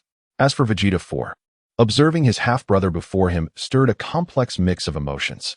The one deemed a low-class warrior was now not only Saiga's top disciple but also capable of transforming into a Super Saiyan. This left him feeling an unprecedented sense of pressure and urgency, driving him to hone his skills relentlessly. Since utilizing the gravity chamber for training, while others could only increase the gravity once every 10 days, he managed to do so every 5. While others trained for 10 hours a day, he dedicated an additional 2 hours. Even when others took a rest day, he continued to train. This relentless spirit propelled him to achieve his current battle prowess in a short span of time. When Vegeta 3 nudged his shoulder, Vegeta 4 snapped back to reality. Focusing on Tabor, genuinely expressing, "I've heard from Father that you were born, but I was away on a mission and couldn't return in time. Tabor, you are truly formidable now. However, do not grow complacent. I will soon catch up to you, even surpass you." Vegeta 3, overhearing this small fib, chose not to expose it, understanding that the bond of brotherhood was more important than a mere truth. Tabor nodded earnestly, a sincere expression on his face. "I believe in you, brother Vegeta." He understood that with the innate talent of Vegeta 4, it was merely a matter of time before he caught up with him. In recent years, Tabor had witnessed an abundance of Saiyans, even when training conditions, duration, and intensity were identical. It was inevitable that those endowed with superior warrior talents would eventually surpass those of intermediate or lower caliber. Talent is predestined, a fact he could not alter. The only course of action available to him was to embrace this predetermined reality, as Saigo had advised, rather than dwell on the fear of being outpaced by others. Instead, he should devote himself wholeheartedly to the pursuit of self-improvement. Only through the relentless quest for self-betterment could he grow stronger and advance further. Paragus, Vegeta 3, and Vegeta 4, along with Saigo, looked at Tabor with expressions of astonishment. Even Frieza was taken aback. To their surprise, Tabor refrained from mocking them and instead offered affirmation and trust. Vegeta 4 had prepared retorts for anticipated jibes, but the unexpected turn of events left him momentarily speechless. A profound silence enveloped the room for several seconds. "Ah, yes." Vegeta 3 was the first to shatter the stillness, glancing at his two sons with increasing fondness. "I believe you will fully harness your talent, and, before long, stand as the foremost warrior, second only to King Saigo." Broly, upon hearing this, became quite displeased and promptly interjected, "You think too highly of that. Aside from Brother Saigo, the mightiest Saiyan shall undoubtedly be me." Saigo felt compelled to interject, exclaiming, "You overestimate me, Broly. No matter how formidable an ordinary Saiyan may be, they can never surpass the legendary Super Saiyan lineage. They can only achieve temporary superiority." At that moment, King Vegeta 3 recalled that Broly was indeed the fabled Super Saiyan. Reflecting upon the legends surrounding this transformation, he began to doubt whether Saigo could truly rival Broly. Consequently, he adjusted his statement, saying, Oh, then let it be the second strongest. My son, I have faith that you shall become the mightiest Saiyan, second only to Saigo and Broly." However, upon uttering those words, he felt a twinge of regret and hastily added, Oh, and to Bull as well. You two shall be tied for third strongest." He chuckled heartily, lost in his own exuberant imaginings, completely oblivious to the scowls of Vegeta 4 and Tabor, who were both visibly displeased. Although both brothers harbored a deep desire to be recognized as the third strongest, perhaps even the strongest Saiyan, they felt an overwhelming sense of embarrassment at their father's shameless proclamation, wishing fervently to escape the situation. Subsequently, Saigo made a series of arrangements. Paragus, Tabor, and Broly remained on Namek for mutual support in case any issues arose. Meanwhile, King Vegeta 3, Vegeta 4, Frieza, and the other 11 warriors departed for Earth. Not long after, a small spacecraft departed from the planet Namek. On the planet of Saya, there exist several spacecraft that have been modified, equipped with gravity devices. With the exception of the spherical single-pod vessels, aboard the gently gliding spacecraft, Saigo couldn't help but feel a sense of admiration for Vegeta 4. who was diligently exerting himself in the gravity chamber. Truly, he was a man blessed with the talent of a true warrior. His training was indeed a testament to his relentless effort. No wonder he could achieve a battle power of 280,000 in such a short span of time. Seigo learned from Vegeta 3 that Vegeta 4 diligently trains 2 additional hours each day compared to others. He could only admire this dedication. Although Seigo understood that such relentless exertion could lead to both physical and mental strain, potentially hampering the anticipated benefits of training. He was aware that some individuals would not reconsider their path until they encountered insurmountable obstacles. Thus, he could only allow Vegeta 4 to pursue his endeavors freely. After regaining his composure, Seigo prepared to commence his own training in the esoteric art of spirit cultivation to enhance his mental fortitude. As the king of his clan, possessing inadequate mental strength was simply unacceptable. Moreover, Seigo had a vague sense of the critical importance of mental prowess. Rather than idly awaiting their arrival on Earth, he preferred to engage in some productive activity to alleviate the monotony of the journey. The purpose of this expedition, besides the information shared with Vegeta 3 and his associates, included other matters of significance for Seigo. Earth was indeed a peculiar and extraordinary place. He harbored no concerns regarding potential issues on planet Vegeta, having already simulated scenarios during their time on Namek. The forthcoming 4 months promised tranquility for both Namek and planet Vegeta. Consequently, Seigo instructed Frieza to set a deliberately slower flight speed. The journey, which could have been completed in a mere 6 days at maximum speed, would now extend to 12 days.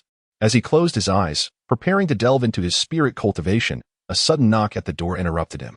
Thud, thud, a report. It was Frieza's voice. But given that they had only just embarked, what could possibly require his attention now? Although Seigo felt a hint of confusion, he still spoke up. Please come in. With a creaking sound, the door swung open.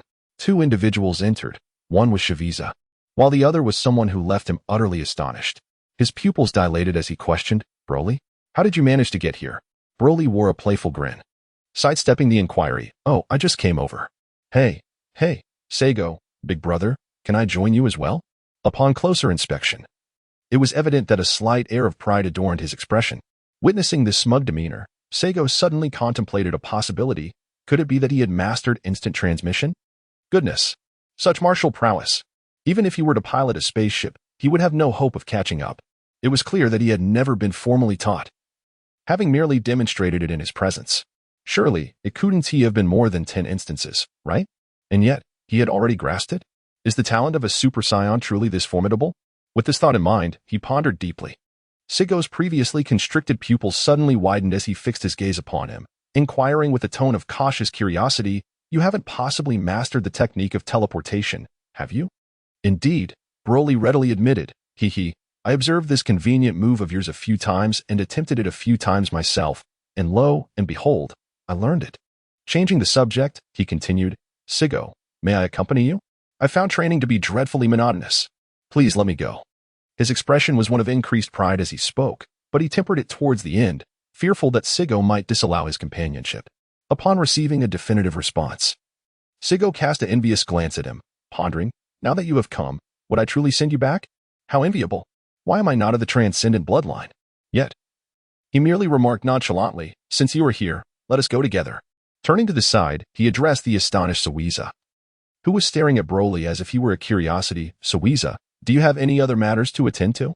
Startled from his daze by Seigo's voice, Frieza quickly replied, No, your majesty Seigo, there is nothing else.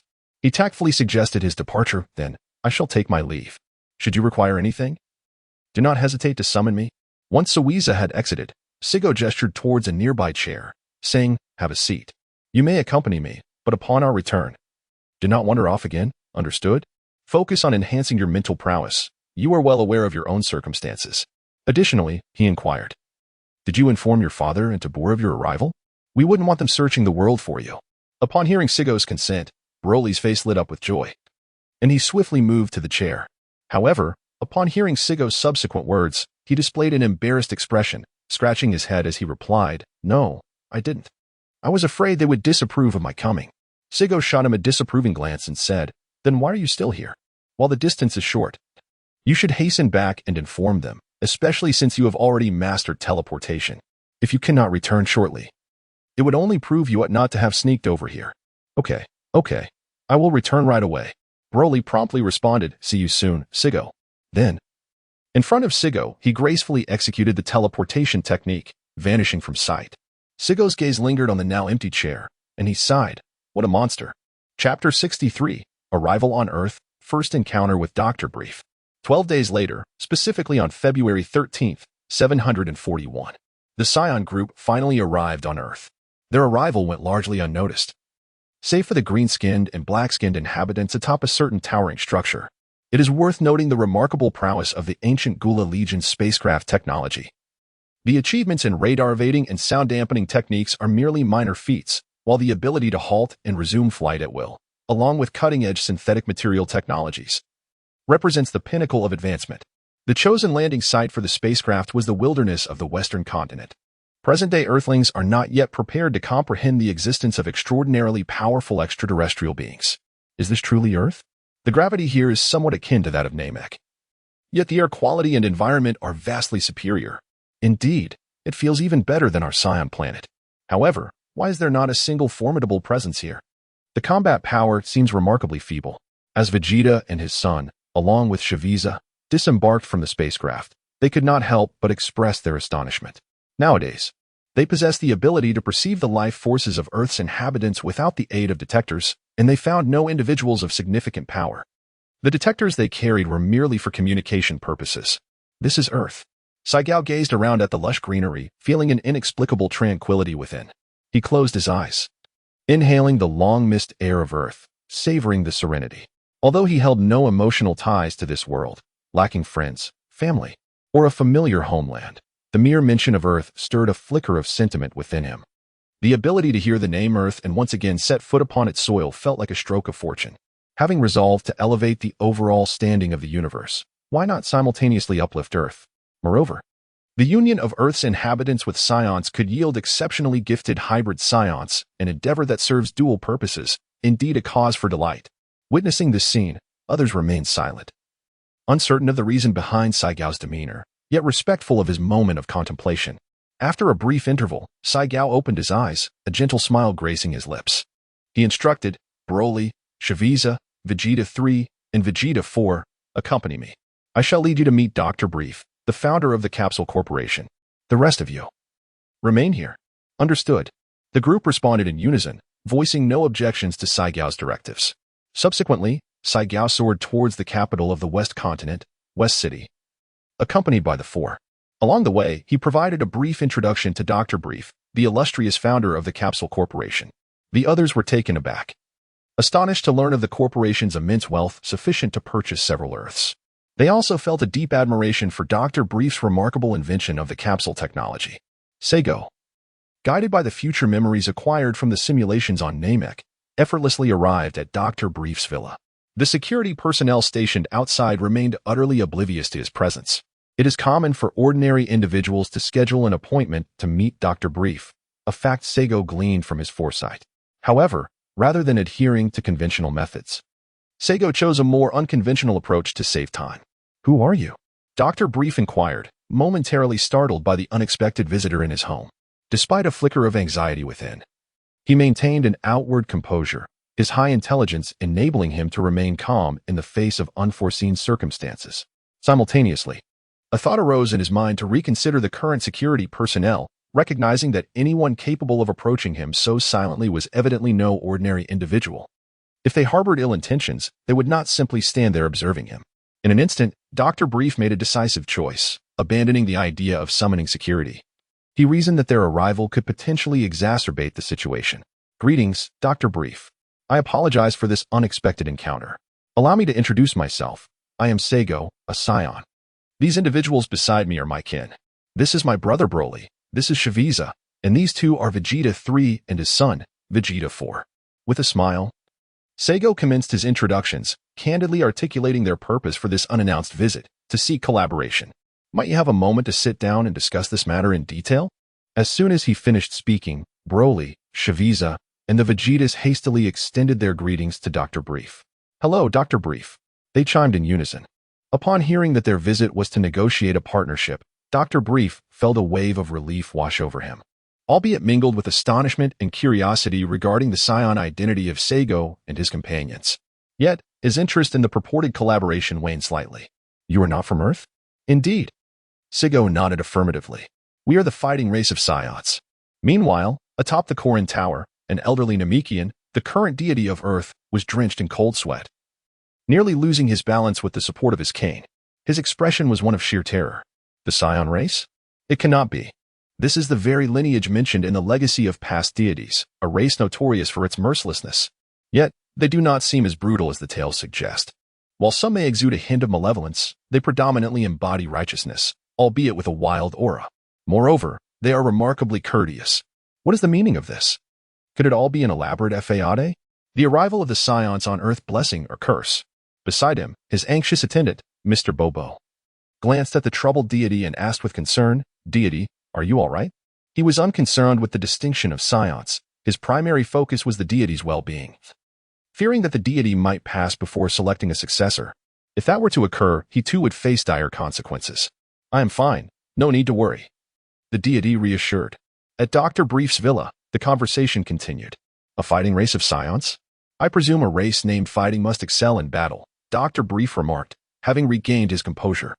Observing Seigo's demeanor, he discerned no ill intent and became more at ease, continuing to tend to his flowers with a white watering can. Acknowledging that these individuals were led by the seemingly diminutive Seigo, he realized they would not depart easily if they sought something. There was no urgency on his part. You are correct. We Saiyans are indeed proficient in combat, Seigo responded modestly, taking a few steps closer to Dr. Brief. He extended his hand, suggesting, Doctor, may I assist with watering the flowers? Please take a moment to rest. Dr. Brief paused, surprised at the maturity of the young Saiyan. However, upon reflection, he considered that anyone capable of leading must possess considerable abilities, perhaps even an age far beyond what he perceived. In that moment of distraction, Seigo took the watering can and resumed the task of nurturing the flowers. Observing this, the others, including Shavi, were astonished. They could not allow their king to toil while they merely watched. They quickly gathered around, eager to offer their assistance. Your Majesty Seigo, allow us to handle the watering. Your Majesty, let me take over. Brother Seigo, I too wish to water the flowers. May I give it a try? Unbeknownst to them, as they surged forward, Dr. Brief, noticing the commotion, instinctively sought to create space. In doing so, he stumbled and nearly fell. Oh dear. Saigo, quick and agile, swiftly approached Dr. Brief, offering him support with one hand while holding a watering can in the other. Dr. Brief, are you all right? Did you hurt yourself? He inquired, noticing the elder's head crowned with gray hair, which suggested he had reached an advanced age. For those in their later years, even minor mishaps can be particularly concerning. In Chapter 64, titled Vegeta 4 Waters the Plants, it is noted that the protagonist's journey with the Saiyans on Earth has drawn criticism from many who argue that he is unworthy of being a king. Some have even gone so far as to berate the author. Frankly, such reactions seem excessive and indicative of a lack of refined upbringing, leading to hasty judgments. It is often presumed that an ordinary person, upon traversing to another realm, can seamlessly assume the role of a king without the need for adaptation or experience. One might wonder if they believe the protagonist was a sovereign in a past life or possessed an innate royal destiny. This narrative is crafted according to a revised outline. Originally, it was not intended to unfold this way. However, upon reflection, it became clear that this was the protagonist's first encounter as a king dealing with outsiders, which seemed reasonable given his inexperience. In due course, others will awaken him to this reality. I apologize for any disruption this may have caused to your reading experience. For those who can still find enjoyment in this tale, I encourage you to continue reading. Thank you for your support. Before Dr. Brief could respond, Saigo turned to reprimand Vegeta 4 and his companions. Are you not aware of Dr. Brief's age? How can you be so reckless and expect to achieve anything? The four felt a tinge of shame and slowly lowered their heads, particularly Vegeta 4, who realized that if one less person had crowded around, Dr. Brief might not have needed to shift to the side and would not have nearly fallen. At that moment, Dr. Brief steadied himself and regarded the young man supporting him. Finally smiling benevolently, he stroked his white mustache with satisfaction and said, Your name is Saigo, correct? Please do not hold their actions against them. It was not intentional. I merely lost my balance. Hee.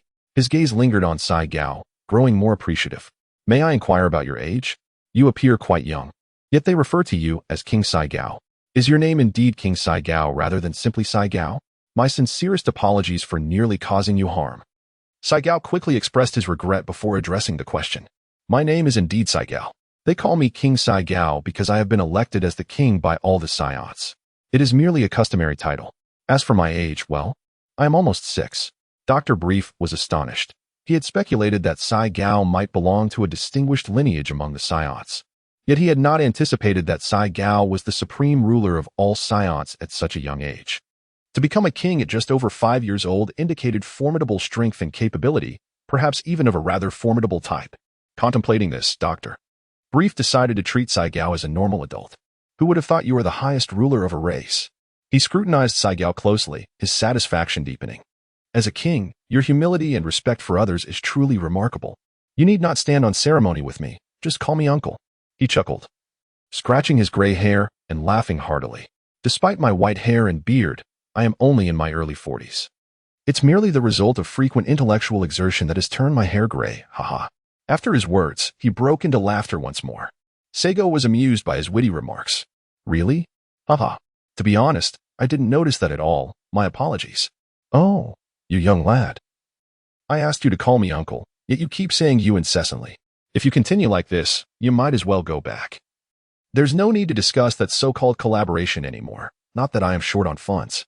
Upon noticing Seigo's reluctance to address him as uncle, Dr. Brief immediately frowned and said with a stern face. As for the other 4, he didn't spare them a glance. Had he done so, he would have seen the glint of coldness in their eyes, seemingly displeased with his last statement, especially Vegeta 3, who appeared hesitant to speak. Seigo, however, was oblivious to the expressions of his 4 companions, his attention solely fixated on Dr. Brief. Seeing his insistence, Seigo had no choice but to comply. Come on, uncle. Dr. Brief, please don't take offense. I simply haven't adjusted to it yet. I came all the way to Earth specifically to seek your collaboration. You wouldn't want me to return empty-handed, would you? Now that's more like it. Since you acknowledge me as your uncle, how could I let you leave empty-handed? Dr. Brief's face lit up with joy upon hearing Seigo refer to him as uncle. He grabbed Seigo's hand and led him towards the villa, exclaiming, This is not the place for discussions. As a guest, I must treat you well. Dr. Brief, please wait a moment. Seigo effortlessly halted Dr. Brief, who looked surprised, as he casually tossed the watering can behind him.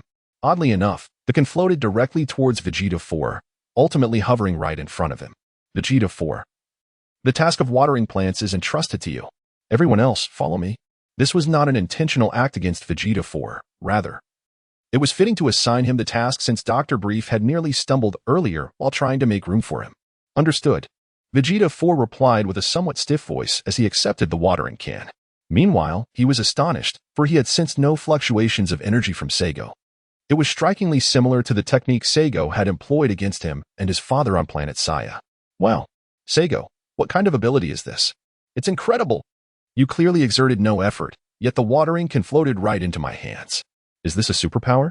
I've heard that only a select few possess such abilities in this world. Could it be that you're one of them? Dr. Brief inquired with amazement. Upon hearing this topic, the ears of Vegeta and his son, along with Frieza and Broly, perked up with curiosity. They too were eager to uncover the nature of the technique Seigo had just demonstrated, which Dr. Brief referred to as a superpower. Seigo candidly acknowledged, indeed. This is a superpower known as telekinesis, which can be quite convenient at times. Telekinesis? How enviable. It certainly sounds advantageous. So, you can move objects without using your hands? Dr. Brief expressed a hint of envy, then swiftly shifted the conversation, admonishing, by the way, you must not use this power for nefarious purposes. Rest assured, uncle, I will not misuse this ability. Seigo vowed. Dr. Brief nodded in satisfaction and continued walking alongside Seigo. By the way, are Saiyans inherently strong? Just now, an adult like me was effortlessly halted by your strength, or did you employ your superpower? I did not utilize my powers earlier. We Saiyans are a warrior race, so our strength is naturally greater than that of ordinary individuals. You Saiyans are truly robust, he remarked. Vegeta 4 stood still, holding a watering can, until Seigo and the others had walked far away. He then withdrew his gaze, staring blankly at the white watering can in his hand. Observing his surroundings, he noticed the vegetation was rather abundant. Taking to the air for a better view, he soon found himself engulfed in confusion. How long am I supposed to water this? At that moment, a clear voice of a little girl rang out from below. Hey, who are you? How can you fly in the air? 3 hours later, Seigo has finally reached a collaboration with Dr. Brief, and together they will establish a new technology conglomerate, the Universal Saiyan Galaxy Technology Group. This new entity is formed through the merger of the Universal Capsule Corporation and the Saiyan Galaxy Technology. The Universal Capsule Corporation, as a component of the Universal Saiyan Galaxy Technology Group, will primarily oversee all business operations on Earth. Saiyan Star Universe Technology is responsible for all business beyond Earth, and they will offer mutual assistance when necessary. At the strong insistence of Dr. Brief, the shares of the group are divided into 3 parts. Dr. Brief holds 30%, Seigo 60%, and the remaining 10% is reserved for incentive equity. During this period, Frieza demonstrated his professional business acumen, earning the admiration of those around him. As noon approached, Dr. Brief arranged an exceptionally lavish lunch to entertain Seigo and others. Prior to the meal, he received advance notice from Seigo, preventing any possibility of inadequate sustenance. After the meal, in the grand living room of the villa, everyone sat comfortably in plush chairs. Dr. Brief has 2 daughters. Today, only one is at home, while the other is visiting a classmate. The one remaining is the adventurous and novel-writing Tai, who is currently pestering Vegeta 4 to recount tales of the Saiyans, occasionally playfully tugging at his tail. She would touch and poke at it from time to time, eliciting a disdainful expression from Vegeta 4, whose face was slightly flushed, yet he refrained from reacting due to Tai having helped him with his watering duties. Hey, Vegeta 4, please tell me about your Saiyan race. I beg you, Tai pleaded, placing her notebook on her lap and assuming a pitiful demeanor. Also, how did you fly in the sky earlier? Are Saiyans born with the ability to fly? Do you possess special powers like Gak? Gak, who are you referring to? Vegeta 4 inquired, intrigued by the connection Tai made between him and this Gak, suggesting that this individual also possessed extraordinary abilities, piquing his interest. A glint of mischief flickered in Tai eyes as she proposed, would you like to know who Gak is? How about we exchange information? You tell me about your Saiyan heritage, and I will reveal who Gak is. Humph. If you want to say, then forget it. Vegeta 4 scoffed, turning his head aside dismissively. If it weren't for Tai's assistance with the watering, he would not entertain this delicate Earth girl at all, with a mere breath. He could send her flying. The conversation between Vegeta 4 and Tai successfully captured the attention of Seigo and the others nearby. Seigo, if possible, please indulge my daughter's curiosity. She loves collecting unique tales and documenting them, later transforming them into novels. Of course, if it involves any racial secrets, feel free to refrain from sharing. Dr. Brief looked at Tai with affectionate eyes. He would never stifle his child's interests. Instead, he encourages and supports her pursuits, having previously assisted in gathering various intriguing stories for her. That's certainly not an issue. Basic information can be shared, Seigo replied, nodding. It's not a significant secret, so it can be disclosed. Vegeta 4, please share some insights about our Saiyan race with Tai. Just be mindful of what you reveal. Noticing Vegeta IV's reluctance, he added, consider this the first condition for formally accepting you as a disciple. In his heart, however, he harbored another thought. Apologies, Vegeta. Since Tai is so eager to engage with you, I shall play the matchmaker. I hope you from another timeline can soon grasp the transcendent form. Upon hearing this, Vegeta 4 was elated, instantly rising from his seat to inquire, really? After seeing Seigo affirm with a nod, a broad smile spread across his face. He turned to Tai, his eyes gleaming with warmth and gratitude. Let us go. What aspects of our Saiyan race would you like to know? I will answer anything I can. Wonderful, Tai exclaimed, bouncing up from the soft sofa, grabbing Vegeta IV's hand and leading him upstairs. Come to my room. We can talk properly. You explain while I take notes. It's too noisy here. Hey, let go. I can walk on my own. If you pull me again, I want to say anything. All right, just come quickly. Dr. Brief watched Tai rush upstairs, his expression a mix of affection and mild exasperation. Then let me thank you on behalf of Tai. Oh, it's merely a small favor. Now that we have established a partnership, we are like family. If you thank me again, it would seem overly formal. Seigo feigned a slight pout. Indeed, I have been too formal. You little trickster, so clever and articulate. It's hard to believe you are merely a 5-year-old child. There truly are prodigies among us. Dr. Brief admired Seigo, feeling a profound sense of affection and respect. A 5-year-old could not be a mediocre individual if they were to become a king of a clan. With such eloquence, decorum, and extraordinary powers, such individuals are rare to find. Coupled with the immense strength exhibited by Seigo and his companions, as well as the snippets of cosmic knowledge shared. Dr. Brief felt a compelling urge to firmly bind his family and the Universal Group to the Saiyans, believing that only through such an alliance could they shield themselves from unpredictable external threats. After all, why would he willingly relinquish such substantial benefits otherwise? Upon hearing Dr. Brief's praise, Seigo felt an immediate surge of joy. However, he never regarded himself as a genius. With a composed demeanor and sincerity in his eyes, he smiled and replied, "Uncle, you flatter me. There are undoubtedly many prodigies and geniuses in this world who surpass me by leaps and bounds, yet they simply lack the fortune to be discovered. Take you, for instance. You are an undeniable genius, having created the unparalleled universal capsule, a marvel of advanced technology. Truly, you are the genius among geniuses." Dr. Brief burst into laughter at Seigo's generous flattery, exclaiming, "Oh, you have quite the way with words. But I must admit, I enjoy it. Indeed, your uncle is also a genius in the realm of technology. And you, too, are a genius, a little prodigy endowed with extraordinary strength and abilities. We are all geniuses." Laughter erupted among those present. Chapter 65, Ties and Vegeta 4. Half an hour later, Seigo and his companions finally emerged from Dr. Brief's villa complex. The security personnel at the entrance, witnessing Dr. Brief personally escorting several unfamiliar individuals out, were taken aback, their eyes widening in astonishment. How could these four individuals, who had never entered, possibly emerge from within? As they were about to depart, Seigo turned to Ties and inquired, "Ties, did Vegeta 4 provide answers that satisfied you?" Ties, having inherited Dr. Brief's remarkable intellect, found that Vegeta 4 had only introduced her to fundamental concepts. For instance, he explained that Saiyans possess the ability to transform into great apes, during which their strength multiplies tenfold. Saiyans possess the ability to regulate their combat power. The Saiyans possess advanced technologies, including spacecraft engineering, gravity manipulation, medical advancements, and combat suit innovations. During the era of the cosmic pirate Frieza, the Saiyans played a significant role, but they have since liberated themselves from his grasp. The current king of the Saiyans is Saiyan, among other fundamental details. However, Taisi suspected that Vegeta 4 was concealing more information. In her quest for deeper understanding of the Saiyans, her eyes darted about rapidly, a smirk briefly gracing her lips before she pouted and declared, "I'm not satisfied. He's so stingy, providing only vague details. I'm utterly confused." With a mischievous wink at Vegeta 4, she displayed a hint of playful malice.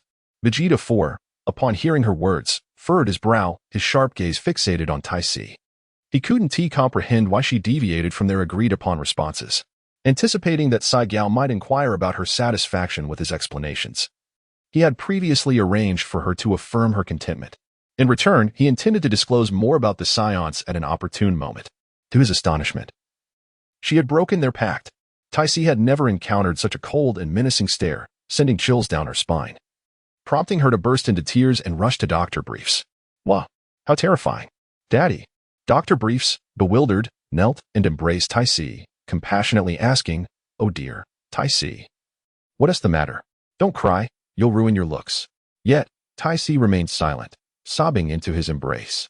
As Dr. Briefs consoled her, he glanced at the furious Vegeta 4, shivering involuntarily under his intense glare. Meanwhile, Bulma, witnessing the scene, squinted her eyes, covering her mouth with her hand, chuckling, "Oh dear. Taisi is getting so old yet still loves to cry." However, her usual teasing fell flat this time. Bulma's light-hearted demeanor quickly faded as she crouched down to comfort Taisi. "Come now, be good and stop crying." After several hours of interaction, Saiyan observed that Dr. Brief's wife was not the incessantly whimsical character portrayed in the original narrative. Her humor was measured, far from the indiscriminate jests previously depicted. Occasionally, she would tease. But one trait remained unchanged, her admiration for handsome men. Within just a few hours, she had gazed at the dashing Vegeta 3 and Shavija countless times. Not in a furtive manner, but with earnest appreciation, lavishing them with compliments, yet refraining from jesting about their marital status as she would in the original story. Nevertheless, her behavior left both Shavija and Vegeta 3 feeling overwhelmed. At present, they stood at a distance, deliberately avoiding proximity to Bulma, whom they found somewhat peculiar. Saiyan observed the unfolding events, noting Vegeta Ivy's continued glare at Taisi. He softly admonished Vegeta 4, "Calm yourself. Regain your composure." Upon hearing Saiyan's reprimand, Vegeta 4 suddenly realized the gravity of the situation. He spotted the sobbing Taisi in Dr. Brief's arms and thought to himself, "Oh no. I've heard that Saiyan despises those who bully the weak. I've truly disappointed him. Yet, the audacity of this ungrateful girl infuriated him. Despite these thoughts, he swiftly suppressed his murderous intent and demeanor, though the anger lingered in his eyes. If he failed to secure a master, he deemed this Earth girl the root of his misfortune. Ugh, what a nuisance, he thought, yet he sincerely apologized. I'm sorry. I couldn't control my emotions. However, his tone was stiff, and his gaze toward Tai-Si was filled with disdain. If looks could kill, she would have perished countless times. She was indeed at fault for her tears, but he would not forgive her for her fickleness. Since Tai-Si was dissatisfied this time, perhaps next time she could express her feelings clearly, and only then would the first condition be fulfilled. Saiyan, eager to facilitate their connection, intended to create opportunities for them. Initially, he thought their growing rapport would naturally lead to a relationship. He believed that as long as they were mutually interested, Dr. Briefs would not oppose it. However, Saiyan was unaware that Dr. Briefs favored him above the seemingly intimidating Vegeta 4. Had he known, the situation would have unfolded differently. Vegeta 4, still simmering with anger, was unwilling to enlighten Tai-Si further but could not outright refuse Saiyan's directive. He coldly retorted, if she is dissatisfied, let her come to planet Saya to find me. If she manages to arrive, then I shall have a proper discussion with her. With that, he launched himself toward his spacecraft. Given his temperament, it was a considerable concession to apologize to Saiyan. He would rather endure the process of having Saiyan as his master than spend another second with this unpredictable woman. Given the current circumstances, a successful apprenticeship seemed distant. So he resolved to inconvenience that infuriating Earth girl. Son. Vegeta 3, witnessing his son's audacity in defying Saiyan, was taken aback until he saw no displeasure on Saiyan's face, allowing him to breathe a sigh of relief. With a somewhat frantic tone and a face full of concern, he addressed, Saiyan, my son is rather thoughtless. Please do not take it to heart. I shall ensure he is properly reprimanded. I will take my leave now. After receiving a nod from Saiyan, he sped off to pursue his wayward son. Chapter 66. Broly's instant transmission. As soon as Vegeta 3 took flight, and in light of the recent incident, Saiyan, Broly, and Shavija felt it was best to depart, bidding their farewells. Dr. Briefs watched in astonishment as Saiyan and the others ascended into the sky. Realizing that his daughter's words were indeed true, the Saiyans are indeed capable of flight. However, the immediate priority lies in soothing his daughter's emotions. Gently, he patted the back of Tai-S, who was sobbing in his embrace. There, everyone else has left, and yet you continue to cry? You're already a 9-year-old young lady. Aren't you ashamed? But Tai-S, still burying her head, timidly explained to her father, but that Vegeta Ivy's gaze was so terrifying. I was frightened. Reflecting on that unsettling stare, Brive felt a chill run down his spine, taking a moment to regain his composure. Considering Vegeta Ivy's reaction, he sensed something amiss and gently pushed Tai-S away from him, softly inquiring, my dear daughter, tell me, did you have any prior agreement with him that you ultimately broke? Under Brive's scrutinizing gaze, Tai-S, filled with shame, slowly nodded her head and emitted a soft sound through her nose. Seeing this, Brive sighed inwardly and patiently asked, sweetheart, do you realize what mistake you have made this time? Tai-S immediately shook her head. Brive continued, I understand your desire to learn more about the Saiyans. I share that curiosity as well. However, such matters cannot be rushed. One must proceed step by step. Taking too large a leap may lead to a fall. Wouldn't you agree? Tai-S nodded in agreement. Brive smiled and continued his guidance. Your greatest error was unilaterally breaking an agreement with others, which naturally would incite their anger. Imagine if someone promised to give you something, but when the time came, they suddenly reneged on their promise. Wouldn't you be upset? Tai-S stiffly nodded, her face reflecting guilt. Brive elaborated. You may not yet realize that Vegeta Ivy's introduction of you to the Saiyans was a prerequisite for him to become a disciple of their king. Your earlier expression of dissatisfaction could jeopardize his chances of success. Now do you understand why he was so angry? Tai-S's face was a canvas of shock, mixed with profound guilt and panic. She quickly asked, then, Daddy, how can I make amends? Should I apologize to him? Should I tell that Saiyan King that I am satisfied? Of course, you must apologize, and it would be best to do so in person, as that would demonstrate your sincerity, Brive earnestly instructed. Upon hearing this, Ta-S's expression soured. But their planet has 10 times the gravity of Earth. How could I possibly go there? 10 times Earth's gravity? Brive was taken aback but comforted her. Fear not, I will devise a set of anti-gravity garments for you. And then the intense gravitational pull of their planet will be no obstacle. The crucial question is, Do you wish to go? Absolutely. I want to go. Ta-S's determination surged as she recalled Vegeta Ivy's disdainful demeanor towards Earthlings. Not only do I want to go, but I will also adapt to 10 times Earth's gravity. Let him see that Earthlings are not to be looked down upon, she declared, clenching her small fists in resolve. Daddy, you must help me. Very well. I shall assist you. At the landing site of the spacecraft, all right, Broly will first take you back to prepare, and then I will return to bring you to Earth, said Saigao, addressing the remaining 6 individuals. 9 warriors were assigned to stay on Earth to covertly protect Brive and the executives of the Capsule Corporation, with 3 specifically designated for safeguarding Brive's family. Yes, they responded in unison. As for blaming Vegeta for, that was out of the question. It was not his fault. Moreover, it was quite rare for him to apologize for frightening someone else. Saigo turned to Broly and inquired, Broly, can you attempt to sense the aura of your Uncle Bardock? If you find it impossible, I shall personally escort you back. All right, Brother Saigo, I will give it a try. Broly responded eagerly, as he had never attempted to perform instant transmission over such a great distance before. Saiyan entrusted this task to him, demonstrating both high regard and profound trust. Upon finishing his words, he raised his right hand, positioning his index finger against his brow, and began to sense with remarkable seriousness. The onlookers were utterly astonished and envious of Broly, particularly Frieza. It was beyond their expectations that Broly had mastered the miraculous technique of King Saigo. Vegeta and his son were intensely fixated on every movement of Broly, seemingly trying to discern some hint or clue. Notably, the 4th prince, Vegeta, kept his gaze unwaveringly fixed, not blinking even once. Ultimately, they were unable to glean any understanding from the spectacle.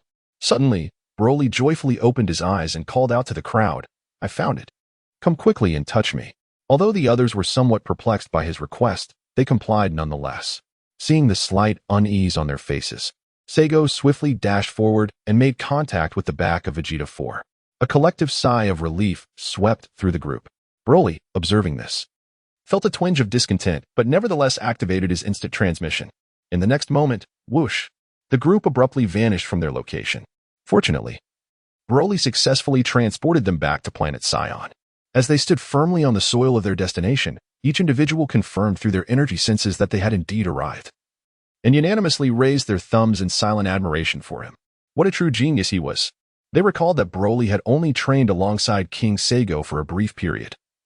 Scarcely a year, yet he had mastered such a formidable technique. If they were to discover that Broly had merely watched the technique a few times to learn instant transmission, it would surely leave them astounded. Even Vegeta 4 could not suppress his astonishment, internally exclaiming, what a remarkable being. The reason was simple. He was positioned beside Broly, eager to witness the technique that had elicited envy and amazement from his father and the others. Standing so close, he harbored another thought, to see if he could discreetly learn the instant transmission technique himself. However, the result was evident. He could discern nothing of significance, only realizing that Broly's energy expanded to an immense distance in the blink of an eye, soon surpassing his own range of perception. As the others departed, Saigo expressed his admiration, saying, Broly, you are truly remarkable. However, remember to avoid arrogance, do you understand? Moreover, you must return to Namek shortly to diligently enhance your mental fortitude. That is your primary task at this stage. Compliments should not be excessive, nor should reprimands be overly harsh. A balanced approach yields the best results. With a smile in his eyes, Broly quickly replied, Saigo, I understand. By the way, may I visit Earth periodically to enjoy its delectable cuisine? The food there is simply exquisite. Just thinking about it makes my mouth water. As he spoke, his eyes sparkled, and he swallowed hard. Truth be told, the culinary creations of both the Saiyans and the Saigo Legion pale in comparison to the delights of Earth. It is as if one belongs to hell and the other to heaven. After savoring a meal, one finds it hard to resist returning. The food on planet Vegeta holds no allure for him anymore, and even Saigo is no exception.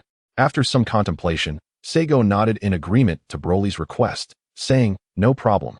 Broly exclaimed in delight, that's wonderful. Thank you, Saigo. I shall return to Namek to train right away. Farewell, esteemed elder brother. Saigo waved goodbye to him, watching him depart. Subsequently, Saigo deliberately sought out a pristine lake, where he captured a plump fish, thereby receiving a surge of energy and subsequently teleported back to Earth. Now, having merely encountered someone once, Saigo possesses the remarkable ability to recall their unique aura. In the presence of such exquisite sensory perception, no matter how great the distance, As long as one is alive and remains within this universe, he can detect their essence. This capability far surpasses the instantaneous movement employed by Sun Wukong in the original tale, at the very least. He is unable to perform teleportation across the vastness of this universe. Upon reappearing above Dr. Brief's villa, Seigo attentively scanned for any extraordinary energy signatures on Earth, swiftly identifying 3 distinct biological energy fluctuations emanating from the high northern skies of West City. Eureka! The 3 individuals with unique biological auras are positioned at such lofty heights. Indeed, 2 are above and 1 below. They must be the Cat Sage, the Celestial Deity, and Mr. Popo, respectively. The one below is likely the Cat Sage. Earthly celestial deities, are you prepared to embrace a new era? Seigo murmured to himself, and then executed a teleportation. In the next moment, whoosh, he vanished from his original spot, startling the enormous flock of birds that had been about to approach, causing them to scatter in all directions. Chapter 67. Encounter with the Celestial Deity and Mr. Bobo. Above Kalinta, at the edge of the Celestial Temple, the figure of Seigo emerged abruptly, manifesting itself behind the Earth's deity and Mr. Popo. As this form materialized, both the deity and Mr. Popo instinctively turned around, their expressions markedly different. The benevolent incarnation of the Earth deity, Piccolo, tightened his features at the sight of Seigo, perplexed by the intentions of this Saiyan king. In contrast, Mr. Popo, the Earth deity's attendant, remained remarkably unperturbed, his peculiar eyes reflecting an ancient stillness, seemingly indifferent to Seigo's sudden appearance. Nonetheless, both were intrigued by the method of Seigo's unexpected arrival. Just as the deity contemplated how to initiate communication, Seigo preemptively greeted them. Greetings, Mr. Popo and Earth deity. I am Seigo, a Saiyan. I apologize for my unannounced visit and hope for your understanding. Upon completing his rapid introduction, the deity was taken aback. His eyelids, once drooping with age, seemingly rejuvenated, wide open in astonishment. He could not fathom how the Saiyan king, named Seigo, was familiar with him and Mr. Popo. Despite his advanced years, he retained confidence in his memory. How could they know each other when they had never met? Even the usually impassive Mr. Popo displayed surprise and confusion in his gaze. Greetings, King Seigo. I am curious to know how you are acquainted with us. You only just arrived on Earth today. Ah. I apologize. I did not mean to pry into your affairs.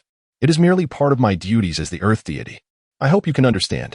The aging deity realized he had misspoken, a look of regret crossing his face as he hurriedly explained. However, his curiosity only intensified. Mr. Popo, too, regarded Seigo with a scrutinizing gaze, as if attempting to peer into his very essence. In that moment, Seigo glanced back at him, recognizing the familiar yet strange Mr. Popo, his eyes resembling luminous orbs, lips reminiscent of sausages, skin as dark as coal, all adorned in an eccentric ensemble. The peculiarity lay in the fact that, when silent, it was nearly impossible to discern any expression on his face. Of course, I know you both, although we have not formally met. I have been aware of you for quite some time, especially you, Earth deity. It is quite remarkable that a Namekian like yourself has come to Earth as a deity, while your homeland, Namek, has yet to have one. With a mysterious smile, Seigo unveiled a bombshell that left the deities utterly astounded. The Namekian? I am the Namekian? The old god, upon receiving this revelation, was filled with uncontainable excitement. His left hand, unassisted by a cane, trembled as he pointed at Seigo and inquired. Upon hearing the revelation, Seigo feigned astonishment and retorted, "Oh, are you unaware of your own race? How peculiar. Indeed, you are a genuine Namekian. Of that I am utterly convinced. This time, I journeyed from Namek to Earth, serving as a mere transit point. Is it true that I am a Namekian? So, I am from Namek." Upon discovering his true heritage, the once stoic deity, who had never shed a tear since ascending to divinity, found himself overwhelmed with emotion, tears streaming down his face. At last, I comprehend my origins. No wonder I appear different from ordinary earthlings. I am indeed a Namekian. He burst into a hearty laugh, exclaiming, "Ha ha ha! I finally understand my lineage." This was a smile born of overwhelming joy, and Seigo, witnessing this, felt an inexplicable pang of sorrow. The complete form of Piccolo, during his initial days on Earth, endured decades of longing for his kin, a torment that no one could truly fathom. However, even after decades, or even centuries, he never relinquished his quest to find his family, even if it meant severing ties with his malevolent counterpart. The evil entity, too, harbored such an obsession. But his motives were driven by vengeance rather than a desire for reunion. Mr. Popo, the deity, could no longer maintain his previous calm demeanor. While he sincerely rejoiced for the god's newfound knowledge, he also harbored concerns. One could visibly see Mr. Popo's eyes narrowing. They had shrunk from large circles to a third of their original size. Mr. Popo, I am perfectly fine. I am simply elated. The deity's laughter eventually subsided, and he appeared more invigorated, subsequently expressing his gratitude to Seigo. I am profoundly thankful, Seigo, for revealing my heritage. I had thought this mystery would haunt me for a lifetime. Yet, fortune has smiled upon me today, granting me the answer I have sought for so long. Thank you. Truly, thank you. Seigo, unperturbed by the deity's address of him as King Seigo, understood that a god with such intention could overhear any conversations on earth. Thus, there was little reason for the deity not to monitor these unexpected visitors. This demonstrated his competence as a divine being, for which Seigo held a deep respect. He was certainly far superior to certain deities who preferred idleness. No need for such thanks. I assumed you were already aware of your origins. Seigo replied, feigning a hint of disappointment. He then shifted the conversation with a cheerful note, stating, nevertheless, it is never too late to learn. Congratulations on finally uncovering your lineage. The deity dabbed at his joyful tears, replying, it is fortunate that King Seigo's casual remark led me to this revelation, otherwise, I might have remained ignorant until my last breath. I am the one who ought to express gratitude. Thank you, King Seigo. In such proximity, the deity was able to perceive Seigo's essence more clearly, realizing that his spirit was not malevolent, which put him at ease. He then inquired about the state of Namek. By the way, King Seigo, from your words, it seems you have ventured to my homeland, Namek. Could you enlighten me about what Namek is like? Of course. I can share, though I may not be entirely accurate, Seigo replied without hesitation. The deity's excitement was palpable as he exclaimed, no problem. Just share what you know. Thank you.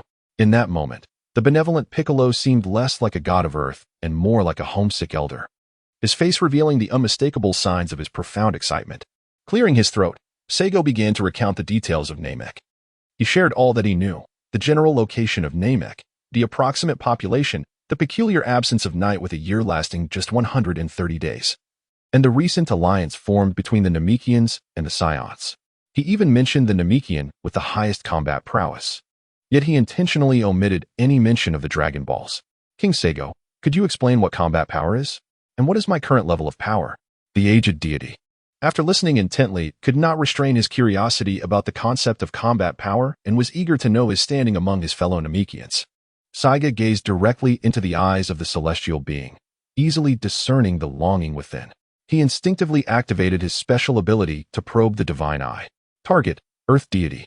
Mental strength? Combat power, 220. As expected, the mental strength remained elusive. However, this was only to be anticipated. Those who ascend to the status of a deity, even a lesser one, would undoubtedly possess commendable mental prowess. Regrettably, your current combat power stands at a mere 220, placing you at the very bottom here on Namek, Saiga stated calmly. Upon hearing this, the deity's pupils constricted and a tempest of emotion surged within him. He had thought that as a genius capable of becoming the Earth Deity, his combat power would surely not be lacking, even if he could not rank among the top. He believed he would at least be above average. To his dismay, he found himself at the tail end of the rankings on Namek. The deity, feeling a sense of dissatisfaction, inquired, could you enlighten me on how combat power is assessed? How do you know my combat power without any testing, Lord Saiga? Even Mr. Bobo's face exhibited a hint of intrigue, clearly curious about the matter. Combat power refers to the magnitude of energy within an individual, which can also be described as the intensity of one's aura. You all must be aware that every person or creature possesses a unique aura, right? Saiga continued once he saw the deity nod in affirmation. The intensity of this aura determines the level of combat power. Deity. While your combat power is among the elite on Earth in the grand scheme of the universe, you remain rather feeble. As for Mr. Bobo, at this, Saiga paused momentarily, activating his special ability to scrutinize the divine eye once more. Target, Mr. Bobo? Mental strength? Combat power? 1030? Astonishing. The layers remained impenetrable. What on earth is this combat power? Does he possess only 1030, or is it beyond comprehension?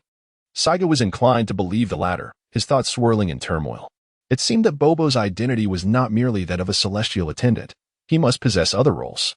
Since he chose to remain incognito, it was best to feign ignorance. After contemplating this, Saiga cast another deep glance at Mr. Bobo and continued, Mr.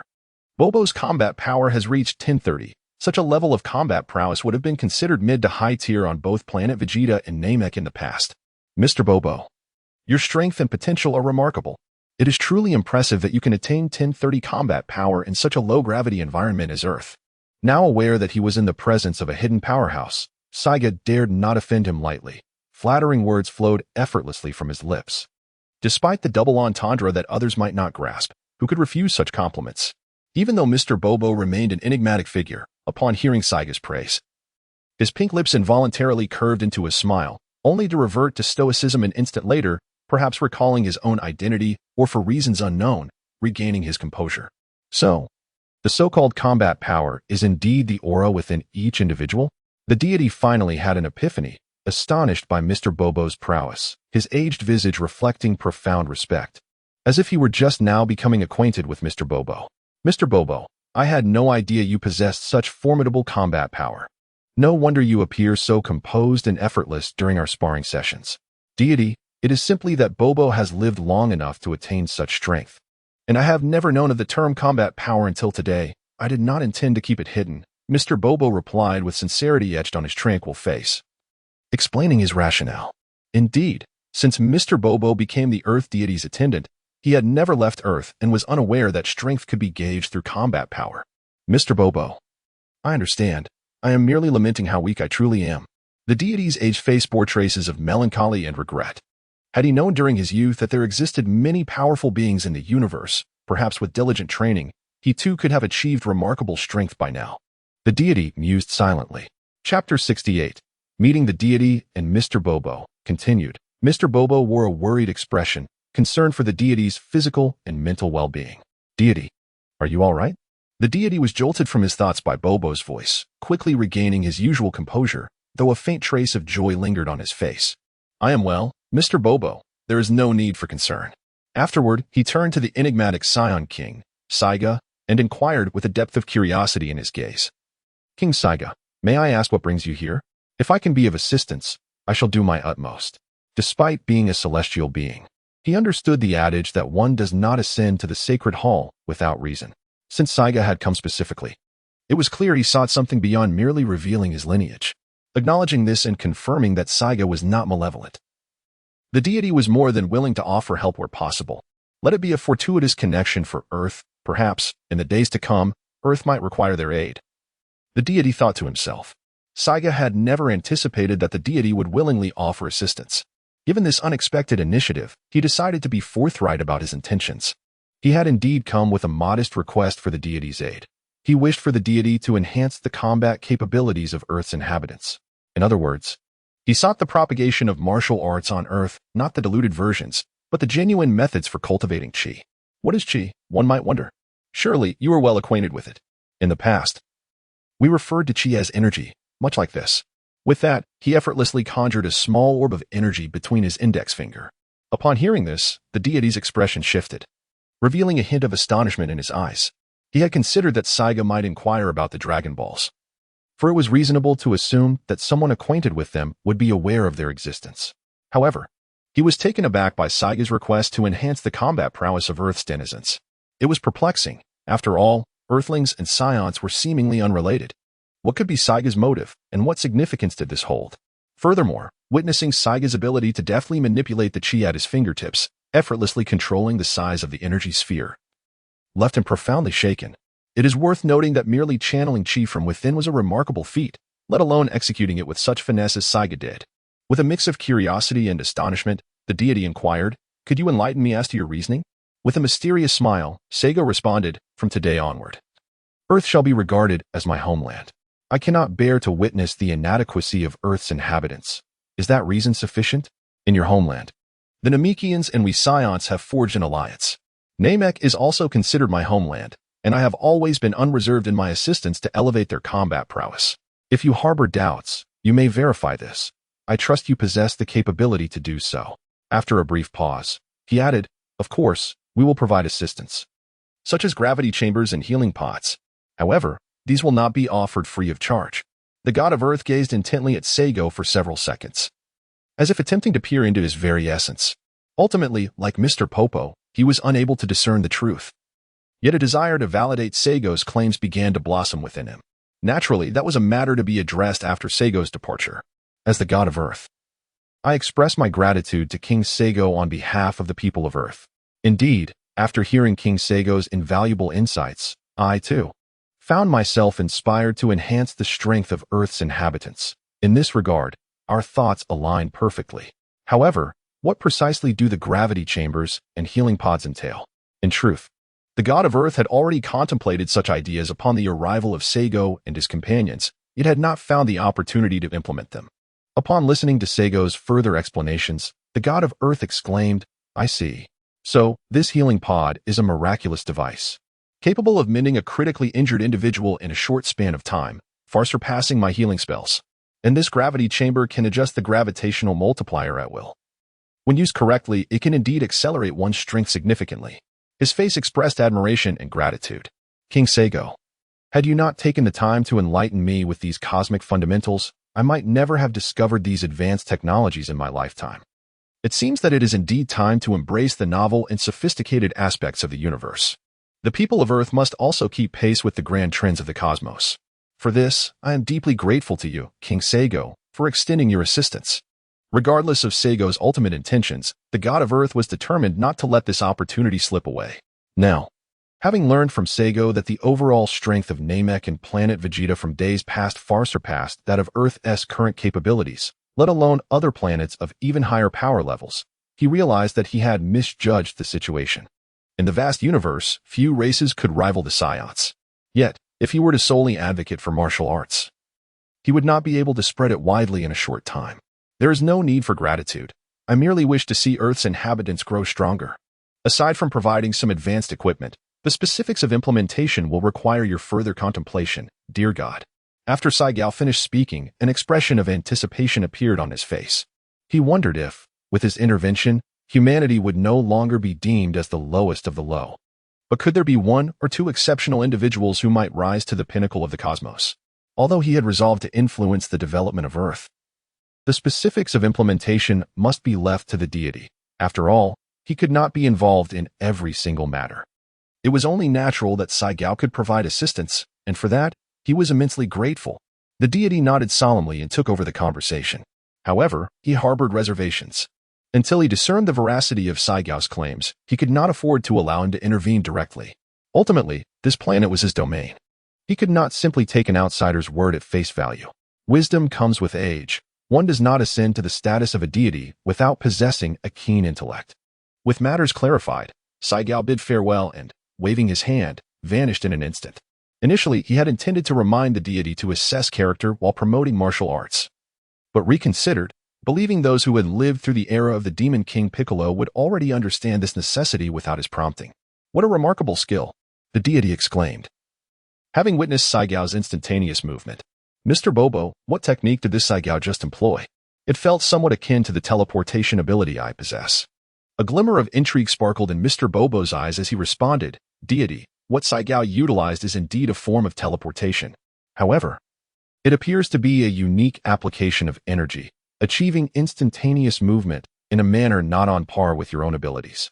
Nevertheless, for a mere mortal to comprehend such an advanced skill is a testament to Saigo's extraordinary talent. Had Saigo remained present, he would have marveled at Mr.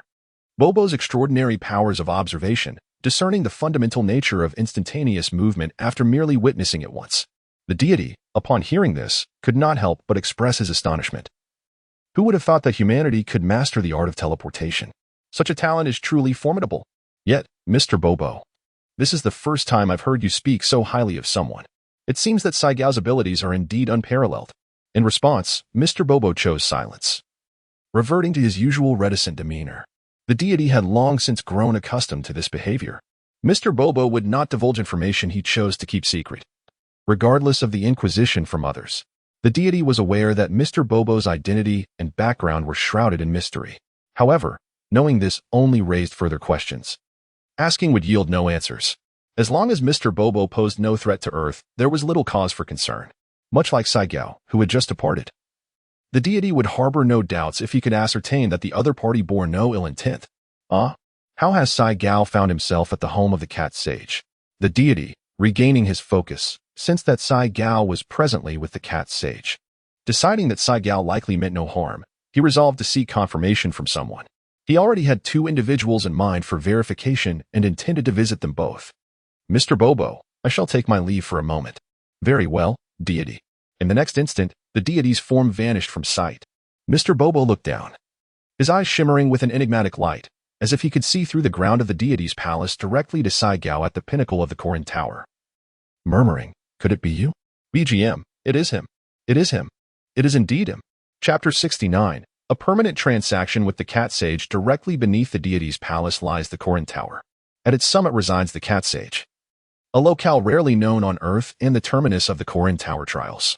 From a distance, the tower's apex resembles a bud poised to bloom. The cat sage, reclining comfortably on a lounge chair, would have noticed the arrival of Saiyan and others had he not been resting. As he took a moment to himself, he suddenly sensed an unexpected presence trespassing on his domain. Perhaps accustomed to his tranquil existence, the cat sage opened his eyes leisurely, though they did not fully awaken at first. Upon fully opening his eyes, he beheld an unfamiliar child standing before him. Habitually, he sensed the child's aura, which fluctuated subtly, alternating between strong and weak. Yet, despite the variations, he could ascertain that the child's power seemed inferior to his own. However, the child's ability to arrive unnoticed in his domain perplexed him. The cat sage also checked downstairs and around the stairwell, finding no one else present. Clearly, the child had arrived here through his own means. Slowly, he rose from his chair, yawning and stretching, and finally rubbed his sleepy eyes before inquiring, "Which family's child are you? How is it that you can come here alone at such a young age? Speak up. What do you wish to achieve by coming here?" Evidently, the cat sage was unaware of Saiyan's earlier visit to Earth and mistook him for an outstanding martial artist who had completed the Korin Tower trials. This was not entirely surprising, as individuals from the Saiyan Empire had become adept at controlling their energy, effortlessly maintaining their combat power around 100. For someone like Saiyan, who could masterfully regulate his aura to the perfect degree, it was not remarkable. He could lower his combat power to as minuscule as 0.01. A feat he had previously tested, confirming the system's description. Today, however, the cat sage had chosen to be lazy and had not kept an eye on events occurring on Earth, thus remaining oblivious to Saiyan's presence. "Hello, cat sage." Saiyan greeted. "My name is Saiyan, and I am a Saiyan. I have come here to propose a long-term transaction with you." The cat sage was momentarily taken aback, pondering what items he could possibly offer for trade, especially a permanent transaction. Curiosity piqued, he asked, "I have no goods to trade. What is it that you wish to exchange with me? Please, elaborate." Saiyan candidly expressed his desire to acquire all the celestial beings currently in your possession, as well as any that may come into existence in the future. He inquired about your conditions for such a transaction. Upon hearing the mention of celestial beings, the lingering drowsiness of the cat sage dissipated instantly. His eyes narrowed slightly as he posed several questions in quick succession. "You claim to be a Saiyan, which implies you are not from Earth, correct? How did you come to know that I possess celestial beings? Since you are aware of celestial beings, you must also be knowledgeable about their effects, am I right?" Upon hearing this, Saiyan nodded and replied, "Firstly, I am a Saiyan, and thus, I am certainly not an Earthling. Secondly, I am aware of the miraculous effects of the sins of beings. As for how I know that you possess them, I cannot disclose that information at this moment. Finally, I have just descended from the Heavenly Temple, where I recently encountered the Supreme Kai and Mr. Bubbles. We have established a collaboration, the specifics of which you may inquire about with either the Supreme Kai or Mr. Bubbles." Upon hearing this, Master Cat was taken aback. Just returned from the Heavenly Temple? And he has formed a collaboration with the Supreme Kai? He does not appear to be lying. Could it be that the Supreme Kai informed him of my possession of the sins of beings? I must go and ask. Just as Master Cat was about to speak, he caught a glimpse of a shadowy figure floating outside the tower. Upon closer inspection, he realized it was Mr. Bubbles flying on his magic carpet. "Long time no see. Mr. Bubbles, what brings you down here? Would you like to come in for a visit?" "Master Cat, it has indeed been a while." Mr. Bubbles responded warmly. Saiyan was not speaking falsehoods. He has indeed just reached an agreement with the Supreme Kai, and your assistance may be required to fulfill it. As for whether you wish to engage in trade with him, that decision rests entirely with you. With that message delivered, Mr. Bubbles excused himself, soaring upward on his carpet until he swiftly disappeared from the view of both Saiyan and Master Cat. Seigo withdrew his gaze and noticed that the cat sage remained in a state of rapt contemplation, seemingly lost in thought, perhaps bewildered by the unexpected visit of Mr. Popo. To be honest, Seigo himself felt a bit perplexed, but since he was here to assist, he chose not to dwell on it further. In fact, he should be expressing gratitude. Observing the cat sage in his stupor, Seigo had no intention of hastening him. After a considerable pause, the cat sage finally emerged from his myriad of thoughts, his previously squinted eyes suddenly widening into two symmetrical ovals, revealing a pair of azure irises filled with astonishment. What manner of being are you, that you have compelled Mr. Popo himself to convey a message? In the past, it was akin to scaling a mountain to persuade Mr. Popo to leave the heavenly temple. Typically, when the cat sage was summoned, it was through the divine telepathy of the gods, and Mr. Popo's descents were exceedingly rare. Yet today, it was Seigo who had initiated this encounter. How could this not astonish the cat sage? Me? Seigo pointed to himself with his right index finger, equally bewildered, unaware of the machinations of a being like Mr. Popo. I hail from planet Saya, a true warrior of the Saiyan race. Oh. And I am also the current king of the Saiyans. What more could there be? The cat sage observed Seigo's demeanor, sensing no deceit, and his eyes, which had widened in surprise, instinctively narrowed once more. The current king of the Saiyans? At such a young age, he has ascended to the throne of his people? Indeed. Those who arrive here are no ordinary beings. If even the god is collaborating with him, it suggests he is not malevolent. That old deity surely cannot be mistaken in his judgment. However, what was that peculiar aura surrounding Seigo? It registered as weak. Yet it stirred an inexplicable sense of trepidation within him. The god and Mr. Popo must have sensed it as well, yet chose to ally with Seigo. This was indeed intriguing. Regardless, even if one were to doubt the old deity's discernment, one must surely trust Mr. Popo's judgment. Selling him the sins of beans could be feasible, but it was imperative to inquire what he could offer in exchange. With a thought in mind, the cat sage cleared his throat and addressed Seigo, ahem. From now on, I shall refer to you as Seigo. I am willing to engage in a permanent trade for the sins of beans, but what do you have to offer in return? Initially, he intended to gift the beans to Seigo, but since the latter had proposed a trade, he found himself curious about what Seigo's bargaining chip might be. The sins of beans, left idle, served no purpose. It was better to sell them instead.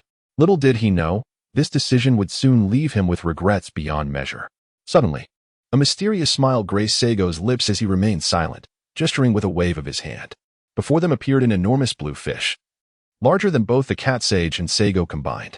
At the sight of this magnificent creature, the cat sage's eyes widened once more, this time expanding into two perfect circles, radiating brilliance. His nostrils flared involuntarily, catching the unmistakable scent. Ah, that delectable aroma. A long-lost sensation. The fish's enticing fragrance filled the air, causing the cat sage's staff, taller than himself, to clatter to the ground. With an involuntary gulp, the cat sage opened his mouth, ready to feast. However, an awkwardly drawn-out cough broke the silence, reminding him of the presence of others in the vicinity. Ahem. He hastily cleared his throat twice, closing his mouth to swallow down the saliva that had gathered. Then, as if nothing had transpired, he picked up his staff from the ground, casting furtive glances at the blue fish, as if it possessed an irresistible allure that captivated him entirely. Upon witnessing this scene, Saigo stifled a laugh and remarked, "My bargaining chip is fish. If the cat sage agrees to trade all existing celestial beings, as well as those that will be produced in the future, I assure you that whenever the cat sage desires fish, I will promptly deliver it upon receiving the message." Before he could finish his sentence, he noticed the cat sage eagerly nodding, the speed of which created afterimages, and decisively interjected, Agreed. Agreed. Let us proceed with this trading method. Just a moment. I will search for the celestial beings. After uttering this, the cat sage's figure vanished from sight, beginning to rummage through various items. Clang, clang, in his frantic search. He finally unearthed 7 ceramic jars from the depths of a pile of clutter, each adorned with the words celestial beings. Meow, they were right here, exclaimed the cat sage. I found them. Saigo, catch. No sooner had he spoken than one of the jars was hurled towards Saigo. Had he been an ordinary person, the velocity might have rendered him unable to catch it. However, with his formidable strength, the speed of the jar seemed sluggish as a snail to Saigo, and he effortlessly caught it. Upon opening the jar, he discovered it was filled with vibrant green celestial beings. Sighing with delight, Saigo closed the lid and, with a casual wave, stowed the clay jar into his spatial realm. Following this, he effortlessly collected 5 more clay jars. This scene caught the attention of the cat sage. who approached with 2 jars of celestial beans in hand, his expression slightly stirred. Yet, in the next moment, he feigned indifference and offered the 2 jars, stating, "These 7 jars contain celestial beans. Cultivating celestial beans is no easy feat. Their yield varies each year, and these have been accumulated over centuries. Originally, celestial beans were meant for martial artists who could ascend, but in recent centuries, the martial practitioners on Earth have dwindled, making it rare for anyone to ascend. Otherwise, you wouldn't have the chance to acquire so many celestial beans." What the cat sage did not mention was that, due to the lack of individuals passing the Korin Tower's trials in recent centuries, the cultivation of celestial beans had ceased. However, since Seigo expressed a desire for them, resuming cultivation would not be difficult. It merely required time. "Cat sage, may I learn how to cultivate celestial beans?" Seigo inquired, his eyes sparkling with hope as he accepted the 2 jars. If he could master this skill, it would provide him with an additional source of celestial beans. Once the cultivation of celestial beans became widespread, he would have an inexhaustible supply at his disposal. The notion of a shortage of celestial beans would then be a thing of the past. "You wish to learn the cultivation of celestial beans?" The cat sage squinted, scrutinizing Seigo from head to toe before shaking his head. "You do not possess the prerequisites for cultivating celestial beans. Even if you were to learn the methods, you would still be unable to produce them." "Oh, could you elaborate on what conditions are necessary for cultivating celestial beans? I shall strive to meet them." Seigo seized the opportunity to inquire. This was a rare divine item in the Dragon Ball world, and acquiring such knowledge was undoubtedly beneficial. To his surprise, the cat sage shook his head, saying, "I cannot disclose the specific conditions at this moment. If you are truly eager to learn, then focus on your training, particularly in the realms of mental fortitude and life essence." "Oh dear, I've said too much. You may leave now. It is lunchtime, and I am craving fish. By the way, I suppose you do not eat fish?" His expression turned wary as he fixed his gaze on Seigo. Witnessing the cat sage's reaction, Seigo found it amusing. Since the sage was reluctant to speak plainly, he decided to let it rest. Nonetheless, he silently noted the crucial information regarding mental fortitude and life essence. He did not believe the cat sage was merely speaking without substance. He could return and conduct thorough research on the matter. Now, there were other tasks to attend to. Swiftly, he stored the remaining 2 jars of celestial beans and produced a state-of-the-art detector, presenting it with a flourish. "This is a detector equipped with ultra-long-distance communication capabilities. If you find yourself craving fish, simply send me a message, and I shall deliver it immediately. Allow me to teach you how to use it." "Ultra-long distance? Just how far can it reach?" the cat sage queried, astonished. "It can communicate across star systems, so rest assured, this device is more useful than you imagine." Seigo explained nonchalantly. "This button here is the power key. Do you know what that means?" "No, I do not," the cat sage replied. "It is the switch to activate this machine. Only by pressing this button can you access the communication and other functions." "Oh, I see. Please continue." After spending 2.5 minutes, Seigo finally taught the cat sage how to operate the detector. Once the cat sage grasped the usage, he promptly pointed the device at Seigo and pressed the detection button to begin the scan. Beep, beep, beep. As the beeping ceased, the cat sage stared at the battle power reading on the detector, bewildered. "Seigo, is your detector malfunctioning? I would assume your power level exceeds 100. Yet why does it only register at 100? Seigo chuckled lightly and explained, "Master Cat, my combat power undoubtedly exceeds 100. The detector is functioning properly. The reason it only registers 100 is that the aura I have manifested is merely at that level. I believe you possess a deeper understanding of aura control than I do, don't you?" Little did Master Cat know that the detector's reading of 100 was a deliberate revelation of a fraction of Seigo's true essence. Otherwise, it would have shown a mere 0.01 combat power, which would have surely left Master Cat astounded. Master Cat nodded thoughtfully, replying, "I see. It seems your mastery of aura has reached an incomprehensible level. Truly remarkable." Her words were laden with admiration. "I shall not disturb your meal any further. If I delay, the fish will undoubtedly perish." Seigo, turning slightly, added, "Then, farewell. Master Cat, should you desire fish, do remember to send me a message." With that, he straightened his right hand, bringing his index and middle fingers together at the tip of his right brow before swiftly gesturing forward. The motion was so effortless, a habitual gesture of Seigo's, used both in his past life and this one, occasionally with his left hand as well.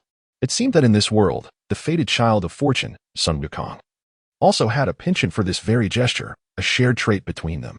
In the next moment, Amidst Master Cat's astonished gaze, he vanished from sight. What an extraordinary feat. He has even mastered such a teleportation technique.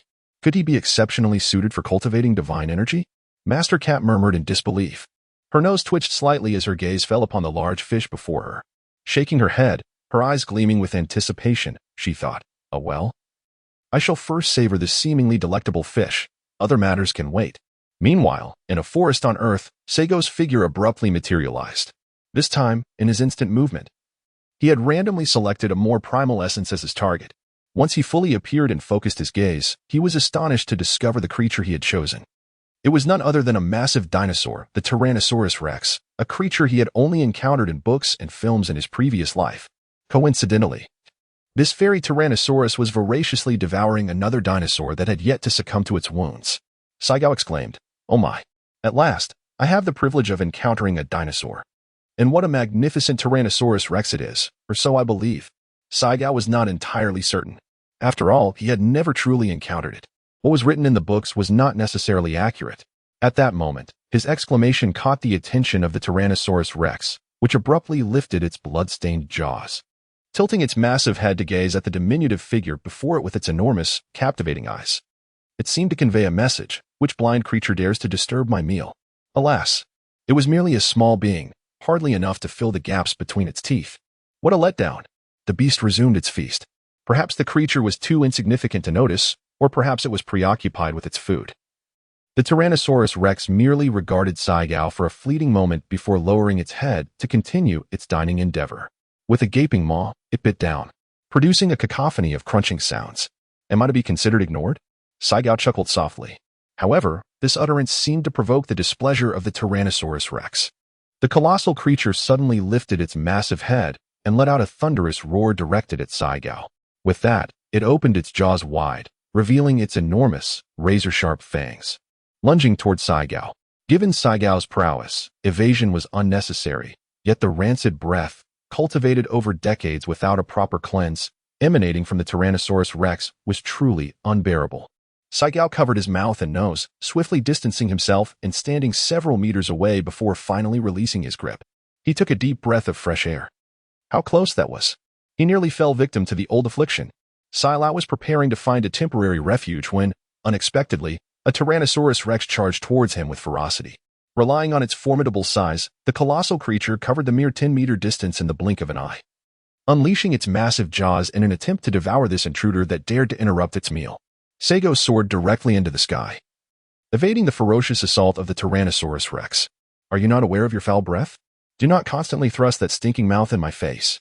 After uttering this, he shook his head in amusement, exclaiming, honestly, "Why do I bother conversing with you when you cannot comprehend?" Suddenly, to his astonishment, the Tyrannosaurus Rex, undeterred, let out a thunderous roar and leapt from the ground, nearly snapping at Seigo's feet. Seigo reluctantly pinched his nose and soared higher into the sky. From his lofty vantage point, he gazed down at the still unyielding Tyrannosaurus Rex, and a thought blossomed in his mind. Since you were so proactive, why not embrace the role of a dragon rider? In 2 lifetimes, I have yet to ride a dragon. How fortuitous that one is readily available here. With this whimsical notion, Seigo broke into a delighted smile and dove down from the heavens. "Stand still. Allow me the honor of being a dragon rider. Otherwise, I shall teach you how to be a dragon." Meanwhile, on the ground, the previously roaring Tyrannosaurus Rex immediately opened its enormous jaws, ready to receive this unexpected morsel. Though it was not sufficient to fill its gaps, it was irked by this little creature's incessant interruptions during its meal. However, in the next moment, it was horrified to realize that its mouth had closed uncontrollably, and that the pesky little being was now perched firmly upon its snout. Desperate to open its mouth, it found itself powerless. To shake its head or move in any direction was beyond its capability. Even shifting its weight was impossible. Fear coursed through its massive form. The Tyrannosaurus Rex finally comprehended that this little creature was beyond its means to confront, and as it attempted to flee, it encountered an even more terrifying realization. No matter how hard it struggled, it remained utterly immobilized. In its panic, it could only wildly rotate its large eyes and gasp for breath. "Now you know fear? I rather preferred your earlier ferocity." Seigo chuckled, fully aware that the Tyrannosaurus could not comprehend his words, yet unable to resist teasing it upon witnessing its panic. It was the first time he had observed fear in the eyes of a Tyrannosaurus Rex, and he lingered a moment longer, savoring the sight. Thus commenced his journey of dragon taming, employing methods that were decidedly unconventional to dominate the dragon through sheer strength. Chapter 71. The Fate of Dr. Glow. Unable to comprehend commands? No matter, telekinetic control will engrave the instructions in its memory. Fond of the dragon's roars? Not an issue. Telekinetic control can teach it to be silent. Prone to erratic movements?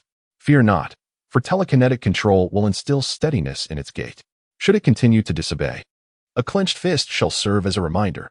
Finally, after 2.5 hours, Saigo has become a proficient dragon knight. And the Tyrannosaurus Rex has calmed down, learning to obey.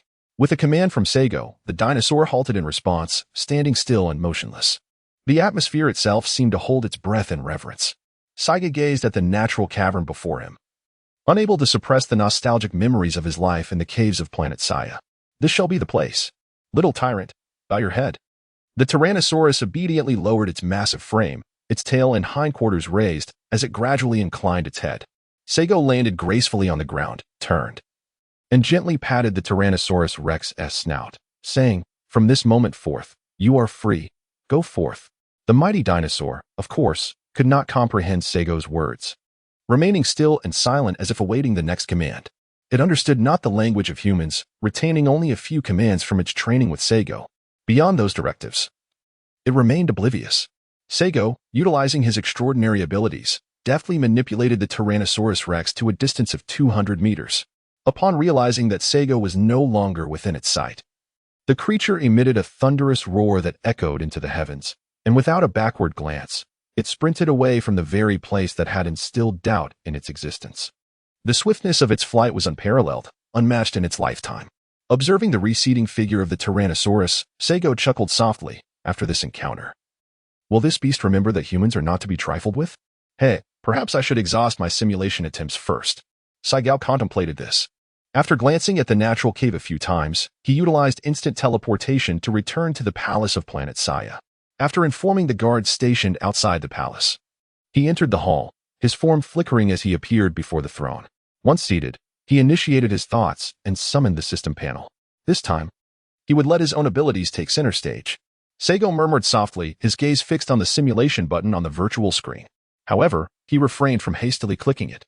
Instead, he waved his hand and summoned the Dragon Balls from Namek. A subtle intuition lingered within him, suggesting that the Dragon Balls would play a crucial role in the simulation. With a gentle tap of his index finger, the time simulator was officially activated. On the afternoon of February 13th, after securing the Namekian Dragon Balls, you employed instant transmission to journey back to Earth. Driven by the desire to ascertain whether this world harbored the fervent race that stirred your blood. Utilizing your impeccable aura perception and the precision of instant transmission, you located various human settlements.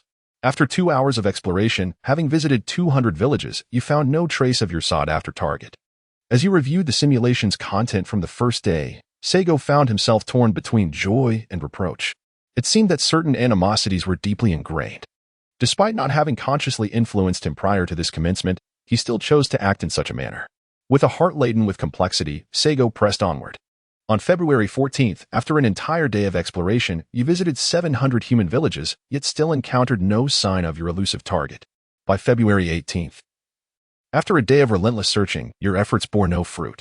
On March 18th, you inadvertently stumbled upon the stronghold of pirates, and without hesitation, you chose to eliminate the threat to the innocent.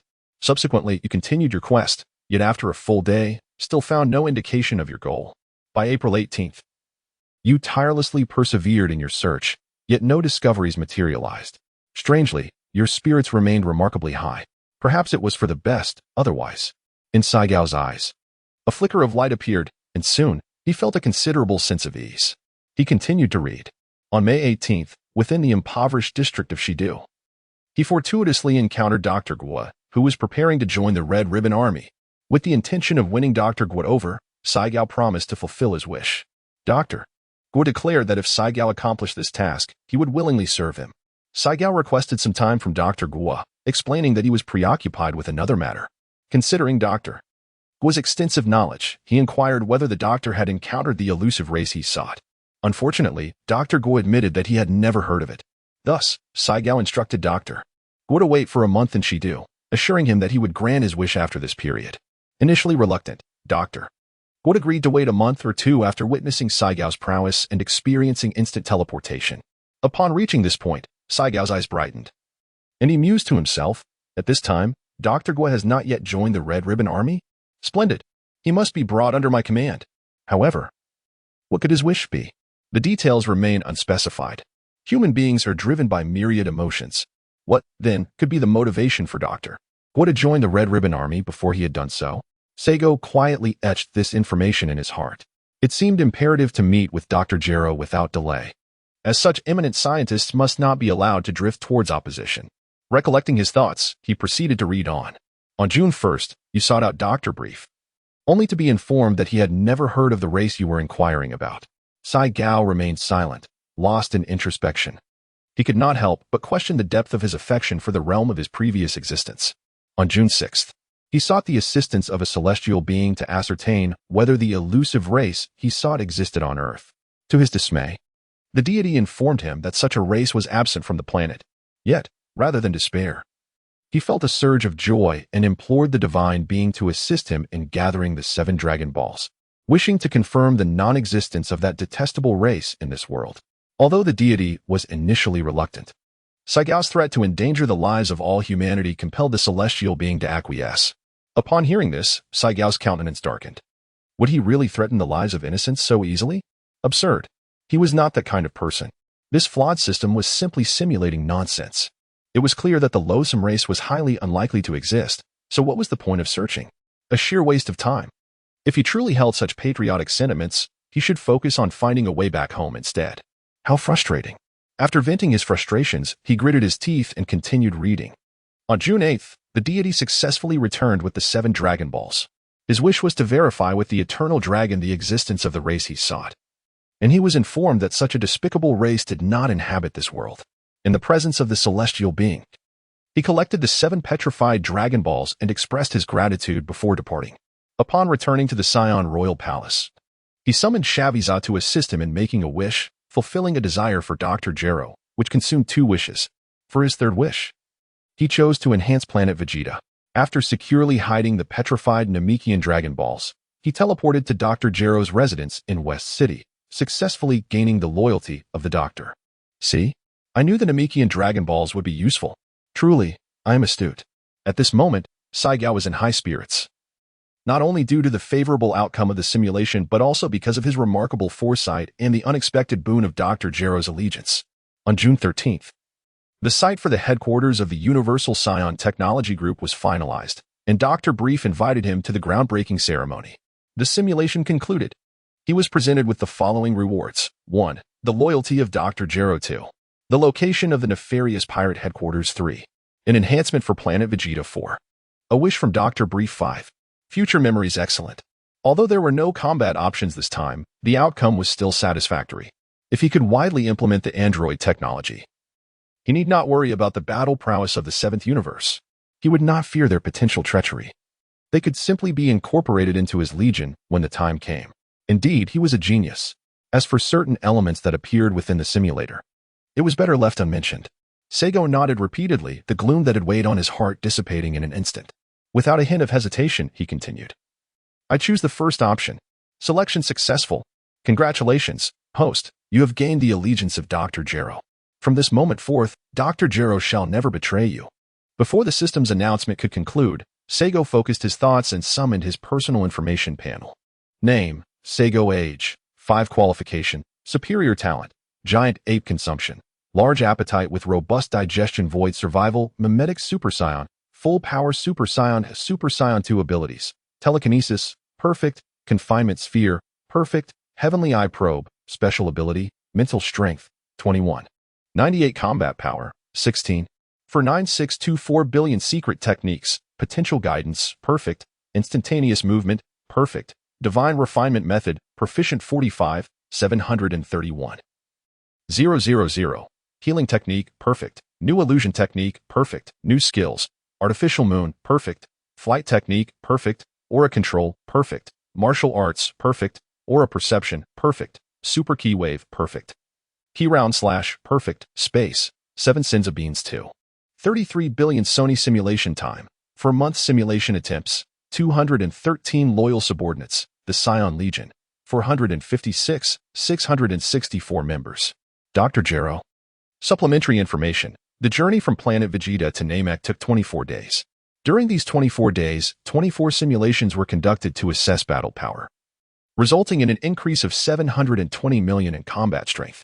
In reality, practicing the refined techniques of spiritual cultivation over this period yielded an enhancement of 0.96 in mental strength, culminating in a total mental capacity of 18.96. On Namek, a rigorous training regimen was pursued for 246 days, primarily to acclimate to the 50-fold gravity of the Saiyan homeworld alongside Broly, enhancing battle power by 37.98 million. Out of 246 simulations, 45 were allocated to mastering the secret arts of healing and illusion. Remarkably, through the wish-granting capabilities of the Dragon Balls, the acquisition of these two secret techniques consumed merely one simulation each. However, the number of simulations required to elevate the proficiency of these techniques to perfection varied. Illusion was the first technique mastered, necessitating 42 simulations to attain perfection, concurrently increasing mental strength to a total of 21. 5. The Dragon Balls on Namek can be utilized again after a mere 130 days post-use, a fact that Saiyan only recalled upon arriving on Namek. In reality, he adhered to the principle of not personally employing the Dragon Balls. After the passage of 130 days in reality, he finally utilized the Namekian Dragon Balls in simulations and wished to learn the healing technique. Subsequently, it took just one simulation to elevate the proficiency of the healing technique to perfection. The journey from Namek to Earth spanned 12 days. Throughout these 12 days, he diligently practiced the refined techniques of spiritual cultivation, resulting in an increase of 0.48 in mental strength, bringing the total to 21.98. The proficient level of spiritual cultivation necessitates 25 days of practice to gain a single point of mental strength. By the morning of February 13th, upon arrival on Earth, 214 simulations remained in use. In the Saiyan Legion, there exists a total of 450 030 warriors and scientists from various races, alongside 634 Saiyans. Originally, including Son Goku and Vegeta, there would have been 636 Saiyans. However, since these two have yet to join the Legion, they are not included in the count. During their time on planet Namek, they wish to learn the coveted healing technique, a unique skill exclusive to the Dragon type and Healing type Namekians, which ordinary combat type Namekians do not possess. Additionally, there exists an illusion technique, a mental prowess that only the Grand Elder among the Namekians can wield. This technique can be directly inherited from the previous Grand Elder to the next. Healing technique, perfect. This technique boasts an exceptionally powerful healing effect. As long as the target has a breath left, any degree of injury can be rapidly healed, including but not limited to the loss of limbs or severe bodily wounds. And it can restore the target's original stamina. However, it has a drawback. Executing this skill requires a tripartite consumption of energy, stamina, and mental strength, with the ability to continuously heal only 10 targets at full vigor. Nonetheless, if employed in an intermittent manner, it can be utilized indefinitely, with a requisite interval of 3 minutes. Illusion technique, perfect. The illusion technique serves as a unique mental attack method, utilizing one's own mental intent to plunge the target into a state of disorientation, thereby inducing various hallucinations on a cognitive level.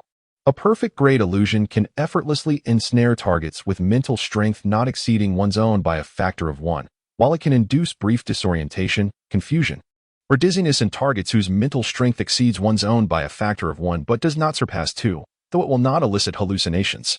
Chapter 72. The Movements of the Celestial Being, Preparing to Meet Old Son Gohan.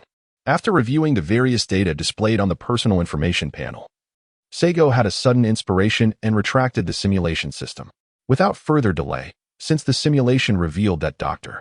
Gero had yet to join the Red Ribbon Army and had secured his loyalty, it would be prudent to intervene more decisively in Earth's development. First, he resolved to seek out the fated child, Sun Wukong. Given that Vegeta now possessed such formidable combat prowess, it would be remiss not to assist him in recalibrating his life's trajectory. As the saying goes, one should share the blessings evenly. We cannot favor one over another. Moreover, it is indeed lamentable that the venerable martial artist Son Gohan passed away so prematurely. It would be wise to enable him to mentor Sun Wukong in martial arts. Furthermore, it is essential for Sun Wukong to learn how to discern gender, as well as to read and count. Ideally, He should also acquire the ability to distinguish right from wrong, developing a sound moral judgment. This should be feasible. With that thought, he gestured with his fingertips, activating his telekinetic powers. In an instant, the 7 Dragon Balls from Namek soared into the air, and with a wave of his hand, they were drawn into his spatial realm. After sensing the presence of Bobo and Master Roshi in the direction of Earth, he promptly executed a technique of instantaneous movement to arrive on the planet. Unbeknownst to Seigo, the Earth deity had just returned to the Divine Hall and was presently engaged in a meeting with the Cat Sage. "Karen, I require your assistance," the deity stated. Though fatigue was evident on his countenance, his eyes remained bright and alert. The deity had recently visited 2 locations. His first stop was at the Divination Elder, seeking glimpses of the fragmented future. The second was with King Yama, facilitating a mental communion with the Northern Realm monarch. Such swift travels were extraordinarily exhausting for a minor celestial being like the Earth deity, depleting both his spiritual and physical reserves. Though the benevolent good Bu was the Earth deity, he did not dare underestimate the Cat Sage, a venerable figure who had existed far longer than he. Despite their differing ranks, they typically fulfilled their own duties without excessive interaction. The deity had always regarded the Cat Sage as an equal in divine responsibility, even harboring a sense of reverence. It is worth noting that before the complete bifurcation of Bu into good and evil forms, he had also been under the tutelage of the Cat Sage.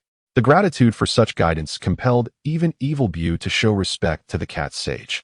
Although he could effortlessly vanquish Earth's martial artists, he had never contemplated assaulting Karen Tower or the Divine Hall. If evil Bu held such restraint, one could only imagine the deference of good Bu. The deity, unwilling to witness evil Bu wreak havoc upon the world, had clandestinely instructed Wu Tai-Do to master the sealing technique to imprison evil Bu, thus preventing Earth from descending into chaos. "Please, speak plainly about what you need my help with.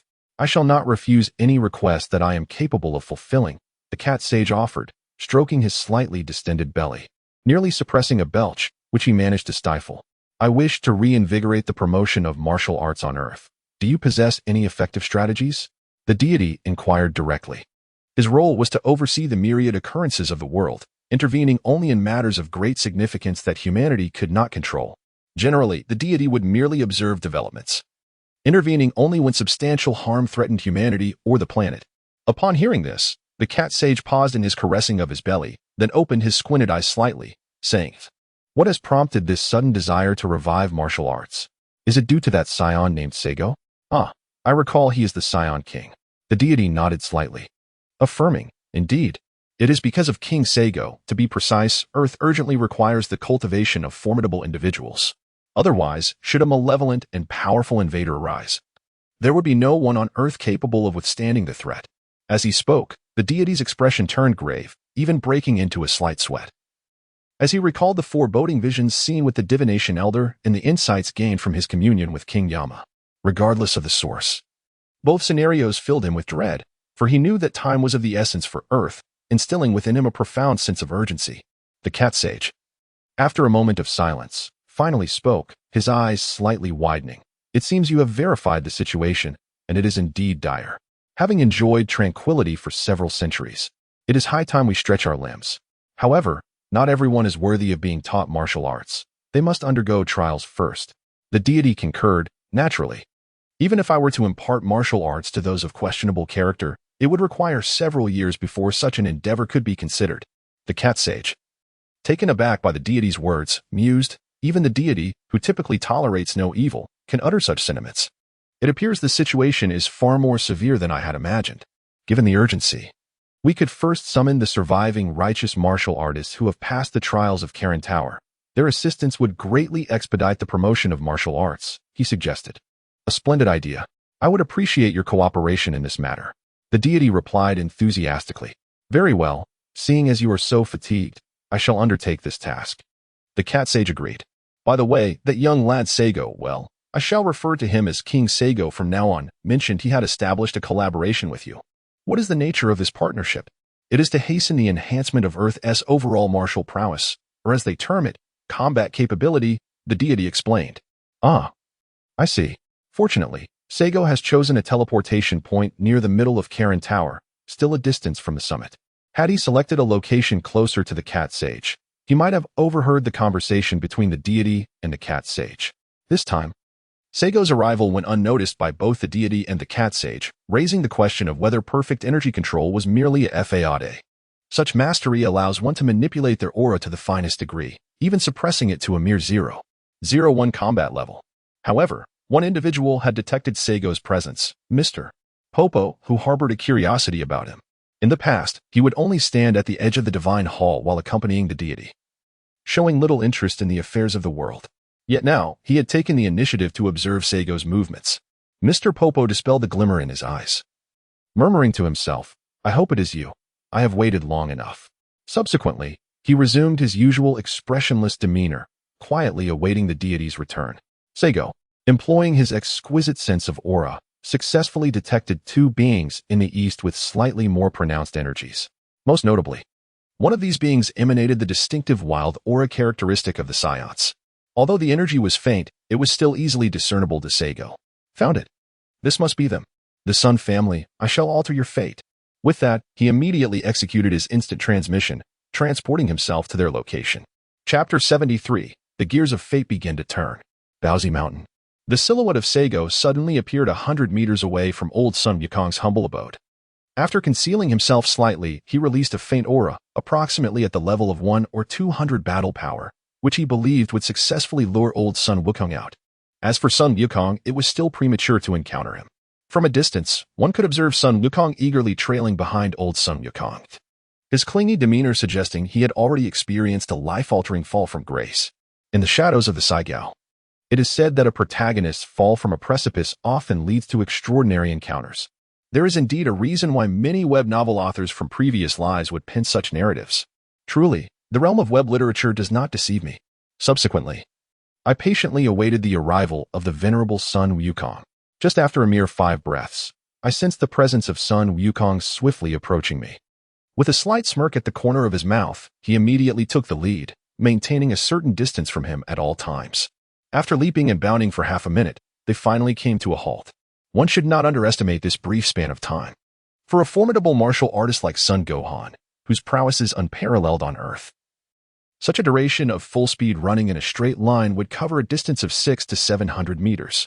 This distance is utterly unattainable for Sun Wukong, who has yet to master the perception of his own energy. Seigo paused, refraining from an immediate turn, instead awaiting the gradual approach of old Sun Gohan. "Who are you? What is your purpose in luring me out?" As old Sun Gohan drew near, he was taken aback to find that the one who had drawn him out was merely a child. Yet, despite his astonishment, he did not let his guard down. Having lived for so long, he understood that stature did not dictate capability. Some appeared formidable, yet were merely a fade, easily subdued with minimal effort. However, upon sensing the sudden and intensified aura emanating from Seigo, his entire being tensed, ready to flee at a moment's notice. "It is an honor to finally meet you, old Gohan." As Seigo spoke, he liberated the tail coiled around his waist and slowly turned to face the elder Sun Gohan. The brown tail swayed gently behind him. Upon realizing that the other party knew him, Sun Gohan was taken aback. When he noticed the familiar tail behind Seigo, his face instantly lit up with a mixture of surprise and joy. You are a kin of Goku, are you not? You have come to find him. To bring him back?" It astonished him to discover that Son Goku truly had relatives still existing in this world, and that they possessed such formidable power. Yet, a profound sense of reluctance soon clouded his eyes. Saigao nodded and shook his head once more, wrapping his tail around his waist again, and remarked, "I merely came to observe Kakarot, or as you refer to him, Sun Wukong. His true name is Kakarot. However, I am not here to take him back." Upon witnessing the transformation of the elder Son Gohan's emotions from reluctance to joy and then to anger, he added, "Now is not the time to bring him back." Hearing this, the fire of fury in elder Son Gohan's eyes momentarily froze, and a hint of delight surfaced on his face as he repeated, "Now is not the time? Then what was the purpose of luring me out?" Seigo smiled faintly, initiating his self-introduction and stating his purpose. "Before proceeding, allow me to introduce myself. I am Seigo, hailing from the illustrious warrior race of Saiyans, much like Sun Wukong. The primary reason for my visit is to inform you that we may commence training Sun Wukong. The physical constitution of us Saiyans is remarkably unique, so there is no need for concern regarding any impact on his development." Upon hearing this, old Son Gohan was quite taken aback. Saiyans? No wonder that Son Goku, after falling from such a great height, only suffered a mere head injury. Everything else seemed largely unaffected. In just a few days, not only had his wounds healed, but he was also lively and sprightly once more. It turns out he possesses a unique constitution. This revelation certainly clarifies much. However, what precisely is the nature of the Saiyan race? What purpose did they have in sending Goku to Earth? The child before me, who claims to be a Saiyan, is remarkably young yet possesses extraordinary strength surely. He speaks the truth, sensing no malice from the child, and having confirmed that he is indeed a kin of Goku, for not just anyone could feign that tale. My previously tense demeanor relaxed significantly, replaced by my usual amiable expression. Given this understanding, I shall make time to properly guide Goku. Excuse my boldness, young warrior, but may I inquire about the dwelling place of your Saiyan race? Having spent the greater part of my life on Earth, I am perplexed as to why I have never come across any mention of your kind. Upon hearing this, Saiga smiled and briefly introduced the warrior race of the Saiyans. It was only after this that Son Gohan displayed a look of realization, exclaiming, "So that's it. You and Goku both hail from the distant planet of Saya. No wonder there are some differences between you and us Earthlings. By the way, could you elaborate on the reasons for sending Goku to Earth?"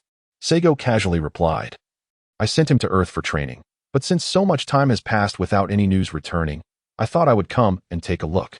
Of course, he could not reveal to a human that the purpose of sending him to Earth was to eliminate humanity and conquer the planet. "So that's how it is," exclaimed the elderly son Wukong, suddenly realizing. In the next moment, he unexpectedly tapped his own head. "Oh dear, look at my memory. One grows old and easily forgets things. Come, young Saigo, would you like to visit my humble abode?" Saigo shook his head, declining the invitation, asserting that the timing was not yet ripe and suggesting they should wait for another occasion. He had come merely to deliver a message. "By the way, has Sun Wukong ceased to be tempestuous? How do you know this?" Old Sun Wukong initially reacted with astonishment, but soon his expression shifted to one of realization, ultimately transforming into an apologetic demeanor.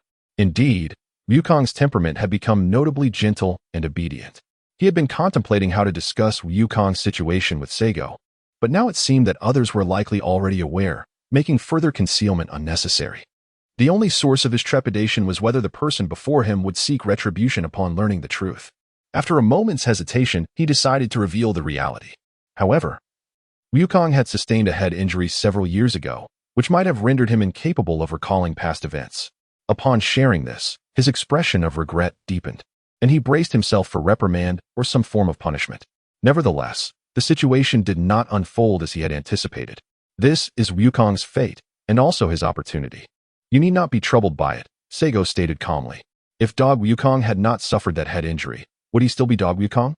Would he not have become Dark Wukong instead? That simply cannot be allowed.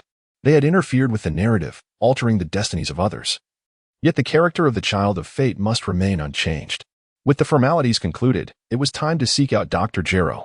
The response from Saigo left old Sun Wukong utterly astonished, yet he refrained from inquiring why it was said to be Sun Wukong's destiny. Before departing, Saigo deliberately presented 12 magical beans and a novel detector to old Sun Wukong, while imparting several crucial instructions. First, he must ensure that Sun Wukong does not gaze upon the full moon. Second, he should teach Sun Wukong various essential life skills. Third, he must educate Sun Wukong in reading, writing, and arithmetic. Fourth, he should emphasize the fundamentals of martial arts training. Fifth, he must instruct Sun Wukong in discerning right from wrong and good from evil. Sixth, in case of any urgent matters, he could contact him directly or seek assistance from the celestial deity. After conveying these vital points and demonstrating how to utilize the detector, Saigo employed instant transmission and vanished. Old Sun Wukong stood there, stunned, as the gravity of the moment sank in. After a few moments, he murmured, "Saiyans, truly a mysterious race. It is one thing to possess such formidable strength at a young age, yet they also wield extraordinary abilities." In that instant, the long-dormant heart within him began to race fervently. He gazed down at the detector and the magical beans in his hands. Such beans were only available from the cat sage, indicating that Saigo had ventured to the Korin Tower and encountered events beyond his knowledge. He hoped this was a positive omen. Subsequently, he turned and hastened homeward. Unbeknownst to old Sun Wukong, a new guest awaited him at his residence. Certainly, Saigo was unaware of the circumstances surrounding Sun Wukong's family. After some inquiries, he found himself standing before the entrance of the impoverished district in the grand metropolis of West City. Although West City is a haven for the affluent, Every prosperous urban area inevitably harbors pockets of poverty, distinguished merely by their size and number. Despite the annual support and assistance afforded by the ubiquitous Capsule Corporation, West City still witnesses its share of disillusioned souls. Upon witnessing the impoverished district mentioned in the simulation, Saigal experienced a profound cognitive dissonance. It turned out to be just a single community, yet it bore little resemblance to his preconceived notions of a slum. Towering before him were 6 remarkable buildings, each boasting a flat-roofed architectural style and soaring to a height of nearly 100 meters. The layout of these edifices formed a hexagonal pattern, encircling a spacious plaza adorned with ample greenery.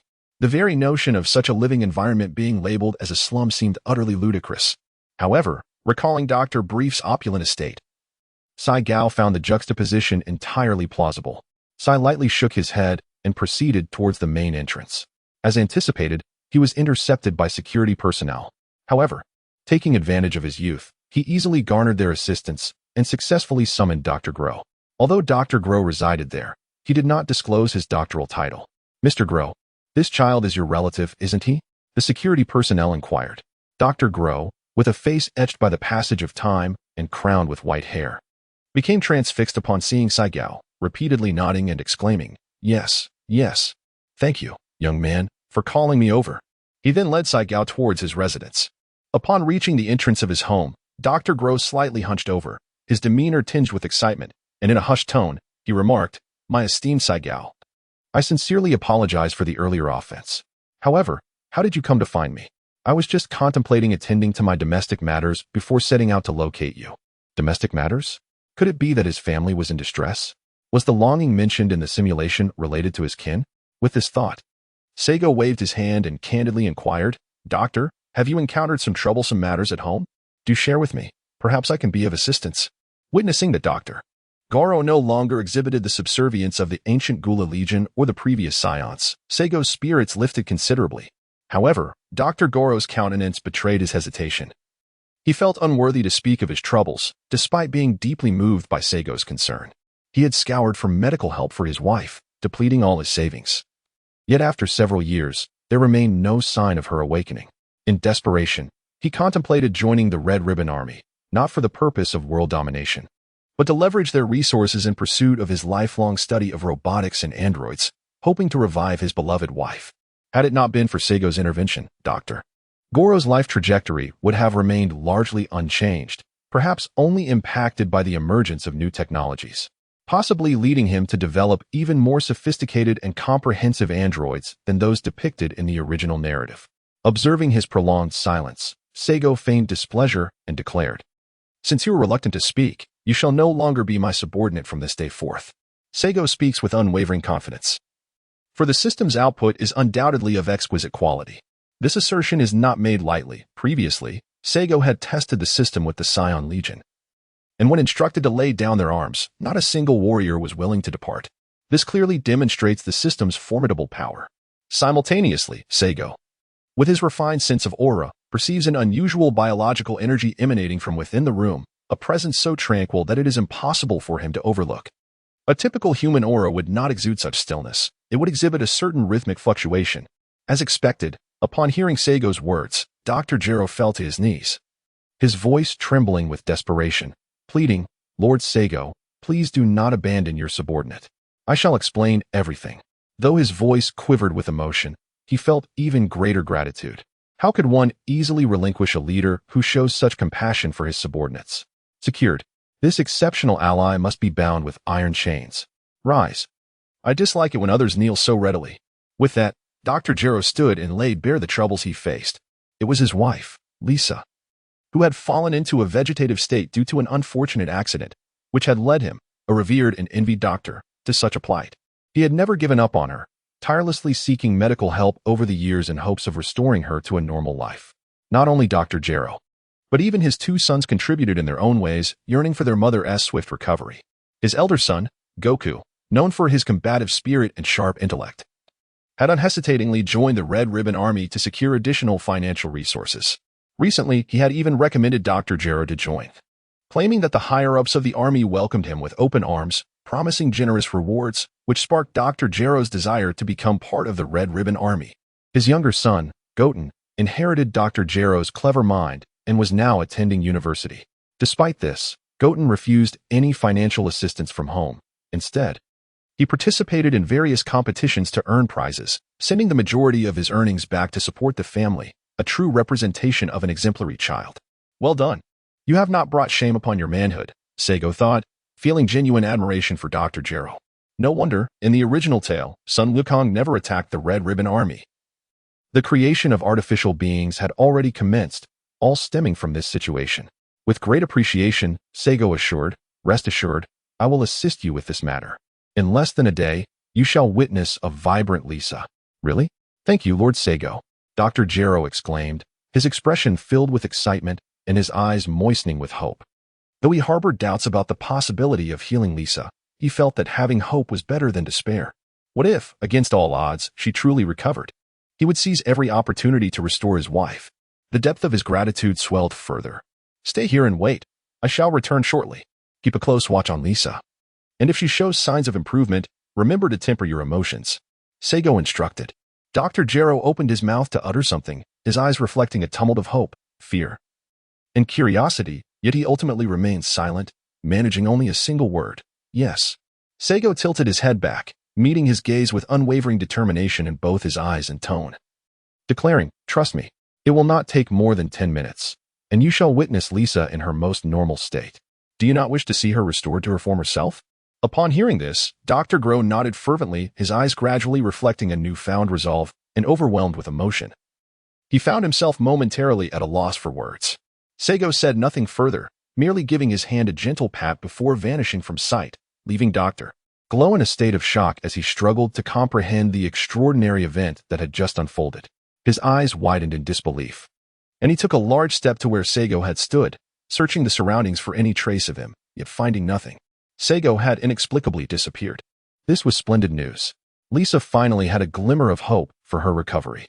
At that moment, after years devoid of tears, Dr. Gero felt his eyes welling up as he hurried toward his wife's bedroom. "Lisa, there is hope. There is hope at last. You may finally become a normal person again. This is wonderful."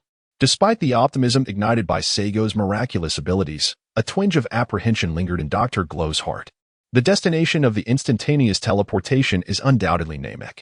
Setting aside the capabilities of the eternal dragon summoned by the Dragon Balls of Earth, Seigo had no intention of utilizing the Earth-esque Dragon Balls. Its first time shall be reserved for its first love. Chapter 75, A Forthright Harvest.